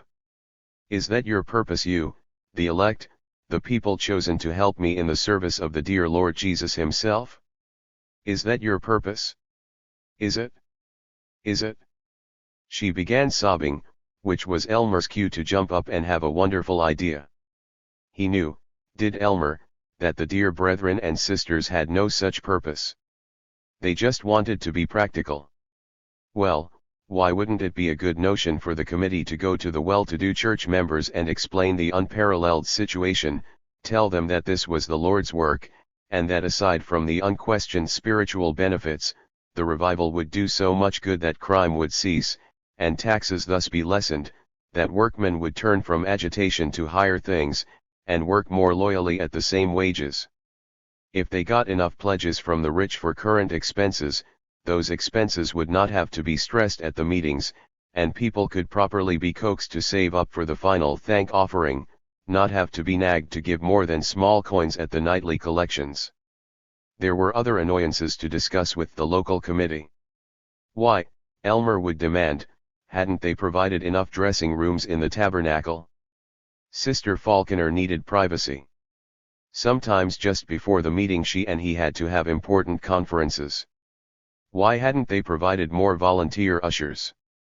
He must have them at once, to train them, for it was the ushers, when properly coached, who would ease struggling souls up to the altar for the skilled finishing touches by the experts. Had they planned to invite big delegations from the local institutions, from Smith Brothers' catsup factory, from the car shops, from the packing house? Oh, yes, they must plan to stir up these institutions. An evening would be dedicated to each of them, the representatives would be seated together, and they'd have such a happy time singing their favorite hymns. By this time, a little dazed, the local committee were granting everything, and they looked almost convinced when Sharon wound up with a glad ringing. All of you must look forward, and joyfully, to a sacrifice of time and money in these meetings. We have come here at a great sacrifice, and we are here only to help you. 4. The afternoon and evening sermons, those were the high points of the meetings, when Sharon cried in a loud voice, her arms out to them, surely the Lord is in this place and I knew it not, and all our righteousness is as filthy rags, and we have sinned and come short of the glory of God, and oh, for the man to arise in me, that the man I am may cease to be, and get right with God, and I am not ashamed of the gospel of Christ, for it is the power of God unto salvation. But before even these guaranteed appeals could reach wicked hearts, the audience had to be prepared for emotion, and to accomplish this there was as much labor behind Sharon's eloquence as there is of wardrobes and scene shifters and box offices behind the frenzy of Lady Macbeth. Of this preparation Elmer had a great part. He took charge, as soon as she had trained him, of the men personal workers, leaving the girls to the director of personal work, a young woman who liked dancing and glass jewelry but who was admirable at listening to the confessions of spinsters. His workers were bank tellers, bookkeepers in wholesale groceries, shoe clerks, teachers of manual training. They canvassed shops, wholesale warehouses, and factories, and held noon meetings in offices, where they explained that the most proficient use of shorthand did not save one from the probability of hell. For Elmer explained that prospects were more likely to be converted if they came to the meetings with a fair amount of fear. When they were permitted, the workers were to go from desk to desk, talking to each victim about the secret sins he was comfortably certain to have. And both men and women workers were to visit the humbler homes and offer to kneel and pray with the flowery and embarrassed wife, the pipe-wreathed and shoeless husband. All the statistics of the personal work: so many souls invited to come to the altar, so many addresses to workmen over their lunch pails, so many cottage prayers, with the length of each, were rather imaginatively entered by Elmer and the director of personal work on the balance sheet which Sharon used as a report after the meetings and as a talking point for the sale of future meetings. Elmer met daily with Adalbert Shoup, that yearning and innocent tenor who was in charge of music, to select hymns. There were times when the audiences had to be lulled into confidence by softly and tenderly "Jesus is Calling," times when they were made to feel brotherly and rustic with "It's the old-time religion." It was good for Paul and Silas. And it's good enough for me. And times when they had to be stirred by "At the Cross" or "Onward, Christian Soldiers." Adalbert had ideas about what he called worship by melody, but Elmer saw that the real purpose of singing was to lead the audience to a state of mind where they would do as they were told. He learned to pick out letters on the typewriter with 2 fingers, and he answered Sharon's mail, all of it that she let him see. He kept books for her, in a ragged sufficient manner, on checkbook stubs. He wrote the nightly story of her sermons, which the newspapers cut down and tucked in among stories of remarkable conversions. He talked to local church pillars so rich and moral that their own pastors were afraid of them. And he invented an aid to salvation which to this day is used in the more evangelistic meetings, though it is credited to Adalbert Shoup. Adalbert was up to most of the current diversions. He urged the men and the women to sing against each other. At the tense moment when Sharon was calling for converts, Adalbert would skip down the aisle, fat but nimble, pink with coy smiles, tapping people on the shoulder, singing the chorus of a song right among them, and often returning with 3 or 4 prisoners of the sword of the Lord, flapping his plump arms and caroling "They're coming, they're coming," which somehow started a stampede to the altar.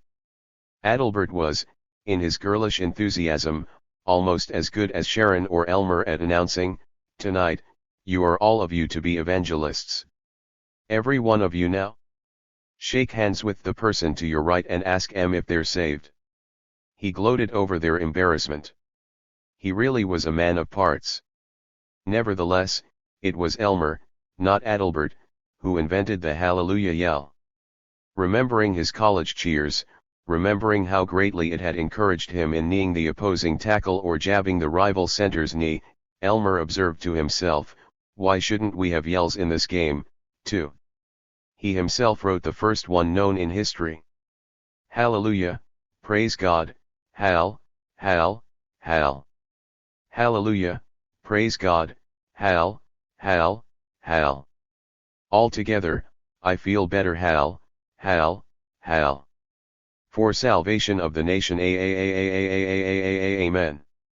That was a thing to hear, when Elmer led them, when he danced before them, swinging his big arms and bellowing, "Now again. 2 yards to gain. 2 yards for the Savior. Come on, boys and girls, it's our team. Going to let 'em down? Not on your life. Come on then, you chipmunks, and lemme hear you knock the old roof off. Hal, hal, hal." Many a hesitating boy, a little sickened by the intense brooding femininity of Sharon's appeal, was thus brought up to the platform to shake hands with Elmer and learn the benefits of religion. 5. The gospel crew could never consider their converts as human beings, like waiters, or manicurists or brakemen, but they had in them such a professional interest as surgeons take in patients, critics in an author, fishermen in trout. They were obsessed by the gaffer in Terre Haute who got converted every single night during the meetings. He may have been insane and he may have been a plain drunk, but every evening he came in looking adenoidal and thoroughly backslidden. Every evening he slowly woke to his higher needs during the sermon, and when the call for converts came, he leaped up, shouted hallelujah, I've found it, and galloped forward, elbowing real and valuable prospects out of the aisle. The crew waited for him as campers for a mosquito. In Scranton, they had unusually exasperating patients. Scranton had been saved by a number of other evangelists before their arrival, and had become almost anesthetic. 10 nights they sweated over the audience without a single sinner coming forward, and Elmer had to go out and hire half a dozen convincing converts. He found them in a mission near the river, and explained that by giving a good example to the slothful, they would be doing the work of God, and that if the example was good enough, he would give them $5 apiece. The missioner himself came in during the conference and offered to get converted for 10, but he was so well known that Elmer had to give him the 10 to stay away. His gang of converts was very impressive, but thereafter no member of the evangelistic troop was safe. The professional Christians besieged the tent night and day. They wanted to be saved again. When they were refused, they offered to produce new converts at $5 apiece, $3 apiece, 50 cents and a square meal. By this time enough authentic and free enthusiasts were appearing, and though they were fervent, they did not relish being saved in company with hobos who smelled. When the half-dozen cappers were thrown out, bodily, by Elmer and Art Nichols, they took to coming to the meetings and catcalling, so that for the rest of the series they had to be paid $1 a night each to stay away. No, Elmer could not consider the converts human. Sometimes when he was out in the audience, playing the bullying hero that Judson Roberts had once played with him, he looked up at the platform, where a row of men under conviction knelt with their arms on chairs and their broad butts toward the crowd, and he wanted to snicker and wield a small plank. But 5 minutes after he would be up there, kneeling with a sewing machine agent with the day after shakes, his arm round the client's shoulder, pleading in the tones of a mother cow, "Can't you surrender to Christ, brother? Don't you want to give up all the dreadful habits that are ruining you, keeping you back from success? Listen. God'll help you make good. And when you're lonely, old man, remember He's there, waiting to talk to you." 6. They generally, before the end of the meetings, worked up gratifying feeling. Often young women knelt panting, their eyes blank, their lips wide with ecstasy.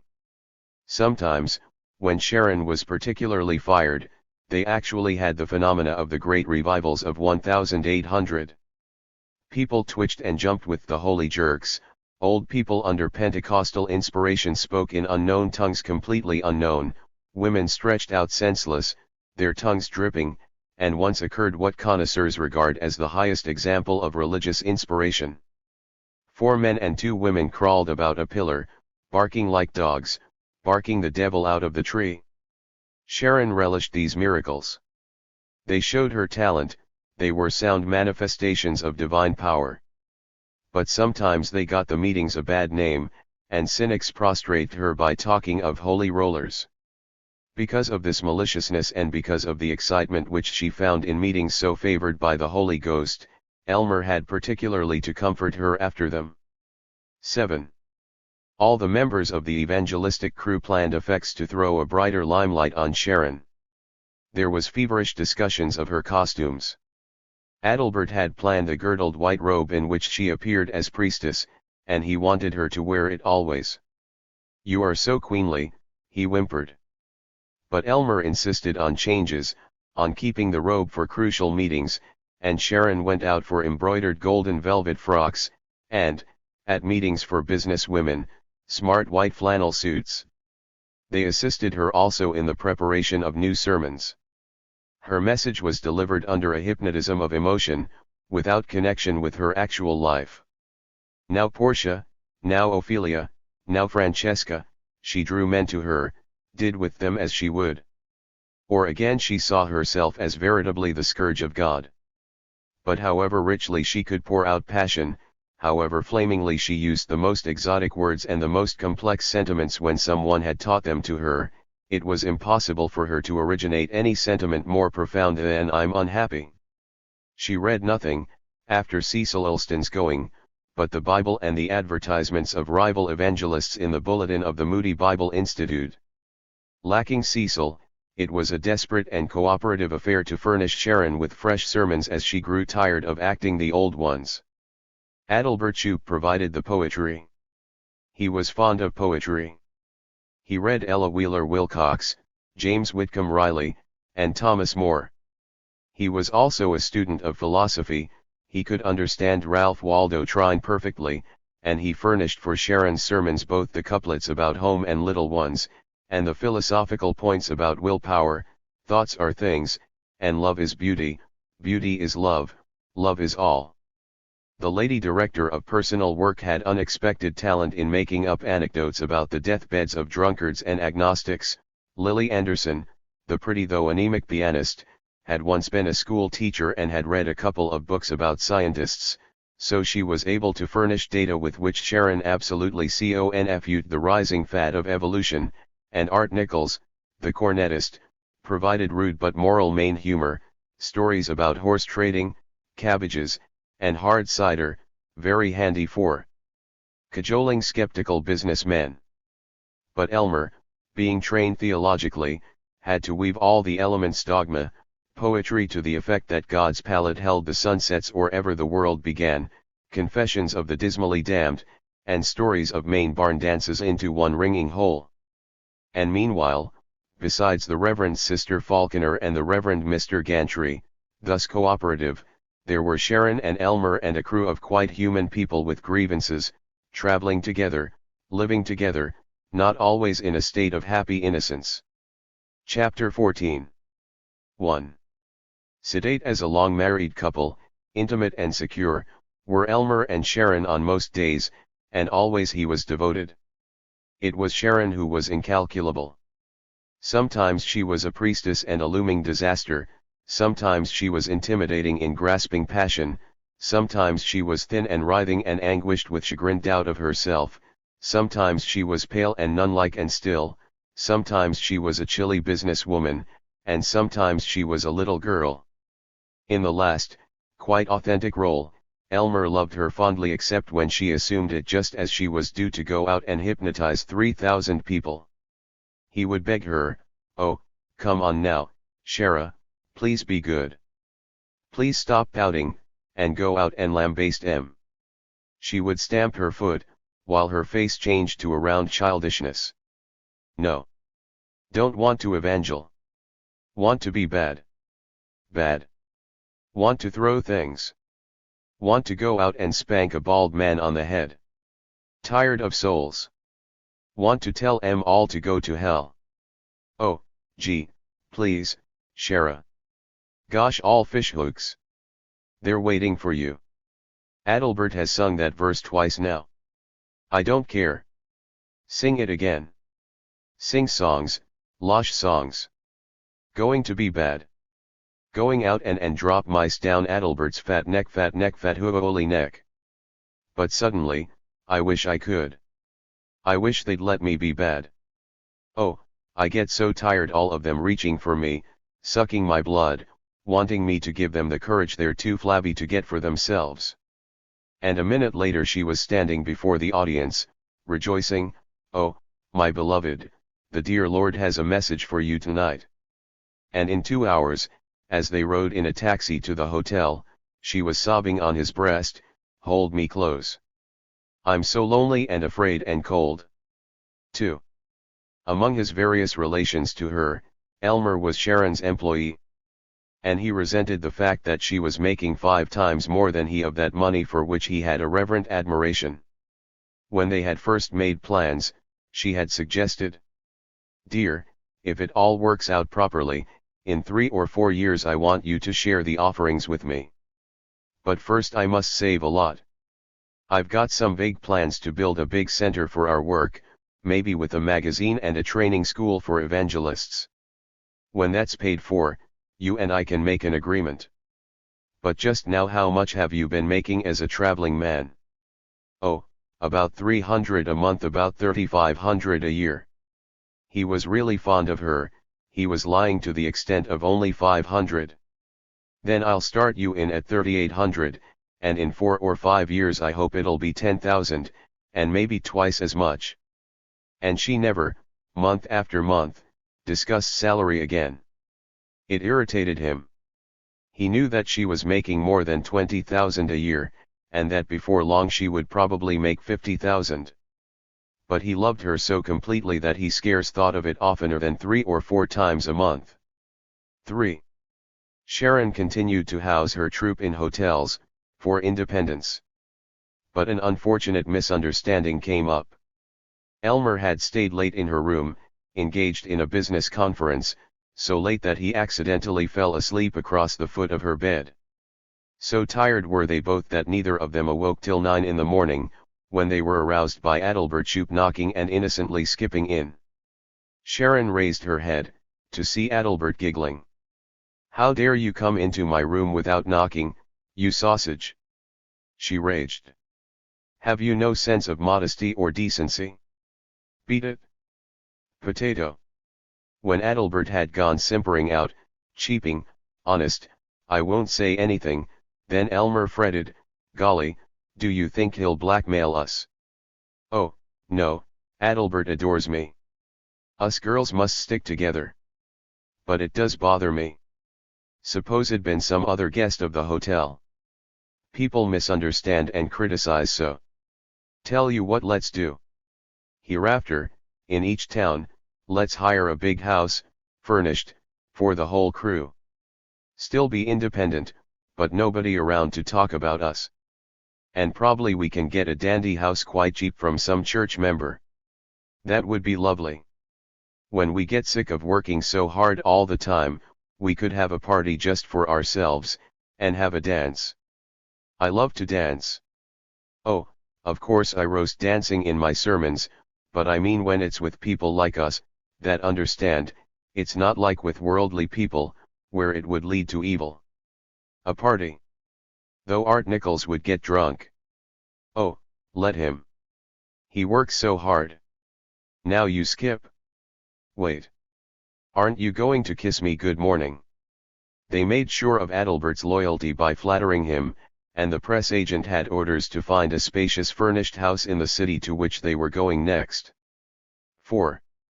The renting of furnished houses for the Falconer Evangelistic Party was a ripe cause for new quarrels with local committees, particularly after the party had left town.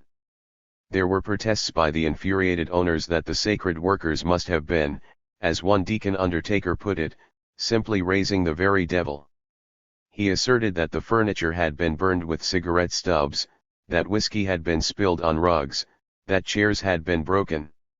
He claimed damages from the local committee sent the claims on to Sharon, there was a deal of fervent correspondence, and the claims were never paid. Though usually it did not come out till the series of meetings was finished, so that there was no interference with saving the world, these arguments about the private affairs of the evangelistic crew started most regrettable rumors. The ungodly emitted loud scoffings. Sweet repressed old maids wondered and wondered what might really have happened, and speculated together in delightful horror as to whether there could have been anything worse than drinking going on. But always a majority of the faithful argued logically that Sister Falconer and Brother Gantry were righteous, therefore they could not do anything unrighteous, therefore the rumors were inspired by the devil and spread by saloon-keepers and infidels, and in face of this persecution of the godly, the adherents were the more lyric in support of the Falconer party. Elmer learned from the discussions of damages a pleasant way of reducing expenses. At the end of their stay, they simply did not pay the rent for their house. They informed the local committee, after they had gone, that the committee had promised to provide living quarters, and that was all there was to it. There was a lot of correspondence. 5. One of Sharon's chief troubles was getting her crew to bed. Like most actors, they were high-strung after the show. Some of them were too nervous to sleep till they had read the Saturday Evening Post, Others never could eat till after the meetings, and till 1 o'clock they fried eggs and scrambled eggs and burnt toast and quarreled over the dishwashing. Despite their enlightened public stand against the demon rum, some of the performers had to brace up their nerves with an occasional quart of whiskey, and there was dancing and assorted glee.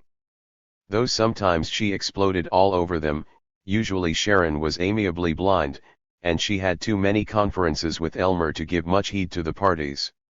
Lily Anderson, the pale pianist, protested. They ought all, she said, to go to bed early so they could be up early. They ought, she said, to go oftener to the cottage prayer meetings. The others insisted that this was too much to expect of people exhausted by their daily 3 hours of work, but she reminded them that they were doing the work of the Lord, and they ought to be willing to wear themselves out in such service. They were, said they, but not tonight. After days when Art Nichols, the cornetist, and Adolph Klebs, the violinist, had such heads at 10 in the morning that they had to take pick-me-ups, would come days when all of them, even Art and Adolph, were hysterically religious, when quite privately they prayed and repented, and raised their voices in ululating quavers of divine rapture, till Sharon said furiously that she didn't know whether she preferred to be waked up by hell-raising or hallelujahs. Yet once she bought a traveling phonograph for them, and many records, half hectic dances and half hymns. 6. Though her presence nearly took away his need of other stimulants, of tobacco and alcohol and most of his cursing, it was a year before Elmer was altogether secure from the thought of them. But gradually he saw himself certain of future power and applause as a clergyman. His ambition became more important than the titillation of alcohol, and he felt very virtuous and pleased. Those were big days, rejoicing days, sunny days. He had everything, his girl, his work, his fame, his power over people. When they held meetings in Topeka, his mother came from Paris to hear them, and as she watched her son addressing 2,000 people, all the heavy graveyard doubts which had rotted her after his exit from Mizpah Seminary vanished. He felt now that he belonged. The gospel crew had accepted him as their assistant foreman, as bolder and stronger and trickier than any save Sharon, and they followed him like family dogs. He imagined a day when he would marry Sharon, supersede her as leader, letting her preach now and then as a feature, and become one of the great evangelists of the land. He belonged. When he encountered fellow evangelists, no matter how celebrated, he was pleased, but not awed. Didn't Sharon and he meet no less an evangelist than Dr. Howard Bancock Bench, the great Baptist defender of the literal interpretation of the Bible, president of the True Gospel Training School for Religious Workers, editor of The Keeper of the Vineyard, and author of Fool's Errors of So-Called Science? Didn't Dr. Bench treat Elmer like a son? Dr. Bench happened to be in Joliet, on his way to receive his 6th DD degree during Sharon's meetings there. He lunched with Sharon and Elmer. "Which hymns do you find the most effective when you make your appeal for converts, Dr. Bench?" asked Elmer. "Well, I'll tell you, Brother Gantry," said the authority. "I think Just As I Am and Jesus, I Am Coming Home hit real folksy hearts like nothing else." "Oh, I'm afraid I don't agree with you," protested Sharon. "It seems to me of course you have far more experience and talent than I, Dr. Bench." "Not at all, my dear sister," said Dr. Bench, with a leer which sickened Elmer with jealousy. "You are young, but all of us recognize your genius." "Thank you very much. But I mean, they're not lively enough. I feel we ought to use hymns with a swing to 'em, hymns that make you dance right up to the mourner's bench." Dr. Bench stopped gulping his fried pork chops and held up a flabby, white, holy hand. "Oh, Sister Falconer, I hate to have you use the word dance regarding an evangelistic meeting. What is the dance? It is the gateway to hell. How many innocent girls have found in the dance hall the allurement which leads to every nameless vice?" 2 minutes of information about dancing given in the same words that Sharon herself often used, and Dr. Bench wound up with a hearty, "So I beg of you not to speak of dancing to the mourner's bench." "I know, Dr. Bench, I know, but I mean in its sacred sense, as of David dancing before the Lord. But I feel there was a different meaning to that. If you only knew the original Hebrew, the word should not be translated danced but was moved by the Spirit.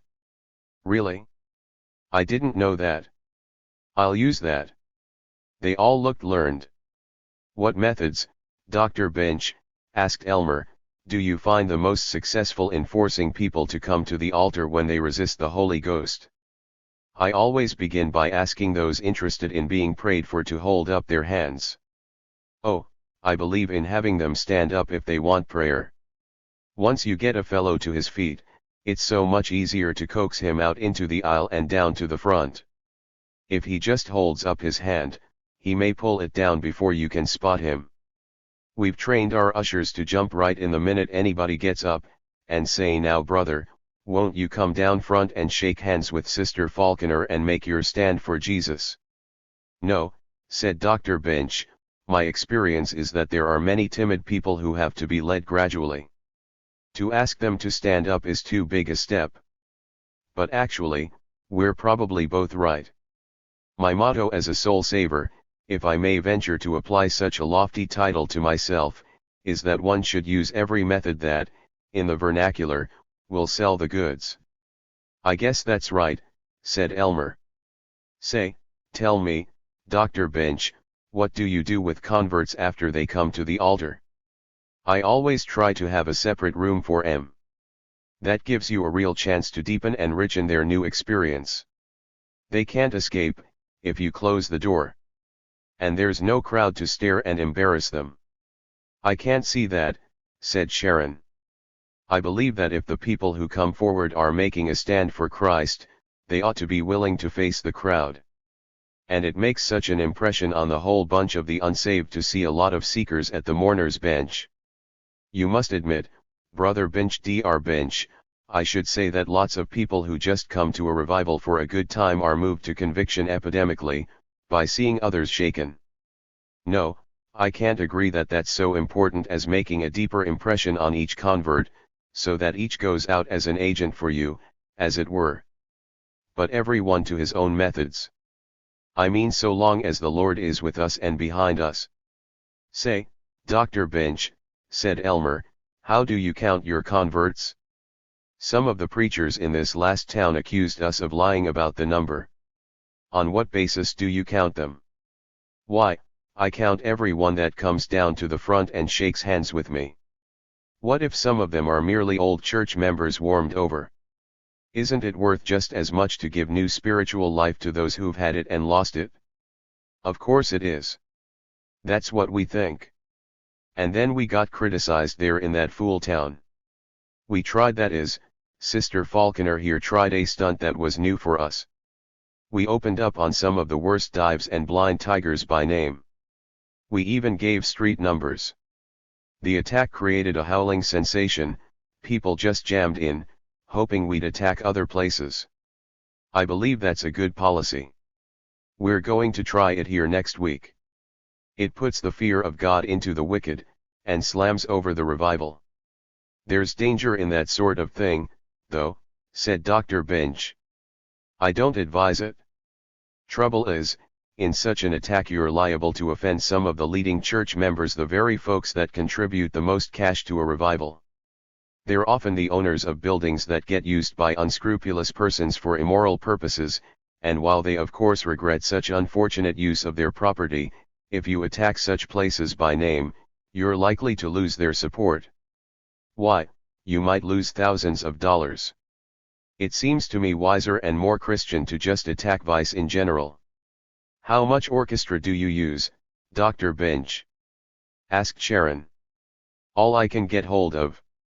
I'm carrying a pianist, a violinist, a drummer, and a cornetist, besides my soloist." "But don't you find some people objecting to fiddling?" "Oh, yes, but I jolly am out of it by saying I don't believe in letting the devil monopolize all these art things," said Dr. Bench. "Besides, I find that a good tune, sort of a nice, artistic, slow, sad one, puts folks into a mood where they'll come across both with their hearts and their contributions. By the way, speaking of that, What luck have you folks had recently in raising money? And what method do you use? It's been pretty good with us and I need a lot, because I'm supporting an orphanage, said Sharon. We're sticking to the idea of the free will offering the last day. We can get more money than any town would be willing to guarantee beforehand. If the appeal for the free will offering is made strong enough, we usually have pretty fair results. Yes, I use the same method. But I don't like the term free will offering, or thank offering. It's been used so much by merely second-rate evangelists, who, and I grieve to say there are such people, put their own gain before the service of the kingdom, that it's got a commercial sound. In making my own appeal for contributions, I use love offering. That's worth thinking over, Dr. Bench, sighed Sharon, but, oh, how tragic it is that we, with our message of salvation, if the sad old world would but listen, we could solve all sorrows and difficulties. Yet with this message ready, we have to be practical and raise money for our expenses and charities. Oh, the world doesn't appreciate evangelists. Think what we can do for a resident minister. These preachers who talk about conducting their own revivals make me sick. They don't know the right technique. Conducting revivals is a profession. One must know all the tricks. With all modesty, I figure that I know just what will bring in the converts. I'm sure you do, Sister Falconer, from Bench. Say, do you and Brother Gantry like union revivals? You bet your life we do, said Brother Gantry. We won't conduct a revival unless we can have the united support of all the evangelical preachers in town. I think you are mistaken, Brother Gantry, said Dr. Bench. I find that I have the most successful meetings with only a few churches, but all of them genuinely okay. With all the preachers joined together, you have to deal with a lot of these 2x4 hick preachers with churches about the size of woodsheds and getting maybe $1,100 a year, and yet they think they have the right to make suggestions. No, sir. I want to do business with the big downtown preachers that are used to doing things in a high-grade way and that don't kick if you take a decent-sized offering out of town. Yeah, there's something to be said for that, said Elmer. That's what the happy sing evangelist Bill Buttle said to us one time. But I hope you don't like Brother Buttle, protested Dr. Bench. Oh, no. Anyway, I didn't like him, said Sharon, which was a wifely slap at Elmer. Dr. Bench snorted, he's a scoundrel. There's rumors about his wife's leaving him. Why is it that in such a high calling as ours there are so many rascals? Take Dr. Morton by calling himself a cover-to-cover literalist, and then his relations to the young woman who sings for him. I would shock you, Sister Falconer, if I told you what I suspect. Oh, I know. I haven't met him, but I hear dreadful things, wailed Sharon. And Wesley Ziegler. They say he drinks. And an evangelist. Why, if any person connected with me were so much as to take one drink, out he goes. That's right, that's right. Isn't it dreadful? Mourned Dr. Bench. And take this charlatan Edgar Edgas, this obscene ex-gambler with his disgusting slang. The hypocrite. Joyously they pointed out that this rival artist in evangelism was an ignoramus, that a passer of bogus checks, the other doubtful about the doctrine of the premillennial coming. Joyously they concluded that the only intelligent and moral evangelists in America were Dr. Bench, Sister Falconer, and Brother Gantry, and the lunch broke up in an orgy of thanksgiving. There's the worst swellhead and four-flusher in America, that Bench, and he's shaky on Jonah, and I've heard he chews tobacco and then pretending to be so swell and cityfied. Be careful of him, said Sharon to Elmer afterward, and oh, my dear, my dear. Chapter 15. 1. It was not her eloquence but her healing of the sick which raised Sharon to such eminence that she promised to become the most renowned evangelist in America. People were tired of eloquence, and the whole evangelist business was limited, since even the most ardent were not likely to be saved more than 3 or 4 times. But they could be healed constantly, and of the same disease. Healing was later to become the chief feature of many evangelists, but in 1910 it was advertised chiefly by Christian Scientists and the New Thoughters. Sharon came to it by accident. She had regularly offered prayers for the sick, but only absent-mindedly. When Elmer and she had been together for a year, during her meetings in Schenectady a man led up his deaf wife and begged Sharon to heal her. It amused Sharon to send out for some oil to anoint the woman's ears, and to pray lustily for healing. The woman screamed, "Glory to God, I've got my hearing back." There was a sensation in the tabernacle, and everybody itched with desire to be relieved of whatever ailed him. Elmer led the healed deaf woman aside and asked her name for the newspapers. It is true that she could not hear him, but he wrote out his questions, she wrote the answers, and he got an excellent story for the papers and an idea for their holy work. Why, he put it to Sharon, shouldn't she make healing a regular feature? "I don't know that I have any gift for it," considered Sharon. "Sure you have. Aren't you psychic?" "You bet. Go to it. We might pull off some healing services. I bet the collections would bust all records, and we'll have a distinct understanding with the local committees that we get all over a certain amount, besides the collection the last day. Well, we might try one. Of course, the Lord may have blessed me with special gifts that way, and to Him be all the credit. Oh, let's stop in here and have an ice cream soda. I love banana splits. I hope nobody sees me. I feel like dancing tonight. Anyway, we'll talk over the possibility of healing. I'm going to take a hot bath the minute we get home with Losh bath salts, Losh and Losh and Losh." The success was immense. She alienated many evangelical pastors by divine healing, but she won all the readers of books about willpower, and her daily miracles were reported in the newspapers. And, or so it was reported, some of the patients remained cured. She murmured to Elmer, "You know, maybe there really is something to this healing, and I get an enormous thrill out of it telling the lame to chuck their crutches. That man last night, that cripple, he did feel lots better." They decorated the altar now with crutches and walking sticks, all given by grateful patients except such as Elmer had been compelled to buy to make the exhibit inspiring from the start. Money gambled in. One grateful patient gave Sharon $5,000. And Elmer and Sharon had their only quarrel, except for occasional spats of temperament. With the increase in profits, he demanded a rise of salary, and she insisted that her charities took all she had. "Yeah, I've heard a lot about said he, "the old ladies' home and the orphanage and the Huskow for retired preachers. I suppose you carry along with you on the road. Do you mean to insinuate, my good friend, that I—" They talked in a thoroughly spirited and domestic manner, and afterward she raised his salary to $5,000 and kissed him. With the money so easily come by, Sharon burst out in hectic plans. She was going to buy a 10,000-acre farm for a Christian socialist colony and a university, and she went so far as to get a 3-month option on 200 acres. She was going to have a great national paper, with crime news, scandal, and athletics omitted, and a daily Bible lesson on the front page.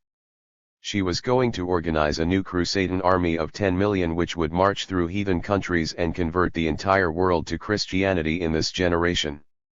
She did, at last, actually carry out one plan, and create a headquarters for her summer meetings.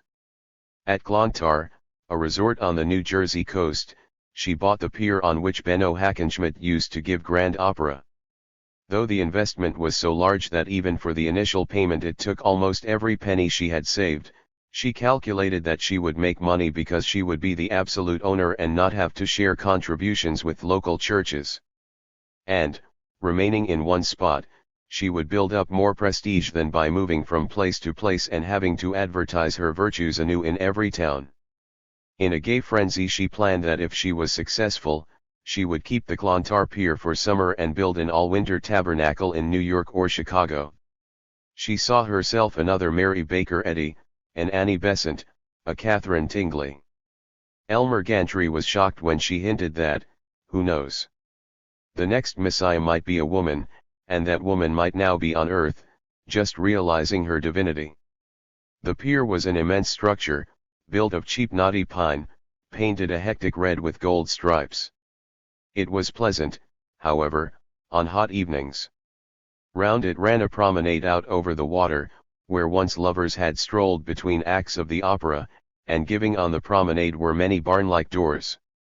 Sharon christened it the Waters of Jordan Tabernacle, added more and redder paint, more golden gold, and erected an enormous revolving cross, lighted at night with yellow and ruby electric bulbs. The whole gospel crew went to Clontarr early in June to make ready for the great opening on the evening of the 1st of July. They had to enlist volunteer ushers and personal workers, and Sharon and Adalbert Shoup had notions about a huge robed choir, with 3 or 4 paid soloists. Elmer had less zeal than usual in helping her, because an unfortunate thing had gone and happened to Elmer. He saw that he really ought to be more friendly with Lily Anderson, the pianist. While he remained true to Sharon, he had cumulatively been feeling that it was sheer carelessness to let the pretty and anemic and virginal Lily be wasted.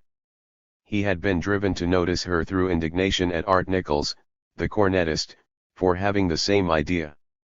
Elmer was fascinated by her unawakenedness. While he continued to be devoted to Sharon, over her shoulder he was always looking at Lily's pale sweetness, and his lips were moist. 2. They sat on the beach by moonlight, Sharon and Elmer, the night before the opening service. All of Clontarr, with its mile of comfortable summer villas and gingerbread hotels, was excited over the tabernacle, and the Chamber of Commerce had announced, "We commend to the whole Jersey coast this high-class spiritual feature, the latest addition to the manifold attractions and points of interest at the snappiest of all summer colonies."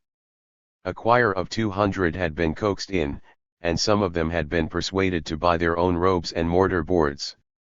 Near the sand dune against which Sharon and Elmer lolled was the tabernacle, over which the electric cross turned solemnly, throwing its glare now on the rushing surf, now across the bleak sand. "And it's mine." Sharon trembled.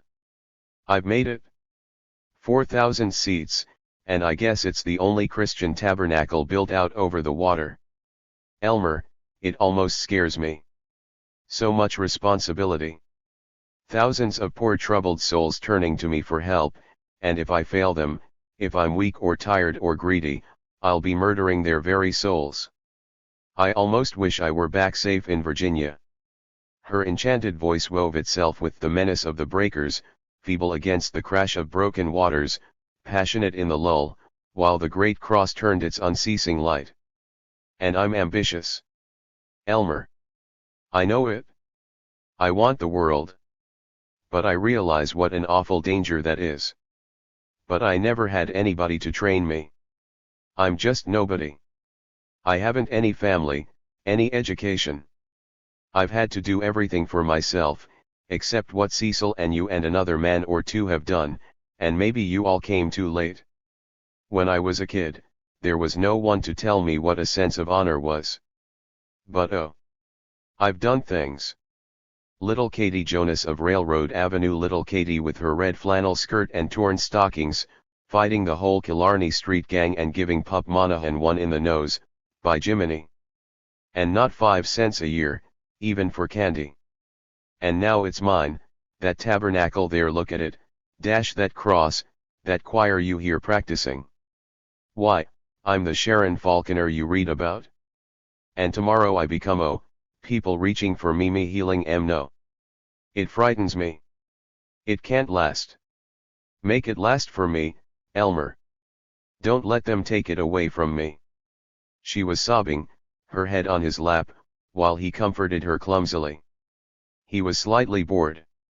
She was heavy, and though he did like her, he wished she wouldn't go on telling that Katie Jonas Utica story.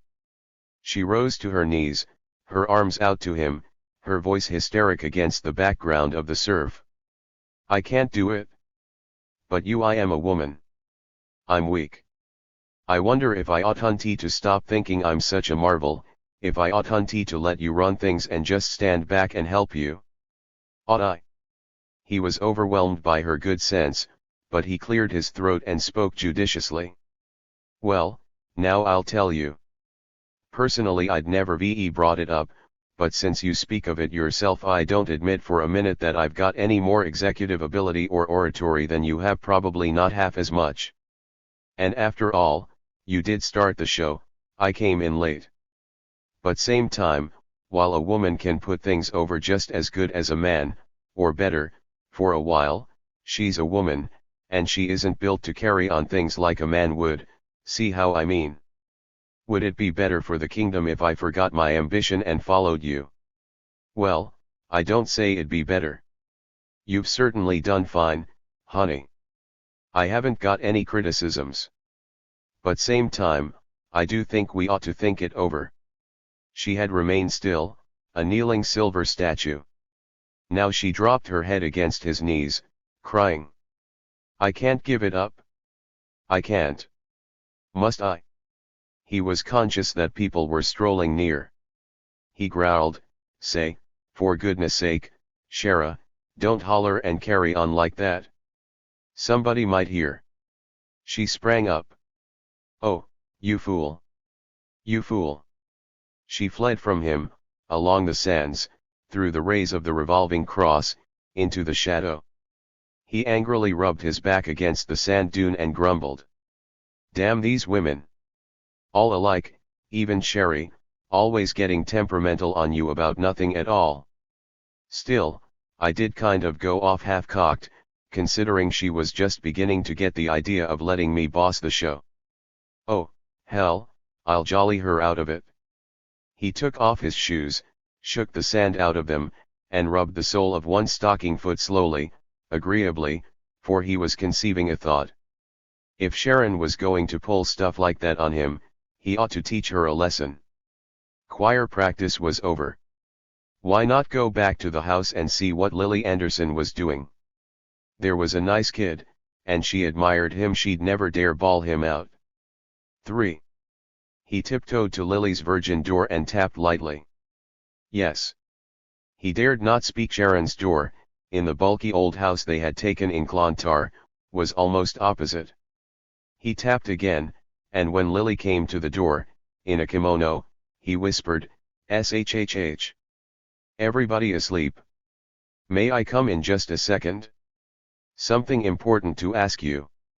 Lily was wondering, but obviously she felt a pallid excitement as he followed her into her room, with its violet-broidered doilies. "Lily, I've been worrying. Do you think Adalbert ought to have the choir start with 'A Mighty Fortress Is Our God' tomorrow, or something a little snappier, get the crowd and then shoot in something impressive? Honest, Mr. Gantry, I don't believe they could change the program now." "Oh, well, it doesn't matter. Sit down and tell me how the choir practice went tonight." "Bet it went swell, with you pounding the box." "Oh, now," as she perched lightly on the edge of the bed, "you're just teasing me, Mr. Gantry." He sat beside her, chuckling bravely, "And I can't even get you to call me Elmer." "Oh, I wouldn't dare, Mr. Gantry. Miss Falconer would call me down." "You just let me know if anybody ever dares try to call you down, Lily. Why, I don't know whether Sharon appreciates it or not, but the way you spiel the music gives as much power to our meetings as her sermons or anything else." "Oh, no, you're just flattering me, Mr. Gantry." "Oh, say, I have a trade last for you." "Well, let's see, I remember, that Episcopalian preacher, the big handsome one, he said you ought to be on the stage, you had so much talent." "Oh, go on, you're kidding me, Mr. Gantry." "No, honest he did." "Now, what's mine? Though I'd rather have you say something nice about me." "Oh, now you're fishing." "Sure I am, with such a lovely fish as you." "Oh, it's terrible the way you talk." Laughter, silvery peals, several peals. "But I mean, this grand opera soloist that's down for our opening says you look so strong that she's scared of you." "Oh, she is she? Are you? Huh? Are you? Tell me." Somehow her hand was inside his, and he squeezed it, while she looked away and blushed and at last breathed, "Yes, kind of." He almost embraced her, but oh, it was a mistake to rush things, and he went on in his professional tone. But to go back to Sharon and our labors, it's all right to be modest, but you ought to realize how enormously your playing adds to the spirituality of the meetings. I'm so glad you think so, but, honest, to compare me to Miss Falconer for bringing souls to Christ, why, she's just the most wonderful person in the world. That's right. You bet she is. Only I wish she felt like you do. I don't really think she cares so much for my playing. Well, she ought to. I'm not criticizing, you understand, she certainly is one of the greatest evangelists living, but just between you and I, she has one fault: she doesn't appreciate any of us. She thinks it's her that does the whole darn thing. As I say, I admire her, but, by golly, it does make me sore sometimes to never have her appreciate your music. I mean the way it ought to be appreciated. See how I mean? Oh, that is so nice of you, but I don't deserve. But I've always appreciated it, don't you think, Lily? Oh, yes, indeed you have, and it's been such an encouragement. Oh, well, say, I'm just tickled to death to have you say that, Lily. A firmer pressure on her frail hand. Do you like to have me like your music? Oh, yes. But do you like to have me like you? Oh, yes. Of course, we're all working together, oh, like sister and brother. Lily. Don't you think we might ever be, don't you think we could be just a little closer than sister and brother? Oh, you're just being mean. How could you ever like poor little me when you belong to Sharon? What do you mean? Me belong to Sharon? Say. I admire her tremendously, but I'm absolutely free, you can bet your life on that, and just because I've always been kinda shy of you, you have such a kind of flower-like beauty, you might say, that no man, no, not the coarsest, would ever dare to ruffle it. And because I've stood back, sort of feeling like I was protecting you, maybe you think I haven't appreciated all your qualities. She swallowed. Oh, Lily, all I ask for is the chance now and then, whenever you're down in the mouth, and all of us must feel like that, unless we think we're the whole cheese and absolutely own the gospel game, whenever you feel that way, let me have the privilege of telling you how greatly one fellow appreciates the loveliness that you scatter along the road. Do you really feel that way? Maybe I can play the piano, but personally I'm nothing. Nothing. It isn't true, dearest. Lily. It's so like your modesty to not appreciate what sunshine you bring into the hearts of all of us, dear, and how we cherish. The door shot open. In the doorway stood Sharon Falconer in a black and gold dressing gown. Both of you, said Sharon, are discharged. Fired. Now. Don't ever let me see your faces again. You can stay tonight, but see to it that you're out of the house before breakfast. Oh, Miss Falconer, Lily wailed, thrusting away Elmer's hand. But Sharon was gone, with a bang of the door. They rushed into the hall, they heard the key in her lock, and she ignored their rapping. Lily glared at Elmer. He heard her key also, and he stood alone in the hall. 4. Not till 1 in the morning, sitting in flabby dejection, did he have his story shaped and watertight. It was an heroic spectacle, that of the Reverend Elmer Gantry climbing from the second-story balcony through Sharon's window, tiptoeing across the room, plumping on his knees by her bed, and giving her a large plashy kiss. I am not asleep, she observed, in tones level as a steel rail, while she drew the comforter about her neck. In fact, I'm awake for the first time in 2 years, my young friend. You can get out of here. I won't tell you all I've been thinking, but among other things, you're an ungrateful dog that bit the hand that took you out of the slimy gutter, you're a liar, an ignoramus, a fourflusher, and a rotten preacher. By God, I'll show. But she giggled, and his plan of action came back to him. He sat firmly on the edge of the bed, and calmly he remarked. Sharon, you're a good deal of a damn fool. You think I'm going to deny flirting with Lily? I won't take the trouble to deny it. If you don't appreciate yourself, if you don't see that a man that's ever associated with you simply couldn't be interested in any other woman, then there's nothing I can say. Why, my God, Shara, you know what you are. I could no more be untrue to you than I could to my religion. As a matter of fact, want to know what I was saying to Lily, to Miss Anderson? I do not. Well, you're going to. As I came up the hall, her door was open, and she asked me to come in. She had something to ask me.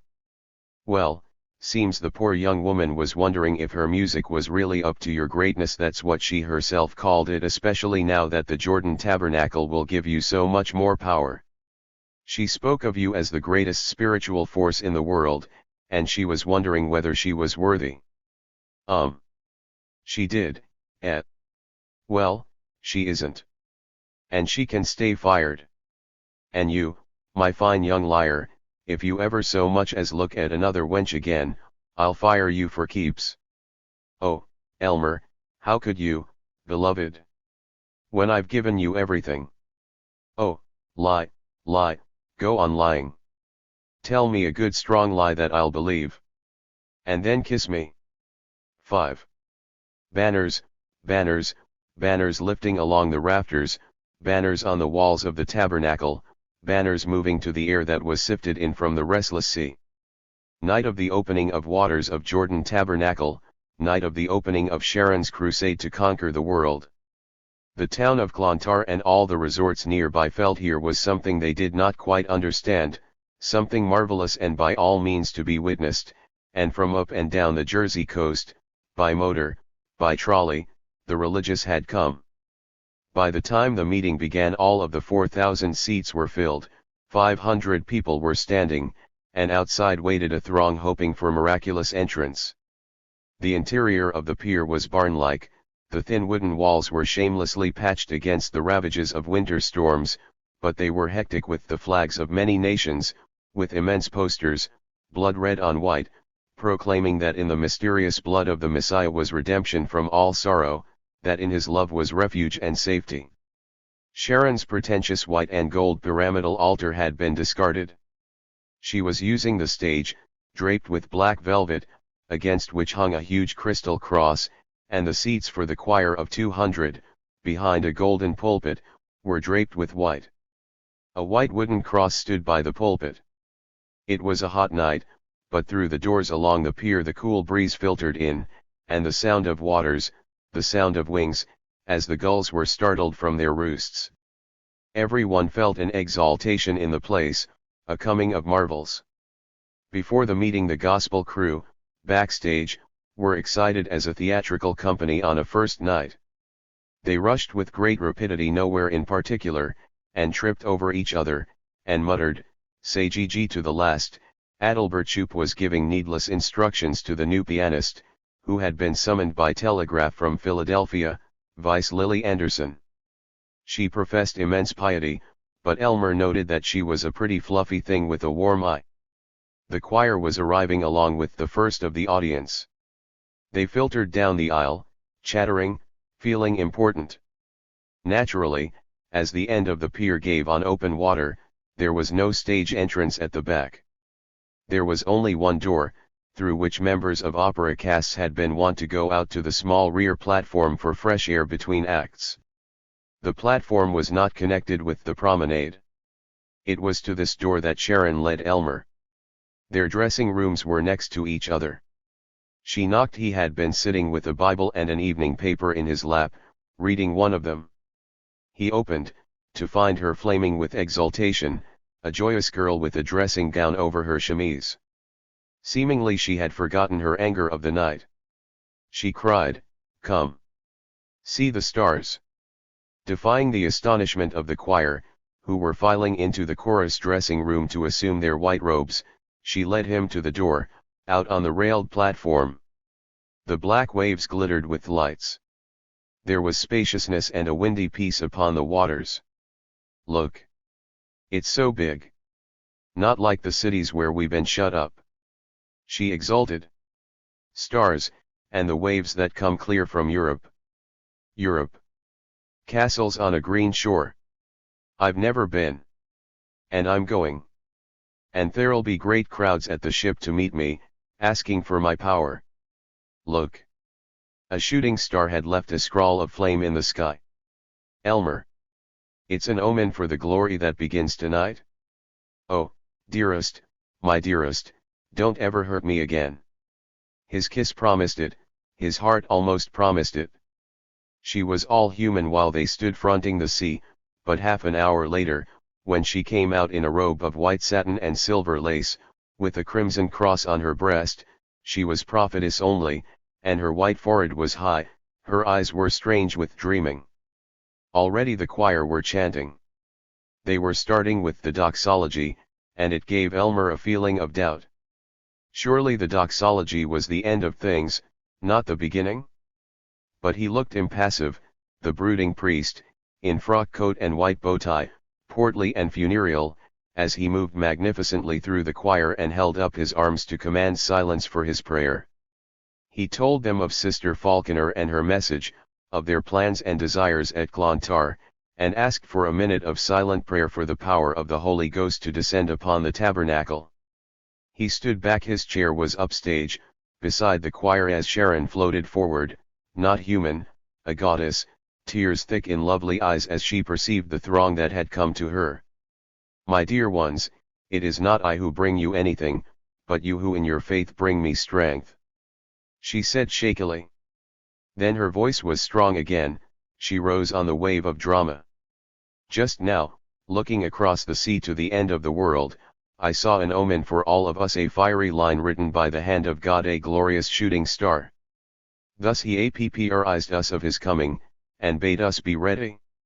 Oh, are you ready, are you ready, will you be ready when the great day comes? The congregation was stirred by her lyric earnestness. But outside there were less devout souls. 2 workmen had finished polishing the varnished wooden pillars as the audience began to come.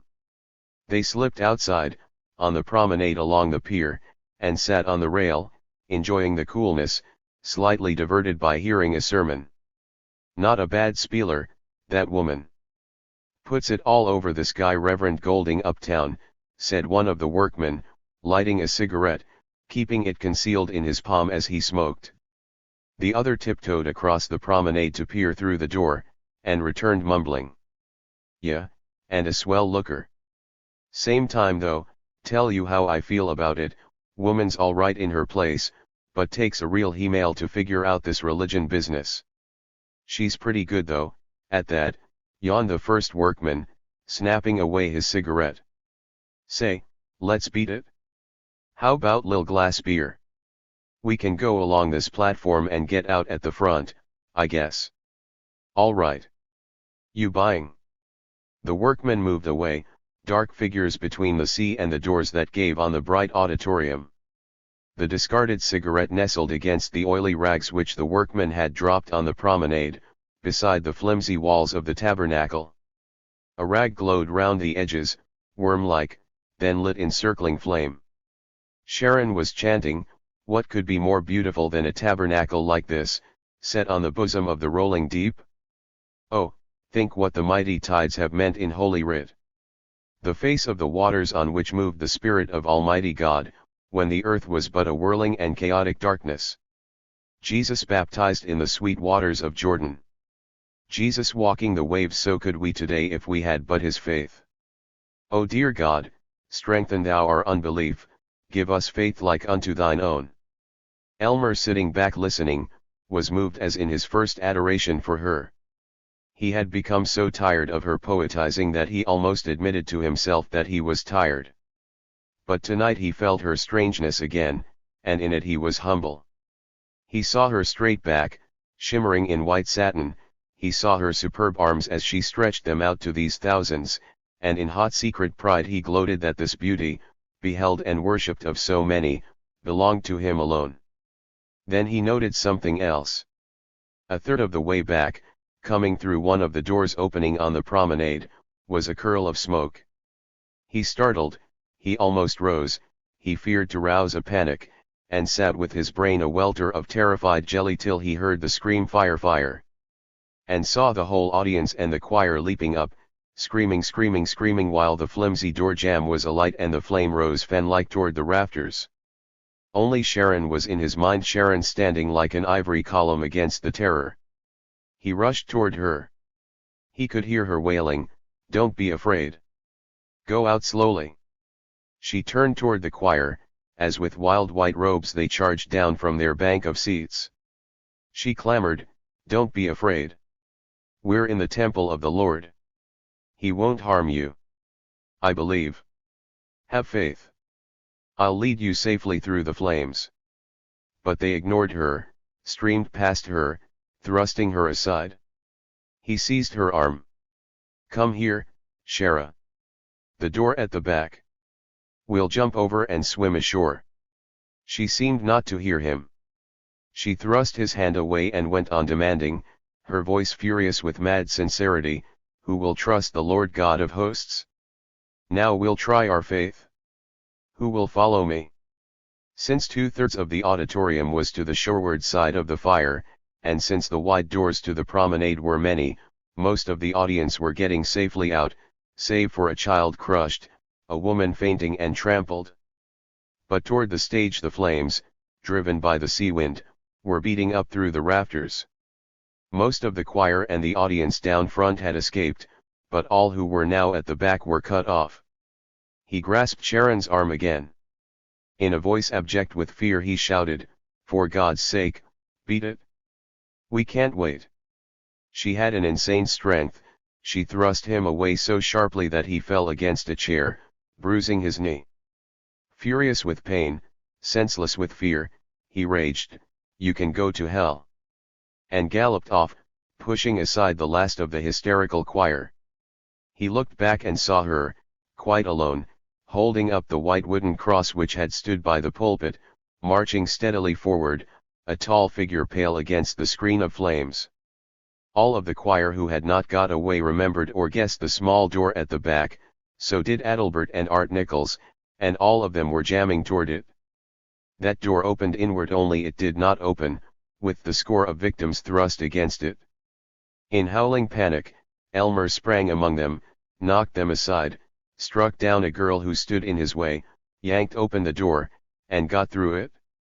The last, the only one, to get through it. He never remembered leaping, but he found himself in the surf, desperately swimming toward shore, horribly cold, horribly bound by heavy clothes. He humped out of his coat. In the inside pocket was Lily Anderson's address, as she had given it to him before going that morning. The sea, by night, though it was glaring now with flames from above, seemed infinite in its black sightlessness. The waves thrust him among the piles, their mossy slime was like the feel of serpents to his frantic hands, and the barnacles cut his palms. But he struggled out from beneath the pier, struggled toward shore, and as he swam and panted, more and more was the sea blood red about him. In blood he swam, blood that was icy cold and tumultuous and roaring in his ears. His knees struck sand, and he crawled ashore, among a shrieking, torn, sea-soaked crowd. Many had leaped from the rail of the promenade and were still fighting the surf, wailing, beaten. Their wet and corpse-like heads were seen clearly in the glare. The pier was only a skeleton, a cage round a boiling of flame, with dots of figures still dropping from the promenade.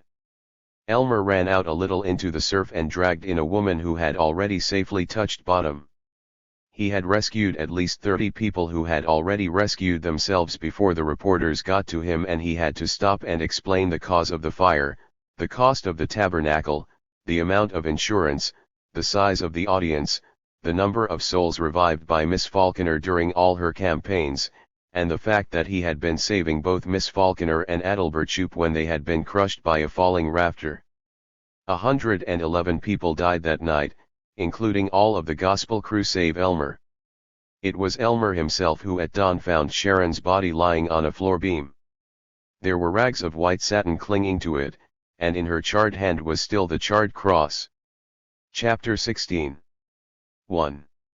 Though to the commonplace and unspeculative eye Mrs. Evans Riddle was but a female blacksmith, yet Mrs. Riddle and her followers knew, in a bland smirking way, that she was instituting an era in which sickness, poverty, and folly would be ended forever.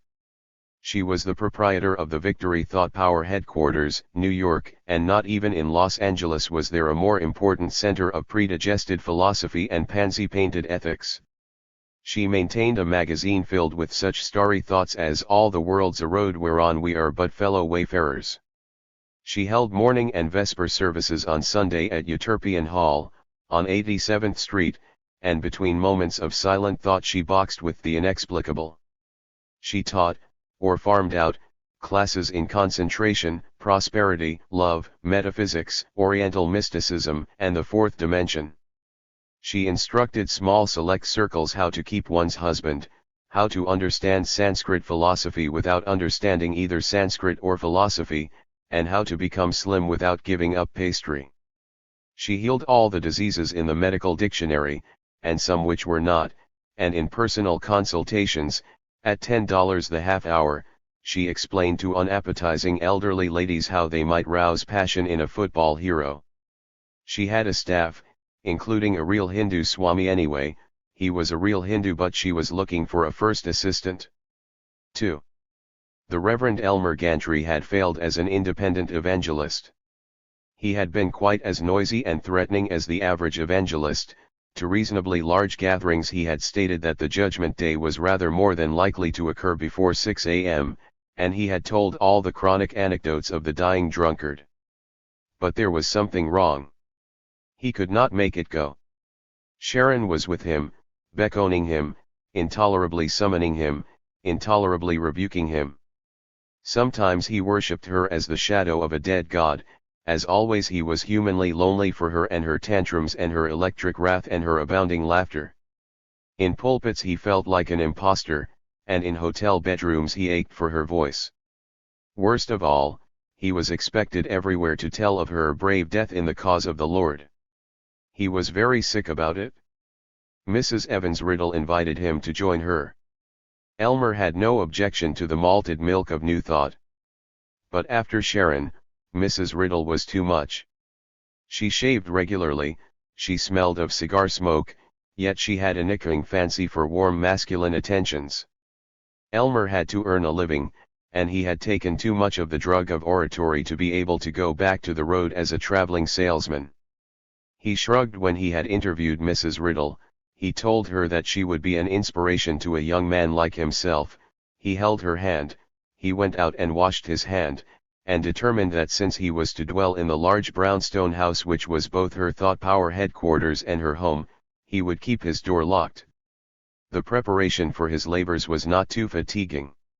He read through 6 copies of Mrs. Riddle's magazine and, just as he had learned the trade terms of evangelism, so he learned the technologies of New Thought, the cosmic law of vibration, I affirm the living thought.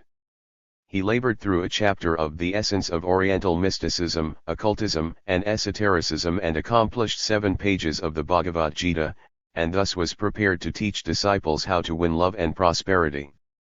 In actual practice he had much less of treading the Himalayan heights than of pleasing Mrs. Evans Riddle. Once she discovered that he had small fancy for sitting up after midnight with her, she was rather sharp about his bringing in new cellists as, out of Kim, she called paying customers. Occasionally he took Sunday morning service for Mrs. Riddle at Utopian Hall, when she was weary of curing rheumatism or when she was suffering from rheumatism, and always he had to be at Utopian to give spiritual assistance. She liked to have her hairy arm stroked just before she went out to preach, and that was not too hard a task. Usually he could recover while she was out on the platform. She turned over to him the personal consultations with spinsters, and he found it comic to watch their sharp noses quivering, their dry mouths wobbling. But his greatest interest was given to the prosperity classes. To one who had never made more than $5,000 a year himself, it was inspiring to explain before dozens of pop-eyed and admiring morons how they could make $10,000, $50,000, $1 million a year, and all this by the wonder power of suggestion, by aggressive personality, by the divine rhythm, in fact by merely releasing the inner self-shine. It was fun, it was an orgy of imagination,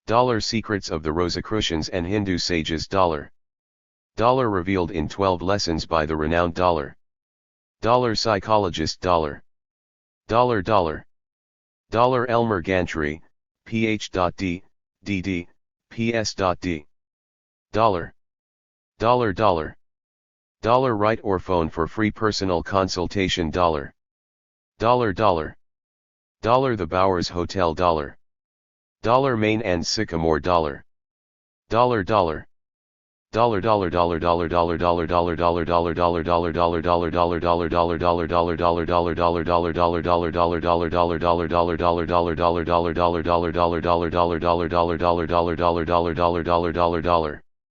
His students were school teachers who wanted to own tea rooms, clerks who wanted to be newspapermen who wanted to be real estate dealers who wanted to be bishops, and widows who wanted to earn money without loss of elegance. He lectured to them in the most beautiful language, all out of Mrs. Riddle's magazine. He had a number of phrases all stolen, and he made his disciples repeat them in chorus, in the manner of all religions. Among the more powerful incantations were: I can be whatever I will to be, I turn my opened eyes on myself and possess whatever I desire. I am God's child, God created all good things including wealth, and I will to inherit it. I am resolute, I am utterly resolute, I fear no man, whether in offices or elsewhere. Power is in me, encompassing you to my demands. Hold fast, O subconscious, the thought of prosperity. In the divine book of achievements my name is written in gold. I am thus of the world's nobility, and now, this moment, I take possession of my kingdom. I am part of universal mind, and thus I summon to me my rightful universal power. Daily my subconscious shall tell me to not be content and go on working for somebody else. They were all of them ready for $1 million a year except their teacher, who was ready for bankruptcy. He got pupils enough, but the overhead was huge and his pupils were poor. He had to hire the ballroom, pay for advertising, he had to appear gaudy, with a suite in the hotel, fresh linen, and newly pressed morning coat. He sat in $20 a day red plush suites wondering where he would get breakfast. He was so dismayed that he began to study himself. He determined, with the resoluteness of terror, to be loyal to any loves or associates he might have hereafter, to say in his prayers and sermons practically nothing except what he believed. He yearned to go back to Mizpah Seminary, to get Dean Trosper's forgiveness, take a degree, and return to the Baptist pulpit in however barren a village. But first he must earn enough money to pay for a year in the seminary. He had been in correspondence with the manager of the O'Hearn House in Zenith, a city of 400,000 in the state of Winnemac, 100 miles from Mizpah. This was in 1913, before the Hotel Thornley was built, and Gil O'Hearn, with his new yellow brick tavern, was trying to take the fashionable business of Zenith away from the famous but decayed Grand Hotel. Intellectual ballroom lectures add to the smartness of a hotel almost as much as a great cocktail mixer, and Mr. O'Hearn had been moved by the prospectus of the learned and magnetic Dr. Elmer Gantry. Elmer could take the O'Hearn offer on a guarantee and be sure of a living, but he needed money for a week or two before the fees should come in. From whom could he borrow? Didn't he remember reading in a Mizpah alumni bulletin that Frank Schullard, who had served with him in the rustic church at Schernheim, now had a church near Zenith? He dug out the bulletin and discovered that Frank was in Eureka, an industrial town of 40,000. Elmer had enough money to take him to Eureka. All the way there he warmed up the affection with which a borrower recalls an old acquaintance who is generous and a bit soft. Chapter 17. 1. Frank Schullard had graduated from Mizpah Theological Seminary and taken his first pulpit. And now that he was a minister, theoretically different from all ordinary people, he was wondering whether there was any value to the ministry whatever. Of what value were doggerel hymns raggedly sung? What value in sermons, when the congregation seemed not at all different from people who never heard sermons? Were all ministers and all churches, Frank wondered, merely superstitious survivals, merely fire insurance? Suppose there were such things as inspiring sermons. Suppose there could be such a curious office as minister, as professional good man, such a thing as learning goodness just as one learned plumbing or dentistry. Even so, what training had he or his classmates, or his professors whose DD degrees did not protect them from indigestion and bad tempers in this trade of professional goodness? He was supposed to cure an affliction called vice. But he had never encountered vice, he didn't know just what were the interesting things that people did when they were being vicious. How long would a drunkard listen to the counsel of one who had never been inside a saloon? He was supposed to bring peace to mankind. But what did he know of the forces which cause wars, personal or class or national, what of drugs, passion, criminal desire, of capitalism, banking, labor, wages, taxes, international struggles for trade, munition trusts, ambitious soldiers? He was supposed to comfort the sick. But what did he know of sickness? How could he tell when he ought to pray and when he ought to recommend salts? He was supposed to explain to troubled mankind the purposes of God Almighty, to chat with him, and even advise him about his duties as regards rainfall and the church debt. But which God Almighty? Professor Bruno Zeklin had introduced Frank to 100 gods besides the Jewish Jehovah, or Yahweh, who had been but a poor and rather surly relation of such serene aristocrats as Zeus. He was supposed to have undergone a mystic change whereby it was possible to live without normal appetites. He was supposed to behold girls' ankles without interest and, for light amusement, to be satisfied by reading church papers and shaking hands with deacons. But he found himself most uncomfortably interested in the flicker of ankles, he longed for the theater, and no repentance could keep him from reading novels, though his professors had exposed them as time-wasting and frivolous. What had he learned? Enough Hebrew and Greek to be able to crawl through the Bible by using lexicon so that, like all his classmates once they were out of the seminary, he always read it in English. A good many of the more condemnatory texts of the Bible rather less than the average holy roller carpenter evangelist. The theory that India and Africa have woes because they are not Christianized, but that Christianized Bangor and Des Moines have woes because the devil, a being obviously more potent than omnipotent God, sneaks around counteracting the work of Baptist preachers. He had learned, in theory, the ways of raising money through church fairs, he had learned what he was to say on pastoral visits. He had learned that Roger Williams, Adoniram Judson, Luther, Calvin, Jonathan Edwards, and George Washington were the greatest men in history, that Lincoln was given to fervent prayer at all crises, and that Ingersoll had called his non-existent son to his deathbed and bidden him become an Orthodox Christian. He had learned that the Pope at Rome was plotting to come to America and get hold of the government, and was prevented only by the denunciations of the Baptist clergy with a little help from the Methodists and Presbyterians, that most crime was caused either by alcohol or by people leaving the Baptist fold for Unitarianism, and that clergymen ought not to wear red ties. He had learned how to assemble Jewish texts, Greek philosophy, and Middle Western evangelistic anecdotes into a sermon. And he had learned that poverty is blessed, but that bankers make the best deacons. Otherwise, as he wretchedly examined his equipment, facing his career, Frank did not seem to have learned anything whatever. From Elmer Gantry's relations to Lulu Baines, from Harry Zenz's almost frank hint that he was an atheist, Frank perceived that a preacher can be a scoundrel or a hypocrite and still be accepted by his congregation. From the manners of Dean Trosper, who served his God with vinegar, he perceived that a man may be free of all the skilled sins, may follow every rule of the church, and still bring only fear to his flock. Listening to the celebrated divines who visited the seminary and showed off to the infant prophets, he perceived that a man could make scholarly and violent sounds and yet not say anything which remained in the mind for 6 minutes. He concluded, in fact, that if there was any value in churches and a ministry, of which he was not very certain, in any case there could be no value in himself as a minister. Yet he had been ordained, he had taken a pulpit. It was doubtful whether he could have endured the necessary lying had it not been for Dean Trosper's bullying and his father's confusing pleas. Frank's father was easygoing enough, but he had been a Baptist clergyman for so many years that the church was sacred to him.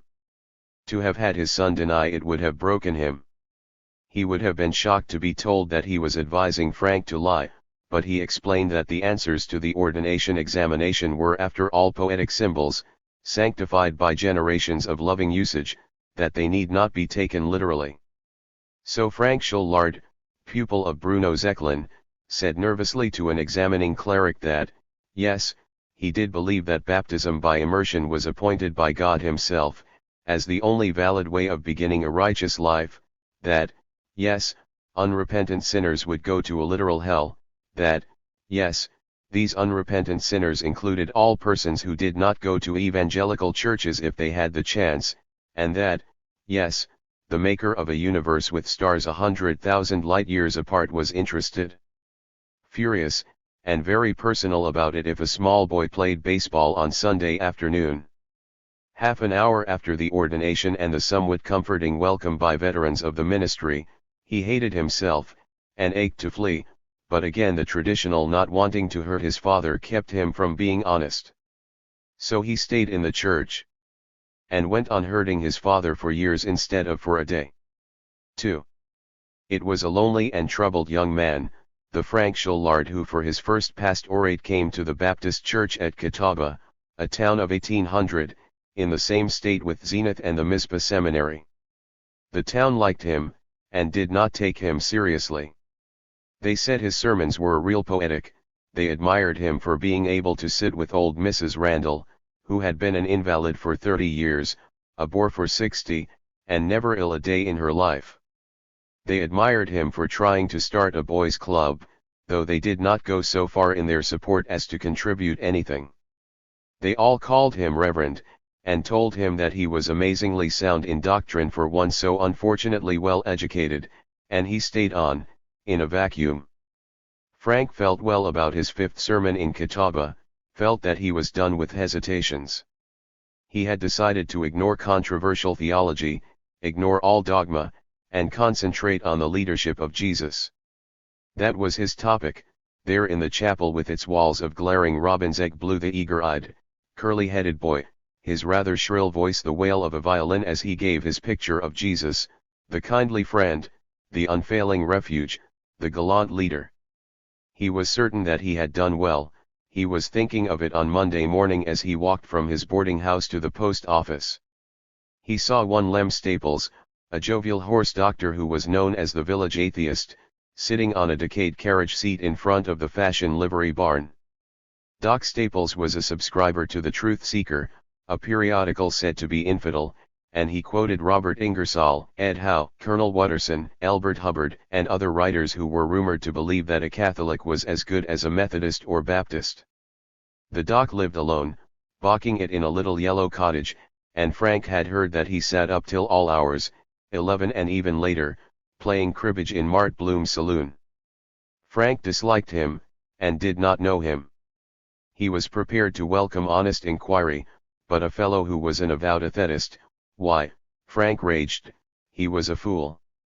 Who made the flowers, the butterflies, the sunsets, the laughter of little children? Those things didn't just happen. Besides, why couldn't the man keep his doubts to himself, and not try to take from other people the religion which was their one comfort and strength in illness, sorrow, want? A matter not of morality but of reverence for other people's belief, in fact of good taste. This morning, as Frank scampered down Vermont Street, Lem Staples called to him, "Fine day, Reverend." "Say." "In a hurry." "I am no, not especially." "Come sit down. Couple o' questions I'm worried about." Frank sat, his neck prickling with embarrassment. "Say, Reverend, old Ma Gerkins was telling me about your sermon yesterday. You figure that no matter what kind of a creed a fellow's got, the one thing we can all bank on, absolute, is the teaching of Jesus." "Why, yes, that's it roughly, Doctor." "And you feel that any sensible fellow will follow his teaching?" "Why, yes, certainly." "And you feel that the churches, no matter what faults they may have, do hand out this truth of Jesus better than if we didn't have no churches at all?" "Certainly. Otherwise, I shouldn't be in the church. Then can you tell me why it is that 9/10 of the really sure enough on-the-job membership of the churches is made up of two classes, the plumb ignorant, that re-scared of hell and that swallow any fool doctrine, and, second, the awful respectable folks that play the church so's to seem more respectable? Why is that? Why is it the high-class skilled workmen and the smart professional men usually snicker at the church and don't go near it once a month? Why is it? It isn't true, perhaps that's why. Frank felt triumphant. He looked across at the pile of rusty horseshoes and plowshares among the mullein weeds beside the blacksmith's shop. He reflected that he would clean up this town, be a power for good. Less snappishly he explained, naturally, I haven't any statistics about it, but the fact is that almost every intelligent and influential man in the country belongs to some church or other. Yeah, belongs. But does he go? Frank plodded off, annoyed.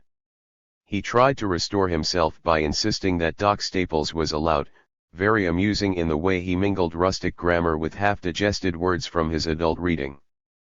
But he was Jared. Here was the common man whom the church was supposed to convince.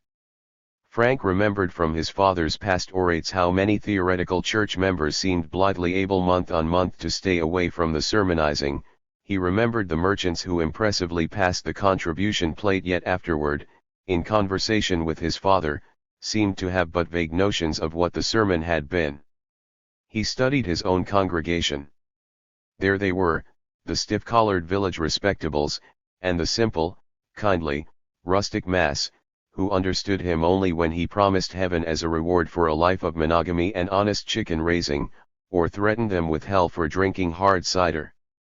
Catawba had its only urban feature, a furniture factory with unusually competent workmen, few of whom attended church. Now Frank Shullard had all his life been insulated from what he gently despised as the working class. Maids at his father's house and the elderly, devout, and incompetent Negroes who attended the furnace, plumbers or electricians coming to the parsonage for repairs, railway men to whom he tried to talk on journeys, only these had he known, and always with unconscious superiority. Now he timidly sought to get acquainted with the cabinet makers as they sat at lunch in the factory grounds. They accepted him good-naturedly, but he felt that they chuckled behind his back when he crept away. For the first time he was ashamed of being a preacher, of being a Christian. He longed to prove he was nevertheless a real man, and didn't know how to prove it. He found that all the cabinet makers save the Catholics laughed at the church and thanked the God in whom they did not believe that they did not have to listen to sermons on Sunday mornings, when there were beautiful back porches to sit on, beautiful sporting news to read, beautiful beer to drink. Even the Catholics seemed rather doubtful about the power of a purchased mass to help their deceased relatives out of purgatory. Several of them admitted that they merely did their Easter duty — went to confession and mass but once a year. It occurred to him that he had never known how large a race of intelligent and independent workmen there were in between the masters and the human truck horses. He had never known how casually these manual aristocrats despised the church, how they jeered at their leaders, officers of the AFL, who played safe by adhering to a voluble Christianity. He could not get away from his discoveries. They made him self-conscious as he went about the village streets trying to look like a junior prophet and feeling like a masquerader.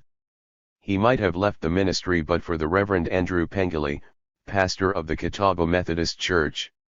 3. If you had cut Andrew Pengilly to the core, you would have found him white clear through.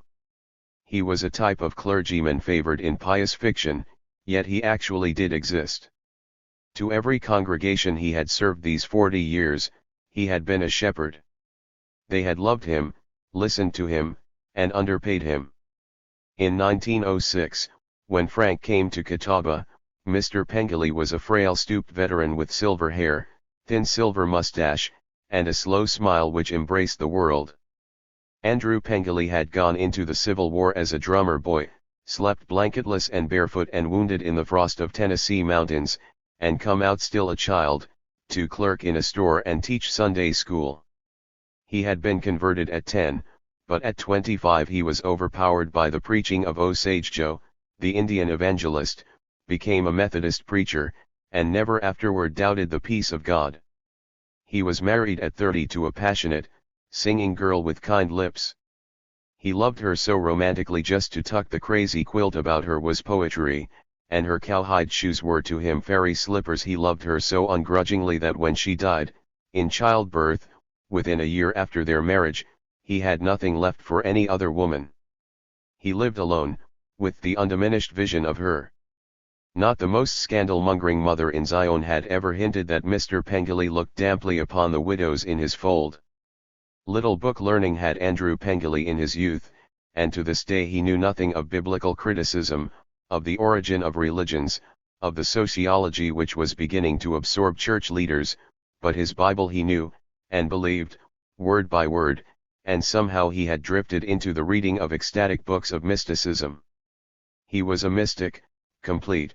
The world of plows and pavements and hatred was less to him than the world of angels, whose silver robes seemed to flash in the air about him as he meditated alone in his cottage. He was as ignorant of modern Sunday school methods as of single tax or Lithuanian finances, yet few Protestants had read more in the early fathers. On Frank Schillard's first day in Catawba, when he was unpacking his books in his room at the residence of Deacon Halter, the druggist, the Reverend Mr. Pengilly was announced. Frank went down to the parlor, and his loneliness was warmed by Mr. Pengilly's enveloping smile, his drawling voice. "Welcome, brother. I'm Pengilly, of the Methodist Church. I never was much of a hand at seeing any difference between the denominations, and I hope we'll be able to work together for the glory of God." "I do hope so. And I hope you'll go fishing with me." "I know," enthusiastically, "a pond where there's some elegant pickerel." Many evenings they spent in Mr. Pengilly's cottage, which was less littered and odorous than that of the village atheist, Doc Lem Staples, only because the stalwart ladies of Mr. Pengilly's congregation vied in sweeping for him, dusting for him, disarranging his books and hand-track sermon notes, and bullying him in the matters of rubbers and winter flannels. They would not let him prepare his own meals. They made him endure the several boarding houses in turn, but sometimes of an evening he would cook scrambled eggs for Frank. He had pride in his cooking. He had never tried anything but scrambled eggs. His living room was overpowering with portraits and carbon prints. Though every local official board pled with him about it, he insisted on including Madonnas, Cinque Cento Resurrections, St. Francis of Assisi, and even a Sacred Heart, with such Methodist worthies as Leonidas Hamline and the cloaked romantic Francis Asbury. In the bay window was a pyramid of wire shelves filled with geraniums. Mr. Pengilly was an earnest gardener, except during such weeks as he fell into dreams and forgot to weed and water, and through the winter he watched for the geranium leaves to wither enough so that he could pick them off and be able to feel busy. All over the room were the aged dog and ancient cat, who detested each other, never ceased growling at each other, and at night slept curled together. In an antiquated and badly listed rocking chair, padded with calico cushions, Frank listened to Mr. Pengilly's ramblings. For a time they talked only of externals, gossip of their parishes, laughter at the man who went from church to church fretting the respectable by shouting hallelujah, local chatter not without a wholesome and comforting malice. Frank was at first afraid to bear his youthful hesitancies to so serene an old saint, but at last he admitted his doubts. "How," he demanded, "could you reconcile a loving God with one who would strike down Anuwa for the laudable act of trying to save the Ark of the Covenant from falling, who would kill 42 children for shouting at Elisha as any small boy in Catawba today would shout? Was it reasonable? And, if it wasn't, if any part of the Bible was mythical, where to stop? How would we know if anything in the Bible was inspired?" Mr. Pengilly was not shocked, nor was he very agitated. His thin fingers together, far down in his worn plush chair, he mused. "Yes, I'm told the higher critics ask these things. I believe it bothers people. But I wonder if perhaps God hasn't put these stumbling blocks in the Bible as a test of our faith, of our willingness to accept with all our hearts and souls a thing that may seem ridiculous to our minds. You see, our minds don't go far. Think how much does even an astronomer know about folks on Mars, if there are any folks there? Isn't it with our hearts, our faith, that we have to accept Jesus Christ, and not with our historical charts? Don't we feel his influence on our lives? Isn't it the biggest men that feel it the most? Maybe God wants to keep out of the ministry all the folks that are so stuck on their poor minds that they can't be humble and just accept the great overpowering truth of Christ's mercy. When do you feel nearest to God? When you're reading some awful smart book criticizing the Bible, or when you kneel in prayer and your spirit just flows forth and you know that you're in communion with him? Oh, of course. Don't you think maybe he will explain all these puzzling things in his own good time? And meanwhile, wouldn't you rather be a help to poor sick worried folks than write a cute little book finding a fault? Oh, well. And has there ever been anything like the old book for bringing lost souls home to happiness? Hasn't it worked? In Andrew Pengilly's solacing presence these seemed authentic arguments, actual revelations. Bruno Zeklin was far off and grey, and Frank was content. Equally did Mr. Pengilly console him about the intelligent workman who would have none of the church. The old man simply laughed. Good heavens, boy! What do you expect, as a preacher? A whole world that's saved, and nothing for you to do? Reckon you don't get much salary, but how do you expect to earn that much? These folks don't go to any Christian church? Huh. When the master started out, anybody going to a Christian church? Go out and get him. Which seemed disastrously reasonable to the shamed Frank, and he went out to get him, and didn't do so, and continued in his ministry. He had heard in theological seminary of the practice of the presence of God as a papist mystery. Now he encountered it. Mr. Pengilly taught him to kneel, his mind free of all worries, all prides, all hunger, his lips repeating, "Be thou visibly present with me," not as a charm but that his lips might not be soiled with more earthly phrases, and, when he had become strained and weary and exalted, to feel a something glowing and almost terrifying about him, and to experience thus, he was certain, the actual, loving, proven nearness of the divinity. He began to call his mentor Father Pengilly, and the old man eluded him only a little. Presently did not chide him at all. For all his innocence and his mysticism, Father Pengilly was not a fool nor weak.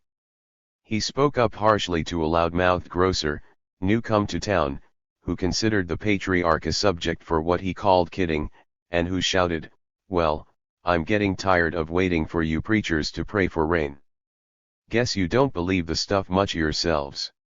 He spoke up to old Miss Udall, the purity specialist of the town, when she came to snuffle that Amy Dove was carrying on with the boys in the twilight. "I know how you like a scandal, sister," said he. "Maybe 'tain't Christian to deny you one. But I happen to know all about Amy. Now if you'd go out and help poor old crippled Sister Eckstein do her washing, maybe you'd keep busy enough so's you could get along without your daily scandal." He had humor, as well, Father Pengilly. He could smile over the cranks in the congregation. And he liked the village atheist, Doc Lem Staples. He had him at the house, and it healed Frank's spirit to hear with what beatific calm Father Pengilly listened to the doc's jibes about the penny pinchers and the sinners in the church. "Lem," said Father Pengilly, "you'll be surprised at this, but I must tell you that there's 2-3 sinners in your fold, too. Why, I've heard of even horse thieves that didn't belong to churches. That must prove something, I guess." "Yes, sir, I admire to hear you tell about the kind-hearted atheists, after reading about the cannibals, who are remarkably little plagued with us Methodists and Baptists." Not in his garden only but in the woods, along the river, Father Pengilly found God in nature. He was insane about fishing, though indifferent to the catching of any actual fish. Frank floated with him in a mossy scow, in a placid backwater under the willows. He heard the gurgle of water among the roots and watched the circles from a leaping base. The old man hummed, "There's a wideness in God's mercy like the wideness of the sea." When Father Pengilly mocked him, "And you have to go to books to find God, young man," then Frank was content to follow him, to be his fellow preacher, to depend more on Pengilly's long experience than on irritating questions, to take any explanation of the validity of the Bible, of the mission of the Church, the leadership of Christ, which might satisfy the soldier of the cross. Frank became more powerful as a preacher. He went from Catawba, via pastorates in 2 or 3 larger towns, to Eureka, a camp of 40,000 brisk industrialists, and here he was picked up and married by the amiable Bess. 4. Bess Needham, later to be Bess Shullard, was remarkably like a robin. She had the same cheerfulness, the same round ruddiness, and the same conviction that early rising, chirping, philoprogenitiveness, and strict attention to food were the aims of existence. She had met Frank at a church social, she had pitied what she regarded as his underfed pallor, she had directed her father, an amiable and competent dentist, to invite Frank home, for a real feed and bright music on the phonograph. She listened fondly to his talk. She had no notion what it was about, but she liked the sound of it. He was stirred by her sleek neck, her comfortable bosom, by the dimpled fingers which stroked his hair before he knew that he longed for it. He was warmed by her assertion that he put it all over the Rev.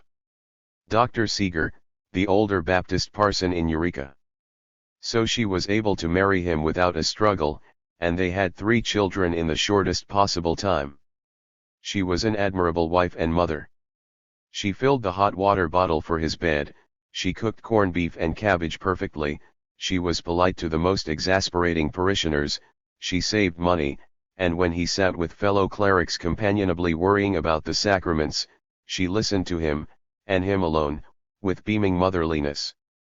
He realized that with a wife and 3 children he could not consider leaving the church, and the moment he realized it he began to feel trapped and to worry about his conscience all the more. 5. There was, in Eureka, with its steel mills, its briskness, its conflict between hard-fisted manufacturers and hard-headed socialists, nothing of the contemplation of Catawba, where thought seemed far off stars to gaze on through the mist. Here was a violent rush of ideas, and from this rose the Preachers' Liberal Club, toward which Frank was drawn before he had been in Eureka a fortnight. The ringleader of these liberals was Herman Casaubon, the modernist rabbi, young, handsome, black of eye and blacker of hair, full of laughter, regarded by the elect of the town as a shallow charlatan and a dangerous fellow, and actually the most scholarly man Frank had ever encountered, except for Bruno Zeklin. With him consorted a placidly atheistic Unitarian minister, a Presbyterian who was orthodox on Sunday and revolutionary on Monday, a wavering Congregationalist, and an Anglo-Catholic Episcopalian, who was enthusiastic about the beauties of the ritual and the Mithraic origin of the same. And Frank's fretting wearily started all over again. He reread Harnack's What is Christianity?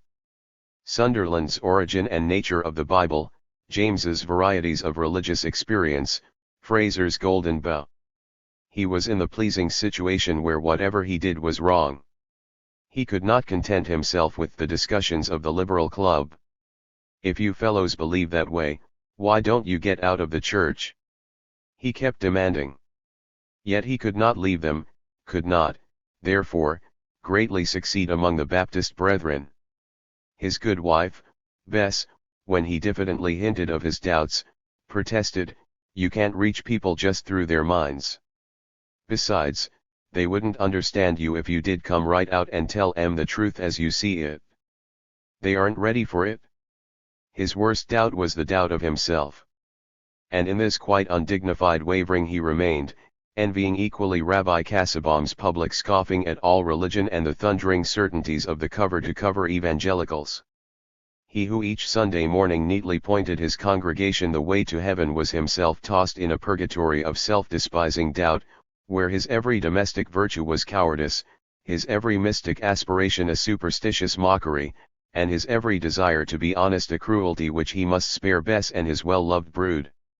He was in this mood when the Reverend Elmer Gantry suddenly came, booming and confident, big and handsome and glossy, into his study, and explained that if Frank could let him have $100, Elmer, and presumably the Lord, would be grateful and return the money within 2 weeks. The sight of Elmer as a fellow pastor was too much for Frank. To get rid of him, he hastily gave Elmer the 100 he had saved up toward payment of the last 2 obstetrical bills, and sat afterward at his desk, his head between his lax hands, praying, "O Lord, guide me." He leapt up. No. Elmer said the Lord had been guiding him. "I'll take a chance on guiding myself. I will again, weakly, but how can I hurt Bess, hurt my dad, hurt Father Pengilly? Oh, I'll go on." Chapter 18.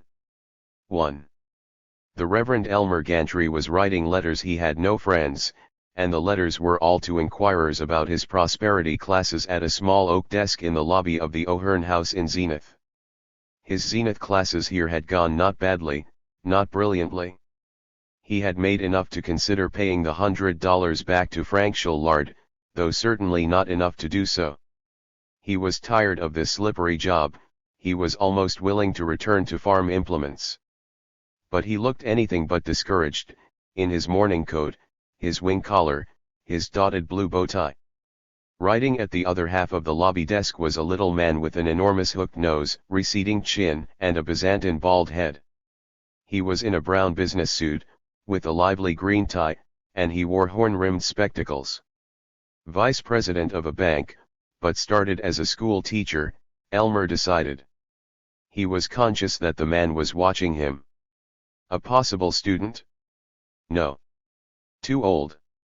Elmer leaned back, folded his hands, looked as pontifical as possible, cleared his throat with a learned sound, and beamed.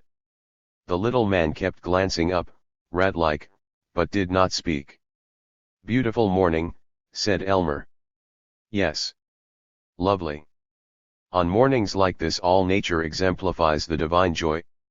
My God. No business for me here. He's a preacher or an osteopath," Elmer lamented within. This is Dr. Gantry, I believe." "Why, yes. Sorry, I'm Bishop Toomies, of the Zenith area of the Methodist Church. I had the great pleasure of hearing one of your exordiums the other evening, Dr. Gantry." Elmer was hysterically thrilled. Bishop Wesley R. Toomies. For years he had heard of the bishop as one of the giants, one of the pulpit orators, one of the profound thinkers, exalted speakers, and inspired executives of the Methodist Church, North. He had addressed 10,000 at Ocean Grove, he had spoken in Yale Chapel, he had been a success in London. Elmer rose and, with a handshake which must have been most painful to the bishop, he glowed. Well, sir, this certainly is a mighty great pleasure, sir. It sure is. So you came and listened to me. Well, wish I'd known that. I'd have asked you to come sit on the platform." Bishop Toomies had risen also. He waved Elmer back into his chair, himself perched like a keen little hawk, and trilled. No, not at all, not at all. I came only as an humble listener. I dare say I have, by the chance and circumstance of age, had more experience of Christian life and doctrine than you, and I can't pretend I exactly in every way agreed with you, you might say, but at the same time, that was a very impressive thought about the need of riches to carry on the work of the busy workaday world, as we have it at present, and the value of concentration in the silence as well as in those happy moments of more articulate prayer. Yes. I firmly believe that we ought to add to our Methodist practice some of the great truths about the, alas, too often occulted and obstructed inner divine powers possessed in unconsciousness by each of us, as new thought has revealed them to us, and that we ought most certainly not to confine the Church to already perceived dogmas but encourage it to grow. It stands to reason that really devout prayer and concentration should most materially affect both bodily health and financial welfare. Yes. I was interested in what you had to say about it, and the fact is that I am going to address the Chamber of Commerce luncheon this noon, along much these same lines, and if you happen to be free, I should be very glad if. They went, Elmer and Bishop Toomies, and Elmer added to the bishop's observations a few thoughts, and the most caressing compliments about bishops in general, Bishop Wesley R. Toomeys in particular, pulpit oratory, and the beauties of prosperity. Everybody had a radiant time, except possibly the members of the Chamber of Commerce, and after the luncheon Elmer and the bishop walked off together. My, I feel flattered that you should know so much about me. I am, after all, a very humble servant of the Methodist Church of the Lord, that is, and I should not have imagined that any slight local reputation I might have would have penetrated into the New Thought world, breathed the bishop. Oh, I'm not a New Thoughter. I'm, temporarily conducting these courses as a sort of psychological experiment, you might say. Fact is, I'm an ordained Baptist preacher, and of course in seminary your sermons were always held up to us as models. I'm afraid you flatter me, Doctor. Not at all.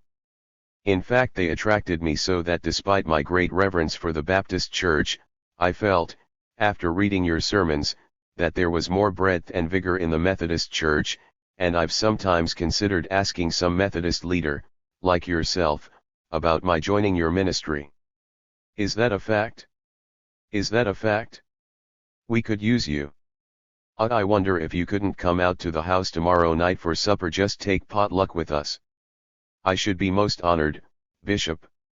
Alone in his room, Elmer exulted, that's the stunt. I'm sick of playing this lone game. Get in with a real big machine like the Methodists, maybe have to start low down, but climb fast, be a bishop myself in 10 years with all their spondulics and big churches and big membership and everything to back me up. Me for it? O Lord, thou hast guided me. No, honest, I mean it. No more hell-raising. Real religion from now on. Hooray. Oh, Bish, you watch me hand you the old flattery. 2. The Episcopal Palace. Beyond the somber length of the drawing room, an alcove with groined arches and fan tracery remains of the Carthusian chapel. A dolorous crucifixion by a pupil of El Greco, the sky menacing and wind-driven behind the gaunt figure of the dying god. Mulioned windows that still sparkled with the bearings of hard-riding bishops long since ignoble dust. The refectory table, a stony expanse of ancient oak, set round with grudging monkeyish chairs. And the library on either side, the lofty fireplace, austerely shining rows of calf-bound wisdom now dead as were the bishops. The picture must be held in mind, because it is so beautifully opposite to the residence of the Reverend Dr. Wesley R. Toomeys, Bishop of the Methodist area of Zenith.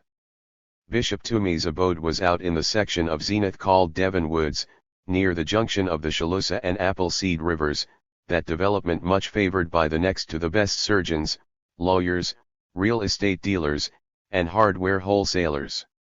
It was a chubby modern house, mostly in tapestry brick with varicolored imitation tiles, a good deal of imitation half-timbering in the gables, and a screened porch with rocking chairs, much favored on summer evenings by the episcopal but democratic person of Dr. Toomeys.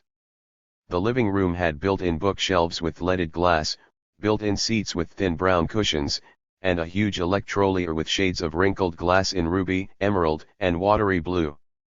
There were a great many chairs, club chairs, Morris chairs, straight wooden chairs with burnt work backs, and a great many tables, so that progress through the room was apologetic. But the features of the room were the fireplace, the books, and the foreign curios. The fireplace was an ingenious thing. Basically it was composed of rough-hewn blocks of a green stone. Set in between the larger boulders were pebbles, pink and brown and earth-colored, which the good bishop had picked up all over the world. This pebble, the bishop would chirp, guiding you about the room, was from the shore of the Jordan, this was a fragment from the Great Wall of China, and this he had stolen from a garden in Florence. They were by no means all the attractions of the fireplace. The mantel was of cedar of Lebanon, genuine, bound with brass strips from a ship wrecked in the Black Sea in 1902. The bishop himself had bought the brass in Russia in 1904. The endirons were made from plowshares as used by the bishop himself when but an untutored farm lad, all unaware of coming glory, in the cornfields of Illinois. The poker was, he assured you, a real whaling harpoon, picked up, surprisingly cheap, at Nantucket. Its root shaft was decorated with a pink bow. This was not the doing of the bishop but of his lady. Himself, he said, he preferred the frank, crude, heroic strength of the bare woods, but Mrs. Toomey's felt it needed a touch, a brightening. Set in the rugged chimney of the fireplace was a plaque of smooth marble on which was carved in artistic and curly and gilded letters, "The virtue of the home is peace, the glory of the home is reverence." The books were, as the bishop said, worth browsing over. There were, naturally, the Methodist Discipline and the Methodist Hymnal, both handsomely bound Roycrofty in limp blue calf skin with leather ties. There was an impressive collection of Bibles, including a very ancient one, dated 1740, and one extra illustrated with all the Hoffman pictures and 160 other biblical scenes, and there were the necessary works of theological scholarship befitting a Bishop Moody's sermons, Farrar's Life of Christ, Flowers and Beasties of the Holy Land, and In His Steps, by Charles Sheldon. The more workaday ministerial books were kept in the study. But the bishop was a man of the world and his books fairly represented his tastes.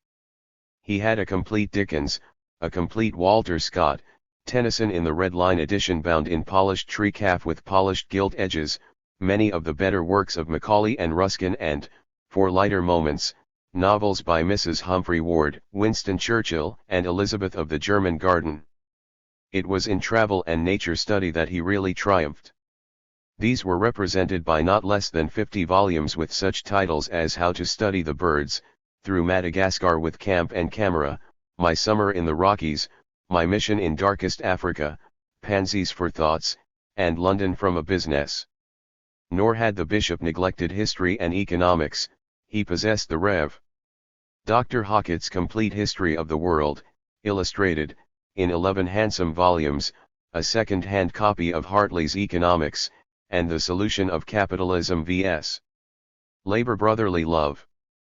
Yet not the fireplace, not the library, so much as the souvenirs of foreign travel gave to the bishop's residence a flair beyond that of most houses in Devon Woods. The bishop and his lady were fond of travel. They had made a 6 months inspection of missions in Japan, Korea, China, India, Borneo, Java, and the Philippines, which gave the bishop an authoritative knowledge of all Oriental governments, religions, psychology, commerce, and hotels. But besides that, several summers they had gone to Europe, and usually on the more refined and exclusive tours.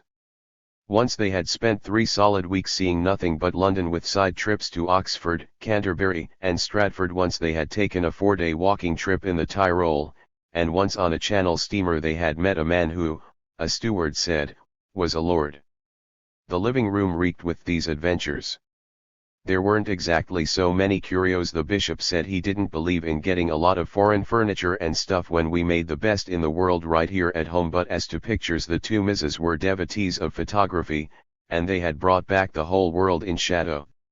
Here was the Temple of Heaven at Peking, with the bishop standing in front of it. Here was the Great Pyramid, with Mrs. Toomey's in front of it. Here was the cathedral at Milan, with both of them in front of it. This had been snapped for them by an Italian guide, an obliging gentleman who had assured the bishop that he believed in prohibition. 3. Into this room Elmer Gantry came with overpowering politeness. He bent, almost as though he were going to kiss it, over the hand of Mrs. Toomey's, who was a large lady with eyeglasses and modest sprightliness, and he murmured, "If you could only know what a privilege this is." She blushed, and looked at the bishop as if to say, "This, my beloved, is a good egg." He shook hands reverently with the bishop and boomed, "How good it is of you to take in a homeless wanderer." "Nonsense, nonsense, brother. It is a pleasure to make you at home. Before supper is served, perhaps you'd like to glance at 1 or 2 books and pictures and things that Mother and I have picked up in the many wanderings to which we have been driven in carrying on the work. Now this may interest you. This is a photograph of the House of Parliament, or Westminster, as it is also called, in London, England, corresponding to our capital in Washington. Well, well, is that a fact? And here's another photo that might have some slight interest. This is a scene very rarely photographed. In fact, it was so interesting that I sent it to the National Geographic magazine, and while they were unable to use it, because of an overload of material, one of the editors wrote to me. I have the letter someplace, and he agreed with me that it was a very unusual and interesting picture. It is taken right in front of the Sacré-Cœur, the famous church in Paris, up on the hill of Montmartre, and if you examine it closely you will see by the curious light that it was taken just before sunrise. And yet you see how bully it came out? The lady to the right, there, is Mrs. Tumis. Yes, sir, a real breath right out of Paris. Well, say, that certainly is interesting. Paris, eh? But, oh, Dr. Gantry, a sadly wicked city. I do not speak of the vices of the French themselves, that is for them to settle with their own consciences, though I certainly do advocate the most active and widespread extension of our American Protestant missions there, as in all other European countries which suffer under the blight and darkness of Catholicism. But what saddens me is the thought, and I know whereof I speak. I myself have seen that regrettable spectacle. What would sadden you, Dr. Gantry, is the sight of fine young Americans going over there and not profiting by the sermons in stones, the history to be read in those historical structures, but letting themselves be drawn into a life of heedless and hectic gaiety, if not indeed of actual immorality. Oh, it gives one to think, Dr. Gantry. Yes, it certainly must. By the way, Bishop, it isn't Dr. Gantry, it's Mr. Gantry, just plain Reverend. But I thought your circulars. Oh, that was a mistake on the part of the man who wrote them for me. I've talked to him good. Well, I admire you for speaking about it. It is none too easy for us poor weak mortals to deny honors and titles whether they are rightly or wrongly conferred upon us. Well, I'm sure that it is but a question of time when you will wear the honor of a Doctor of Divinity degree, if I may without immodesty so refer to a handle which I myself happen to possess. Yes, indeed, a man who combines strength with eloquence, charm of presence, and a fine high-grade vocabulary as you do, it is but a question of time when. Wesley, dear, supper is served. Oh, very well, my dear. The ladies, Dr. Gantry Mr. Gantry, as you may already have observed, they seem to have the strange notion that a household must be run on routine lines, and they don't hesitate, bless 'em, to interrupt even an abstract discussion to bid us come to the festal board when they feel that it's time, and I for one make haste to obey. And after supper there's a couple of other photographs that might interest you, and I do want you to take a peep at my books. I know a poor bishop has no right to yield to the lust for material possessions, but I plead guilty to one vice, my inordinate love for owning fine items of literature. Yes, dear, we're coming at once. Toujours la femme, Mr. Gantry, always the ladies. Are you, by the way, married? Not yet, sir. Well, you must take care of that. I tell you, in the ministry there is always a vast, though often of course unfair, amount of criticism of the unmarried preacher, which seriously cramps him. Yes, my dear, we are coming. There were rolls hidden in the cornucopia, folded napkins, and supper began with a fruit cocktail of orange, apple, and canned pineapple. Well, said Elmer, with a courtly bow to Mrs. Tumis, I see I'm in high society, beginning with a cocktail. I tell you, I just have to have my cocktail before the eats. It went over immensely. The bishop repeated it, choking. 4. Elmer managed, during supper, to let them know that not only was he a theological seminary man, not only had he mastered psychology, Oriental occultism, and the methods of making millions, but also he had been general manager for the famous Miss Sharon Falconer. Whether Bishop Tumis was considering, I want this man, he's a comer, he'd be useful to me, is not known. But certainly he listened with zeal to Elmer, and cooed at him, and after supper, with not more than an hour of showing him the library and the mementos of far-off roamings, he took him off to the study, away from Mrs. Tumis, who had been interrupting, every quarter of an hour, with her own recollections of roast beef at Simpson's, prices of rooms on Bloomsbury Square, meals on the French wagon restaurant, the speed of French taxicabs, and the view of the Eiffel Tower at sunset. The study was less ornate than the living room. There was a business-like desk, a phonograph for dictation, a card catalogue of possible contributors to funds, a steel filing cabinet, and the bishop's own typewriter. The books were strictly practical: Cruden's Concordance, Smith's Dictionary of the Bible, an Atlas of Palestine, and the 3 published volumes of the bishop's own sermons. By glancing at these for not more than 10 minutes, he could have an address ready for any occasion. The bishop sank into his golden oak revolving desk chair, pointed at his typewriter, and sighed, "From this horrid room you get a hint of how pressed I am by practical affairs. What I should like to do is to sit down quietly there at my beloved machine and produce some work of pure beauty that would last forever, where even the most urgent temporal affairs tend, perhaps, to pass away. Of course I have editorials in the Advocate, and my sermons have been published." He looked sharply at Elmer. "Yes, of course, Bishop, I've read them. That's very kind of you. But what I've longed for all these years is sinfully worldly literary work. I've always fancied, perhaps vainly, that I have a talent. I've longed to do a book, in fact a novel. I have rather an interesting plot. You see, this farm boy, brought up in circumstances of want, with very little opportunity for education, he struggles hard for what book learning he attains, but there in the green fields, in God's own pure meadows, surrounded by the leafy trees and the stars overhead at night, breathing the sweet open air of the pastures, he grows up a strong, pure, reverent young man, and of course when he goes up to the city I had thought of having him enter the ministry, but I don't want to make it autobiographical, so I shall have him enter a commercial line, but one of the more constructive branches of the great realm of business, say like banking.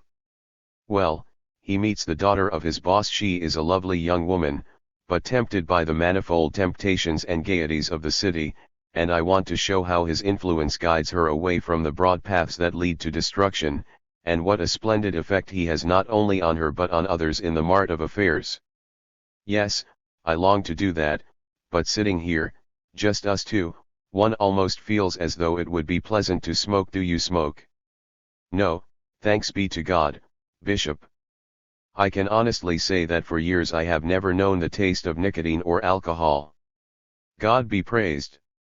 When I was younger, being kind of, you might say, a vigorous fellow, I was led now and then into temptation, but the influence of Sister Falconer, oh, there was a sanctified soul, like a nun, only strictly Protestant. Of course they so uplifted me that now I am free of all such desires. I am glad to hear it, brother, so glad to hear it. Now, Gantry, the other day you said something about having thought of coming into the Methodist fold. How seriously have you thought about it? Very. I wish you would. I mean, of course neither you nor I is necessary to the progress of that great Methodist Church, which day by day is the more destined to instruct and guide our beloved nation. But I mean, when I meet a fine young man like you, I like to think of what spiritual satisfaction he would have in this institution. Now the work you're doing at present is inspiring to many fine young men, but it is single-handed, it has no permanence. When you go, much of the good you have done dies, because there is no institution like the living church to carry it on. You ought to be in one of the large denominations, and of these I feel, for all my admiration of the Baptists, that the Methodist Church is in some ways the great exemplar. It is so broad-spirited and democratic, yet very powerful. It is the real church of the people. Yes, I rather believe you're right, Bishop. Since I talked with you I've been thinking, if the Methodist Church should want to accept me, what would I have to do? Would there be much red tape? It would be a very simple matter. As you're already ordained, I could have the district conference, which meets next month at Sparta, recommend you to the annual conference for membership. I am sure when the annual conference meets in spring of next year, a little less than a year from now, With your credits from Terwillinger and Mizpah I could get you accepted by the conference and your orders recognized. Till then I can have you accepted as a preacher on trial. And I have a church right now, at Banjo Crossing, that is in need of just such leadership as you could furnish. Banjo has only 900 people, but you understand that it would be necessary for you to begin at the bottom. The brethren would very properly be jealous if I gave you a first-class appointment right at the first. But I am sure I could advance you rapidly. Yes, we must have you in the church. Great is the work for consecrated hands, and I'll bet a cookie I live to see you a bishop yourself. 5.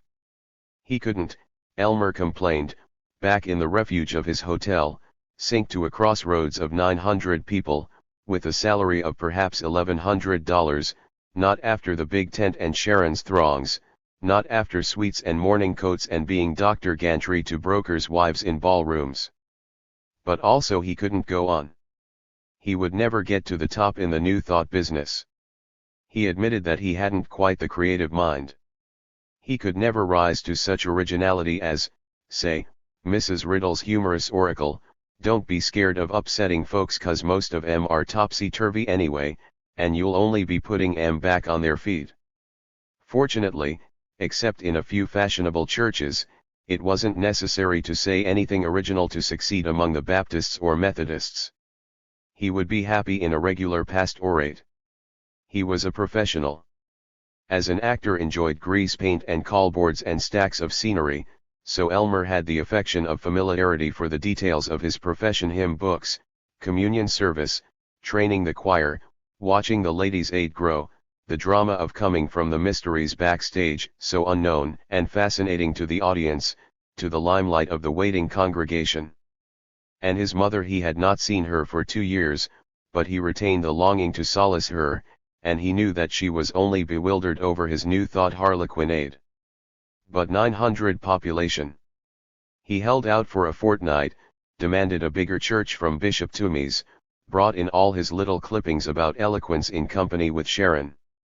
Then the Zenith lectures closed, and he had ahead only the most speculative opportunities. Bishop Toomeys grieved, "I am disappointed, brother, that you should think more of the size of the flock than of the great, red opportunities for good ahead of you." Elmer looked his most flushing, gallant, boyish self. "Oh, no, Bishop, you don't get me, honest. I just wanted to be able to use my training where it might be of the most value. But I'm eager to be guided by you." 2 months later Elmer was on the train to Banjo Crossing, as pastor of the Methodist Church in that amiable village under the sycamores. Chapter 19. 1. A Thursday in June 1913. The train wandered through orchardland and cornfields, 2 seedy day coaches and a baggage car. Hurry and efficiency had not yet been discovered on this branch line, and it took 5 hours to travel the 120 miles from Zenith to Banjo Crossing. The Reverend Elmer Gantry was in a state of grace. Having resolved henceforth to be pure and humble and humanitarian, he was benevolent to all his traveling companions. He was mothering the world, whether the world liked it or not. But he did not insist on any outward distinction as a parson, a professional good man. He wore a quietly modest gray sack suit, a modestly rich maroon tie. Not just as a minister, but as a citizen, he told himself, it was his duty to make life breezier and brighter for his fellow wayfarers. The aged conductor knew most of his passengers by their first names, and they hailed him as Uncle Ben, but he resented strangers on their home train. When Elmer shouted, "Lovely day, brother," Uncle Ben looked at him as if to say, "Well, 'tain't my fault." But Elmer continued his Philadelphian violences till the old man sent in the brakeman to collect the tickets the rest of the way. At a traveling salesman who tried to borrow a match, Elmer roared, "I don't smoke, brother, and I don't believe George Washington did either." His benign ansies were received with so little gratitude that he almost wearied of good works, but when he carried an old woman's suitcase off the train, she fluttered at him with the admiration he deserved, and he was moved to pat children upon the head to their terror and to explain crop rotation to an ancient who had been farming for 47 years. Anyway, he satisfied the day's lust for humanitarianism, and he turned back the seat in front of his, stretched out his legs, looked sleepy so that no one would crowd in beside him, and rejoiced in having taken up a life of holiness and authority. He glanced out at the patchy country with satisfaction. Rustic, yes, but simple, and the simple honest hearts of his congregation would yearn toward him as the bookkeepers could not be depended upon to do in prosperity classes. He pictured his hearty reception at Banjo Crossing. He knew that his district superintendent had written the hour of his coming to Mr. Nathaniel Benham of Banjo Crossing, and he knew that Mr. Benham, the leading trustee of the local church, was the chief general merchant in the Banjo Valley. Yes, he would shake hands with all of his flock, even the humblest. At the station, he would look into their clear and trusting eyes, and rejoice to be their shepherd, leading them on and upward, for at least a year. Banjo Crossing seemed very small as the train staggered into it. There were back porches with washtubs and broken-down chairs, there were wooden sidewalks. As Elmer pontifically descended at the red frame station, as he looked for the reception and the holy glee, there wasn't any reception, and the only glee visible was on the puffy face of the station agent as he observed a city fellow trying to show off. There ain't no bus," giggled the agent. "Guess you'll have to carry your own valises over to the hotel." "Where," demanded Elmer, "is Mr. Benham, Mr. Nathaniel Benham?" "Old Nat? Ain't seen him today. Guess you'll find him at the store, 'bout as usual, seeing if he can't do some farmer out of 2 cents on a batch of eggs." "Traveling man. I am the new Methodist preacher." "Oh, well, say. That a fact. Pleased to meet ya. Wouldn't have thought you were a preacher. You look too well fed. You're going to room at Mrs. Pete Clark's, the widow Clark's. Leave your valises here, and I'll have my boy fetch 'em over." "Well, good luck, brother. Hope you won't have much trouble with your church." "The last fellow did, but then he was kind of pernickety want just plain folks." "Oh, I'm just plain folks, and mighty happy, after the great cities, to be among them," was Elmer's amiable greeting, but what he observed as he walked away was, "I am like hell." Altogether depressed now, he expected to find the establishment of Brother Benham a littered and squalid crossroads store, but he came to a 2-story brick structure with plate glass windows and, in the alley, the half-dozen trucks with which Mr. Benham supplied the farmers for 20 miles up and down the Banjo Valley. Respectful, Elmer walked through broad aisles, past counters trim as a small department store, and found Mr. Benham dictating letters. If in a small way Nathaniel Benham had commercial genius, it did not show in his aspect. He wore a beard like a bath sponge, and in his voice was a righteous twang. "Yes," he quacked. "I'm Reverend Gantry, the new pastor." Benham rose, not too nimbly, and shook hands dryly. "Oh, yes. The presiding elder said you were coming today. Glad you've come, brother, and I hope the blessing of the Lord will attend your labors. You're to board at the widow Clark's. Anybody'll show you where it is." Apparently he had nothing else to say. A little bitterly, Elmer demanded, "I'd like to look over the church. Have you a key?" "Now let's see. Brother Jones might have one. He's got the paint and carpenter shop right up here on Front Street." "No, guess he hasn't, either. We got a young fella, just a boy you might say, who's doing the janitor work now, and guess he'd have a key, but this Bain vacation he's off fishin' more 'n likely. Tell you, you might try Brother Fritcher, the shoemaker. He might have a key." "You married?" "No. I've been engaged in evangelistic work, so I've been denied the joys and solaces of domestic life." "Where you born?" "Kansas." "Folks Christians?" "They certainly were. My mother was. She is a real consecrated soul." "Smoke or drink?" "Certainly not." "Do any monkeying with this higher criticism?" "No, indeed." "Ever go hunting?" Well, yes. That's fine. Well, glad you're with us, brother. Sorry I'm busy. Say, mother and I expect you for supper tonight, 6:30. Good luck. Benham's smile, his handshake, were cordial enough, but he was definitely giving dismissal, and Elmer went out in a fury alternating with despair. To the condescension of a rustic storekeeper, after the mounting glory with Sharon. As he walked toward the house of the widow Clark, to which a loafer directed him, he hated the shabby village, hated the chicken coops in the yards, the frosy lawns, the old buggies staggering by, the women with plump aprons and wet red arms, women who made his delights of amorous adventures seem revolting, and all the plodding yokels with their dead eyes and sagging jaws and sudden guffawing. Fallen to this. And at 32. A failure. As he waited on the stoop of the square, white, characterless house of the widow Clark, he wanted to dash back to the station and take the first train anywhere.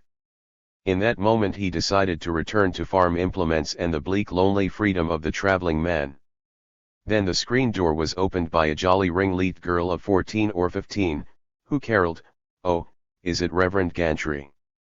My, and I kept you waiting. I'm terrible sorry. Ma's just sick, she can't be here to welcome you, but she had to go over to Cousin Etta's. Cousin Etta busted her leg. Oh, please do come in. My, I didn't guess we'd have a young preacher this time." She was charming in her excited innocence. After a faded provincial fashion, the square hall was stately, with its Civil War chromos.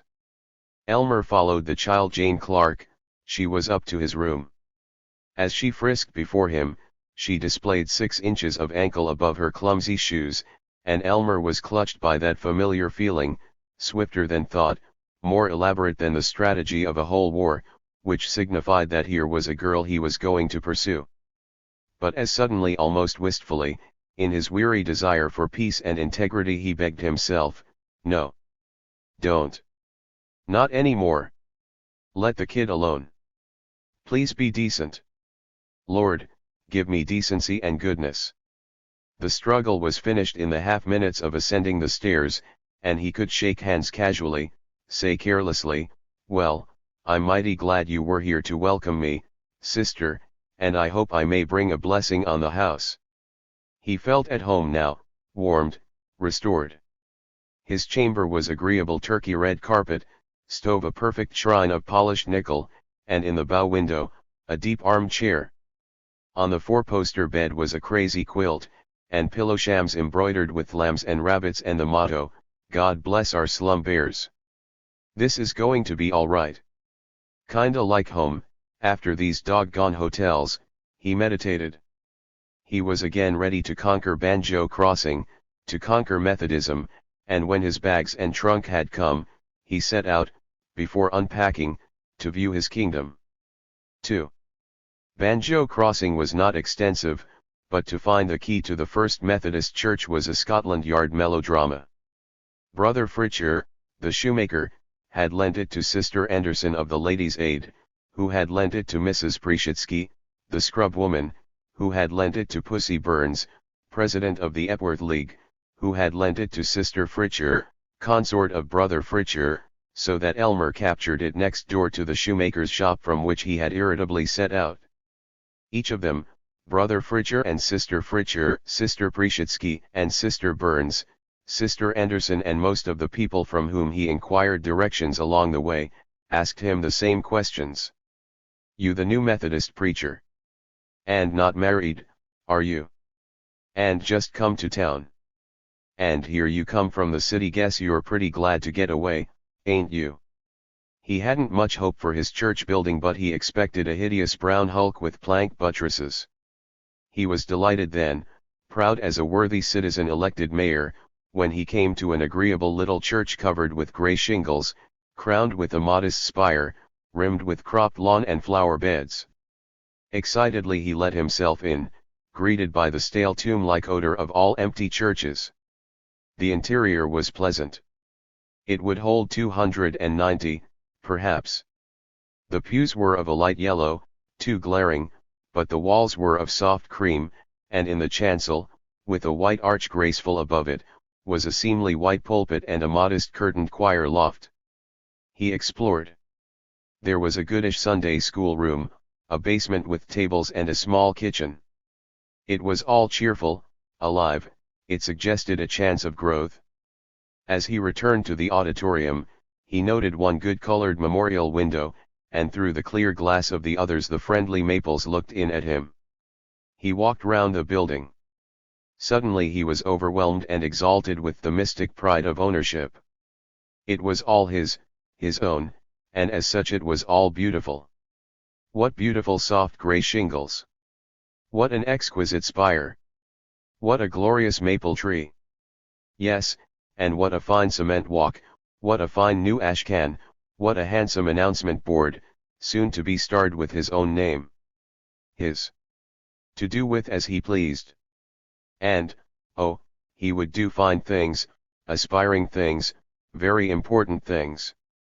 Never again, with this new reason for going on living, would he care for lower desires, for pride, for the adventure of women.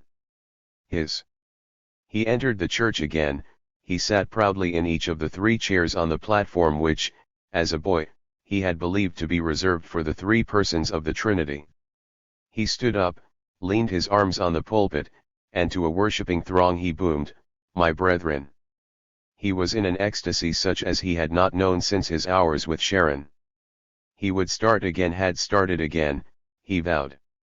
Never lie or cheat or boast. This town, it might be dull, but he would enliven it, make it his own creation, lift it to his own present glory. He could. Life opened before him, clean, joyous, full of the superb chances of a Christian knighthood. Some day he would be a bishop, yes, but even that was nothing compared with the fact that he had won a victory over his lower nature. He knelt, and with his arms wide in supplication he prayed, "Lord, Thou who hast stooped to my great unworthiness and taken even me to thy kingdom, who this moment hast shown me the abiding joy of righteousness, make me whole and keep me pure, and in all things, our Father, thy will be done. Amen." He stood by the pulpit, tears in his eyes, his meaty hands clutching the cover of the great leather Bible till it cracked. The door at the other end of the aisle was opening, and he saw a vision standing on the threshold in the June sun. He remembered afterward, from some forgotten literary adventure in college, a couplet which signified to him the young woman who was looking at him from the door. Pale beyond porch and portal, crowned with calm leaves she stands. She was younger than himself, yet she suggested a serene maturity, a gracious pride. She was slender, but her bosom was full, and some day she might be portly. Her face was lovely, her forehead wide, her brown eyes trusting, and smooth her chestnut hair. She had taken off her rose-trimmed straw hat and was swinging it in her large and graceful hands. Virginal, stately, kind, most generous. She came placidly down the aisle, a hand out, crying, "It's Reverend Gantry, isn't it? I'm so proud to be the first to welcome you here in the church. I'm Cleo Benham, I lead the choir. Perhaps you've seen Papa, he's a trustee, he has the store. You sure are the first to welcome me, Sister Benham, and it's a mighty great pleasure to meet you. Yes, your father was so nice as to invite me for supper tonight." They shook hands with ceremony and sat beaming at each other in a front pew. He informed her that he was certain there was going to be a great spiritual awakening here, and she told him what lovely people there were in the congregation, in the village, in the entire surrounding country. And her panting breast told him that she, the daughter of the village magnate, had instantly fallen in love with him. 3. Cleo Benham had spent 3 years in the Sparta Women's College, specializing in piano, organ, French, English literature, strictly expurgated, and study of the Bible. Returned to Banjo Crossing, she was a fervent church worker. She played the organ and rehearsed the choir, she was the superintendent of the juvenile department in the Sunday school, she decorated the church for Easter, for funerals, for the Halloween supper. She was 27, 5 years younger than Elmer. Though she was not very lively in summer evening front porch chatter, though on the few occasions when she sinned against the discipline and danced she seemed a little heavy on her feet, though she had a corseted purity which was dismaying to the earthy young men of Banjo Crossing, yet she was handsome, she was kind, and her father was reputed to be worth not a cent less than $75,000. So almost every eligible male in the vicinity had hinted at proposing to her. Gently and compassionately she had rejected them one by one. Marriage must, she felt, be a sacrament, she must be the helpmate of someone who was doing a tremendous amount of good in the world. This good she identified with medicine or preaching. Her friends assured her, with your Bible training and your music and all, you'd make a perfect pastor's wife. Just dandy. You'd be such a help to him. But no detached preacher or doctor had happened along, and she had remained insulated, a little puzzled, hungry over the children of her friends, each year more passionately given to hymnody and agonized solitary prayer. Now, with innocent boldness, she was exclaiming to Elmer, "We were so afraid the bishop would send us some pastor that was old and worn out. The people here are lovely, but they're kind of slow-going, they need somebody to wake them up. I'm so glad he sent somebody that was young and attractive. Oh, I shouldn't have said that. I was just thinking of the church, you understand." Her eyes said that she had not been just thinking of the church. She looked at her wristwatch and chanted, "Why, my gracious, it's 6 o'clock. Would you like to walk home with me instead of going to Mrs. Clark's? You could wash up at Papa's. You can't lose me," exulted Elmer, hastily amending, as the slangy youngers say.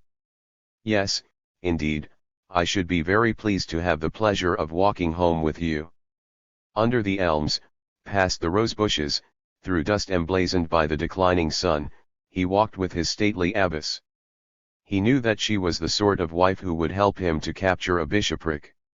He persuaded himself that, with all her virtue, she would eventually be interesting to kiss. He noted that they made a fine couple. He told himself that she was the first woman he had ever found who was worthy of him. Then he remembered Sharon. But the pang lasted only a moment, in the secure village peace, in the gentle flow of Cleo's voice. For once he was out of the sacred briskness of his store, Mr. Nathaniel Benham forgot discounts and became an affable host. He said, well, brother," ever so many times, and shook hands profusely. Mrs. Benham, she was a large woman, rather handsome, she wore figured foulard, with an apron over it, as she had been helping in the kitchen. Mrs. Benham was equally cordial. "I'll just bet you're hungry, brother," cried she. He was, after a lunch of ham sandwich and coffee at a station lunchroom on the way down. The Benham house was the proudest mansion in town. It was of yellow clapboards with white trim, it had a huge screened porch and a little turret, a staircase window with a border of colored glass, and there was a real fireplace, though it was never used. In front of the house, to Elmer's admiration, was one of the 3 automobiles which were all that were to be found in 1913 in Banjo Crossing. It was a bright red Buick with brass trimmings. The Benham supper was as replete with fried chicken and theological questions as Elmer's first supper with Deacon Baines in Schernheim. But here was wealth, for which Elmer had a touching reverence, and here was Cleo. Lulu Baines had been a tempting mouthful, Cleo Benham was of the race of queens. To possess her, Elmer gloated, would in itself be an empire, worth any battling. And yet he did not itch to get her in a corner and buss her, as he had Lulu. The slope of her proud shoulders did not make his fingers taut. After supper, on the screened porch pleasant by dusk, Mr. Benham demanded, "What charges have you been holding, Brother Gantry?" Elmer modestly let him know how important he had been in the work of Sister Falconer. He admitted his scholarly research at Mizpah Seminary, he made quite enough of his success at Schernheim. He let it be known that he had been practically assistant sales manager of the Pequot Farm Implement Company. Mr. Benham grunted with surprised admiration. Mrs. Benham gurgled, We're lucky to have a real high-class preacher for once. And Cleo, she leaned toward Elmer, in a deep willow chair, and her nearness was a charm. He walked back happily in the June darkness. He felt neighborly when an unknown muttered, "Evening, Reverend." And all the way he saw Cleo, proud as Athena yet pliant as golden-skinned Aphrodite. He had found his work, his mate, his future. Virtue, he pointed out, certainly did pay. Chapter XX 1. He had 2 days to prepare his first sermon and unpack his trunk, his bags, and the books which he had purchased in Zenith. His possessions were not very consistent. He had a beautiful new morning coat, 3 excellent lounge suits, patent leather shoes, a noble derby, a flourishing top hat, but he had only 2 suits of underclothes, both ragged. His socks were of black silk, out at the toes. For breast pocket display, he had silk handkerchiefs, but for use, only cotton rags torn at the hem. He owned perfume, hair oil, talcum powder. His cufflinks were of solid gold, but for dressing gown he used his overcoat. His slippers were of frozy pulp, and the watch which he carried on a gold and platinum chain was a $1 alarm clock. He had laid in a fruitful theological library. He had bought the 50 volumes of the Expositor's Bible source of ready-made sermons second-hand for $13.75. He had the sermons of Spurgeon, Jefferson, Brooks, and J. Wilbur Chapman. He was willing to be guided by these masters, and not insist on forcing his own ideas on the world. He had a very useful book by Bishop Oberman, The Very Appearance of Evil, advising young preachers to avoid sin. Elmer felt that this would be unusually useful in his new life. He had a dictionary. He liked to look at the colored plates depicting jewels, flags, plants, and aquatic birds. He had a Bible dictionary, a concordance, a history of the Methodist Church, a history of Protestant missions, commentaries on the individual books of the Bible, an outline of theology, and Dr. Argyle's The Pastor and His Flock, which told how to increase church collections, train choirs, take exercise, placate deacons, and make pasteboard models of Solomon's temple to lead the little ones to holiness in the Sunday school. In fact, he had had a sufficient library, God's artillery in black and white, as Bishop Toomeys wittily dubbed it, to inform himself of any detail in the practice of the professional good man. He would be able to produce sermons which would be highly informative about the geography of Palestine, yet useful to such of his fold as might have a sneaking desire to read magazines on the Sabbath. Thus guided, he could increase the church membership, he could give advice to errant youth, he could raise missionary funds so that the heathen in Calcutta and Peking might have the opportunity to become like the Reverend Elmer Gantry. 2. Though Cleo took him for a drive through the country, most of the time before Sunday he dedicated to refurbishing a sermon which he had often and successfully used with Sharon. The text was from Romans 1:16, "For I am not ashamed of the gospel of Christ, for it is the power of God unto salvation to every one that believeth." When he came up to the church on Sunday morning, tall and ample, grave and magnificent, his face fixed in a smile of friendliness, his morning coat bright in the sun, a Bible under his arm, Elmer was exhilarated by the crowd filtering into the church. The street was filled with country buggies and a Ford or two. As he went round to the back of the church, passing a knot at the door, they shouted cordially, "Good morning, brother." And "Fine day, Reverend." Cleo was waiting for him with the choir, Miss Kloof, the school teacher, Mrs. Deeble, wife of the implement dealer, Ed Perkins, deliveryman for Mr. Benham, and Ray Fawcett, butter maker at the creamery. Cleo held his hand and rejoiced, "What a wonderful crowd there is this morning. I'm so glad." Together they peeped through the parlor door into the auditorium, and he almost put his arm about her firm waist.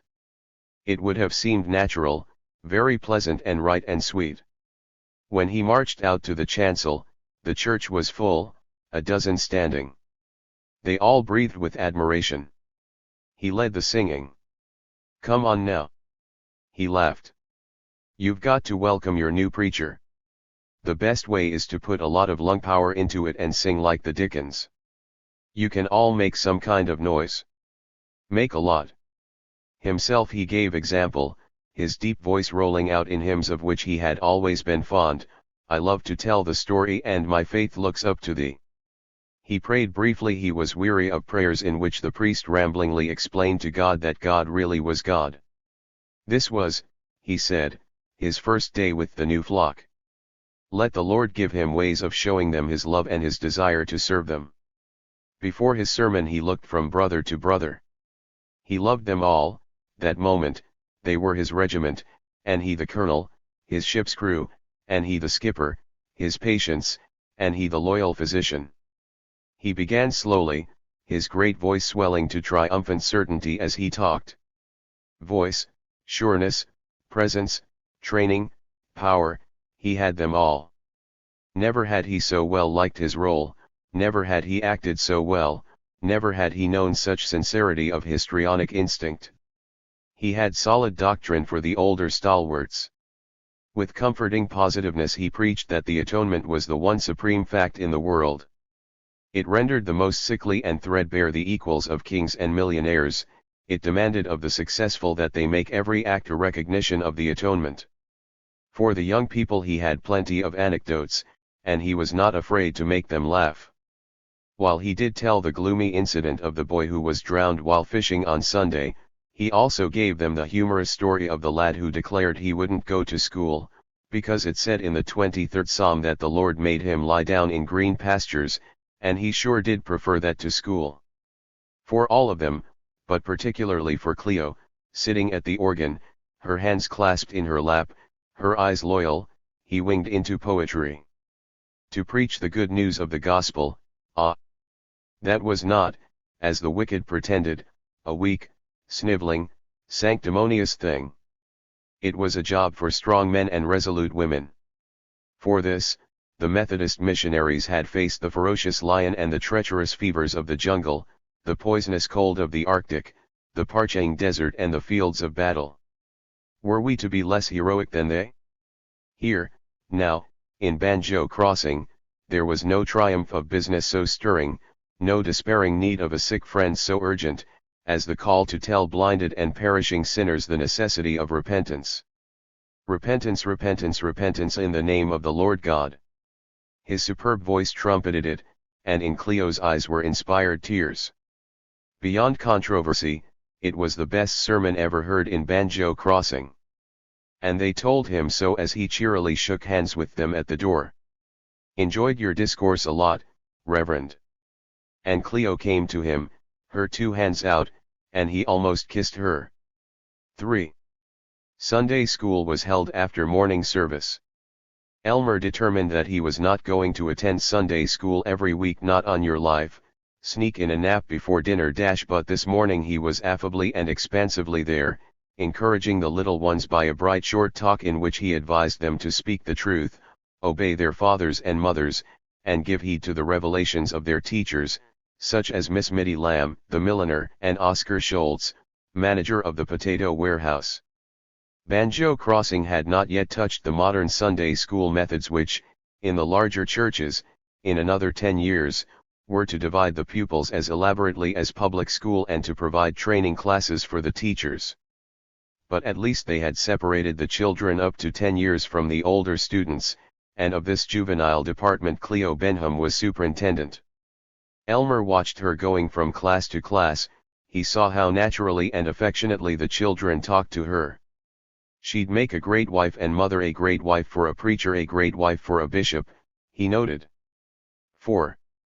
Evening services at the Banjo Crossing Methodist Church had normally drawn less than 40 people, but there were 100 tonight, when, fumblingly, Elmer broke away from old-fashioned church practice and began what was later to become his famous lively Sunday evenings.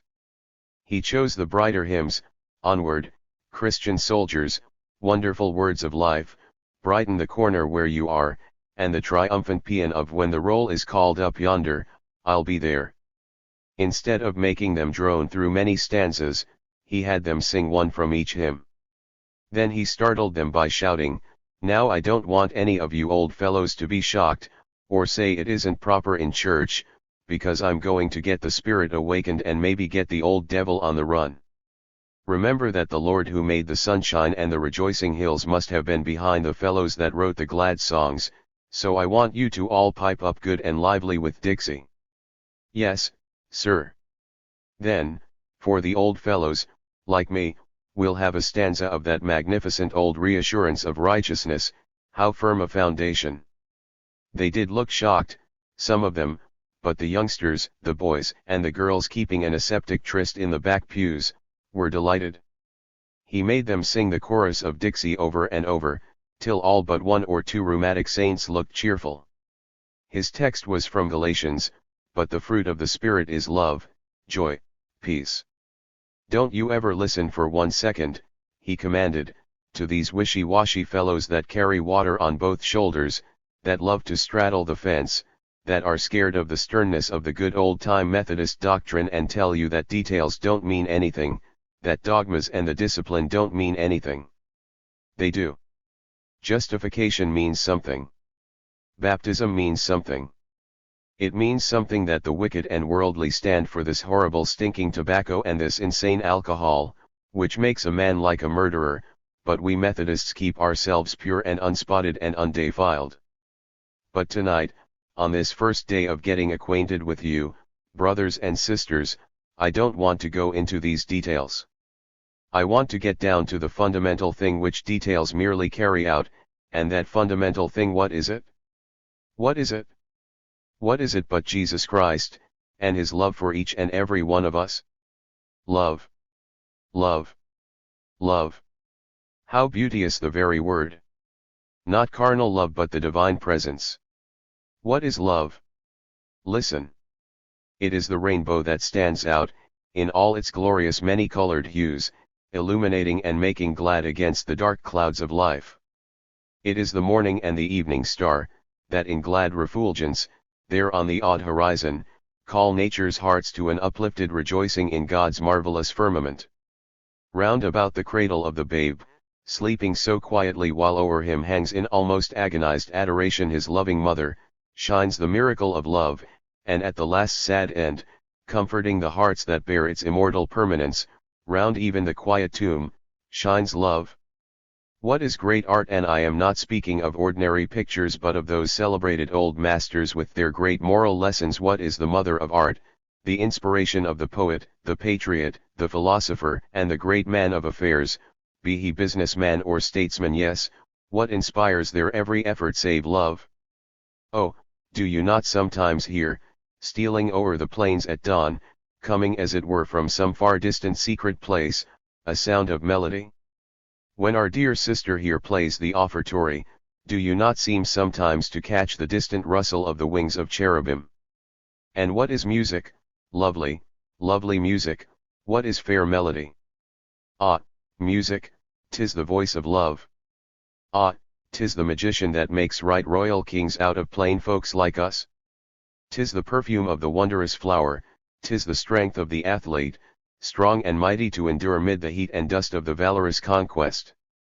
Ah, love, love, love. Without it, we are less than beasts, with it, earth is heaven and we are as the gods. Yes, that is what love created by Christ Jesus and conveyed through all the generations by His church, particularly, it seems to me, by the great, broad, democratic, liberal brotherhood of the Methodist Church. That is what it means to us. I am reminded of an incident in my early youth, while I was in the university. There was a young man in my class. I will not give you his name except to say that we called him Jim, a young man pleasing to the eye, filled with every possibility for true deep Christian service, but alas, so beset with the boyish pride of mere intellect, of mere smart aleck egotism, that he was unwilling to humble himself before the source of all intellect and accept Jesus as his Savior. I was very fond of Jim. In fact, I had been willing to go and room with him in the hope of bringing him to his senses and getting him to embrace salvation. But he was a man who had read books by folks like Ingersoll and Thomas Paine, swell-headed folks that thought they knew more than Almighty God. He would quote their polluted and devil-inspired ravings instead of listening to the cool healing stream that gushes blessedly forth from the Holy Bible. Well, I argued and argued and argued. I guess that shows I was pretty young and foolish myself. But one day I was inspired to something bigger and better than any arguments. I just said to Jim, all of a sudden, Jim, I said, do you love your father? Do you love your old dad? I asked him. Naturally, Jim was awful fond of his father, and he was kind of hurt that I should have asked him. Sure, of course I do, he says. Well, Jim, I says, does your father love you? Why, of course he does, said Jim. Then look here, Jim, I said, if your earthly father can love you, how much more must your Father in heaven, who created all love, how much more must he care and yearn for you? Well, sir, that knocked him right over. He forgot all the smart aleck things he'd been reading. He just looked at me, and I could see a tear quivering in the lad's eyes as he said, I see how you mean, now, and I want to say, friend, that I'm going to accept Jesus Christ as my Lord and Master. Oh, yes, yes, yes, how beautiful it is, the golden glory of God's love. Do you not feel it? I mean that. I don't mean just a snuffling, lazy, mechanical acceptance, but a passionate. 5. He had them. It had been fun to watch the old fanatics, who had objected to the singing of Dixie, come under the spell and admit his power. He had preached straight at one of them after another, he had conquered them all. At the end they shook hands even more warmly than in the morning. Cleo stood back, hypnotized. When he came to her she intoned, her eyes unseeing, oh, Reverend Gantry, this is the greatest day our old church has ever known. Did you like what I said of love? Oh. Love. Yes. She spoke as one asleep, she seemed not to know that he was holding her hand.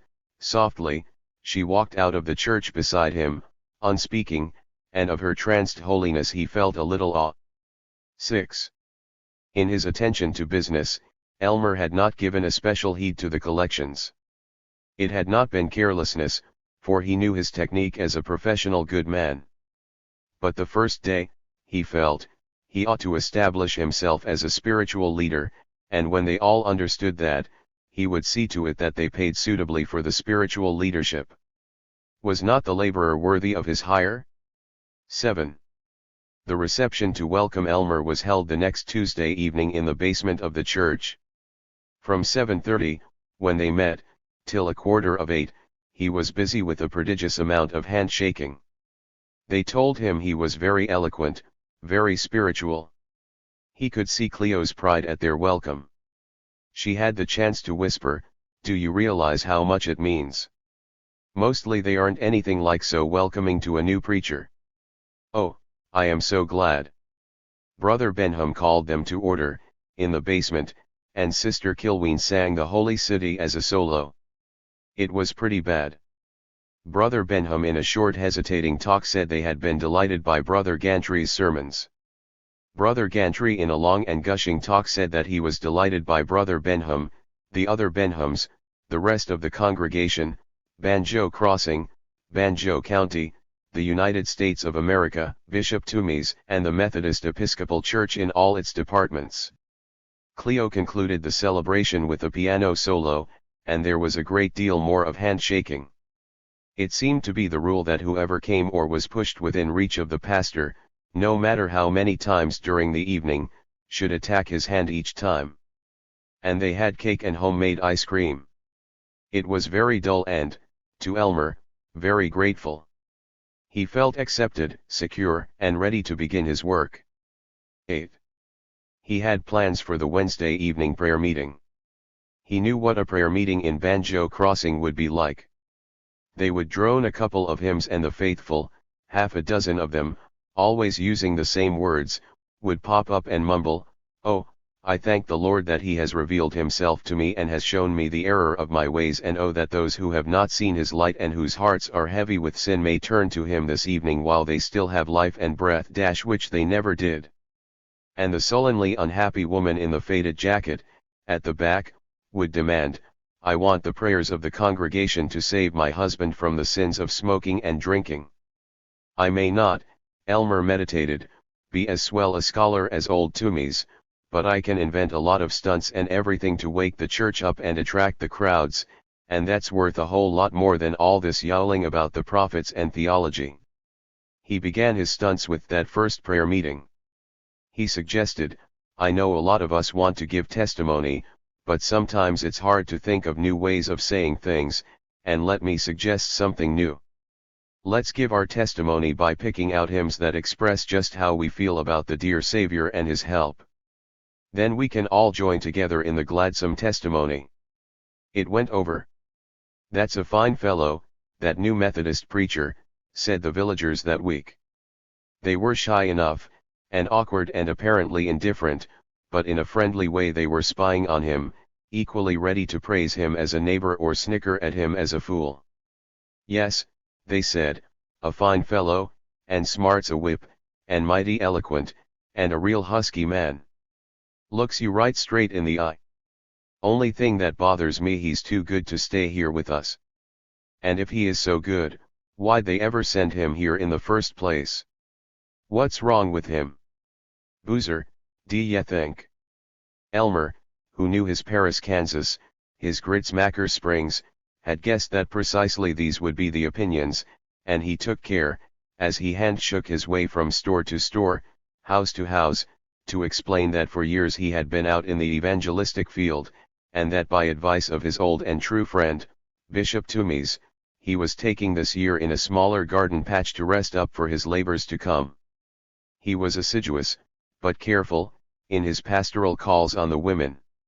He praised their gingerbread, Morris chairs, and souvenirs of Niagara, and their children's school exercise books.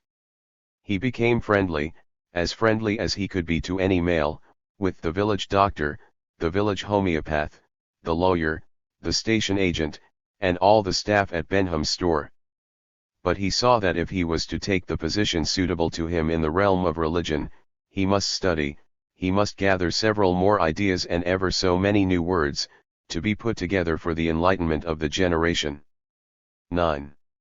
His duties at Banjo Crossing were not violent, and hour after hour, in his quiet chamber at the residence of the widow Clark, he gave himself trustingly to scholarship.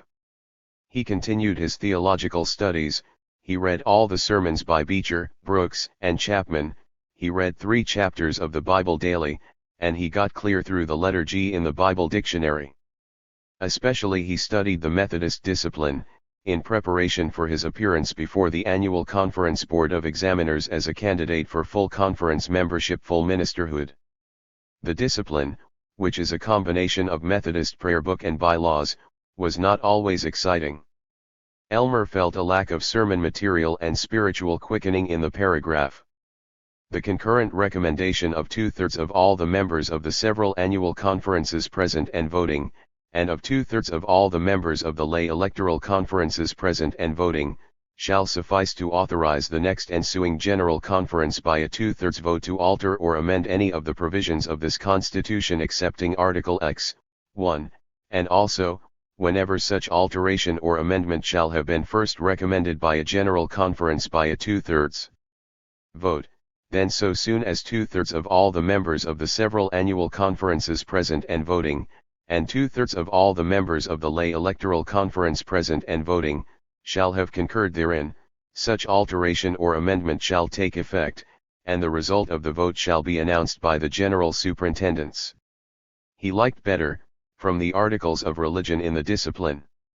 The offering of Christ, once made, is that perfect redemption, propitiation, and satisfaction for all the sins of the whole world, both original and actual, and there is none other satisfaction for sin but that alone. Wherefore the sacrifice of masses, in the which it is commonly said that the priest doth offer Christ for the quick and the dead, to have remission of pain or guilt, is a blasphemous fable and dangerous deceit. He wasn't altogether certain what it meant, but it had such a fine uplifting roll. Blasphemous fable and dangerous deceit. Fine. He informed his edified congregation the next Sunday that the infallibility of the Pope was a blasphemous fable and a dangerous deceit, and they almost jumped. He had much edification from these rules for a preacher's conduct in the discipline. Be serious. Let your motto be, holiness to the Lord. Avoid all lightness, jesting, and foolish talking. Converse sparingly and conduct yourself prudently with women. Tell everyone under your care what you think wrong in his conduct and temper, and that lovingly and plainly, as soon as may be, else it will fester in your heart. As a general method of employing our time we advise you, 1. As often as possible to rise at 4. 2. From 4 to 5 in the morning and from 5 to 6 in the evening to meditate, pray, and read the scriptures with notes. Extirpate out of our church buying or selling goods which have not paid the duty laid upon them by government. Extirpate bribery receiving anything, directly or indirectly for voting at any election. Elmer became a model in all these departments except, perhaps, avoiding lightness and jesting, conducting himself in complete prudence with women, telling everyone under his care what he thought wrong with them that would have taken all his spare time, arising at 4, and extirpating sellers of smuggled goods. For his grades, to be examined by the annual conference, he wrote to Dean Trosper at Mizpah. He explained to the dean that he had seen a great new light, that he had worked with Sister Falconer, but that it had been the early influence of Dean Trosper which, working somewhat slowly, had led him to his present perfection. He received the grades, with a letter in which the dean observed, "I hope you will not overwork your new zeal for righteousness. It might be hard on folks. I seem to recall a tendency in you to overdo a lot of things. As a Baptist, let me congratulate the Methodists on having you. If you really do mean all you say about your present state of grace, well, don't let that keep you from going right on praying. There may still be virtues for you to acquire." "Well, by God!" raged the misjudged saint, and, "Oh, rats, what's the odds? Got the credentials, anyway, and he says I can get my BD by passing an examination. Trouble with old Trosper is he's one of these smart Alecs. T hell with him." 10. Along with his theological and ecclesiastical researches, Elmer applied himself to more worldly literature.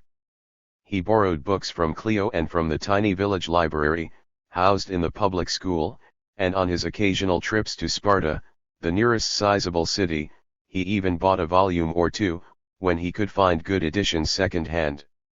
He began with Browning. He had heard a lot about Browning. He had heard that he was a stylish poet and an inspiring thinker. But personally he did not find that he cared so much for Browning. There were so many lines that he had to read 3 or 4 times before they made sense, and there was so much stuff about Italy and all those WAP countries. But Browning did give him a number of new words for the notebook of polysyllables and phrases which he was to keep for years, and which was to secrete material for some of his most rotund public utterances. There has been preserved a page from it. Incinerate, burn up. Merovingian French tribe about AD 500. Rem Golgotha was seen crucifixen. Leigh Hunt poet 1840 NG. Lupin blue flower. Defeasance making nix. Chanson French kind of song. Rem, man worthwhile is M who can smile when everything goes dead wrong. Sermon on man that says other planets inhabited nix. Cause Bible says O of XT trying to save them. Tennyson, Elmer found more elevating than Browning. He liked Maud. She resembled Clio, only not so friendly, and he delighted in the homicides and morality of Idols of the King. He tried Fitzgerald's Omar, which had been recommended by the literary set at Terwilliger, and he made a discovery which he thought of communicating through the press.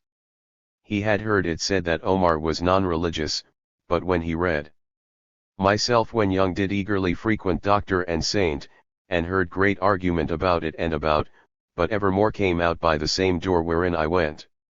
He perceived that in this quatrain Omar obviously meant that though teachers might do a whole lot of arguing, Omar himself stuck to his belief in Jesus. In Dickens Elmer had a revelation. He had not known that any literature published previous to the Saturday Evening Post could be thrilling. He did not care so much for the humor. It seemed to him that Mr. Dickens was vulgar and almost immoral when he got Pickwick drunk and caused Mantalini to contemplate suicide, but he loved the sentiment. When Paul Dombey died, Elmer could have wept. When Miss Nickleby protected her virtue against Sir Mulberry Hawk, Elmer would have liked to have been there, both as a parson and as an athlete, to save her from the accursed society man, so typical of his class in debauching youth and innocence. "Yes, sir, you bet, that's great stuff," exulted Elmer. "There's a writer that goes right down to the depths of human nature. Great stuff. I'll preach on him when I get these hicks educated up to literary sermons." But his artistic pursuits could not be all play. He had to master philosophy as well, and he plunged into Carlyle and Albert Hubbard. He terminated the first plunge, very icy, with haste, but in the biographies by Mr. Hubbard, at that time dominating America, Elmer found inspiration. He learned that Rockefeller had not come to be head of Standard Oil by chance, but by labor, genius, and early Baptist training. He learned that there are sermons in stones, edification in farmers, beatitude in bankers, and style in adjectives. Elmer, who had always lived as publicly as a sparrow, could not endure keeping his literary treasures to himself. But for once Cleo Benham was not an adequate mate. He felt that she had read more of such belles lettres as The Message to Garcia than even himself, so his companion in artistic adventure was Clyde Tippy, the Reverend Clyde Tippy, pastor of the United Brethren Church of Banjo Crossing. Clyde was not, like Elmer, educated. He had left high school after his second year, and since then he had had only 1 year in a United Brethren seminary. Elmer didn't think much, he decided, of all this associating and fellowshipping with a lot of rival preachers. It was his job, wasn't it, to get their parishioners away from them? But it was an ecstasy to have, for once, a cleric to whom he could talk down. He called frequently on the Reverend Mr. Tippy in the modest cottage which Clyde occupied with his fat wife and 4 children.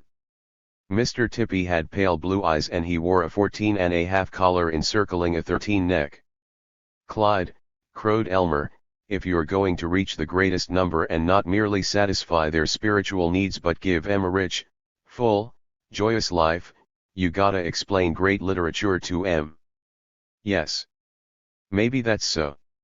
Haven't had time to read much, but I guess there's lot of fine lessons to be learned out of literature," said the Reverend Mr. Tippy. "Is there? Say, listen to this. From Longfellow. The poet. Life is real. Life is earnest. And the grave is not its goal. And this just get the dandy swing to it. Lives of great men all remind us we can make our lives sublime. And, departing, leave behind us footprints on the sands of time." I read that way back in school, reader, but I never had anybody to show me what it meant, like I'm going to do with my congregation. Just think. The grave is not its goal. Why, say, Longfellow is just as much of a preacher as you or I are. Yes, that's so. I'll have to read some of his poetry. Could you lend me the book? You bet I will, Clyde. Be a fine thing for you. A young preacher like you has got to remember, if you'll allow an older hand to say so, that our education isn't finished when we start preaching. We got to go on enlarging our mental horizons. See how I mean? Now I'm going to start you off reading David Copperfield. Say, that's full of fine passages. There's this scene where this David, he had an aunt that everybody thought she was simply an old crab, but the poor little fellow, his father-in-law, I hope it won't shock you to hear a preacher say it, but he was an old son of a gun, that's what he was, and he treated David terribly, simply terribly, and David ran away, and found his aunt's house, and then it proved she was fine and dandy to him. Say, LL, just make the tears come to your eyes, the place where he finds her house and she don't recognize him and he tells her who he is, and then she kneels right down beside him and shows how none of us are justified in thinking other folks are mean just because we don't understand 'em. You bet. Yes, sir. David Copperfield. You sure can't go wrong reading that book. David Copperfield. I've heard the name. It's mighty nice of you to come and tell me about it, brother. Oh, that's nothing, nothing at all. Mighty glad to help you in any way I can, Clyde. Elmer's success as a literary and moral evangel to Mr. Clyde Tippy sent him back to his excavations with new fervor. He would lead the world not only to virtue but to beauty. Considering everything, Longfellow seemed the best news to carry to this surprised and waiting world, and Elmer managed to get through many, many pages, solemnly marking the passages which he was willing to sanction, and which did not mention wine. Ah, nothing is too late. Till the tired heart shall cease to palpitate. Cato learned Greek at 80, Sophocles wrote his grand Oedipus, and Simonides bore off the prize of verse from his compeers, when each had numbered more than 80 years. Elmer did not, perhaps, know very much about Simonides, but with these instructive lines he was able to decorate a sermon in each of the pulpits he was henceforth to hold. He worked his way with equal triumph through James Russell Lowell, Whittier, and Ella Wheeler Wilcox. He gave up Kipling because he found that he really enjoyed reading Kipling, and concluded that he could not be a good poet. But he was magnificent in discovering Robert Burns. Then he collided with Josiah Royce. 11. Bishop Wesley R. Toomeys had suggested to Elmer that he ought to read philosophy, and he had recommended Royce. He himself, he said, hadn't been able to give so much time to Royce as he would have liked, but he knew that here was a splendid field for any intellectual adventurer. So Elmer came back from Sparta with the 2 volumes of Royce's The World and the Individual, and 2 new detective stories. He would skip pleasantly but beneficially through Royce, then pick up whatever ideas he might find in all these other philosophers he had heard mentioned, James and Kant and Bergson, and who was that fellow with the funny name Spinoza? He opened the first volume of Royce confidently, and drew back in horror. He had a nice, long, free afternoon in which to become wise. He labored on. He read each sentence 6 times. His mouth drooped pathetically. It did not seem fair that a Christian knight who was willing to give his time to listening to people's ideas should be treated like this. He sighed, and read the first paragraph again. He sighed, and the book dropped into his lap. He looked about. On the stand beside him was one of the detective stores. He reached for it. It began as all proper detective stories should begin, with the tap room of the Cat and Fiddle Inn, on a stormy night when gusts of rain beat against the small ancient casement, but within all was bright and warm, the turkey-red curtains shone in the firelight, and the burnished handles of the beer pump,